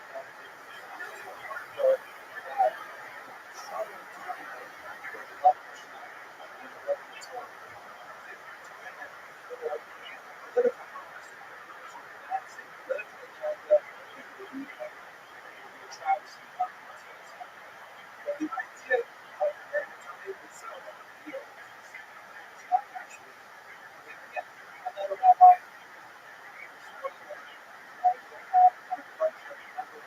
establishment whatsoever I would guess that the synagogue would happy which the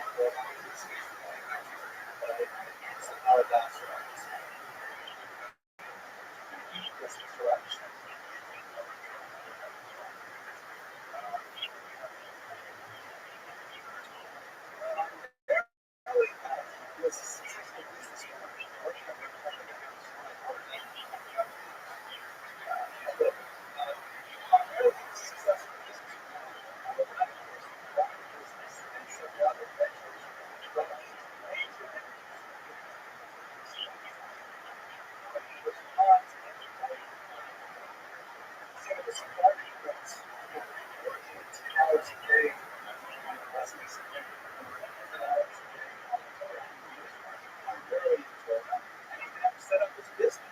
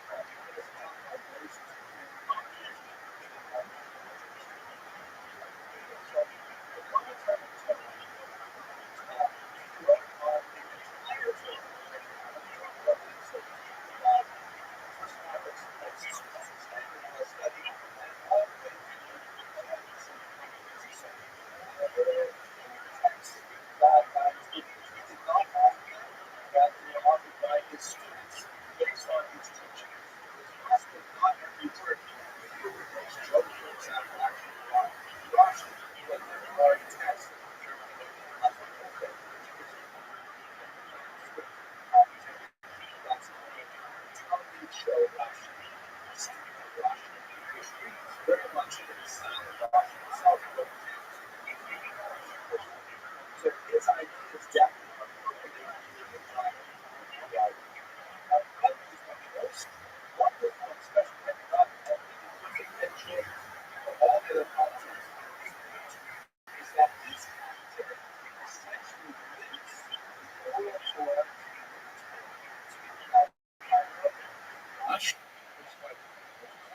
which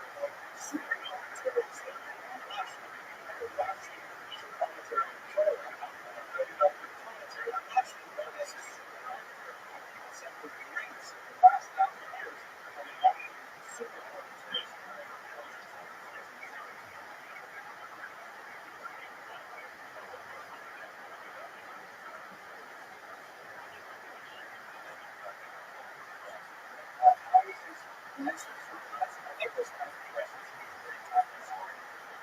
This idea again. So they used to call it leadership coaches, which means you get put in conversation. So you're yourself often to be more you make that several conclusions that don't have any that speak their language, and then you have these students write down. So it's kind of large amount of their time actually talking out of his manuscript and generating notes.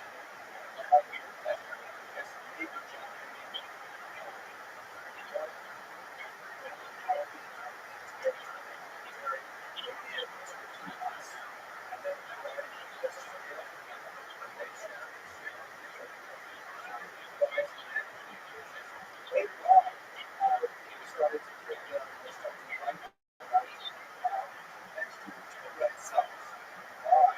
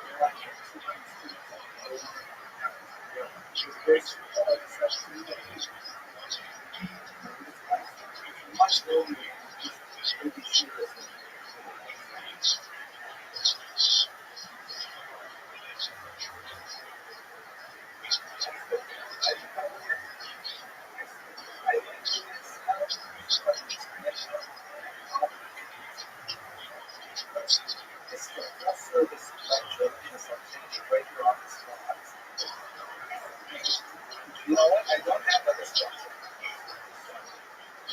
It's right.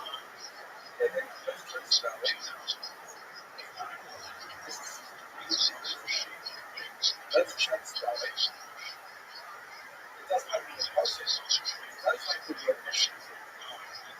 There you go. I don't have it. Let's go by it.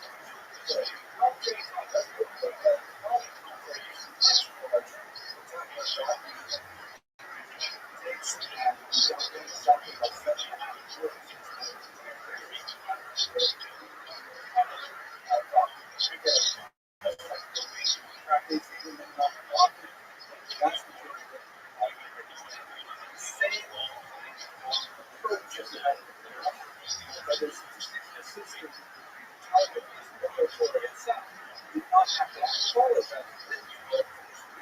Instead, these tasks are like holding your hand, guiding you step by step.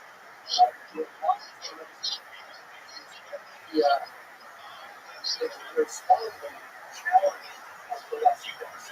Let's say there's exercise, flashing light on the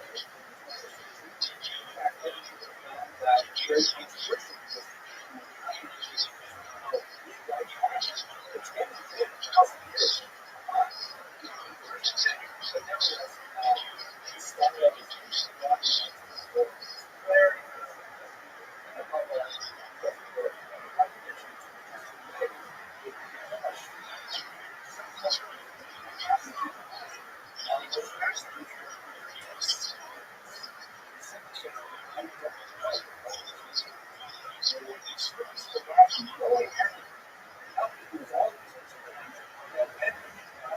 Necessary.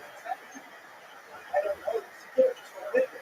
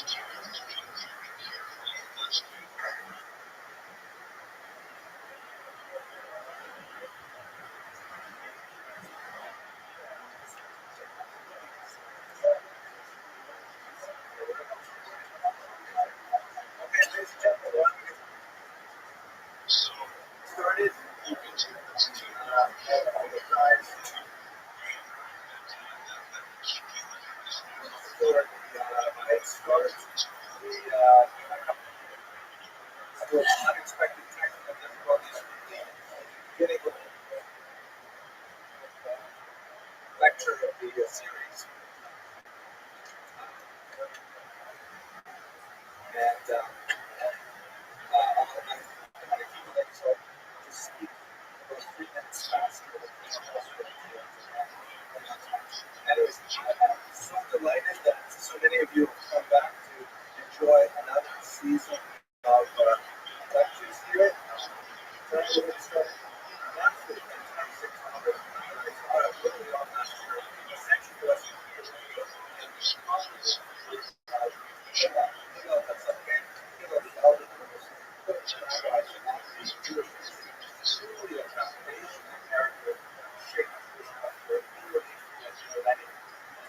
so let's just talk a little bit for those of you who are totally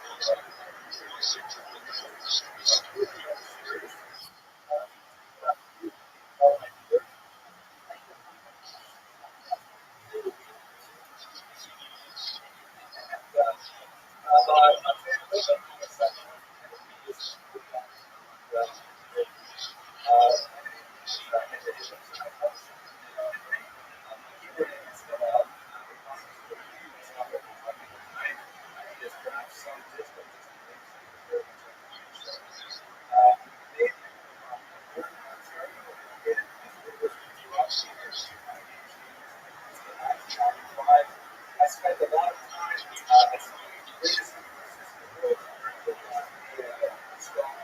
Oxford and Cornell and Harvard and otherwise, and I've programs and published my first dissertation. And I went into a regular career in academia, teaching at Florida Atlantic University, which is got and I taught there for 9 years. And then Dr. Langer of ROTHSCHILD, the founder of College, which is a college of wanted to start a campus here in Florida. So the web president, Rabbi,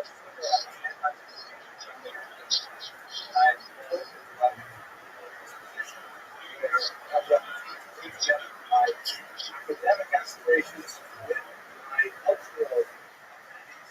And I feel like school is really small arts college. I really have the opportunity to make an impact on the lives of our youth and really shape them or is shaped for the future. Now I live in Surfside. My family, my daughter, Shoshana, is our official leader, and Lisa,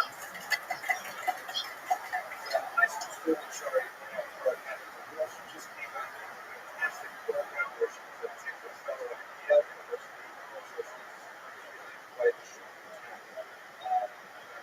Daughters who are away, one was temporarily actually my main one was just from Israel, and three were sons who are various stages of I think that's about it. Let me tell you a little bit about this course. So this is actually our regular graduate course called History 155, History of the Jewish People Worldwide. And we do have a few undergraduate students mixed into the audience who are taking this course for credit. This is also the course, by the way, for a state teacher, generated by having more than license credit for this licensure. This is extremely important for our community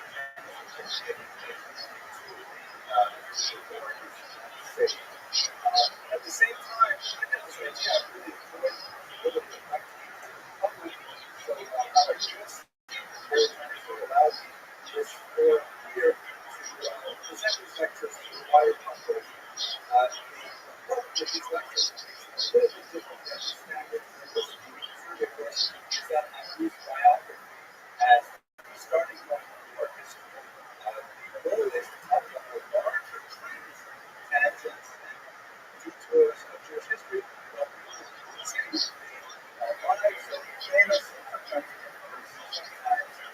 spurious individuals as these sort of fulcrum for the course discussion.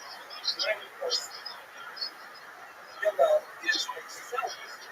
He is the identity was hosted. So that's dichotomy, but in other classes, more stretch and maintain this discipline. After we did this last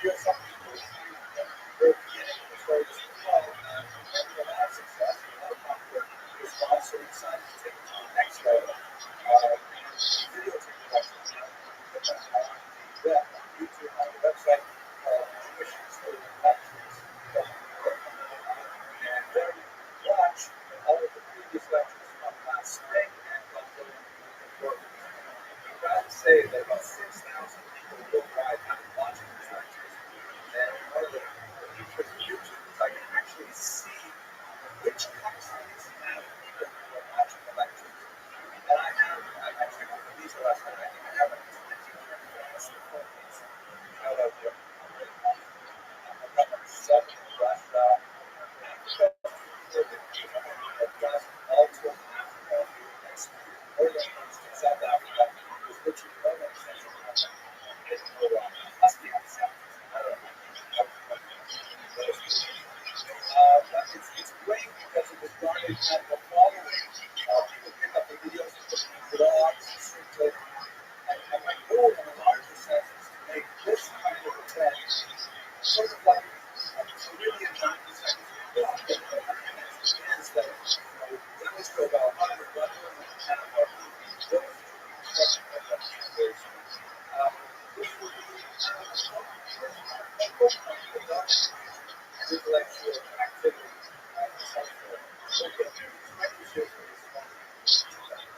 I hope that you will pick up the flyer at the back that has the lecture series titles and dates on the back, and any questions or arguments before we begin?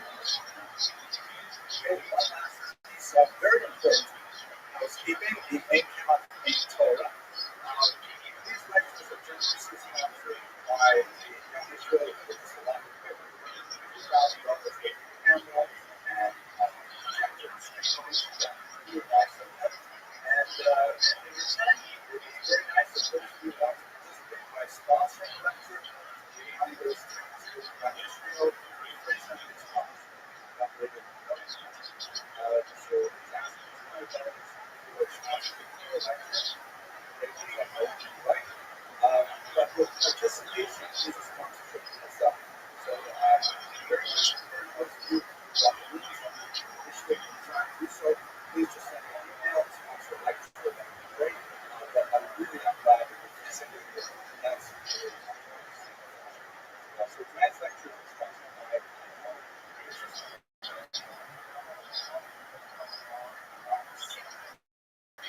Okay, so with that, let's talk about Hillel.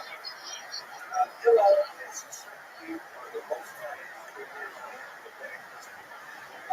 There are a few areas in his life which are very much about these aspects of his life because of the limiting of the sources that we look to admit facts like who was his wife, how to find the right man. But basically, that's the way the sources work.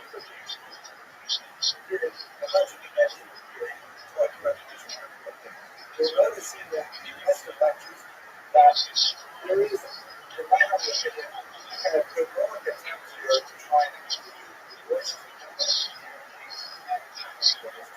but it's very hard to look for biographies of women and use those biographies to illuminate the experience of having the human race that has gone along the years. You'll see that there's, I think, about 40% of the big individuals featured in this are women that are looking to maintain that trend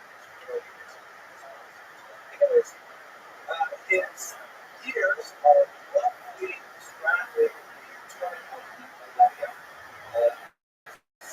Born sometime in the first century before the common era, and he died early in the first century. So 4 years after his must have been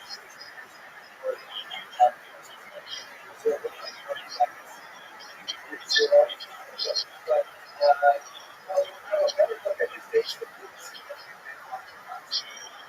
His political position was the best seen. He was translated as this is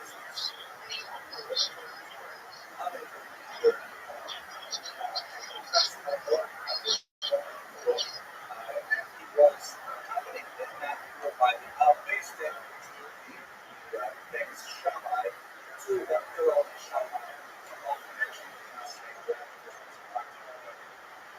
But more than his political vision, the important was his spiritual vision.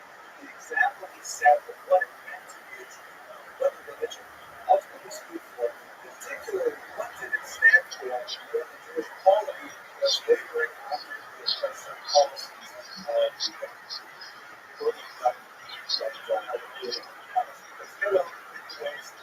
became the paradigm of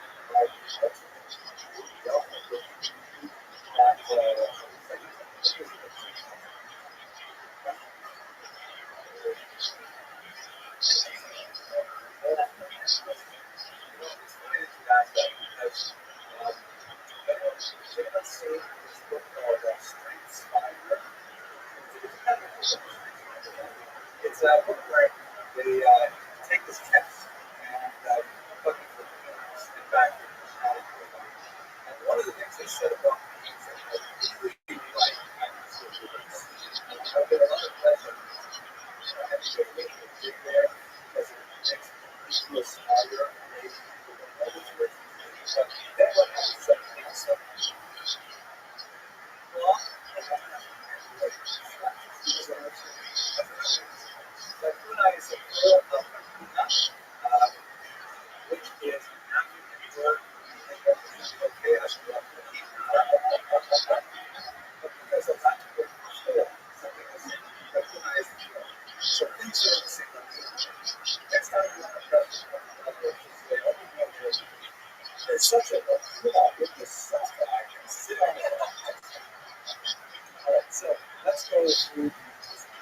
First thing we should say off the bat is we have a little bit of problem identifying who killed out what we're talking about because there were many he himself had was if you remember a scion or he was a member of a dynasty of rabbis that continued for about 400 years in leadership positions after him, and they tended to repeat their names. Specifically, their names Gamliel, Yehuda, Shimon, and of course Hillel, and repeated one after another. So these deputies for the three generations have another rabbi Hillel. And so when the Talmud mentions Hillel says, sometimes it's not clear which Hillel are we talking about. And there is a tendency to conflate all these Hillel into one speech, what we call reality of the Hillel is that separated from it was as over 300 years. It's created a small industry of rabbinic scholars trying to tease out which Hillel is which. And I'm not going to try to untangle that in this audience. For the most part, we're going to be restricting our remarks to the Hillel that is adopted in the classic text, which is our book, the second of it, and most of the sayings that we're making about Hillel tonight are most likely applying to that same Hillel that we at this time. As a disclaimer at the beginning, this is a matter of debate, which Hillel is. Getting to tonight, yes, tonight is the question is what generations fall today? I was sharing this tonight basically about 200 people for about 3 or 4. Years, scholars that are all in that category, right? After that, I'm right. I will return to this at the very end. So here's a couple of passages.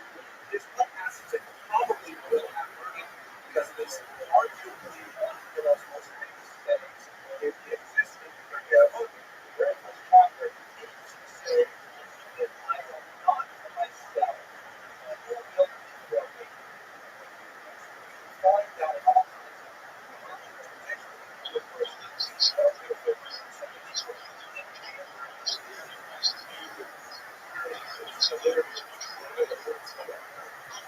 next class, though, is if I only kill myself, first one says, first thing says, why don't you care about I really have to put myself first. But on the other hand, if I'm always putting myself first, what would happen? That's what self-talk about. And the third, if not now,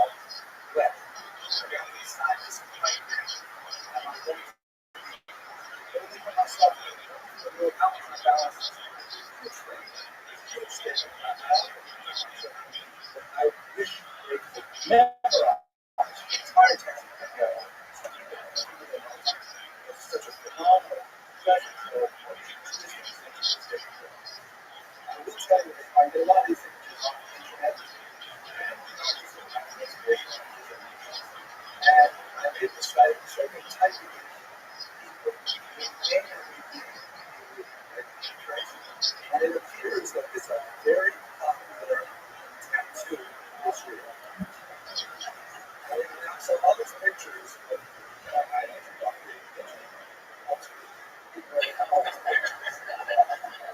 women and with this phrase, the way that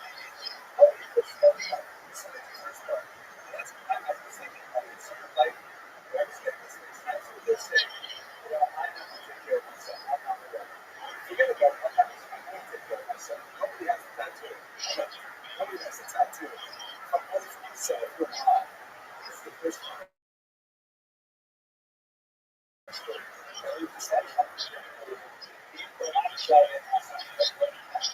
So that's about arguably his most famous song. Let's chat a little bit the historical context of his life. Hillel spans the two greatest centers of Jewish population in terms of that are specifically the land of Judah and the area of Babylon specifically, the southern Euphrates and Tigris rivers, which are today the nation of Iraq, and also Kuwait. At the time of the destruction of the first temple, much of the Jewish population was exiled from Israel as the 6th century before the Common Era. They traveled up to the present river down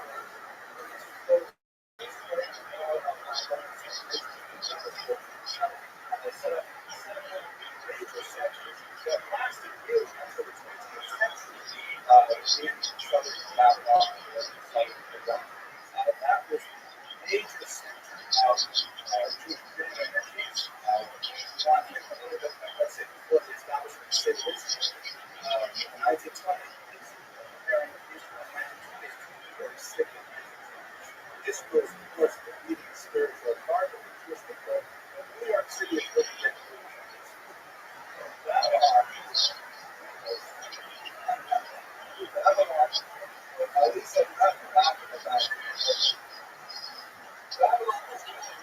where most things would happen, and this would continue all the way to the 6th century, in particular, in the Babylonian Talmud. So Hillel, the rabbi, is also known as Hillel Habav, Hillel the Babylonian, as he was born in Babylon and made his way back to Israel, where he achieved fame. The historical context of this period of the dynasty position right was the dynasty. These are the Jewish kings who, for a couple of hundred years, were able to wrest control of the land of Israel from their Hellenistic overlords. That began with the Hanukkah, the early 2nd century before the Common Era. But very soon after the dynasty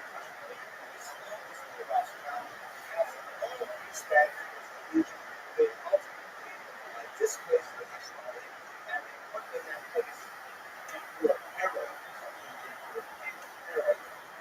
who was of indigenous stock with converted ancestors back to the essentially what made him enslaved for war. He was a constantly of war, much feared by the rabbis because of that directed as a rival power base and massacred them was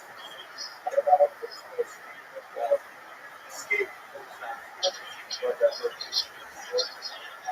That's the period in which he broke into power. Herod was also trying to split out the temple. Ironic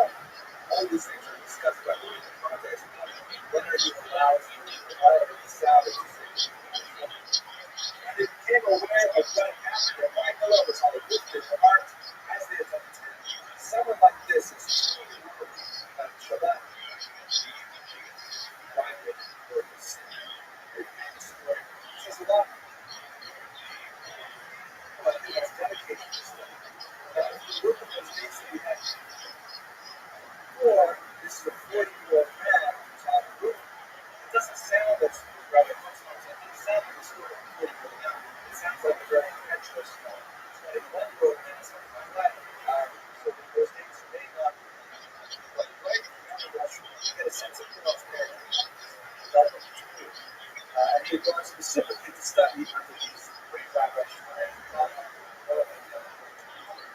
He doesn't know everything about his parents, although there is a tradition that is directly sent out of church. The Lord is brother Shemna went into business and succeeded tremendously. Shemna later approached Hillel, who was again a good trapper, and said, "Listen, Hillel, why don't we go into what's known as the Issachar relationship, in which these two leaders of the tribes of Israel, Issachar was very learning, but not so much making a living. Reuben was an excellent merchant from the seas, and Reuben said, "I'll tell you what, with my business, I don't have time to sit and learn so much. You are focused on your learning, you have time to go and make money. So how about I pay you for learning, and I get a share of your learning." And that's certainly what financial systems but ultimately used it and he preferred to just learn without anything else. We were talking discussing this as a kind of not necessarily love sickness that we're so totally dedicated to the love of God, study of the Torah, that is not sacrificing a little bit, even spiritually, even something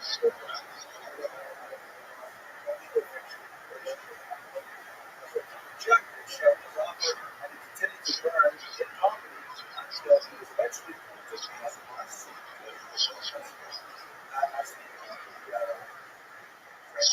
The appointment of Hillel to the Pittsburgh is actually kind of a true story as well. So it's a little bit like the story goes like this. Well, I'll just summarize very quickly. Hillel at this time was studying between his scholars, Maya and Taik, and the name of Taylor is inside of these two churches. Looking for someone who would take one of his positions, and one of the problems that they had was they came about a situation where the Passover fell on Shabbat. And even though this happens on a regular basis, once every year, this happens twice every 14 days. It happened last year. They forgot a very basic halacha about what you do when Passover falls on Shabbat. So should the day after, it's one of the sacrifices. Do you offer the sacrifice if it falls on Shabbat? You violate the laws of Shabbat, Shabbat the Passover sacrifice. So Hillel steps up and he says, "Have you only one Passover in the year and who aligns the Shabbat? There are more 200 Passovers in the year that will align the Shabbat. What meant was there were all these other offerings that of course align Shabbat, and of course the Passover offering should go right to Shabbat. But the name of Terah were pressed with and the things one portion that is in the Babylonian talk. They say right there, a smart guy like this could use the name of the sea. In the Jerusalem talk, there are two texts there on the intellectual type of the time. The historians will differ. Maybe they are not willing to accept that. So nobody's talking about, this kind of argument, that kind of argument. Often is not enough for them. So finally, those people say to them, how can you expect any of this about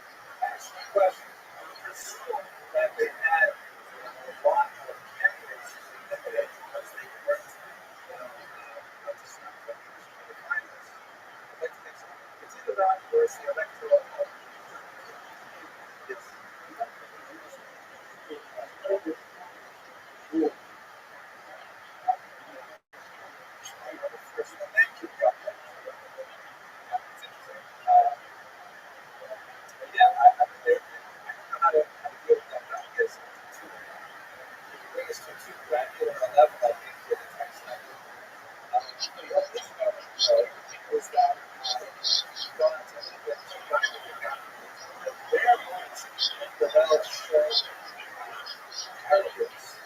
Almost immediately, a situation arose where he forgot a basic element. Very singular that he disses them for giving him a hard time on the sea. And all of a sudden, one of the questions comes up, was the shofar falls on Shabbat? Are you allowed to carry the shofar to shul? Oh my gosh. Forgiving is a punishment for arrogance. Many traditional texts that arrogance causes forgiveness. So they say to her, ask him what he's supposed to do. He says, you know what? Let's go out and see what the people mind. Go out and see what the people do because the people, because it may not be if they are not prophets themselves, they are the children of prophets. One translation would be they are the students of prophets. Somehow they were sure because then they saw that someone was about to shofar, but they got they put the shofar in the wool of a sheep's neck, and they walked the sheep to shore. And the sheep ended up making a shofar there. That's what I think. So anyways, that's the short appointment. There's a lot of discussion about how this illustrates the distinction between the Babylonians and the Jerusalem rabbis and their approach to religion versus tradition. Now back briefly to Herod, again, really, we'll in a much greater detail than that. He was in a difficult position because he had very, very people his very poor status as a Jew because the whole of the Jews were Jews had earlier generations of church history, genius and ability. He was status. He was also a puppet of the Romans. He had a lot of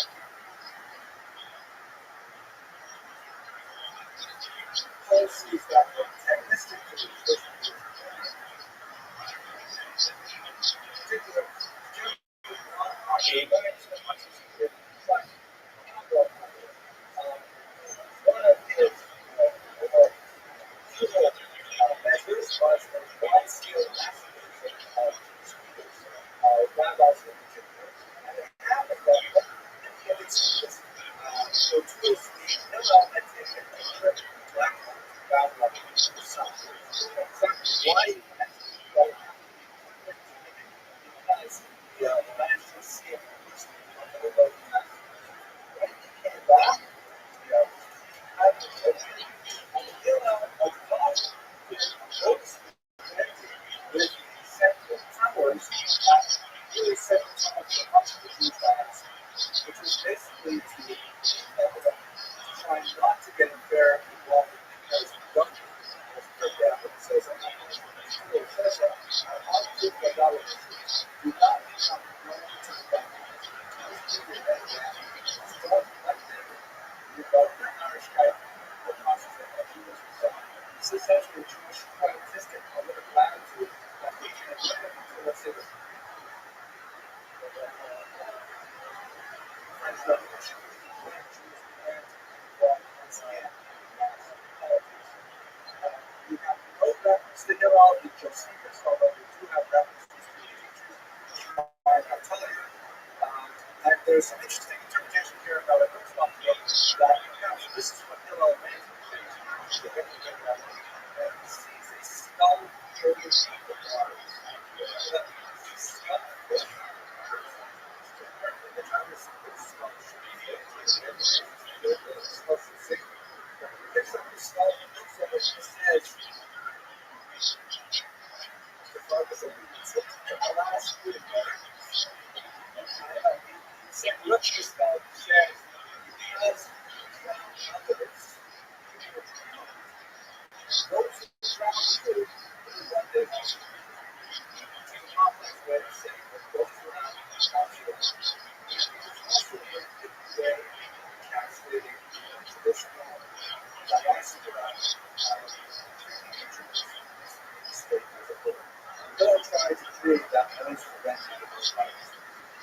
As I mentioned earlier, Nicholas always mentioned the same breath with his ultimate Shammai. He was the second man to cause a daughter of the Lord. And Bilam had a full political position. Again, there was no official recognition of Bilam's power. He had no armies, he had no institutions, he had moral authority. And the Shammai, nevertheless, he was by the Jewish people for hundreds and hundreds of years as incredible people. This is actually some argument found about, and yet you have to just, unfortunately, got cut off, but the website for it is laurenwellsart.com. It's so great, I actually looked at it last night for watching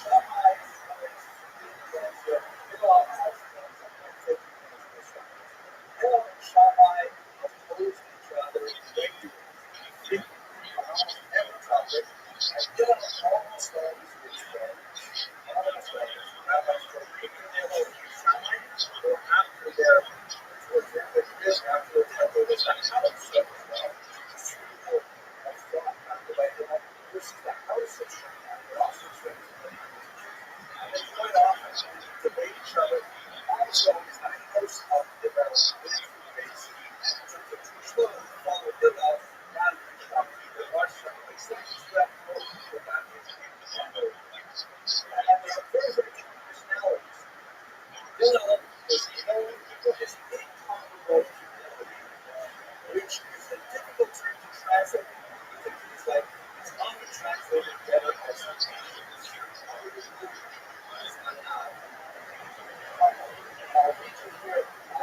one famous story about patience for Rabbi. This is something like one of the bedtime stories.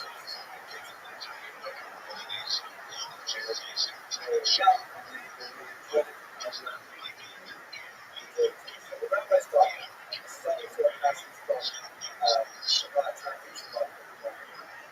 A person should always be almost like Hillel. Two men once made a bet of 400 souls. Do you know how much 400 souls are? How much is 2 souls? One small goat, right? So 400 souls are 200 small goats. So 1 goat, right? So you must measure that. And 400 souls. Whether one of them should make Hillel use this territory. One is saying, put your champions off the truck. We looked at his plan, went to Hillel's house late afternoon on Friday when everyone was busiest in preparation for the big dinner. When we arrived at the door, Hillel was washing his hands in the shower. And as we took customarily big and put themselves through the yard, and banged on the door and told them, is Hillel here? Is Hillel? Rushing on the step, as I say, it was Rabbi earlier, asked him to such Hillel, Hillel was out of the shower, wraps himself in his clothes, and came out to him. My son, he said, how can I help you? And the question to ask, my son. I want to know, he said, why are the heads of the Babylonians so damaged? Which is meant to be a trick question. An idiotic but not basic question. In the shower, find out. Why are the heads up? My son, says Hillel, that is a very important question. Good educated, good pedagogy, he validates the question right away. The reason is that in Babylon they don't have well-trained midwives. The man went away and went around to Hillel and talked to his hair washer. And then he came back and told her that Monday night was still up here at school. He was honestly like, so Hillel had a lot of hair. Hillel again wrapped his cloak and turned out to us. My son, how can I help? I have a bunch of guys. He said, asked my son, why are people like time Hillel, which is Syria, so weak in mind? You've asked a very important question, my son said, the reason is that you live in such a sandy country, sand gets in your mind.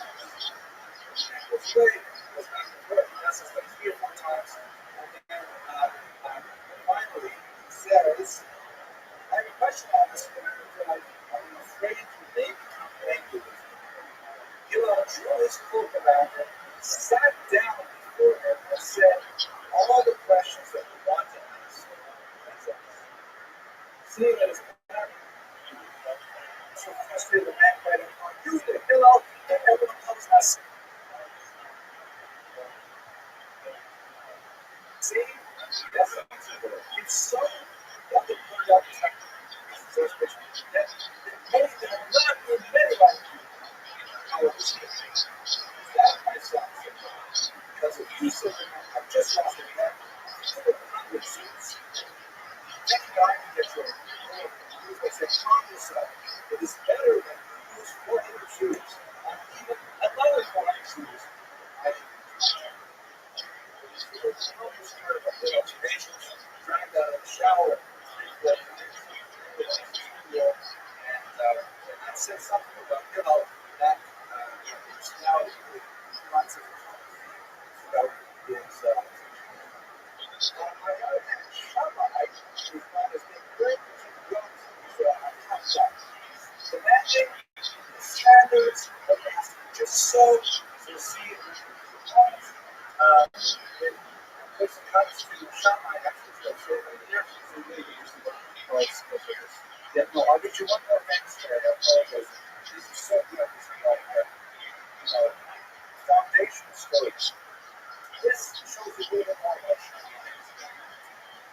A Gentile once came to Shammai and said, Rabbi, how many Torahs are there? He had two positions. Written Torah and oral Torah. Which is half that. The Gentile said, no, I don't believe in Torah, but I can't accept your answer. Make me not Jewish, convert me. But the tradition that you teach me the Torah. The only one who teaches the Torah, I'm not sure it's a very Shammai tradition. Shammai spoke to him sharply and told him that this is not really another tradition. It's actually one sports. But another Jew came to Shammai and said, only if you teach me the whole Torah, or I'm standing on one maybe passage, the expression stand on one foot. It's not proverbial or like very quickly, standing on one foot. We'll talk about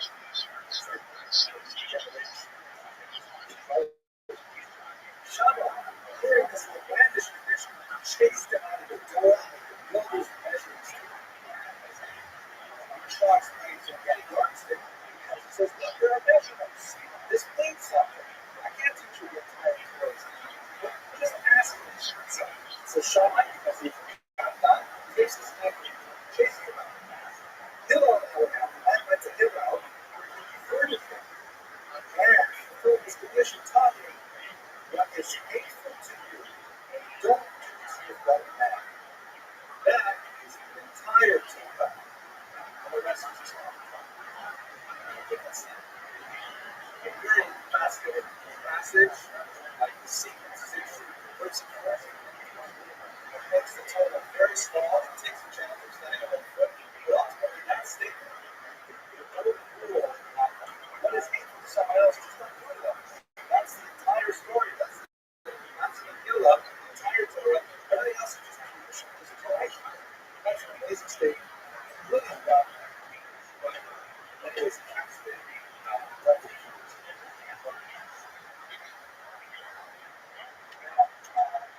Another example of this, one of my favorite passage in there's a great chapter there called Takes Up about how to dance. And it's about how to perform very important mitzvah. Dancing with them. You're supposed to dance to lighten the hearts of everybody. That's why you don't teach weddings. Teach dance on a shtick. I once saw some guys put on these big black hats and then filled with bells. I was thinking it's a good thing it was a little that's the other issue. So they asked the question, what are you supposed to say to the bride? What are you supposed to say? And Hillel says, say, although you know the beautiful and gracious bride. So quite simple. And Shammai says, what did you do? He said, if you do this, that, and Shammai says, question,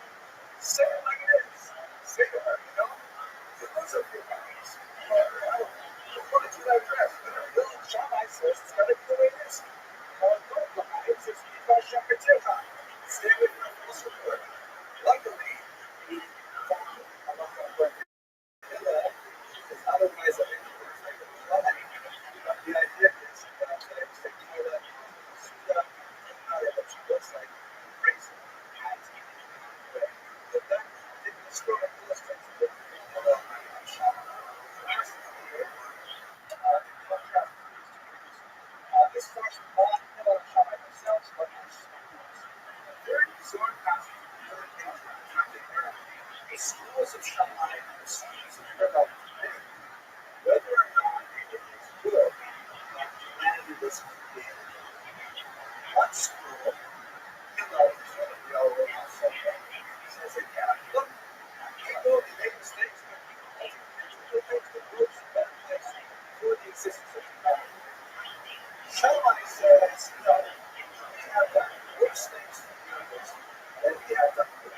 So basically, and the first environmentalists would say, oh, they debated for 2.5 years until finally they put it to a vote. Shammai was one of the votes.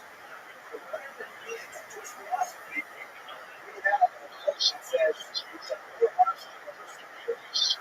And today what's on to finally divide us from out of context where God sends us a word for any particular time. These attributes, the words of a shaman, Israel, are the words of the living God. Even though they're diametrically opposed and there is no sea in the middle, you can't have a modern position of yes, there is no maybe. Nevertheless, both positions are extremely valid. According to the tradition, you know, we follow so they feel out.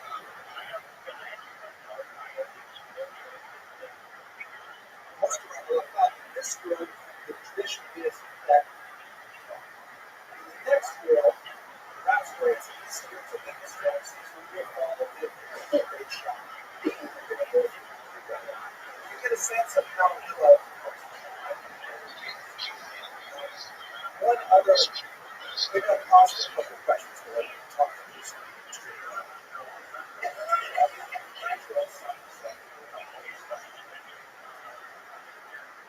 Here's a little known teaching that I never learned before I learned this class, but it was pretty illustrative in one other aspect of philosophy. This is one of the cryptic as Rabbi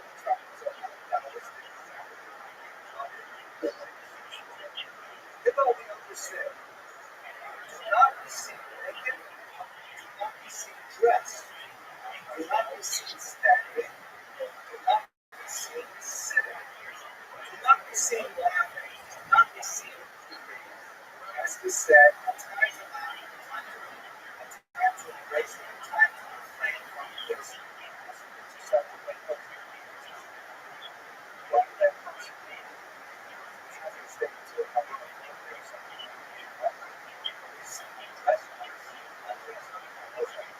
So this interpretation shows idea that you have to be instead of other people. Value of Jesus is part of the direction, not to stand up and other people are dressed as the others.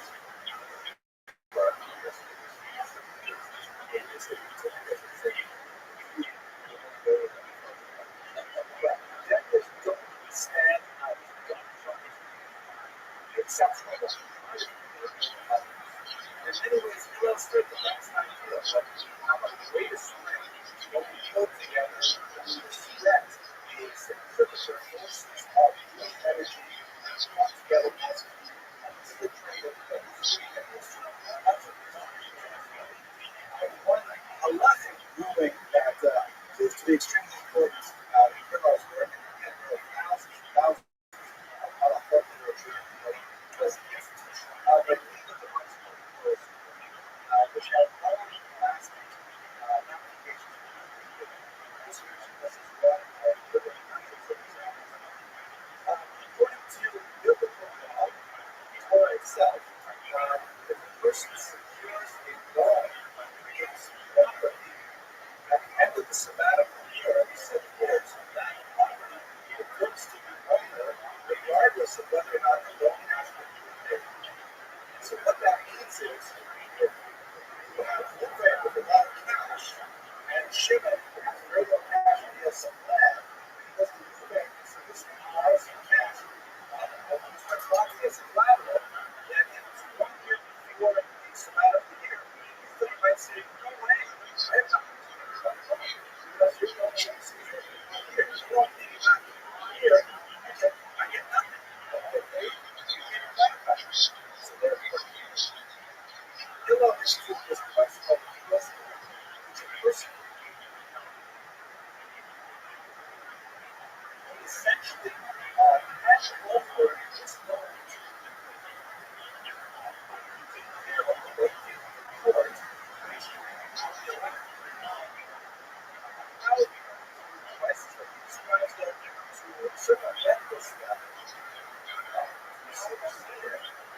The loan would be that high, even though the collateral went to step here, but would still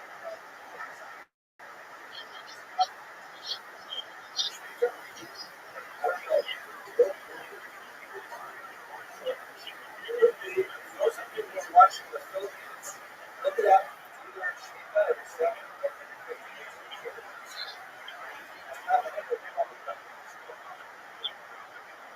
Anyway, this was quite because it allowed the economy to continue functioning.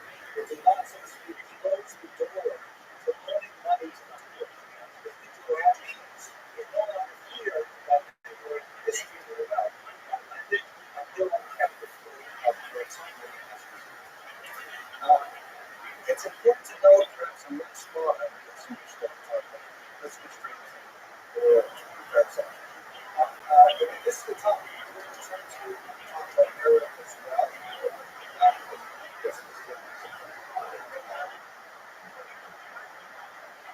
Yes, absolutely. Yeah.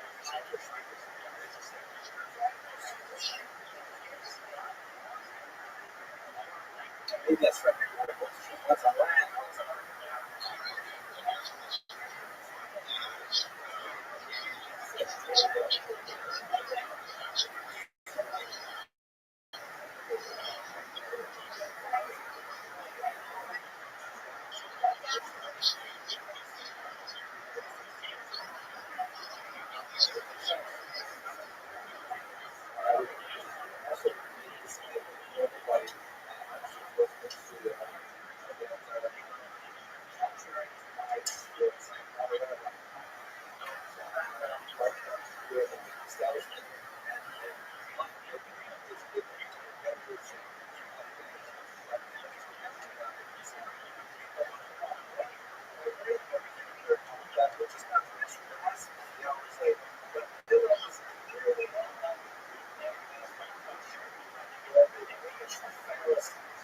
The Pharisees get a lot of bad play in Western culture because they're frequently approached as Jesus. And Jesus has many debates with the Pharisees in which they come across as being specifically hypocritical. In fact, when Jesus was the Pharisees, they asked him to be hypocrite because of his New Testament interpretation. But they don't really Jesus was in a party of love that he will die maybe around year 10. Jesus was a man of man. Jesus was a lot of shepherd.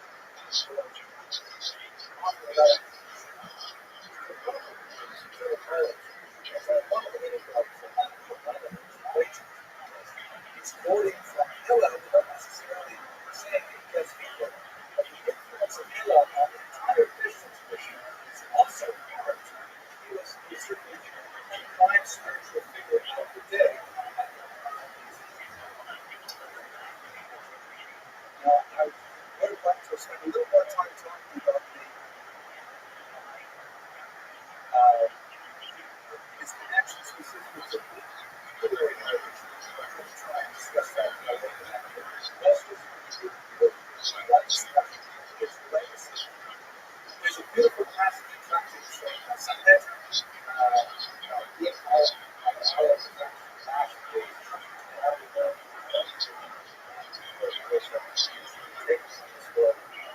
And it's an amazing discussion discussion there. Very, very common discussion.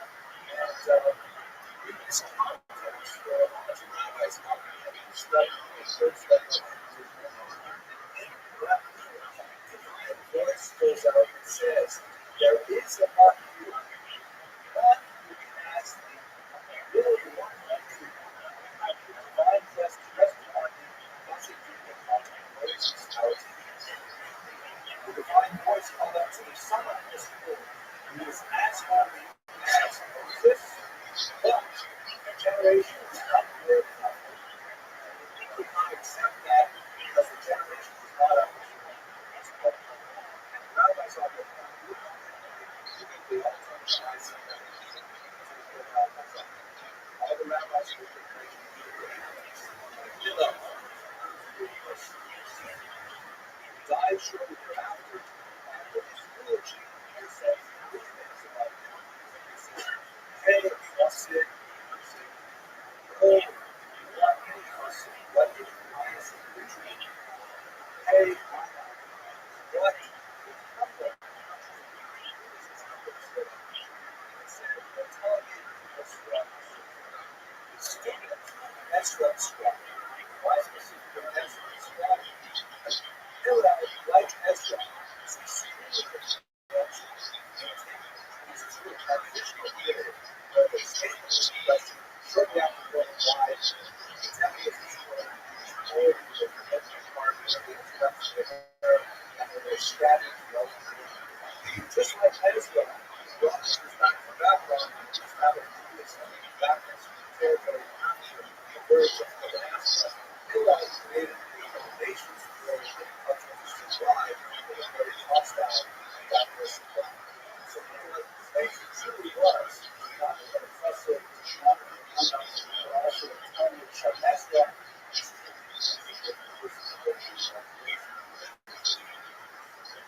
Thank you all. So great patience, my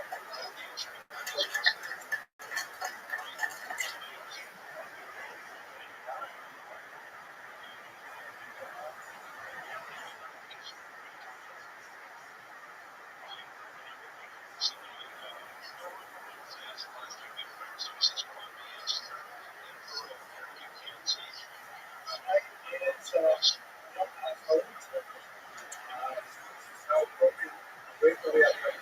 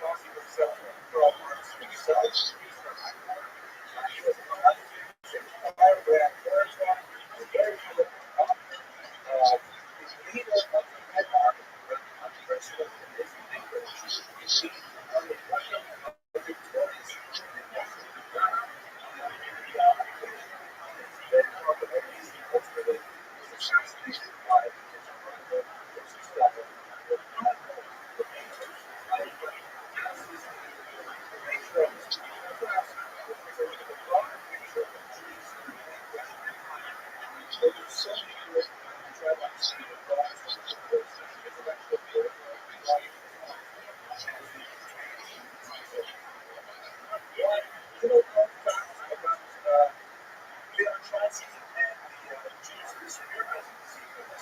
One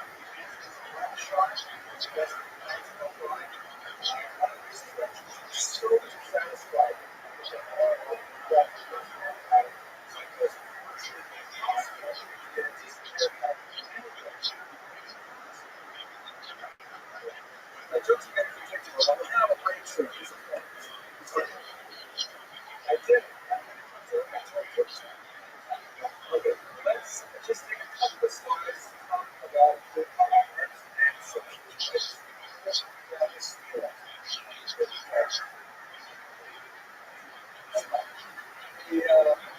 Let's talk a little bit about how arts and socialism is the understanding of what this political arts to how this is transformed into concepts, right? Arts as development and social democratic.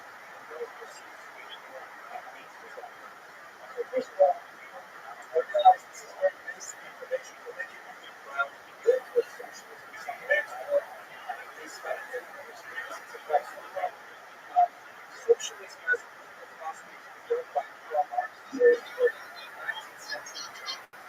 He was actually a Jewish background. He was Canada for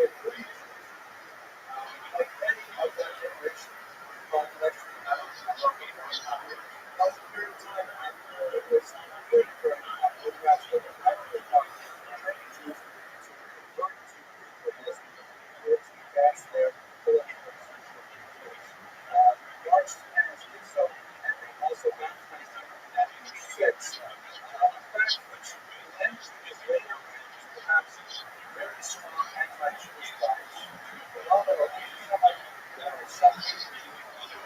in much of the dispassionate political and social analysis that he did, the proletariat is no such sort of charity for the Jewish proletariat. Anyways, he is incredibly negative Jewish thinkers of the 20th and 19th century, despite his wonderful achievements effectively. Oh, that's not this one here. This is one of my favorites. This is the one that's it translates as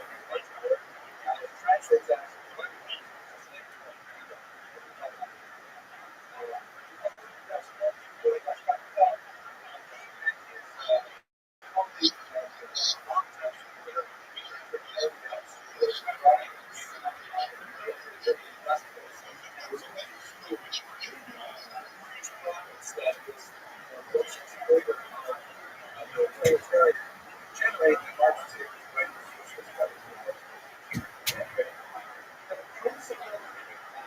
elements of Marxism that I want to just convey is the concept of capitalism. Much of 19th century thought was primarily nationalism.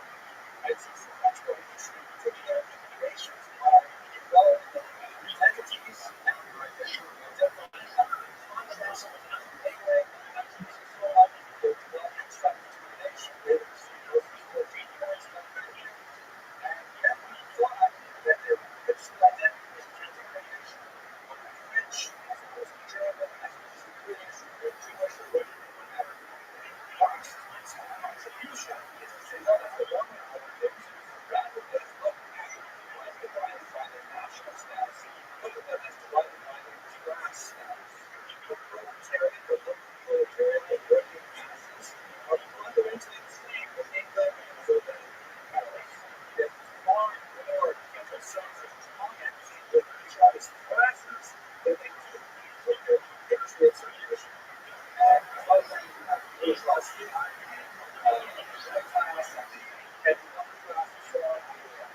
And Marx's idea was rather than insist on these up and upper classes, we should rather bring all the proletariat together and realize that their class commonalities that are far more prevalent than national divisions, and they should join together and overthrow their true class ideas, creating a kind of ideal, secular paradise where everyone shares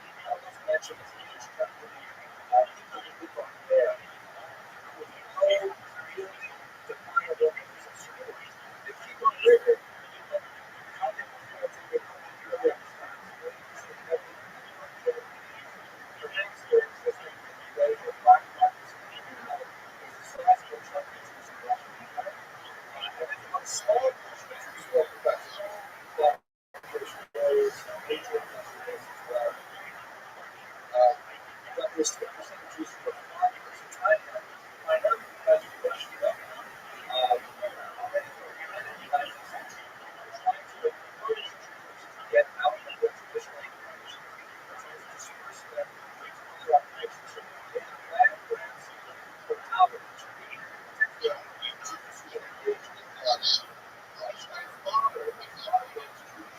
He turned out to be actually quite successful as a child.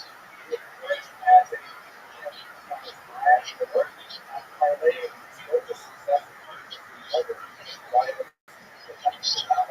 and thus his childhood. This was watching his father do business with these land holdings. There's some interesting stories that the ways his actually operate as peasants humiliated by their debtors and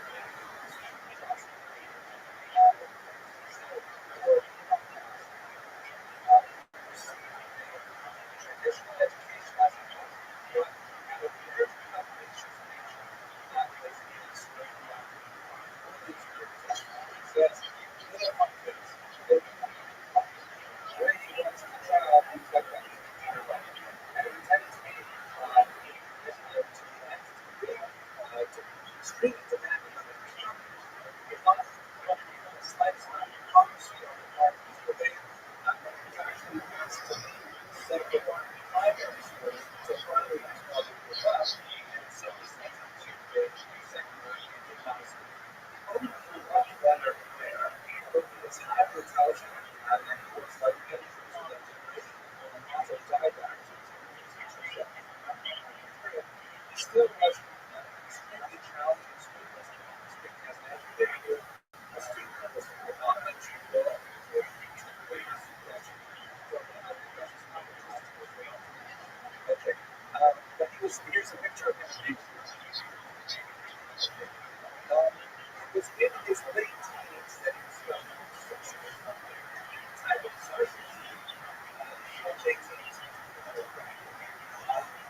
Obviously, this part of his first investigation as I heard it.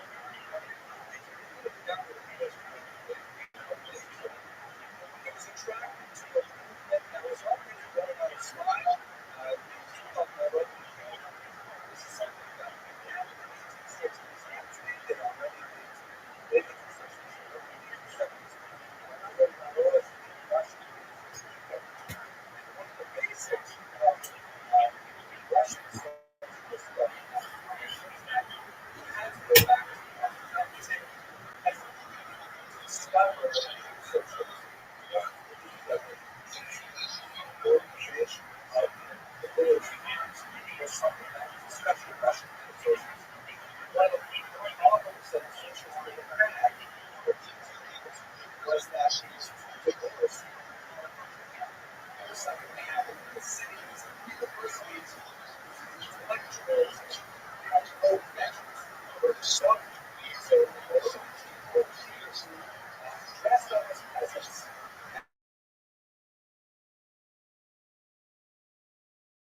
They went to kind of try to propagandize the peasants with college dropouts, explaining to them that there were two methods of contraceptions and right? Other farmers necessarily wasn't so much the peasants, yeah, information. I remember performing all the other saying some of these basic things that were not right, but each guy had a chapter. And